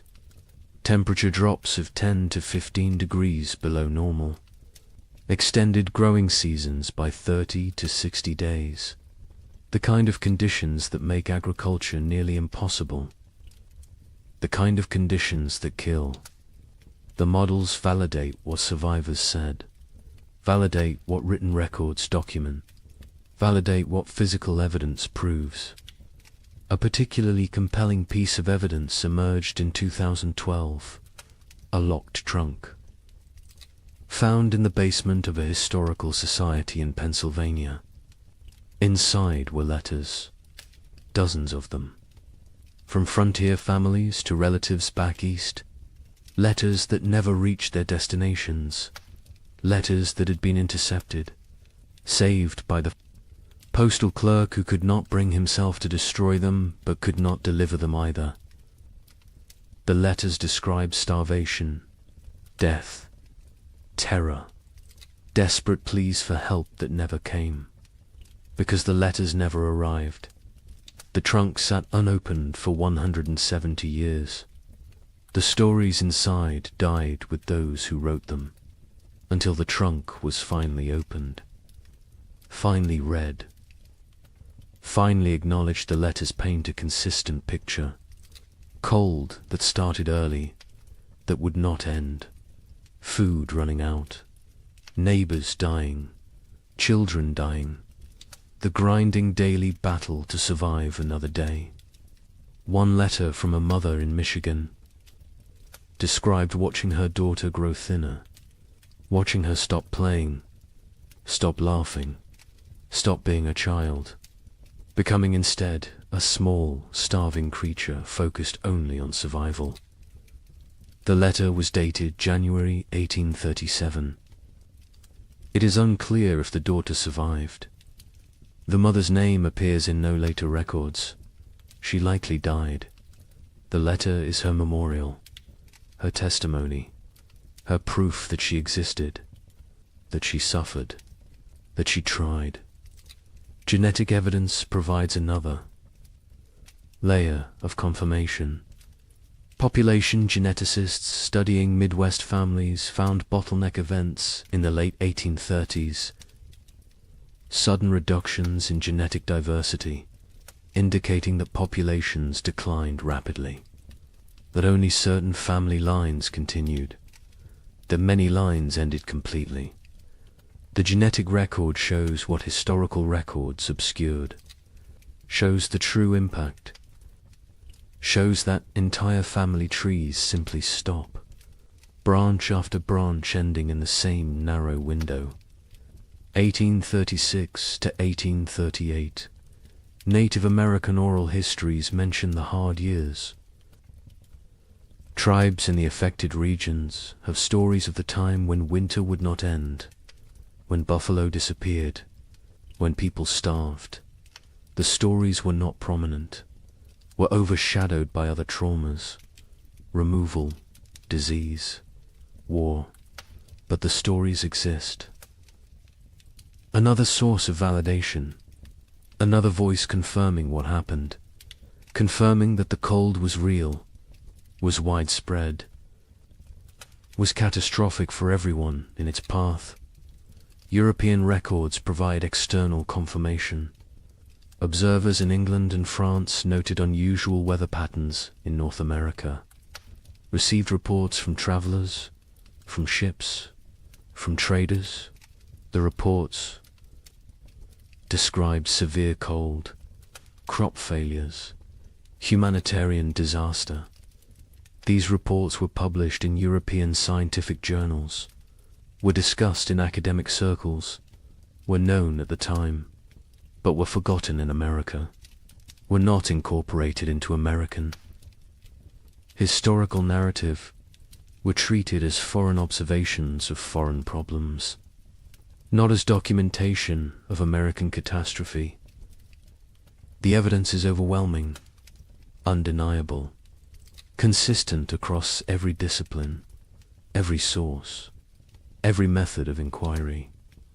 The 3 winters happened, were as bad as survivors claimed, killed thousands, destroyed hundreds of settlements, set back westward expansion by years, changed the trajectory of American development, and was systematically erased from memory, deliberately forgotten, buried under more palatable narratives. But the evidence remained, waiting, and now it speaks, loudly, clearly, demanding that we remember, demanding that we acknowledge, demanding that we ask why this was forgotten, and what else we have chosen to forget.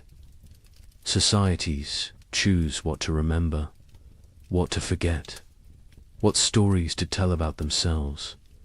America chose to remember triumph, chose to remember westward expansion as inevitable, as heroic as the march of civilization across wilderness. The 3 winters did not fit that story, so they were exploded, erased, forgotten, not through conspiracy exactly, but through collective decision that some truths are inconvenient. Some realities undermine necessary myths. Some histories are better left buried, but forgetting comes with costs. Modern Americans facing climate uncertainty have no cultural memory of how quickly weather can turn catastrophic, how fragile our systems truly are, how thin the line between civilization and survival. We believe we are insulated, protected, that technology and infrastructure make us safe. The pioneers believed they were prepared to. They had survived winters before, had skills, had experience, had confidence. They were wrong. Confidence is not armor. Preparation has limits. And nature does not care about human expectations. The pioneers who survived demonstrated extraordinary resilience. But resilience came at prices we can barely fathom. Psychological trauma that lasted lifetimes. Physical damage that shortened lives. Moral compromises that haunted until death. Relationships destroyed. Innocence shattered. Futures altered. They survived, but survival was not triumph, was not victory, was simply continuing to breathe, to move, to exist. Some days that was enough. Other days it was not. The Illinois family that lost their daughter eventually prospered. Their farm became successful. They appeared to outside observers as model frontier family, hard-working, productive, respectable. But the father never spoke of the hard years, not to his children, not to his neighbors, not to anyone. When he died in 1871, his wife burned his journal. She said it contained nothing anyone needed to know. The children did not question her, did not push. The family maintained silence until the last of them died. The story died with them. As so many stories did, the young couple in Michigan who nearly starved in February 1837 lived into old age. They watched their children grow, saw grandchildren born, built prosperity from the ruins of trauma, but they never truly healed. The wife developed hoarding behaviors, stored food obsessively, could not throw anything away, could not trust that abundance would continue. The fear never left. The husband, startled at sudden noises, had nightmares until he died, woke, screaming about cold, about hunger, about his daughter dying. They lived together for 40 years after the winters ended, but part of them never left those years. never fully returned to the present, always remained trapped in the cold, in the fear, in the desperate fight for survival. We need to remember their stories, need to understand what they endured, not to glorify suffering, not to romanticize hardship, but to recognize truth, to acknowledge that American expansion was built on uncounted graves, unforgotten tragedies, unerased catastrophes. The triumphant narrative is incomplete, is dishonest, is disrespectful to those who suffered, who died, who survived but carried wounds forever. Climate catastrophe can happen faster than we imagine. The pioneers of 1835 had no warning, no time to prepare.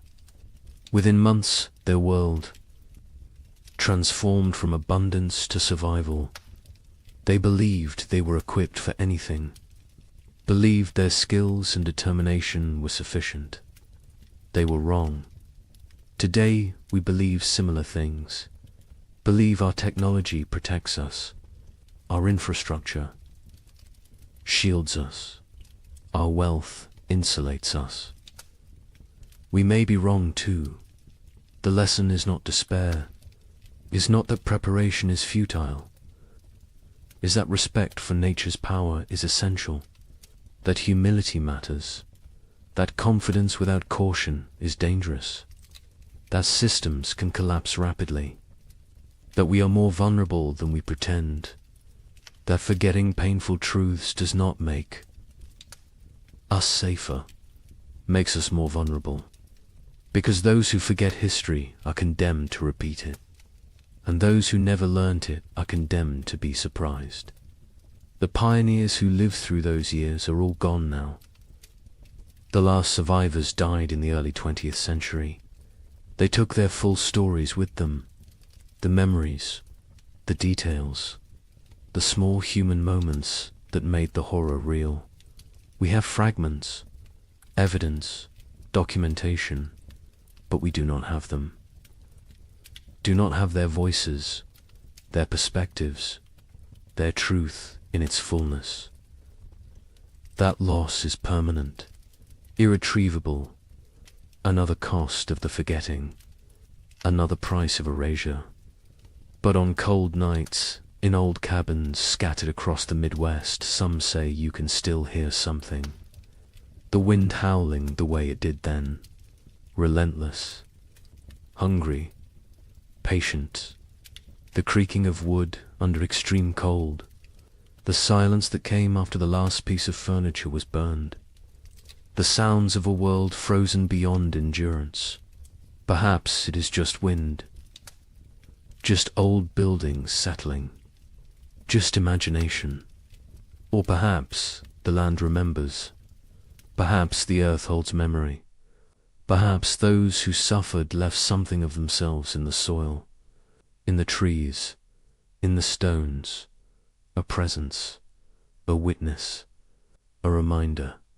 Winter always remembers, even when we choose to forget. The sky changes first. It loses its depth. The blue becomes pale and thin. The sun rises later each morning. It sets earlier each evening. The warmth drains away slowly. Day by day, the world transforms. The tribe notices. They always notice. Their survival depends on reading these signs. An old woman stands at the cave entrance. She watches the horizon. Her skin remembers 50 winters. Her bones ache with the coming cold. She knows what approaches. The birds leave first. Great flocks rise from the marshlands. They circle once, twice, then disappear southward. Their cores fade into silence. The sky empties. Only the crows remain. They perch in dead trees. They watch with black eyes. They know about winter. They know about death. The leaves turn brown. They fall in waves. The forest floor becomes a carpet of decay. The trees stand bare. Their branches reach upwards like skeletal hands. The wind moves through them differently now. It whistles. It moans. It carries the scent of ice from distant mountains. The animals change their behavior. The deer grow thick coats. They move lower into the valleys. The bears eat constantly. They gorge themselves on final berries and roots. They search for caves. They test the depths of hollow trees. Soon they will sleep. Soon they will vanish until spring. The tribe's children play near the cave. They notice the changes too. A young girl finds frost on a stone. She touches it with her finger. The ice melts instantly. She looks up at her mother. Her eyes ask a question. Her mother nods slowly. Yes, it is coming. The hunters return from their scouting. They gather around the central fire. Their news is grim. The herds are moving. The massive beasts that sustained the tribe are leaving. They migrate to warmer lands. The hunters saw their tracks leading south. Hundreds of prints in the soft earth. All heading away, the chief stands. He is a broad man with greying hair. Scars cross his chest and arms. Each one tells a story of survival. He speaks slowly. His voice carries weight. The tribe must prepare. They must gather. They must hunt. Winter shows no mercy to the unprepared. The women begin their work immediately. They repair the leather hides that cover the cave entrance. They check every seam. They patch every hole. Cold air finds the smallest gaps. It sneaks in like a predator. It steals warmth. It steals life. The children are sent to gather firewood. They work in groups. They drag dead branches back to the cave. They pile them high against the rock walls. Never enough. There is never enough wood. The fires must burn for months. The fires are life itself. An elder man sits working stone. He shapes a new blade. His hands move with practiced skill. The flint chips away in precise flakes. This blade will skin animals. It will cut meat. It will help the tribe survive. Tools matter. In winter, everything matters. The temperature drops. Further, morning brings white breath. Puddles freeze overnight. They crack under footsteps. The ground hardens. Digging becomes difficult. The tribe works faster. Urgency replaces the lazy pace of summer. A young hunter climbs the high ridge.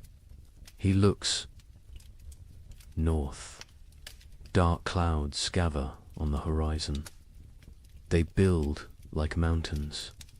They promise snow. He returns quickly. He reports what he saw. The tribe has perhaps 10 days, maybe less. The chief calls a meeting.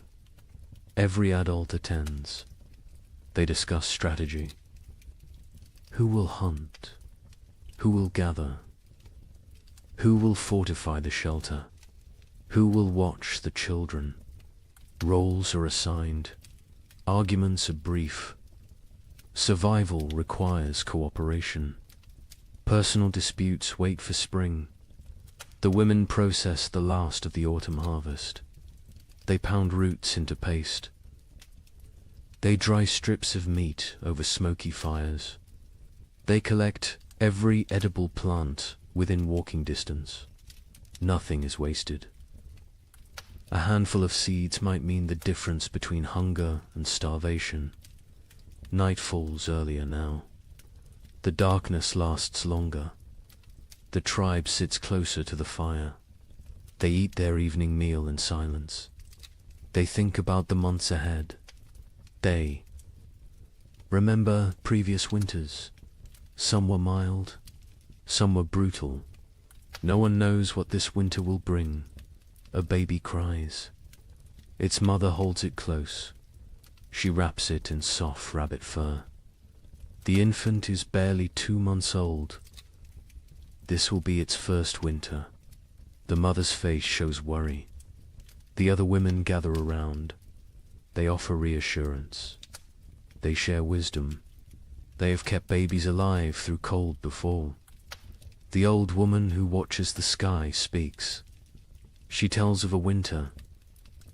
From her youth, snow fell for 20 days without stopping. The drifts rose higher than a man. 3 members of the tribe died. They ran out of food. They grew weak. The cold took them in their sleep. She tells this story as warning, as motivation. As truth, the fire crackles. Sparks rise into the darkness. They dance like orange stars before fading. The tribe sits in a circle. They feel the bond between them. They are family. They are survival partners. They will face the cold together.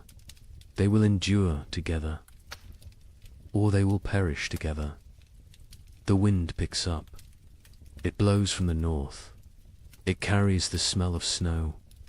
It carries the promise of winter. The tribe feels it. Every man, woman, and child knows what approaches. The season of death has begun its descent. The time of testing is here.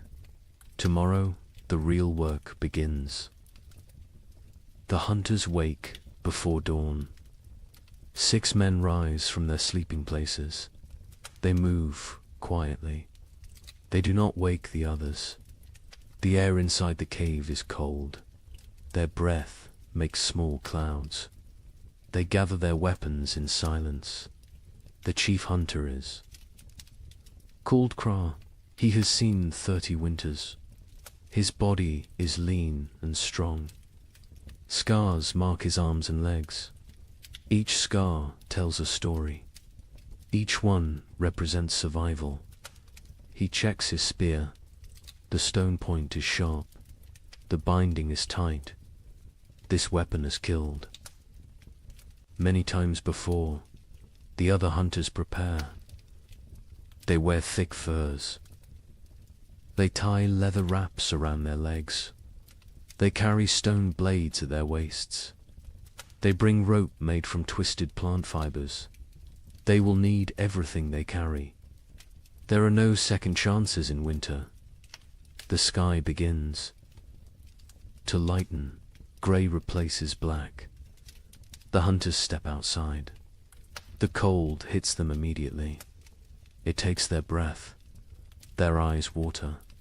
They blink away the moisture. Their bodies adjust slowly. Frost covers everything. The rocks glisten white. The sparse grass stands frozen and brittle. Each footstep crunches. The sound carries in the still air. They must move carefully. Sound travels far on cold mornings. Kraw leads them north. He knows where the herds gather.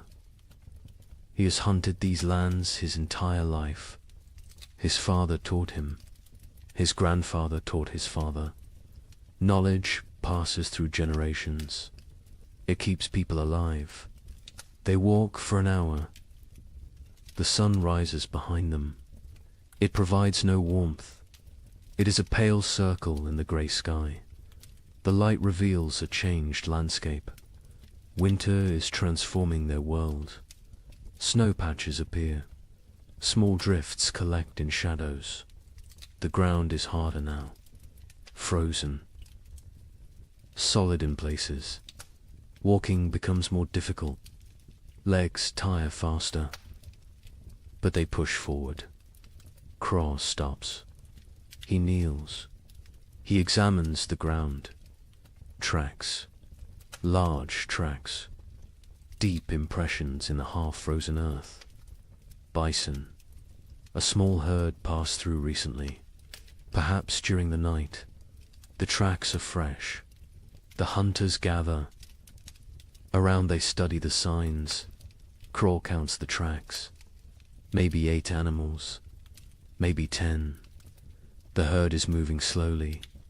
They are grazing as they travel. This is good. This means the hunters can catch them. They follow the trail. The tracks lead northeast, toward the river valley. Bison often shelter near water. The valley provides protection from wind.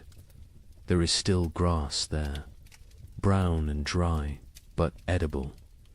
The wind picks up. It blows from the north. It carries tiny ice crystals. They sting exposed skin. The hunters pull their furs tighter. They lower their heads. They keep moving. Another hunter named Dren speaks quietly. He points to the sky. More.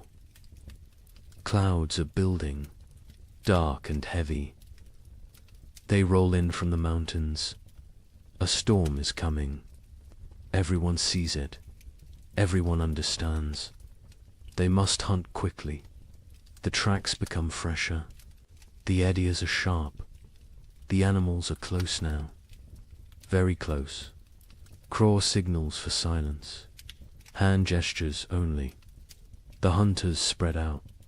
They form a loose line. They move like shadows. They crest a small rise. Below them, the river valley opens up. And there, near the frozen stream, the bison herd grazes. 9 massive animals, brown and shaggy. Their breath rises in great clouds. They paw at the snow. They search for grass beneath the hunters crouch low. They are downwind. The bison cannot smell them. This is crucial. Bison have poor eyesight but excellent noses. Scent betrays hunters more than sound. Craw studies the herd. He looks for weakness. Old animals. Young animals. Injured animals. His eyes settle on a large female. She stands at the edge of the group. She limps slightly. Her left rear leg favors her weight. She is the target. He signals to the others. They understand immediately.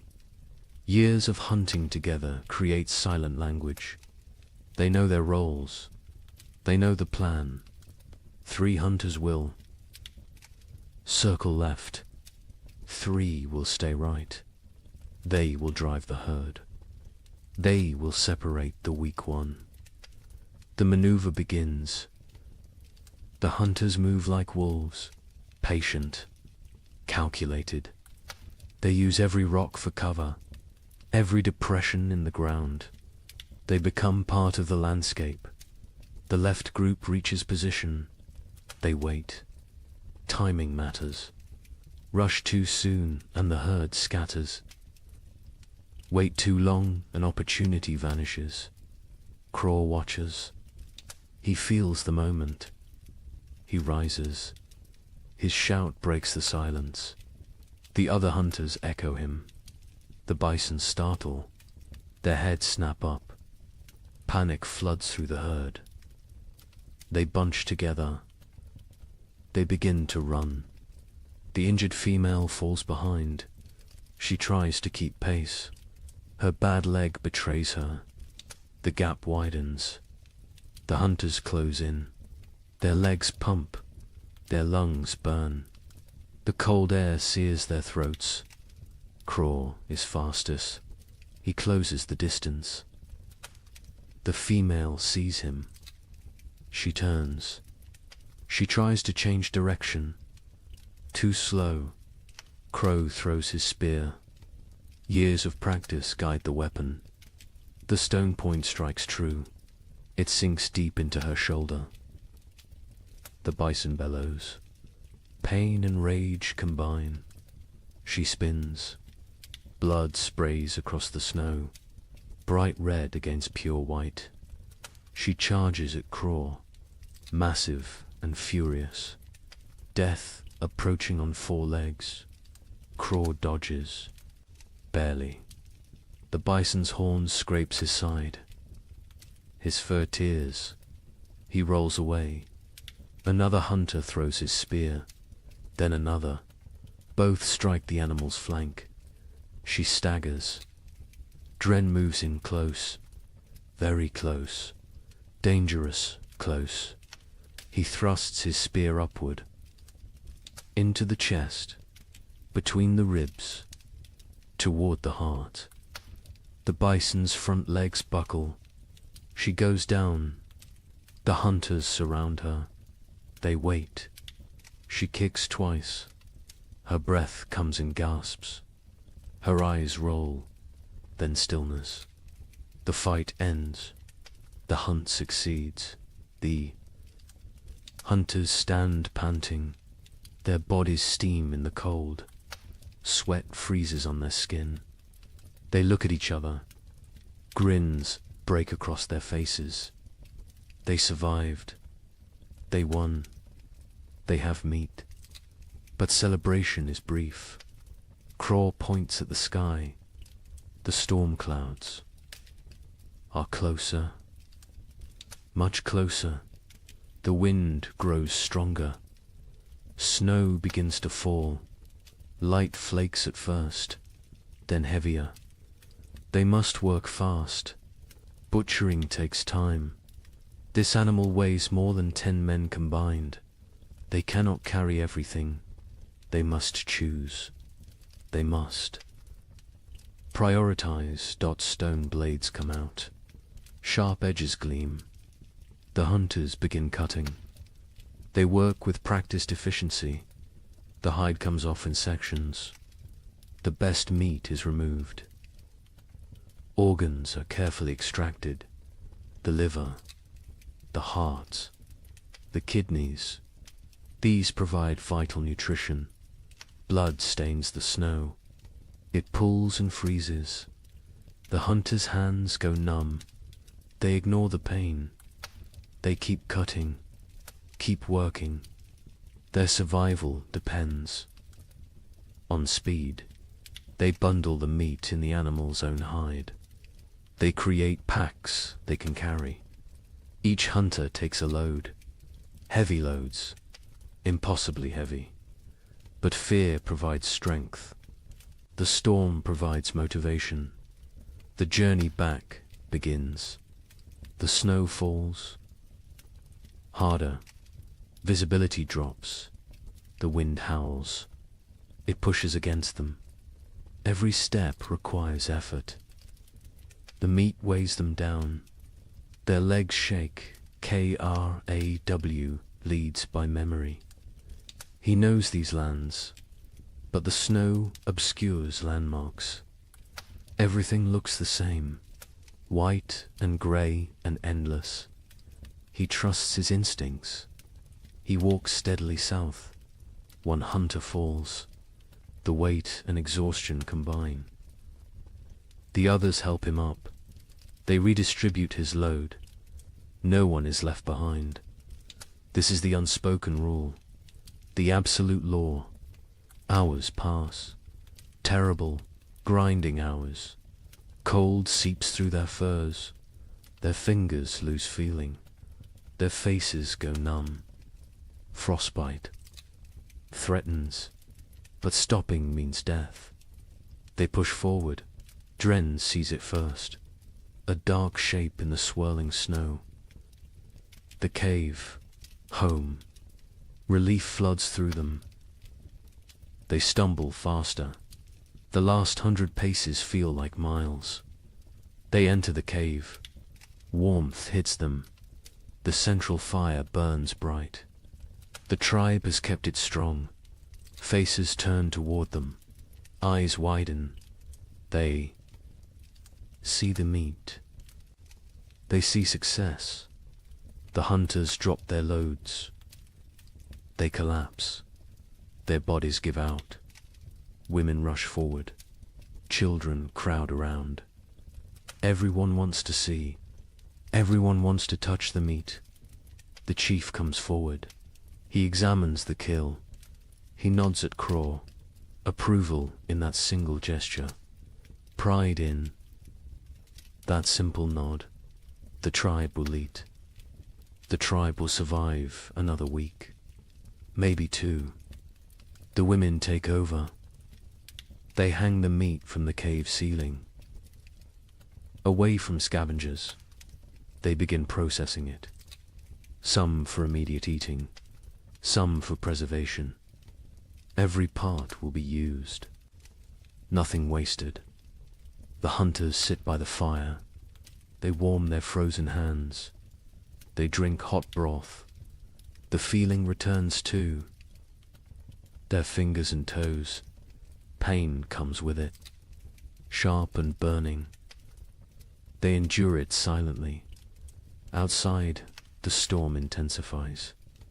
Wind screams past the cave entrance. Snow piles against the rocks. The leather hide covering the entrance flaps and strains. But inside, there is warmth. There is food. There is safety. Aye. Child approaches Craw. A small boy. He stares with wide eyes. He touches Craw's torn fur. He sees the scrape from the bison's horn. His mouth forms an O of wonder. Craw smiles. He ruffles the boy's hair. This is why they hunt. This is why they risk death. For the children. For the old ones. For the tribe. Individual survival means nothing. The group is everything. The meat roasts over the fire. Fat drips and sizzles. The smell fills the cave. Mouths water. Stomachs growl. Soon they will feast. Soon they will celebrate. But first they rest. Craw closes his eyes. His body aches. Every muscle protests. But satisfaction fills him. They succeeded. They brought food home. They completed the last great hunt before the deep winter. The storm rages outside. Let it rage. Let the snow fall. Let the cold descend. The tribe is ready. They have meat. They have fire. They have each other. This hunt might sustain them for weeks. It might mean the difference between survival and starvation. No one knows what the winter will bring. No one can predict the future. But today they won. Today they live. And in the primitive world, today is all that matters. The storm passes after 3 days. The snow stops falling. The wind dies down. The tribe emerges cautiously. They squint against the brightness. Snow covers everything. The world looks different now. Transformed. Dangerous. The work begins immediately. Winter preparation cannot wait. Every day matters. Every hour counts. The tribe divides into groups. Each group has specific tasks. Organization means survival. The women examine the cave entrance. The leather hide covering took damage in the storm. Wind tore several seams. Snow forced its way through gaps. Cold air invaded their shelter. This cannot happen again. An older woman named Mira leads this work. She has repaired shelters for 20 winters. Her hands know the work. Her eyes spot every weakness. She directs the younger women. They listen carefully. They learn by doing. They take down the damaged hide. It is stiff with ice. They carry it to the fire. The heat makes the leather pliable again. They can work with it now. They can repair the tears bone needles come out. Thread made from animal sinew, the women sit in a circle. They stitch the tears closed. Their fingers move quickly. They push. Needles through tough leather. They pull thread tight. Each stitch must be perfect. Weak stitching means cold air. Cold air means death. While they work, others gather moss. They find it on the north side of rocks. They peel it away carefully. Moss provides insulation. They stuff it into cracks in the cave walls. Every tiny gap gets filled. The cave must become a sealed chamber. The men focus on firewood. They need mountains of it. What they have is not enough. It is never enough. They venture into the forest. They search for dead trees. Dead wood burns best. Green wood smokes and sputters. A young man named Torg swings a stone axe. He strikes a dead trunk repeatedly. The impacts echo through the forest. Chips of wood fly. His arms burn with effort. Sweat forms despite the cold. He ignores the discomfort. The work must continue. Other men drag fallen branches. They create trails through the snow. Long paths marked by dragged wood. Back and forth. Trip after trip. Their backs ache. Their hands blister. They keep working. Children help too. Even the smallest ones. They gather kindling, dry twigs and bark, pine cones that will catch fire easily. They fill baskets. They carry them back to the cave. Everyone contributes. Everyone has value. By afternoon, wood piles grow. They stack it along the cave walls, high stacks that reach toward the ceiling. The cave begins to shrink. Storage takes space. But space is less important than fuel. Inside the cave, women organize food storage. The meat from the hunt hangs from the ceiling. They wrap it in bark. This protects it from insects, from moisture, from mold. Preserved meat can last months if stored correctly. Dried roots go into leather pouches. They stack these near the back wall, the coldest part of the cave. Natural refrigeration. The cold preserves. It prevents rot.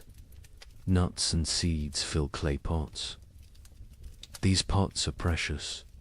Making them takes skill and time. They seal with wooden lids. They keep contents dry. They protect from rodents. A woman counts the supplies. She uses stones to track quantities. 1 stone for each pouch of roots. 1 for each bundle of dried fish. The counting is important. They need to know what they have. They need to ration carefully. The chief watches this inventory. His face shows concern. They have food, but is it enough? 6 months of winter stretch ahead, maybe 7. No one knows how harsh this winter will be. He makes a decision. Starting tomorrow, 1 meal per day, not 2. Rationing begins now, while they still have surplus. Better to be cautious early. Starvation at winter's end kills many tribes. The sleeping areas need attention. The tribe sleeps in a specific arrangement. This is not random. This is survival strategy. The weakest sleep closest to the fire. Infants and small children. The very old. Those who are sick. Adults sleep in the middle ring. They provide a barrier. Their bodies block drafts. They generate warmth. They protect the vulnerable. The strongest hunters sleep near the entrance. They endure the coldest positions. They wake first if danger approaches. They are the first defense. This hierarchy never changes. Women spread fresh pine boughs on the ground. These create mattresses. They provide insulation from the cold stone floor. They replace old bows that have compressed and lost their cushioning. Furs are distributed. Each family gets a share. Thick bear hides for the children, wolf pelts for the adults, rabbit skins sewn together for extra layers. Everyone must stay warm through the night. The fire pit requires work. It sits in the center of the cave. Stones ring it. These stones were carefully chosen. They hold heat. They radiate warmth long after flames die down. But some stones have cracked. The extreme heat damages them over time. Cracked stones can explode, send sharp fragments flying, cause injuries. The men remove the damaged ones. They bring new stones from the river, smooth and solid. The warning comes at dawn. The air feels wrong, too still, too heavy. The pressure changes. Animals sense it first. Birds that remained through autumn flee. They rise in frantic groups. Their calls sound panicked. Even the crows abandon there. Perches, got KRAW, stands outside the cave. He tastes the air, metal on his tongue, the taste of coming snow. His joints ache. Old injuries throb. His body predicts weather better than his eyes. A massive storm approaches, perhaps the worst of the season. He returns to the cave quickly. He finds the chief. They speak in low tones. The chief's face hardens. He knows what this means. He has survived 40 winters. He recognizes the signs. This storm will trap them inside. For days, maybe a week. The chief raises his voice. Everyone stops. Everyone listens. The blizzard comes. They must secure everything. Now, immediately. No delays. The tribe erupts into controlled chaos. Everyone knows their emergency roles.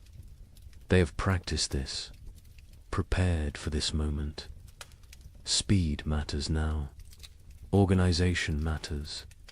Men rush to bring in final wood loads. They grab everything nearby. Dead branches, split logs, even greenwood. Anything that burns. They pile it inside until the cave floor disappears beneath fuel. Women grab the drying meat. Some pieces are not ready, still moist, still vulnerable to spoilage. But leaving them outside means losing them. Animals will steal them. Snow will ruin them. Everything comes inside. Children are sent to fill water containers. They run to the stream. They use hollowed gourds, clay pots, animal bladders, anything that holds liquid. Once the storm hits, leaving the cave becomes impossible. They need water for days. The wind begins gentle at first, a whisper through the trees. Then stronger, a moan, a howl. It builds like a living thing, like a predator circling. Temperature plummets. The drop is sudden, shocking. Breath becomes visible fog. Exposed skin stings. Fingers go numb within minutes. The cold announces the storm's arrival.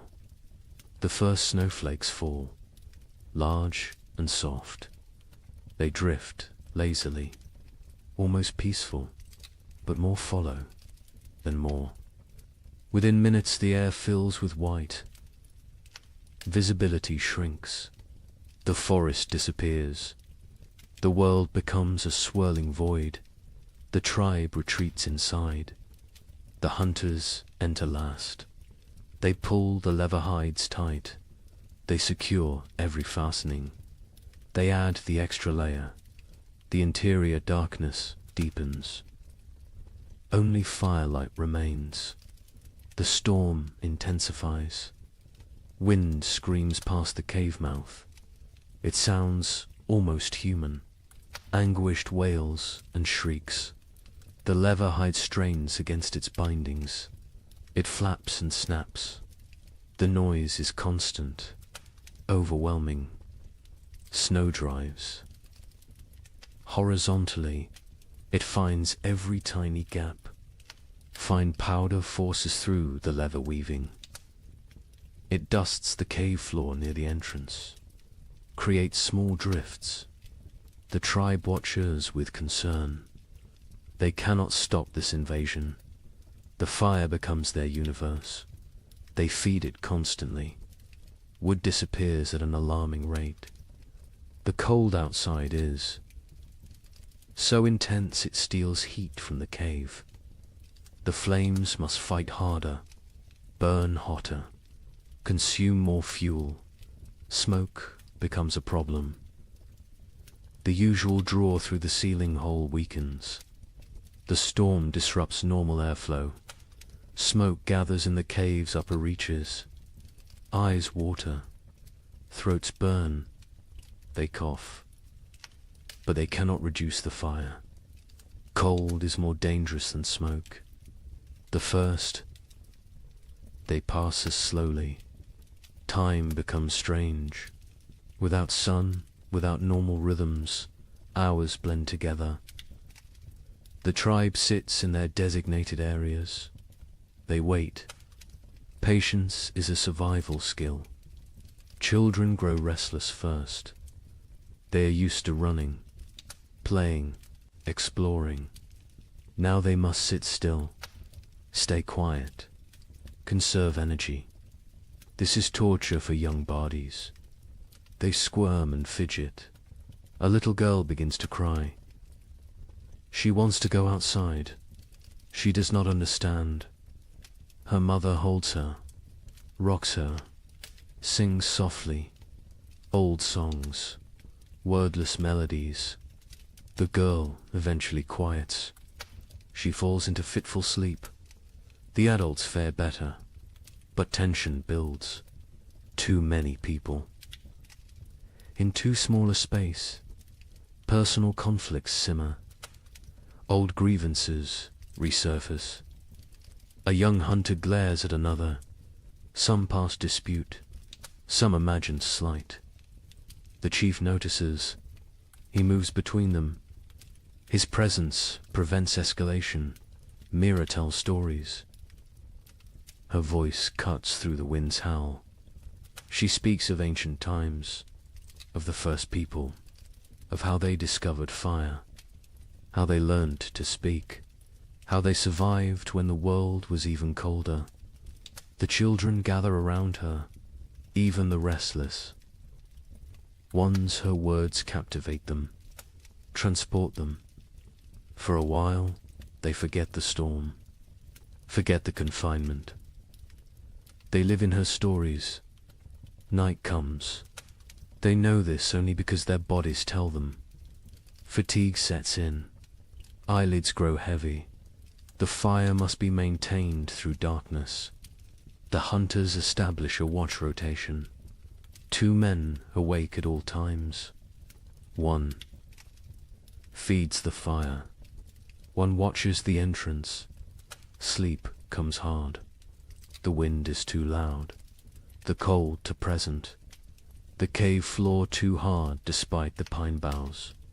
Bodies shift. Seeking comfort that does not exist. Seeking warmth that is scarce. The baby wakes crying. Hungry. Always hungry. Its mother nurses it. But her own hunger makes her milk weak. Thin. The baby feeds but does not satisfy. It cries again. Other children wake. The mother's face shows exhaustion, desperation. An older woman brings warm broth. made from bones and snow water. She encourages the mother to drink. Liquid helps produce milk. The mother drinks. The broth is barely warm, barely flavored, but it is something. The second day brings no relief. If anything, the storm worsens. The wind reaches new levels of fury. It sounds like raging beasts, like angry spirits. The entire cave vibrates. Small stones fall from the ceiling. Dust rains down. Fear creeps in. What if the storm never stops? What if they run out of wood? What if the cave collapses? These thoughts spread silently, visible in worried eyes, in tense shoulders, in clenched jaws. The chief sits straight. Projects. Confidence. But privately he worries. The woodpiles shrink rapidly. Too rapidly, he calculates. 3 more days, maybe 4. Then they burn sleeping firs. Then they face choices. Terrible choices. Food rationing becomes stricter. 1 small meal, barely enough to sustain. Stomachs growl constantly. Children whimper. Adults endure silently. Hunger is familiar. Hunger is survivable. For a while, Torg's hands have healed from the axe work. Now they crack from the dry cold. Blood seeps from split skin. He wraps them in leather strips. The bleeding stops, but the pain remains. He says nothing. Complaining helps no one. A hunter notices moisture on the cave walls, condensation from their breath, from their bodies. This moisture freezes, creates a thin layer of ice. The cave becomes a frozen chamber. Beauty and danger combined. Mira leads. The women in work. They cannot hunt, cannot gather, but they can prepare. They sort through supplies. They repair torn clothing. They sharpen stone blades. Idle hands create despair. Work provides purpose. The women sit together. They speak quietly. They share memories of other winters. Some worse than this, some better. They draw strength from survival stories. From knowing others endured. One woman speaks of losing her first child to cold 10 winters ago. The baby simply did not wake one morning, frozen in sleep. Her voice breaks. Others reach out, touch her shoulder, her arm. Physical. Connection matters. They grieve together. They heal together. The 3rd day breaks their spirits slightly. The storm continues unabated. White chaos outside. Grey despair inside. Hope becomes harder to maintain. Faith in survival wavers. A young child develops a cough, deep and wet. The sound echoes in the cave. His mother's face shows terror. Winter. Coughs kill. They start small. They grow. They steal breath. They take lives. The healer examines the child. An old woman with knowledge of plants, of remedies. She has dried herbs, stored carefully. She makes a tea, bitter and strong. The child refuses it. She forces him. He must drink. He must fight. The child drinks. He gags. He sputters. But the liquid enters his body. The healer wraps him in extra furs, keeps him near the fire. She monitors his breathing, his color. She has saved children before. She has lost children before. She does what she can. The fire burns lower. Fuel supplies deplete. The chief makes a decision. Smaller fire, colder cave, extended resources, survival over comfort. The tribe huddles closer. They share body heat. They become one organism, one survival unit. Stories continue, but energy for telling wanes. Voices grow hoarse. Throats hurt from smoke and dryness. Still they persist. Stories are medicine. Stories are hope. Stories are memory. Kraw dreams fitfully.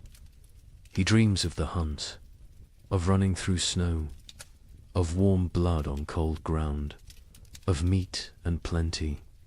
He wakes to cold and hunger. Reality disappoints. But reality is what they have. The fourth day brings a subtle change. The wind decreases slightly. Not much, but enough to notice. Enough to spark hope. Ears strain, listening for further improvement. Praying for silence. By afternoon, the wind drops to a steady roar instead of a scream. The leather hide stops its violent flapping. Stillness seems possible, seems real. The tribe exchanges glances. Cautious optimism. The chief crawls to the entrance. He carefully lifts the hide edge. A tiny gap. Snow immediately blows in, but he can see outside. Barely. The world is still white, still falling, but less violent, less deadly. He drops the hide. He turns to face the tribe. His expression gives them their answer before he speaks. The storm weakens, not over, but weakening. They will survive. They will see the end. Relief flows through the cave, visible, tangible. Shoulders relax. Faces soften. Tears form in some eyes. The trial continues, but the worst has passed. That evening, the coughing child breathes easier. The healer's tea worked, or luck worked, or sheer will worked. The reason does not matter. The child will live. This small victory lifts everyone. The tribe eats their meager ration with less complaint. The end approaches. They can endure. They can last. The wood will suffice. The food will suffice. They are strong enough. The fifth morning brings silence. Actual silence. The wind has stopped. The storm has ended. The sudden quiet feels strange, wrong. Ears ring in the absence of noise. Kraw approaches the entrance again. This time he fully opens the hide. Daylight floods in, blinding and beautiful. The tribe shields their eyes, adjusts slowly. The world outside has transformed. Snow everywhere. Drifts higher than a man. The landscape is unrecognizable. Every familiar feature buried, erased. They look upon an alien world, white and pristine and deadly. But the sky shows blue, clear blue. The storm has truly passed. The tribe survived. Every member, every child, every elder. They made it through together.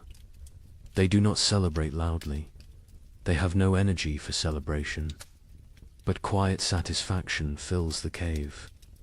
They endured. They protected each other. They remained human in inhuman conditions. The first blizzard has ended. Many more will come, but this one is done, and they are alive. Cold, hungry, exhausted, but alive. That is enough. That is everything. The days after the blizzard bring cruel clarity. The tribe emerges to assess their world. Snow covers everything in impossible depths. Walking is exhausting. Each step sinks to the knee, sometimes to the waist. Movement becomes a brutal task. The hunters try to venture out. They search for game, for any sign of life. But the animals have vanished, gone deep into dens, hibernating, or dead, or fled to distant warmer lands. The forest stands empty, silent as a grave. They check their trap. Lines, the snares they set before winter. Snow has buried them all, invisible, useless. Days of work erased by one storm. They dig frantically. They find 3 traps, all empty, all sprung by falling snow. The tribe returns to the cave. Their faces tell the story. No food, no prospects, only what they stored, only what hangs from the ceiling, only what sits in clay pots. They must make it last. They must ration carefully. The chief counts the supplies again. He uses his stones. He moves them slowly.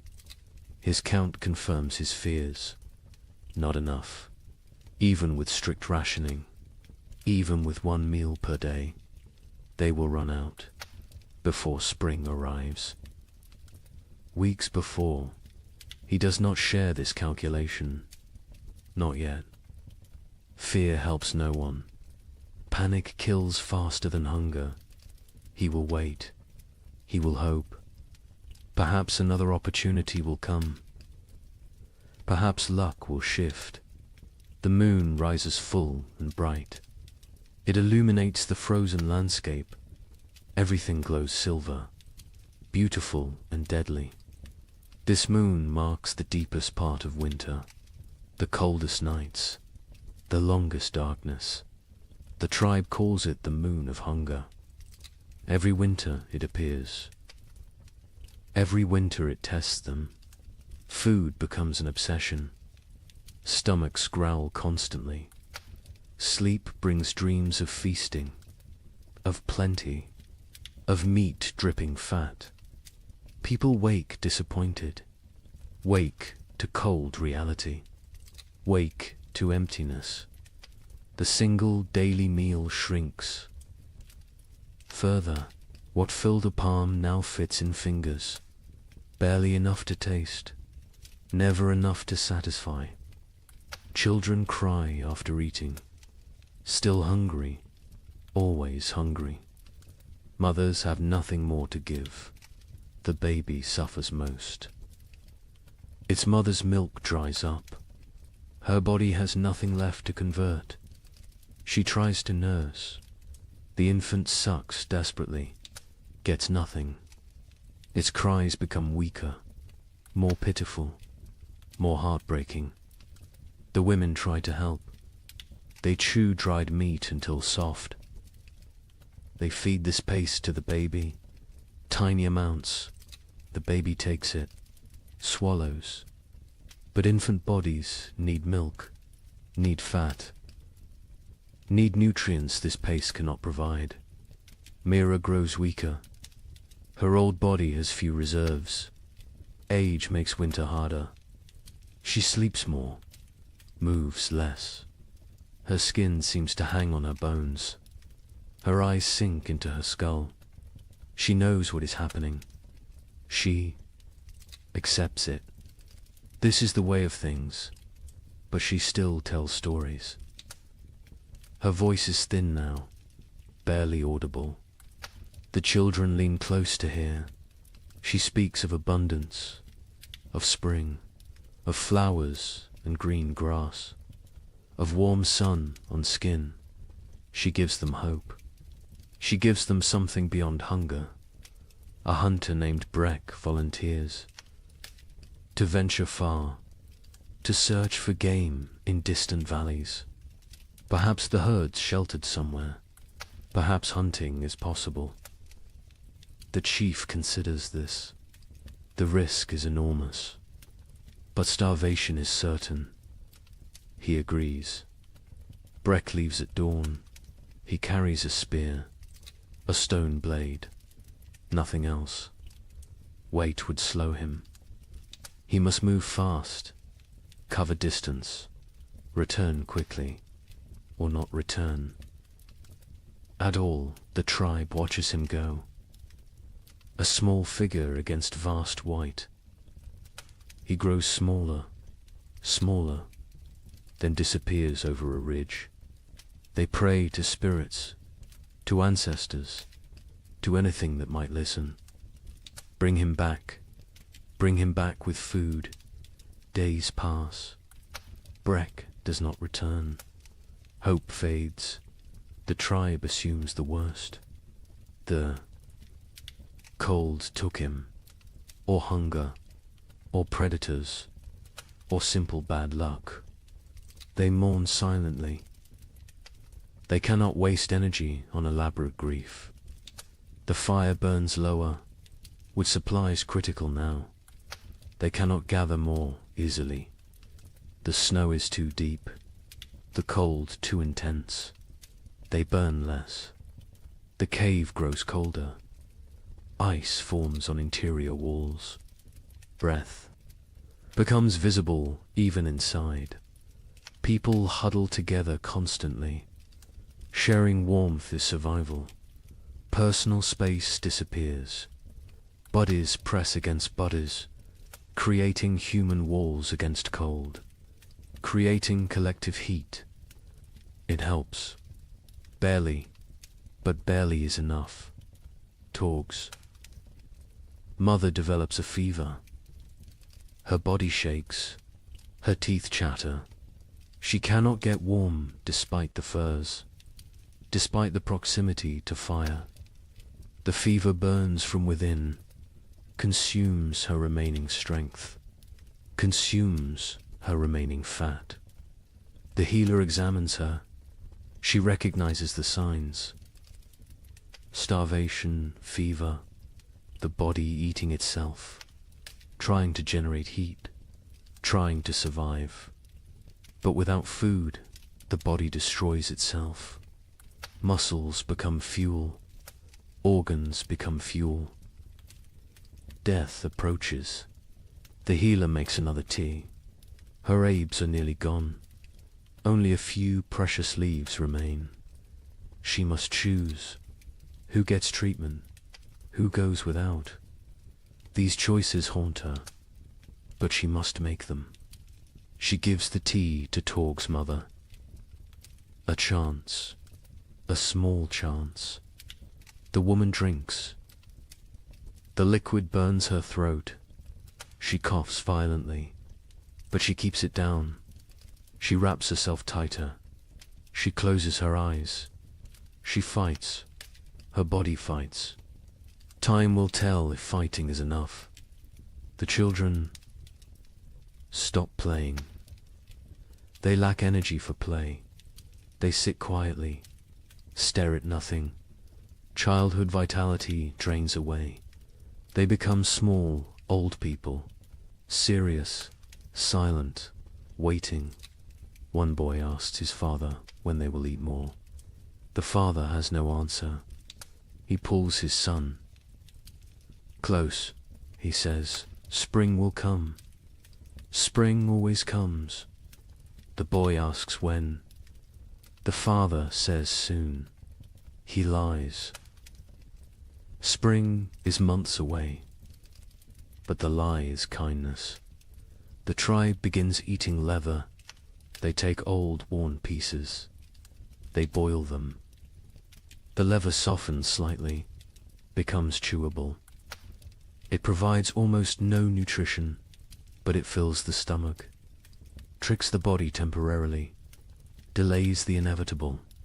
They scrape hide scraps, collect tiny bits of dried meat, particles that fell, that were missed. They gathered these with desperate care. Every crumb matters. Every fragment could mean another day. The chief notices people eyeing the stored seed. Small amounts save for spring planting. Eating that seed means no crops next year. Means starvation then instead of now. But now is very real, very present, very tempting. He moves the seed, hides it in a far corner, tells only 2 trusted hunters. They will guard it, die before allowing it to be eaten. Future survival demands this sacrifice. Present suffering must be endured. On the 7th day of the moon of hunger, the baby dies. It simply stops breathing during the night. Its mother wakes to cold stillness. She does not scream. She has no energy for screaming. She holds the small body, rocks it, as if warmth could return life. The women come. They gently take the infant. They wrap it in soft rabbit fur. They place it near the cave entrance. The frozen section, it will keep there. When the ground thaws, they will bury it properly. For now, this is all they can do. The mother sits empty. Her arms feel wrong without the weight. Her chest aches with useless milk that finally came. Too late, always too late. Other women sit beside her. No words exist for this loss. Presence is enough. Mira's breathing becomes labored, wet and rattling. She lies on her furs. She does not complain, does not demand attention. She simply fades. Life seeping away like water into sand. The tribe knows. They have seen this before. Young. Ones are brought to her, one by one. She touches their faces, whispers blessings, passes final wisdom. Her hand trembles with the effort, but she completes this duty, this last gift to the future. That night, Mira stops breathing, peacefully, in sleep. Her face relaxes, tension disappears. She looks younger suddenly. The years fall away. She returns to some earlier self. The tribe covers her with respect, with gratitude. She gave them everything, even her final breath. 2 deaths in one day. The tribe feels the weight. They are fewer now, weaker now, more vulnerable now. But they must continue, must endure, must survive for those who did not.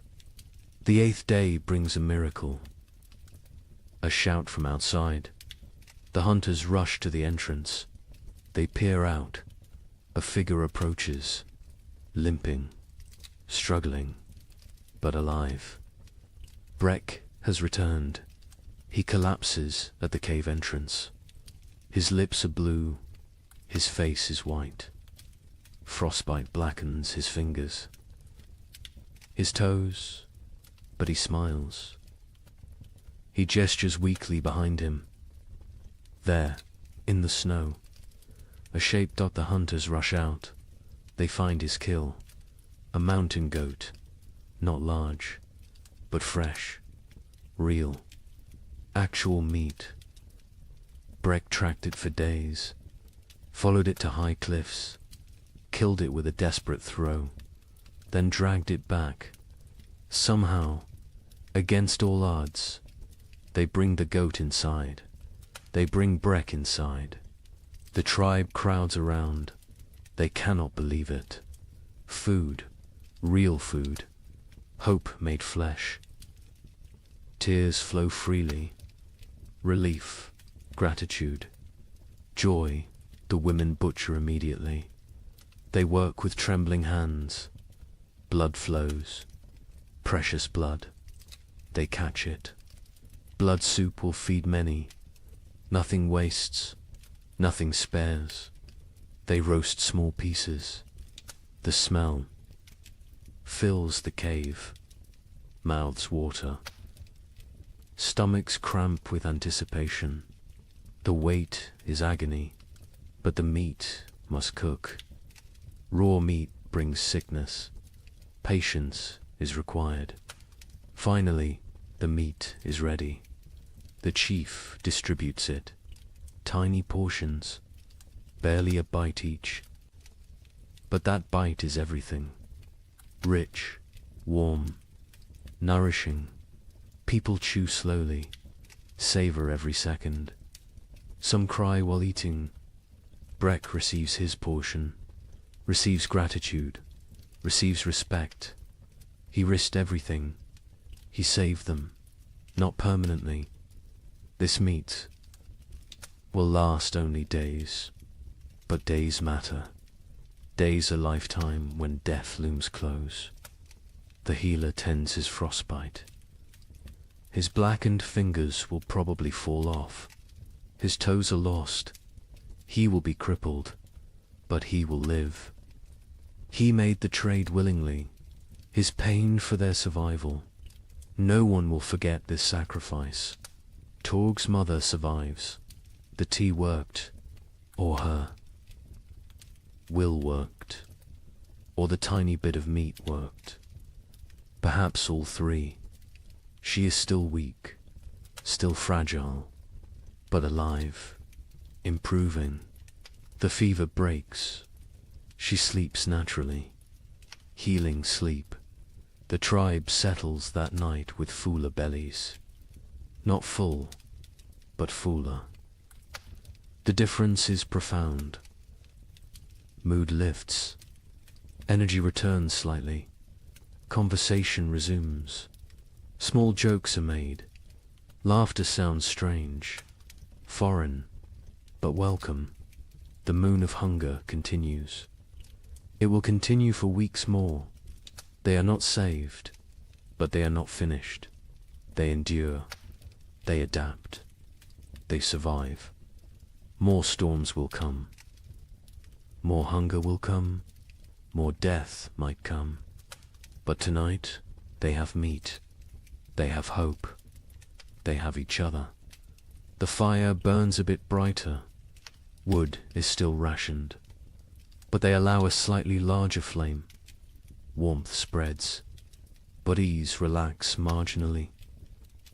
Sleep will come easier tonight. Outside, the moon hangs cold and distant, indifferent to human suffering, indifferent to human triumph. It simply shines, marking time, marking the season. The moon of hunger watches all, judges none. The tribe learned again what they already knew. Survival requires sacrifice, requires courage, requires the few to risk for the many. Breck proved this. Mira proved this. The baby's mother proved this. They carried these lessons. They teach these lessons. They live these lessons. This is how humans persist. This is how they conquer impossible odds.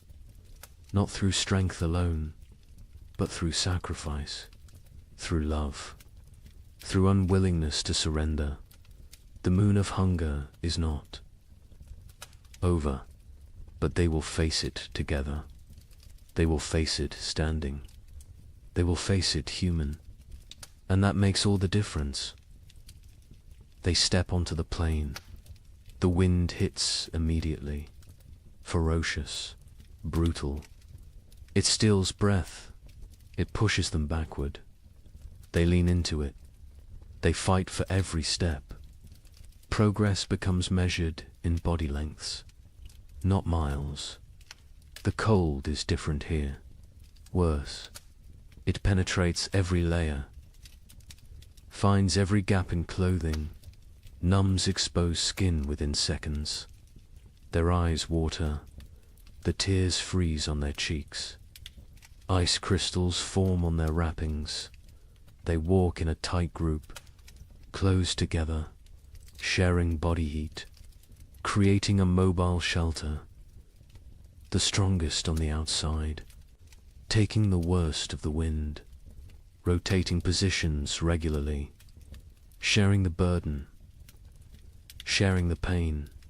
Hours pass. Time loses meaning. There is only the next step, the next breath, the next moment of survival.